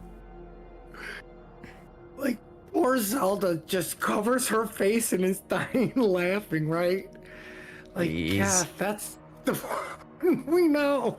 I'm like, and I just go, well, technically I haven't sworn. It's not my fault you picked the bad clip. Chat. Oh. I was gonna say hot dogs rating up, and then all of a sudden, no. Oh, there's a new channel. Forfeit timers until 42. They have 3 minutes. Hot dog has 3 minutes to get ready. Uh-oh.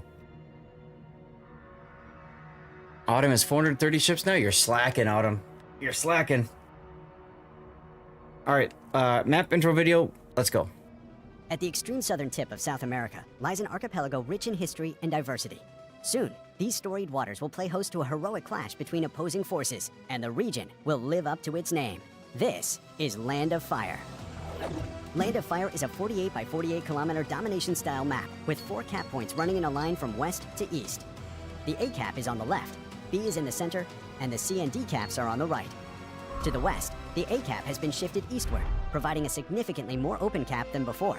It is common to see ships parked on the island on the west edge of the cap in order to deny the flank push, while also preventing an easy capture by enemy destroyers.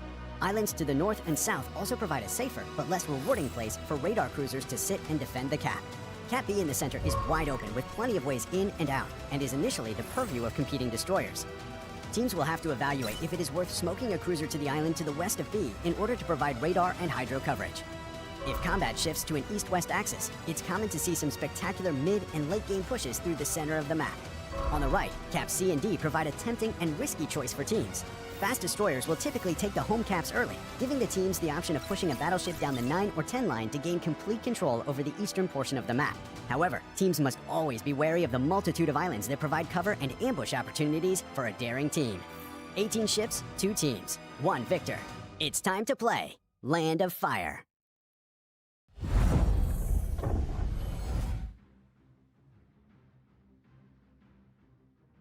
All right, ladies and gentlemen, here we go with game 1 of our best of 3 series now.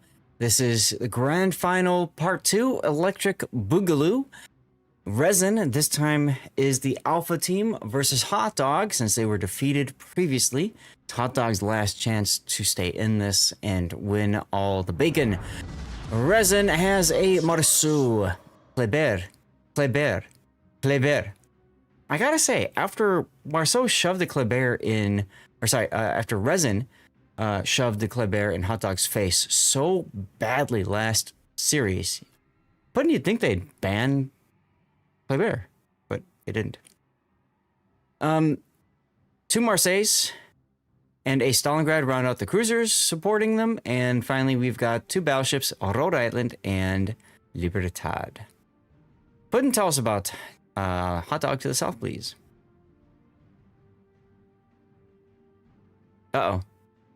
Well, Puddin' might be stuck dealing with the doggos, so let's take a look at this. Hot Dog has Daring, Yu Yang. Fuzzballs in a Yu Yang. This is a smoke Yu Yang.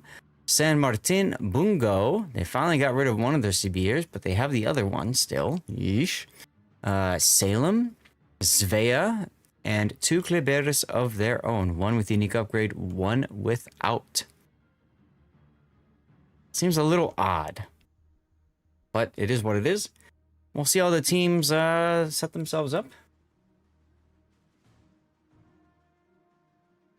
I think we still lost Puddin here.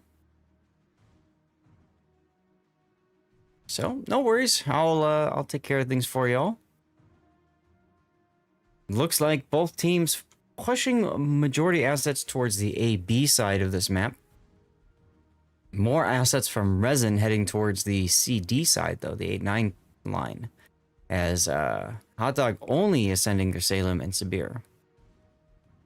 Odd to see a Yu Yang pushing forward with a San Martin in tow. Kind of feels like what they want to try to do is win the A cap and then just hold it with the San Martin, but you're up against 3 Klebears. That's going to be kind of tough to do. I don't know how you're going to make that happen.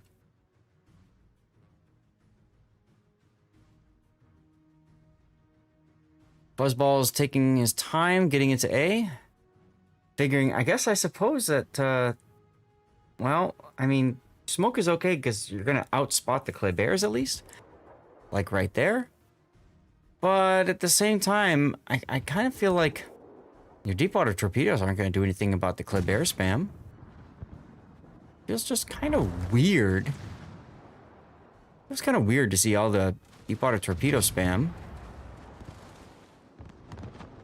Sock taking a different, decent hit there from Peyton's Rhode Island.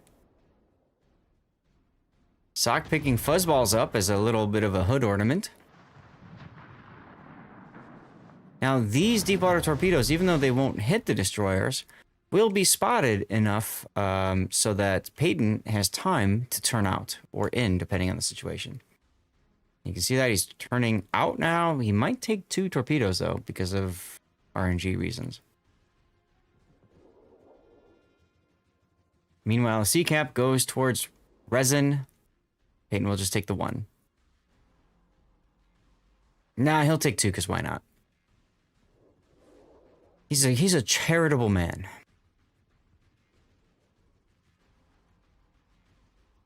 Well, either way, we got Mabuki taking up station to the north of B-Cap. This is a dangerous position for a Stalingrad or Moskva because when you see a daring, you know that there's going to be single-fire conga line torpedoes.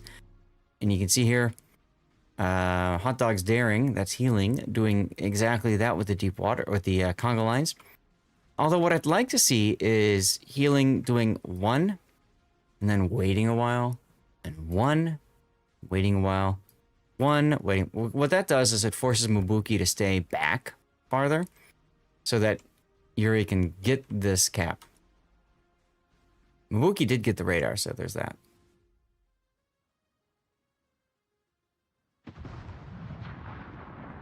Aha, there's the Klebears spotted, and Yuri now with the smoke. Where are these coming from? Oh, big hits there on Bittersweet Yuri. Wow. That is Peyton's Rhode Island. Just waiting for that opportunity as Big Boy 69's Klebear is going to back into the A-cap.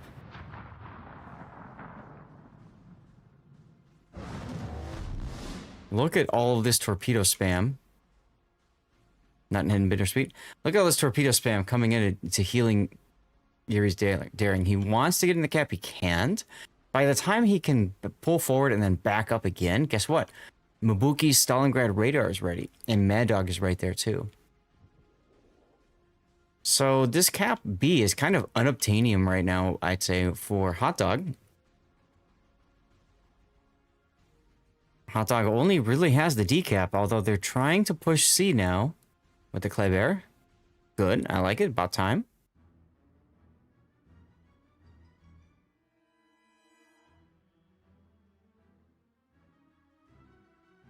Sorry about that. No, it's fine. I figured you had to deal with the doggos or food or life or something. It was life. Life. You know what I didn't have to deal with though? What? A Des Moines. Is that because it was banned? No, it's because I'm running Party Target on it. Ah, there you go. There you go. Well, Hot Dog's going to grab the C cap now. They got 2 caps, and they do have their Yu Yang sitting on the A cap. Buzzballs is detected, though, because Peyton's got this thing called radar with his Rhode Island. But I think Peyton might have forgotten about... I think he might have forgotten about torpedo reload booster. As he dips a little bit forward. Now he's going to back up again. Maybe he was trying to bait out the torpedo racks. He's going to take 1 for his trouble. Could have been a lot worse, of course. I don't know that Fuzzball should be opening up, though, with his guns. Sock isn't in a position to help. Triarch just got smashed. That's the Clay Bears. Uh-oh, Triarch's at 5K. He actually survives. He just W's away. Oh my Impressive. God, he W'd away. I don't like this game plan. The jerk. Hey guys, don't worry. Hot Dog Sabir is in position to run away. Wait. Got Fiva G's Libertad and Big Six's Marseille on the side of Among Us's Sabir. You know what? Chat, I've come to this conclusion. What's the conclusion, sir? I'm rooting for the team that doesn't have a Sabir for the finals. There you go. There you go. I'm here for this. Well, what's going to suck is both teams bring a Sabir. I'm pretty well screwed. Means I'm going to have to boycott Rob.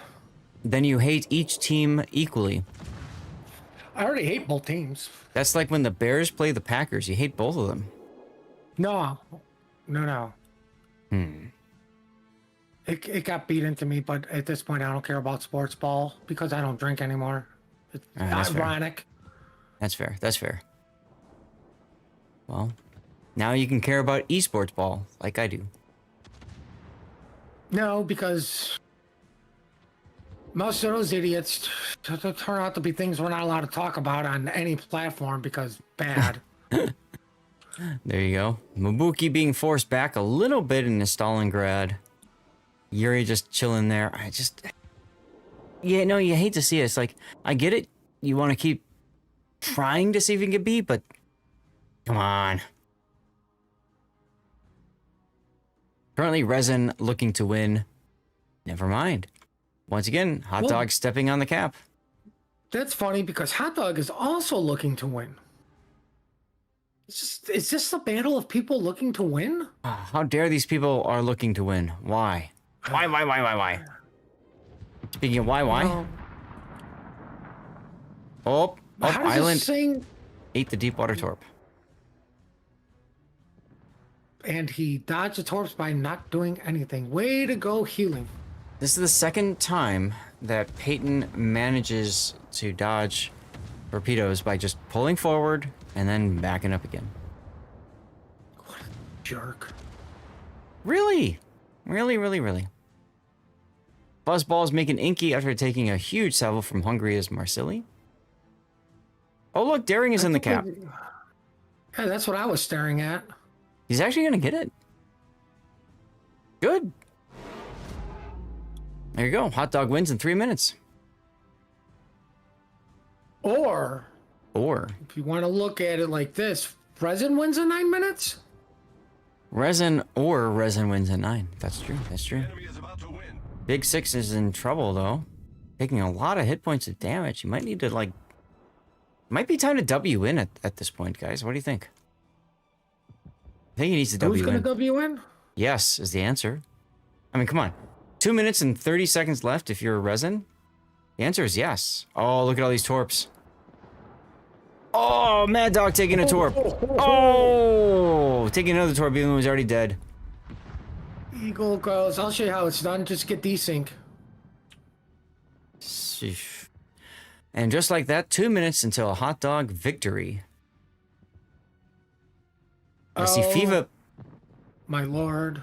Man, they tore up their teammate. FIFA I moving missed him, forward damn it. now, but I don't get why Big Six stopped, because he kind of needs to move, in my opinion. FIFA going for the kill because he knows he needs to kill, but honestly, when that happens, guess what? You do that, and you get made fun of because you did that. Hold the fire, get on the other side, then go for the kill. Bam, right there. Look at how nice that would be right now. Songs would be sung of you, sir, had you gotten the kill there, but you didn't. Oh no, songs are gonna be sung about how he ate all the teammates' torpedoes. Yeah, I know, he wasn't done with the Marceau torps. There you go, shoot him up the rear, that'll work. It's like all of this, we've seen FIFA G play Battleship all day, and it's like he suddenly forgot how to joust in Battleship, which just feels weird. Maybe they're tired. I was Are gonna you say tired, this could be Britton? tired, it could be ironically no, even though I'm yawning. 30 seconds to go until a hot dog victory. Remember, this is the best of three. Okay, the excitement's over with. Yay. 10 seconds. Why is Big Boy doesn't reverse in time? I don't care how great your speed boost is. Even so, you're gonna reverse broadside to a Sabir? Okay. Wow. That thought comes out showing why they pretty much went undefeated up until Yep. the last set of series. Until they ran into Resin. Now it's up to Resin to do something about it. And Hot Dogs has an official Wargaming blowout. Yeah, correct. Team Bravo. That's correct. Now let's take a look Got at take a look at that bracket here for a second. Let's put this up. Oh, chat, we gotta do a commercial break. I'm sorry to do this to you again, but we gotta do one now. Apologies. Thank you for sticking around. But Hot Dog, yeah, look, 2-0'd 3X, 2-1 Honkai Star Rail, 3-1 Virtus, 3-0'd by Resin. So essentially, they've only lost 2 games in this bracket until Resin made them lose 3 in a row. Impressive, impressive. Very impressive. Yeah. The Adeli, thank you for the follow. I forgot to thank people, by the way. Marax87, thank you for the follow. Simray69, thank you for the follow. Zeranios, thank you for the follow. And Zahukos, thank you for the follow. There we go. Caught up on that, even though we just did commercials, so I'll kill it and start it up again. There we go. Now you heard your name.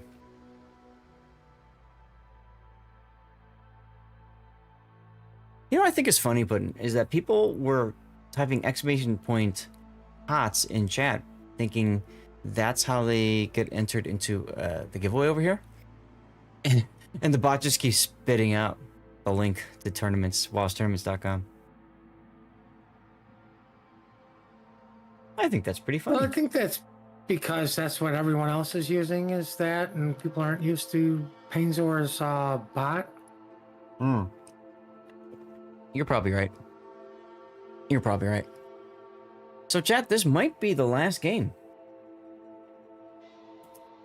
If Hot Dog wins it, 2-0 sweep, reverse sweep, sweep sweep, back sweep. Or we do one more after that for all the bacon. Either way, once that's done, we'll probably look to do an after party. We need to do one more for all the bacon. It would be nice. It would be nice. It's 4 p.m. now. Normally I go till 6. So 2 more hours. We'll see. We shall see.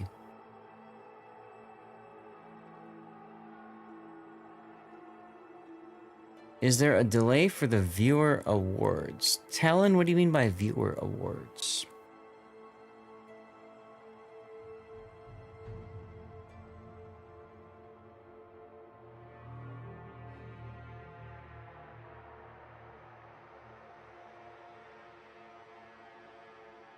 I think you mean the KOTS codes that we're giving away, and if that's the case, no. Centurion Mark K3, thank you for the follow. Welcome on in.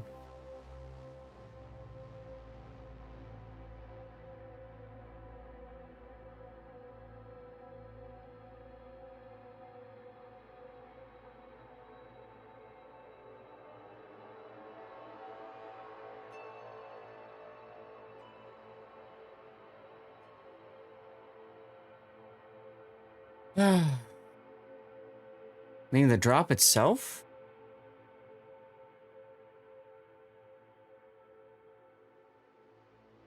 Watch 2 hours. That's it.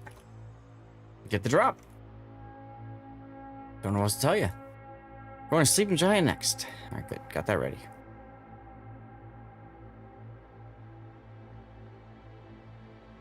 Have you guys been enjoying the sped up version of the intro videos? It does save us time getting into it. Bit of a meme, but at the same time, hey, there's they used AI to do it, so why not meme it?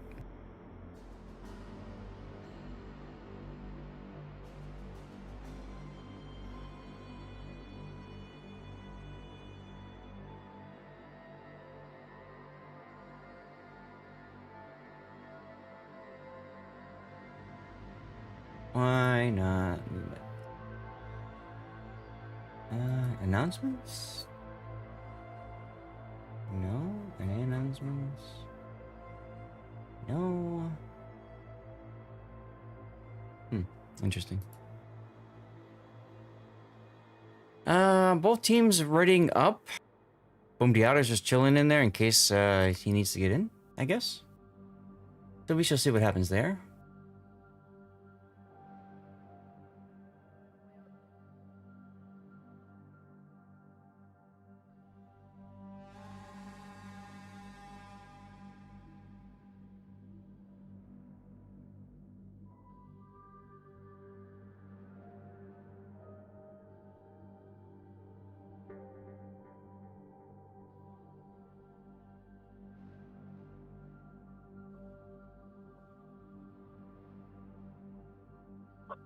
How much time is left, the engine? In what tournament? The drop? Island Cat is ignoring all the ads. Thank you for subbing, Island Cat. Good to see you again, by the way. In the tournament, 1 or 2 games left. 1 or 2 games. Both teams are pretty much ready to put in, so I think we're going to start the intro video. Sound good for you? Works for me. Let's go. A colossal battle between opposing fleets will soon unfold here amongst the waters of the East China Sea. The residents of these islands will shortly bear witness to the thunder and flash of combat, and only one team will sail away victorious. This is Sleeping Giant. Sleeping Giant is a 48 by 48 kilometer domination-style map with 4 cap points running from west to east. The A cap is on the left, B is in the center, C and D are on the right. In this iteration, both teams' spawns have moved from a central position to a north and southwestern spawn position, offering a wealth of new strategies for teams to execute. Cap A on the left is fraught with danger, shifted from its previous position inside the Thunderdome to being centered on the tip of the island on the 1-2 line. A daring destroyer player can hug the island to take the cap quickly, but will face a treacherous journey to escape afterwards. In the center, capture area B is just as perilous. Completely open with plenty of spaces for radar cruisers to hide nearby without being spotted, it's commonly left uncaptured until the mid and late game. Caps C and D on the right provide an intriguing choice to teams. Pick up just their home cap, deploying radar and kiting ships to protect it, or risk it all on a push down the 9-10 line to gain control over both caps and the potential win. Sleeping Giant has a long history in KOTS since its return in KOTS 13. Many tightly contested and challenging matches have been fought on this map, which begs the question, who will be the victor this time? 18 ships, 2 teams, 1 victor. It's time to play Sleeping Giant. Alright everybody, welcome to what could possibly be the last game of the KOTS regionals for North America. This is Resin versus Hot Dog. Hot Dog only needs 1 victory to end our pain and suffering. Just kidding. Our enjoyment of King of the Sea. Resin has changed things up a bit. Check it out. They've got a Marceau, a Gearing, another Marceau, and another Gearing. A Minotaur, missing a flag. A Stalingrad. A Utrecht. a Bungo, and a Vermont. And I feel like both of them are looking to do the more traditional death snail action, which, hey, that might work for them. We'll find out. Puddin', tell us about Hot Dog.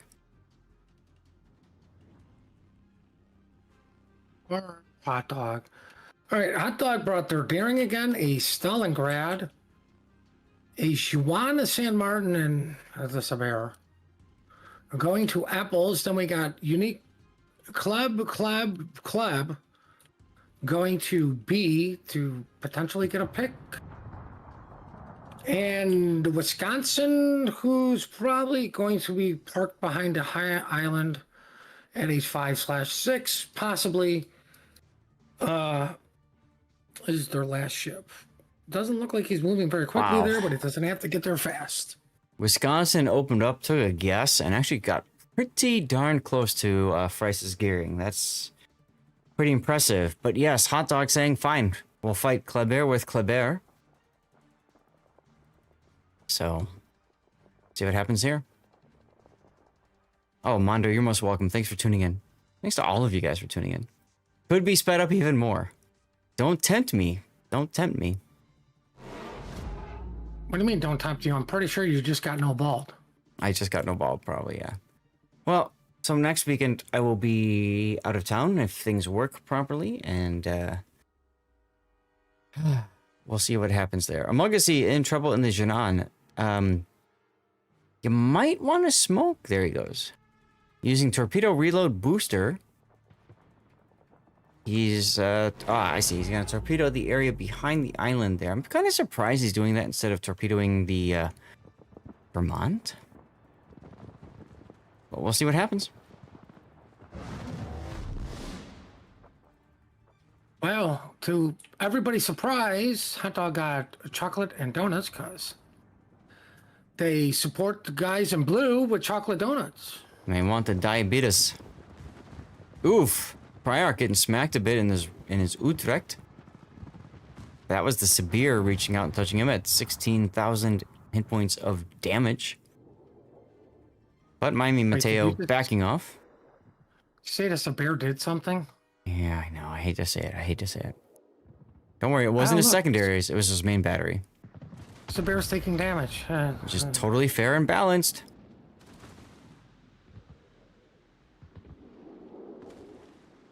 He just got booped on the rear.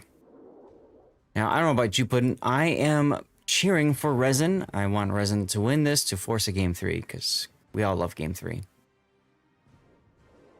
What, did you say you were rooting for Bravo? I No. can back that plan up until No. next week when we root for the anti-Sabere team. That's right. What's going on? I Can Swim. Here's a shout out for Deathstrike, the unofficial World of Warships forums. Go check them out.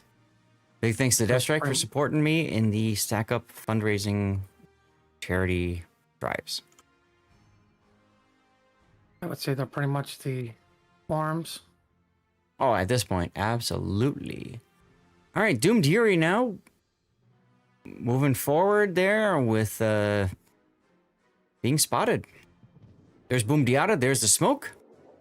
We'll see the radar in a moment once Boom Diata is safely behind smoke cover. And Yuri disappears. He hasn't disappeared yet, so no need to use the radar. Eagle Lance Marceau in that smoke, as well as Boom Diata. Like, look at this. Poor Doomed Yuri is tasting the rainbow, right? HE shells plus AP shells. Let's go.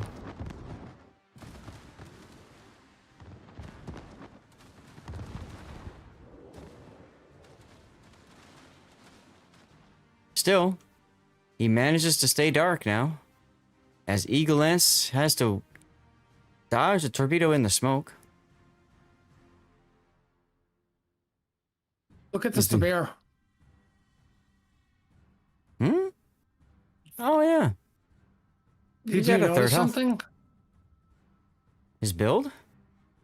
I don't know He's what. still got 47 seconds of his heal that he could be using. Oh, nah, he's got adrenaline rush now, so he's trying to buff that. But, What's the matter? I don't know if that's going to work out well. Oh, we'll find out. Back on the other side, because it seems like A has kind of stalled out for a bit. We've got some big hits on Resin's Minotaur. That's Boom Diata. In trouble now. He's got his heal going. He's trying to panic turn away from all the incoming hate. Those are Clay Bears with AP in his side. Can Citadel him. If I'm Boom Diata, I'm hitting this island and stopping. He's not stopping. Wisconsin. Oh, that could have ended him right there. All that going on allows Mad Dog to grab the decap. Whoa, the guess. Doomed Yuri with the guess shots on where Mad Dog was. Notice Mad Dog doesn't have a exclamation point shadowed next to that. He was never spotted, and he still took that damage from Doomed Yuri taking a guess, a really good guess.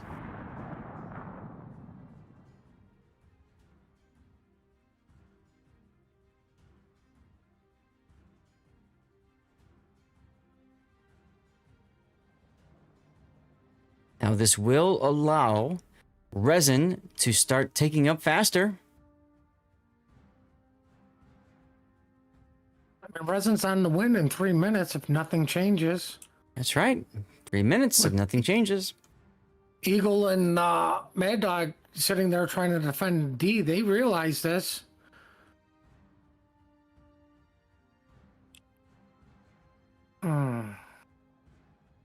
What are you going to do with your Wisconsin? What are you going to do with the Sibir is the bigger question. He's kiting away from the darkness right now and kind of needs to turn around, in my opinion. Well, I mean, they got to get something on A cap or D cap. Mm-hmm. These points are ticking up real quickly. Oh, yeah. Down to under 3 minutes left for a Resin victory, y'all. Peyton realizes this, knows there's a club in the area. It's like, you know, I don't need to push. I just need to run. Ooh, Sock taking a big hit there. Those were Vermont shells in the darkness. Now, Sock just got detected as Among Us's Janan takes a big hit as well. Ooh, another big hit. Those were Stalingrad shots. Hot Dog looking in trouble in this game as Mabuki fires another Stalingrad salvo at where he thinks the Janon's gonna go. Misses. Here comes FIFA G's Vermont. The brick is shooting and speaking. And Sock kinda listens. Well, we got the Wisconsin for Hot Dog cutting in through Bacon. Mm-hmm. I mean, where he's at, that's his last play, is just to get someplace fast. Eagle Lance detected for a moment as Battleship Nagato's Kleber gets into the decap. Boom Diato's radar up. Missed the opportunity to shoot at the Minotaur because Bugsy put an island there. Hayden in the Bungo trying to hit Doomed Yuri, missing.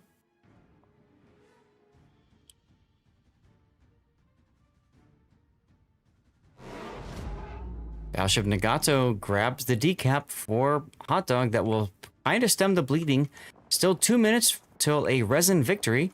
Will Battleship Nagato take a torpedo? No. Johnson's still looking at Minotaur. Minotaur spotted. Ooh, Bungo trying to hit Fuzzboss, who's also pushing up. I mean, that makes perfect sense, right? Hayden is in a good position for crossfires. Look at the two Klebears marching up together. Deathstrike is absolutely the official, unofficial forums. Eagle Lance trying to help his teammate out here. Bungo shots connect. Connect. Peyton with a massive shot. 53 seconds for a Resin victory. Is there a way back in? This is FIFA turns his Vermont to face the Wisconsin for hot Murica on Murica action. Puddin'? I don't see a way back in for Hot Dog. What do you think? No. Like I said, Peyton recognized We don't need to push. Just turn around and run. The clubs can't torp rush you while you're running. Ooh. Okay. Doom Fury gets a torpedo kill on the Minotaur. That does give them a little bit of extra breathing room. Unfortunately, Vermont just dunks on San Martin and the Jinan. They both go down. Let's get in position. Grab our death pick. There we go. Wow. What a game. Resin tying up the series now. Boom Diata was like, yep, I need to sacrifice myself, so no official wargaming blowout. Thank you. Absolutely. Abso-freaking-lutely. Look at that. Wow. All right, so I saw Beavis and other people asking, what's up with this whole... Wait a minute, didn't Resin just fight Hot Dog a moment ago? The answer is yes. Let me show you guys. Again, because I mentioned it before, but just in case you're missing it now, here we go. So, this is a double elimination bracket. In other words, every team can be eliminated, go to the losers bracket, and work their way up to the grand finals. That's what Resin did, right? Resin was eliminated in round 1 by Bonks. Right? Worked their way up through Eternity, through Kraken, through Honkai Star Rail, through Bonks, who, by the way, knocked him out originally, through Virtus, and finally now against Hot Dog. Now, they won in a best of 5 in the first round of grand finals. Because the loser won, there is essentially a double elimination for Team Hot Dog. Okay? Hot Dog didn't lose a single round, right? They defeated 3XA, they defeated Honkai Star Rail, they defeated Virtus. So, if we're doing double elimination, Hot Dog was eliminated once in the grand finals. Well, they need to be eliminated again in the second round. So that's why you see Resin versus Hot Dog here.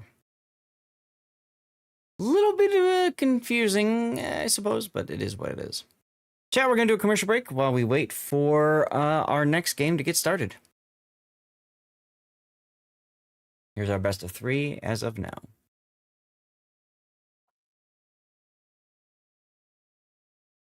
I kind of like it, this double elimination. You know, because how many people complain, like, you know, like, to go like, oh, Resin just, you know, came up through the losers and, you know, Hot Dog only lost once, you know. Kind of seems a little bit unfair, like, you know, maybe they just had an offset of games.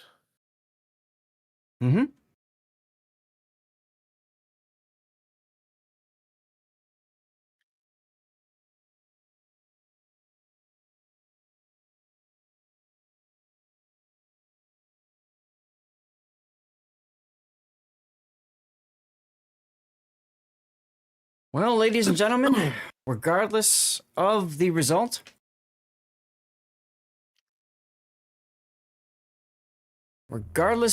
this will be the last game of the tournament for this weekend.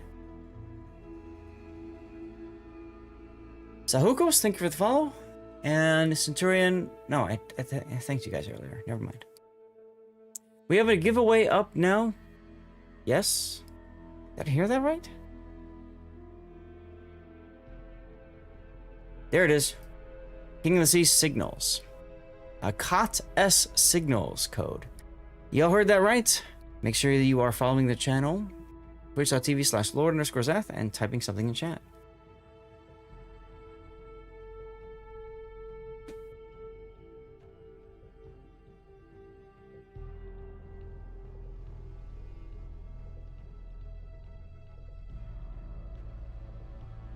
What's wrong with typos in chat?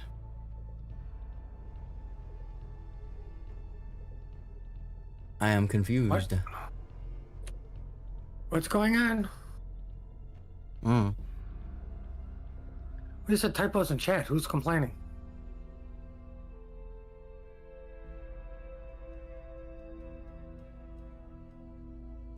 I don't know. What's going on, Reach 75?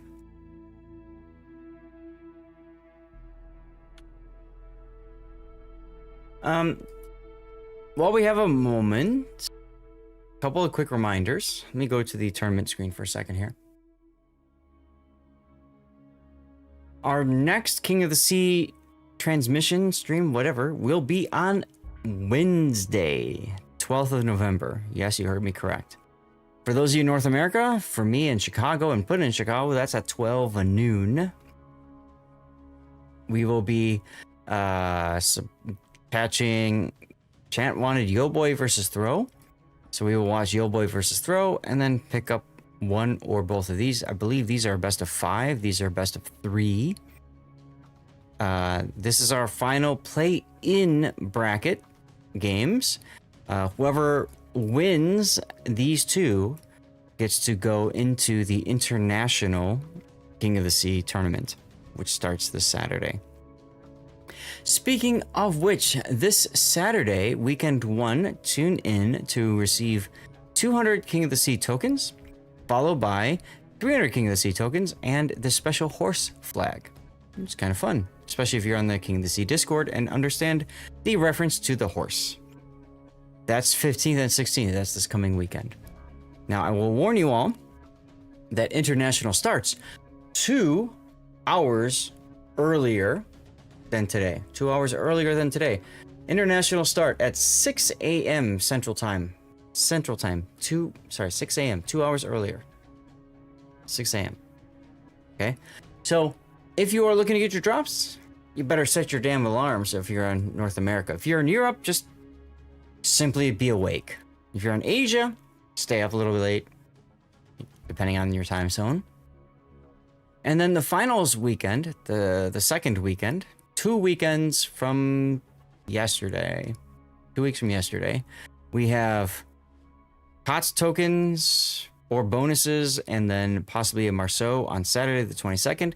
And finally, the Cristoforo Colombo camo on the 23rd.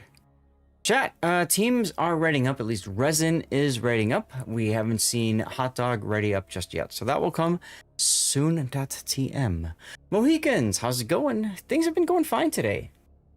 Very fun day today.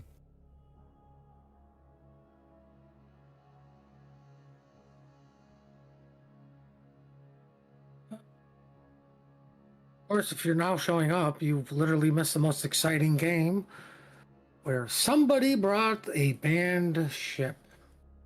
Yeah, we did have a little bit of that before, which honestly allowed for this Resin versus Hot Dog lineup, right? So, Hot Dog is ready up -3 players. Once we see 2, we will we'll start the video. Cute as a real. I love that. Faroe Islands. I like that. I might have to use that. I might have to steal that. Faroe Islands. Hot Dog is missing a player.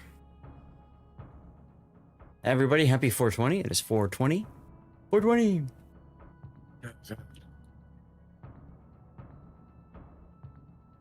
After this, we'll probably do a little bit of an after party. I'm gonna have to cut streams, cut delay, start things up. I'll talk about it later. It's a pain in the butt. Pain in the butt. Ultimately, I could just hang here. I don't know. We'll see how things go.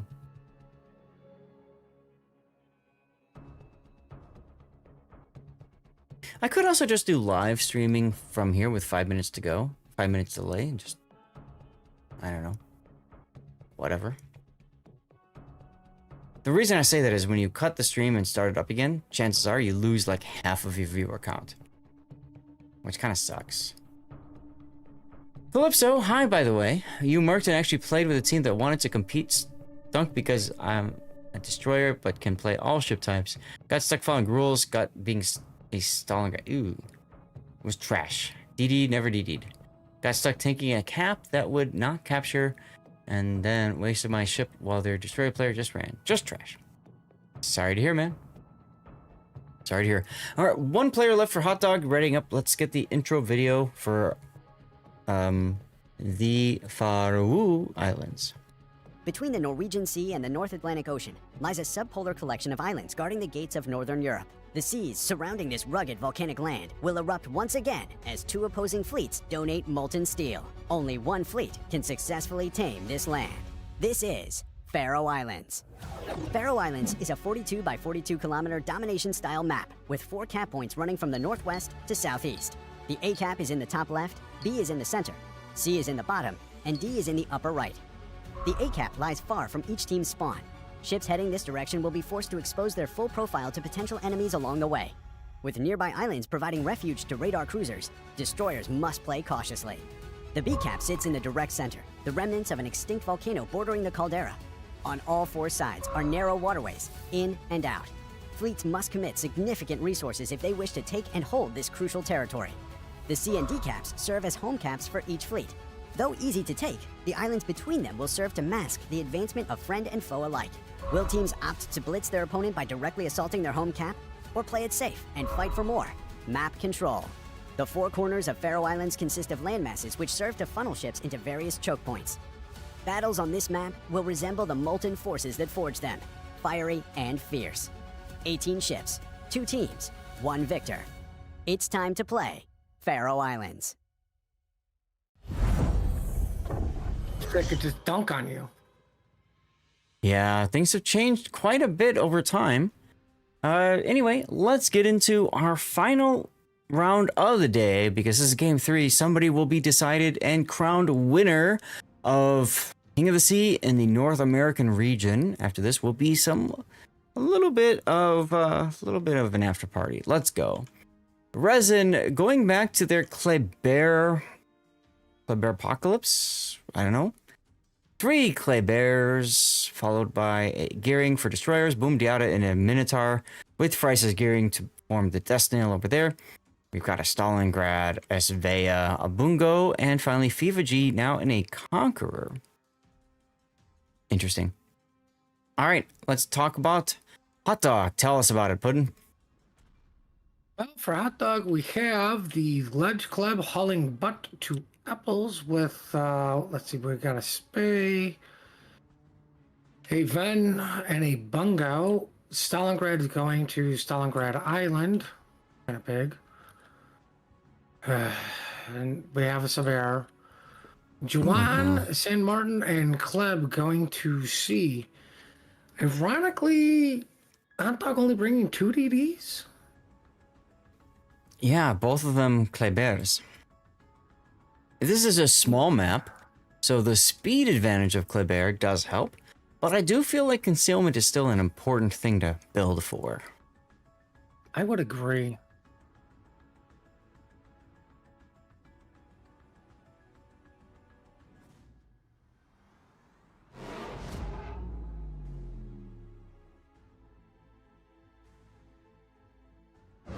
Well, double club for Resin's gonna get apples. Let me rephrase that, the triple club. Triple Kleb, although currently only 1 in, now 2. Now 2. But yeah, I mean, that's going to be quick cap there. D cap is controlled as well, so that puts Resin on a 2 cap lead. Ta. And all these guns fired guessing. These are all guess shots. Pretty darn close. I think Hot Dog's second club that want the chocolate is going to sneak into bacon. And it's just a Stalingrad there, so even though Stalingrad has a long ash radar, it just doesn't have the DPN to make use out of it, so it's still like just dodge 2 salvos from it and you'll be okay. Yep. What happened to Bittersweet? I do not know. Also, why is that up there? Bungoed? Yeah. Oh, he got bungoed. 32,000 damage. Bungoed.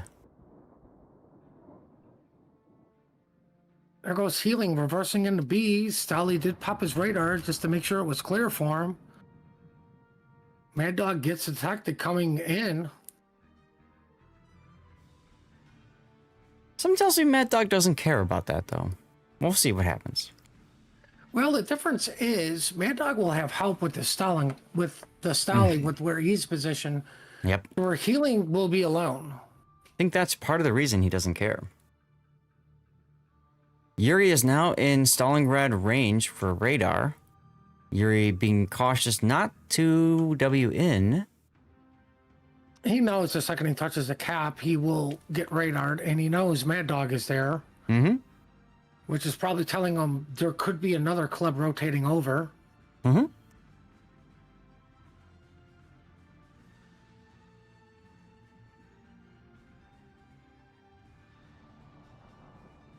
We have some hot bungo on bungo action in a moment. As TM's bungo helps Peyton's adrenaline rush so he can shoot more rapidly at his teammates. Neat. Dolly popped the radar, doesn't catch healing. No, healing was Healing smart backed enough to up get out of enough. there. But it does tell them that Yuri has rotated a little bit.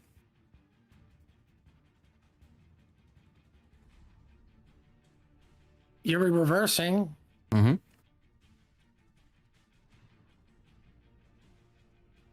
I think Mad Dog will touch the cap first. Sock takes a torpedo in the face as he advances without hydro available. It's a gearing torpedo from Freiss. Freiss now detecting the Sabir for Boomdiata in the smoke. Oh yeah, and Fiva also has his Conqueror ready to go. This is going to be tough for Hot Dog.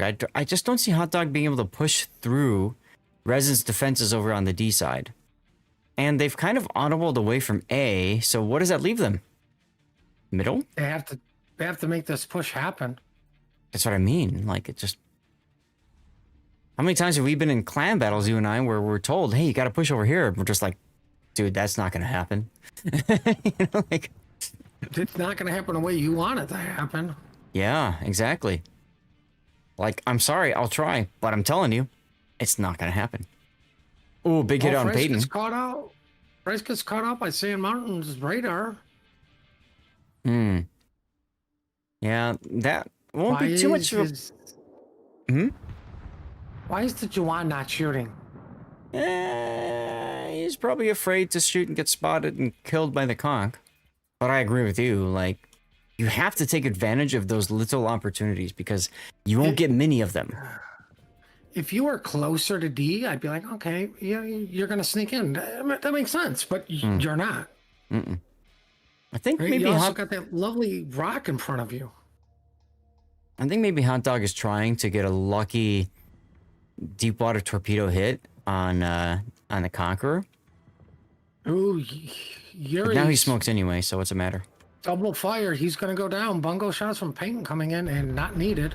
First blood going to Resin. Resin wanting to win this and earn the title of King of the Sea North America, which I believe they had last season, didn't they? Last year? Could have sworn that was them. I believe so.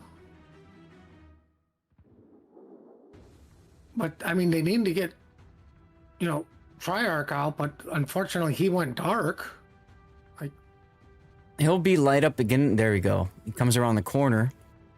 Nagato spots him. Triarch has a sticky fire, so he's going to take a lot of damage here. 20 seconds until his DCP. He's not going to make it. That's a big conversion there. Too late for today's goodies? Absolutely not.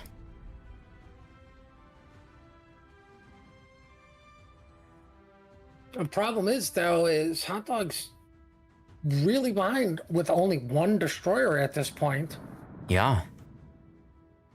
I would, if I was Hot Dog, I'd tell him to go get D. And I want to say, it's really weird to see a San Martin pushing. It's just not what it does. There's the funny button to get his heal back up again. I don't understand that because he doesn't need it just yet, but okay. I guess he's planning for the future. He's going for the long run. Shot against Fiva G's Conqueror. Here comes the Sabir shot. Nope. Dolly and Faye are pushing into B cap. Fuzzballs did pop his radar, which caught Mad Dog rotating. Yeah, Mad Dog wants to go help kill Sock San Martin. I don't blame him. Well, I mean, they have to, because he knows, like, they have to know where, like, they're making the push here. Like I said, sending the club to Cap D because you pushed the Minotaur so far away. Right.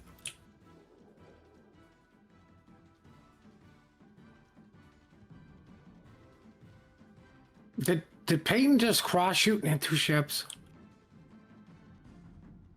Maybe. I mean, I wouldn't be surprised. Look where he is. He kind of has to do that.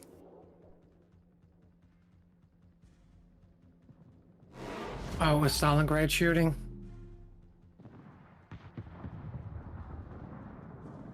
Well, Fuzzballs manages to get into the B cap and grab that for Team Hot Dog. Speaking of caps, Battleship Nagato grabs the D cap, or at least steps into it. That's huge.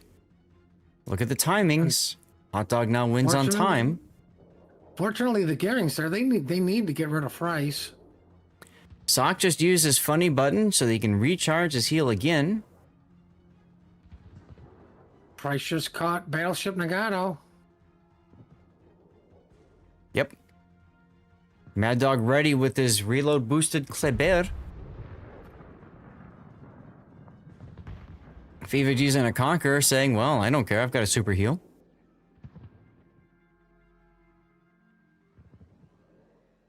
Let's pan back and look at the other side of the map. There's San Not too Martin much going. radar. Catches Frice out. Plus-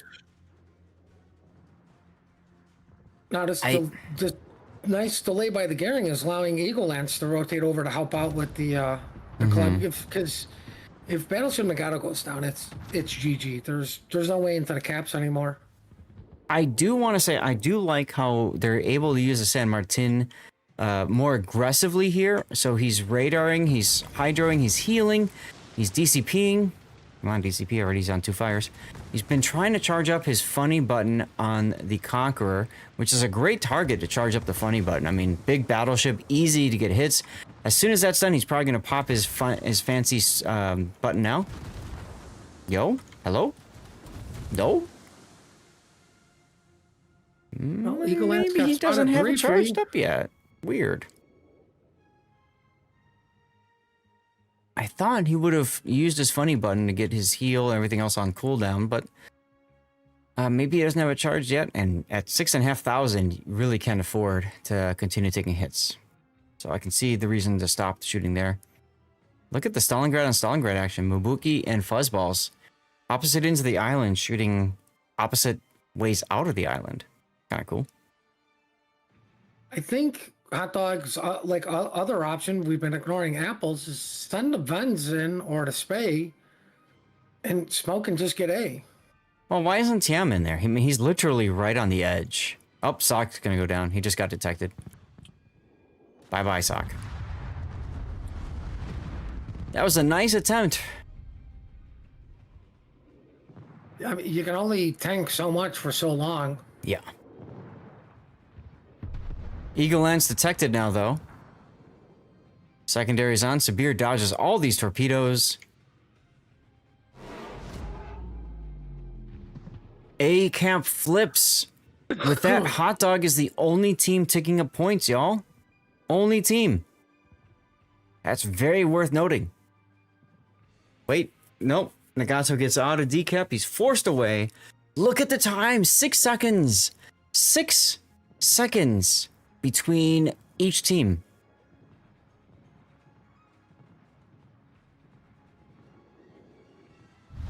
The enemy is about to win.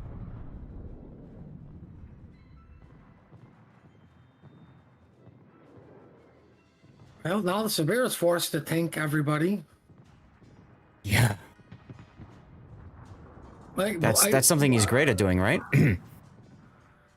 I'm pretty sure Battleship Nagato understands that he still has to delay this decap for a little bit longer because they're going to lose the Sabir. He understands the assignment.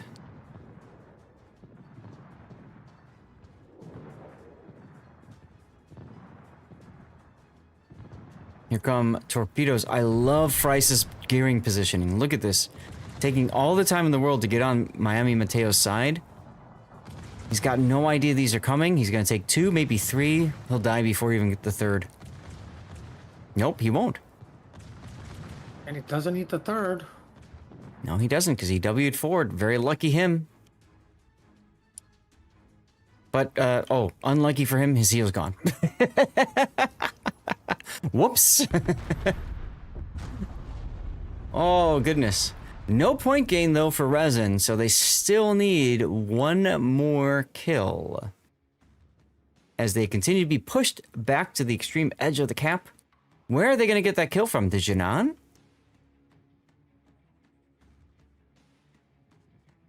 Fever G, by the way, out of heals. My goodness, guys. 3 minutes. Sorry, 2 minutes now that Nagato has grabbed the decap. Are we going to see a hot dog reverse sweep here, guys? Look at this. Eagle is on bacon, and the only thing there to stop him is the fence, but sadly, there is still the Stalingrad. I want to see what Mabuki's looking at. He is looking directly at the smoke. He's out of radars, but the Venezia is going to show up in just a moment as the smoke expires in 20 seconds. Mabuki Wing forward, knowing this needs to be a kill. Oh, look at the torpedo hits. Look at the torpedo hits. Resin wins with a huge Kleber torpedo salvo to seal the deal. With no caps. You don't need a cap. You just got to kill No caps everyone. at the end. Once again, Resin only loses 1 ship. Wow, Resin with the reverse sweep here, grabbing Hot Dog. Taking him down. Let's set them as the winner. Winner, winner, chicken dinner.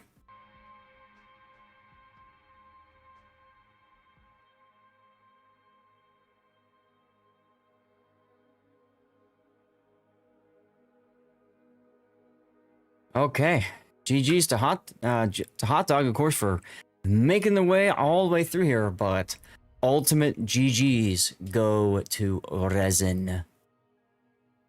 What a series, Puddin', huh? What a series. That last game. Great final game. Really Great final game. exciting. Great final game. I mean, again, look at what Hot Dog did. Hot Dog won all the way through the winner's bracket, and unfortunately got taken down by Resin in 2 series, each of them 3 battles. Resin definitely came out and said, "No, we're here to dominate," and they dominated.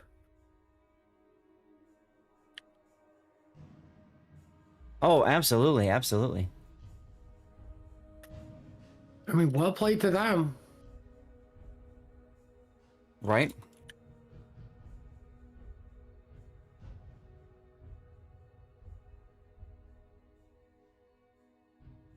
Absolutely. Sorry, I'm just typing up a message real quick.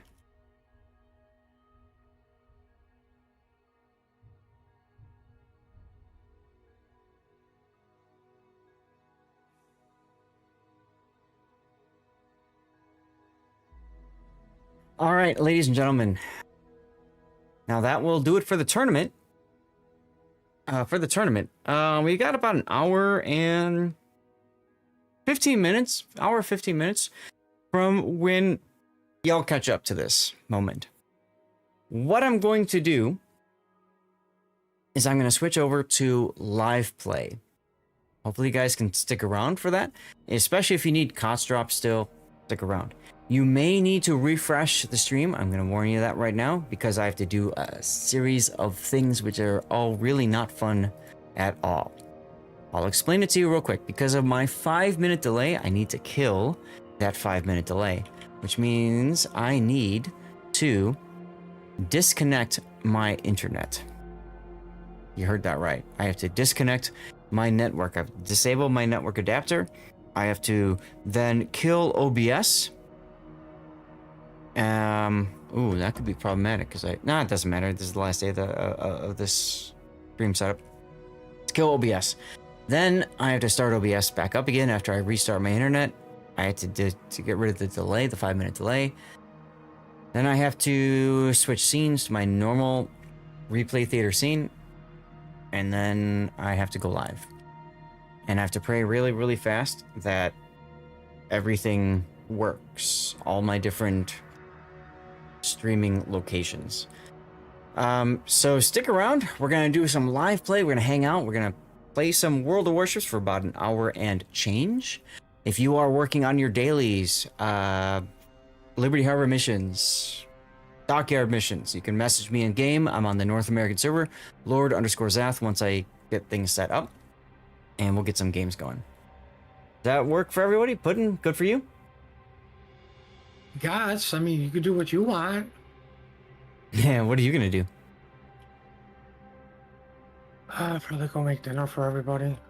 Dinner sounds wonderful. I've got dinner to make too in a little bit. Leftover quesadillas, so it'll be a little bit easy for us. So there's that at least. I don't know. All right. Well, Sounds good. yeah, it does, doesn't it? Puddin', thank you very much for hanging out on the stream and being my awesome co-caster, as always. Appreciate you, my Sea dude. Raptor's doing finals with you, or are we still... Sea Raptor has said he wants to do internationals with me, but it is going to be a 4 a.m. start for him. 4 a.m. wake up. 6 a.m. start. You and I both know Raptor is not a morning person. Neither am I. But Neither am I. yeah, neither are you. But you just stay up overnight, so, you know. So, I don't know. We'll figure it out. Plus, I'll be traveling, in theory. So we'll see what happens. Okay? Where you're going. Huh? I said, I know where you're going. You're going You- from Milwaukee, then to Denver, then to Ontario, and then from Ontario to San Francisco, from San Francisco to Cleveland, and then to Texas. For those of you guys who don't know, Thursday I'm trying to get with my trip overall to Austin, Texas, I'm trying to get 7 premier qualifying flights on United so I can get to United Gold status. Great timing due to government shutdown and all that, but hey, that's not my fault. So I'm flying Milwaukee to Chicago, Chicago to San Francisco, San Francisco to Los Angeles, Los Angeles to Austin, Texas on Thursday. And then coming home on Monday, I'm going to be flying from Austin, Texas to Denver, Colorado to Chicago O'Hare to Milwaukee.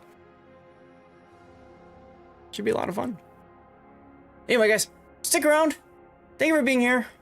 Let's get some live play action going. All right. Peace out, y'all. Anything else, Puddin', or are we good to go? No, you're good.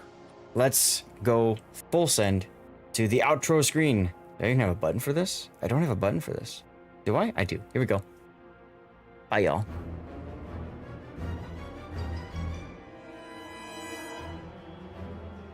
All right.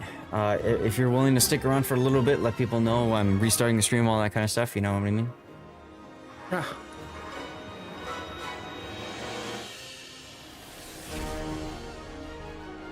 Much uranium. Huh? I said there's so much uranium where I'm at right now.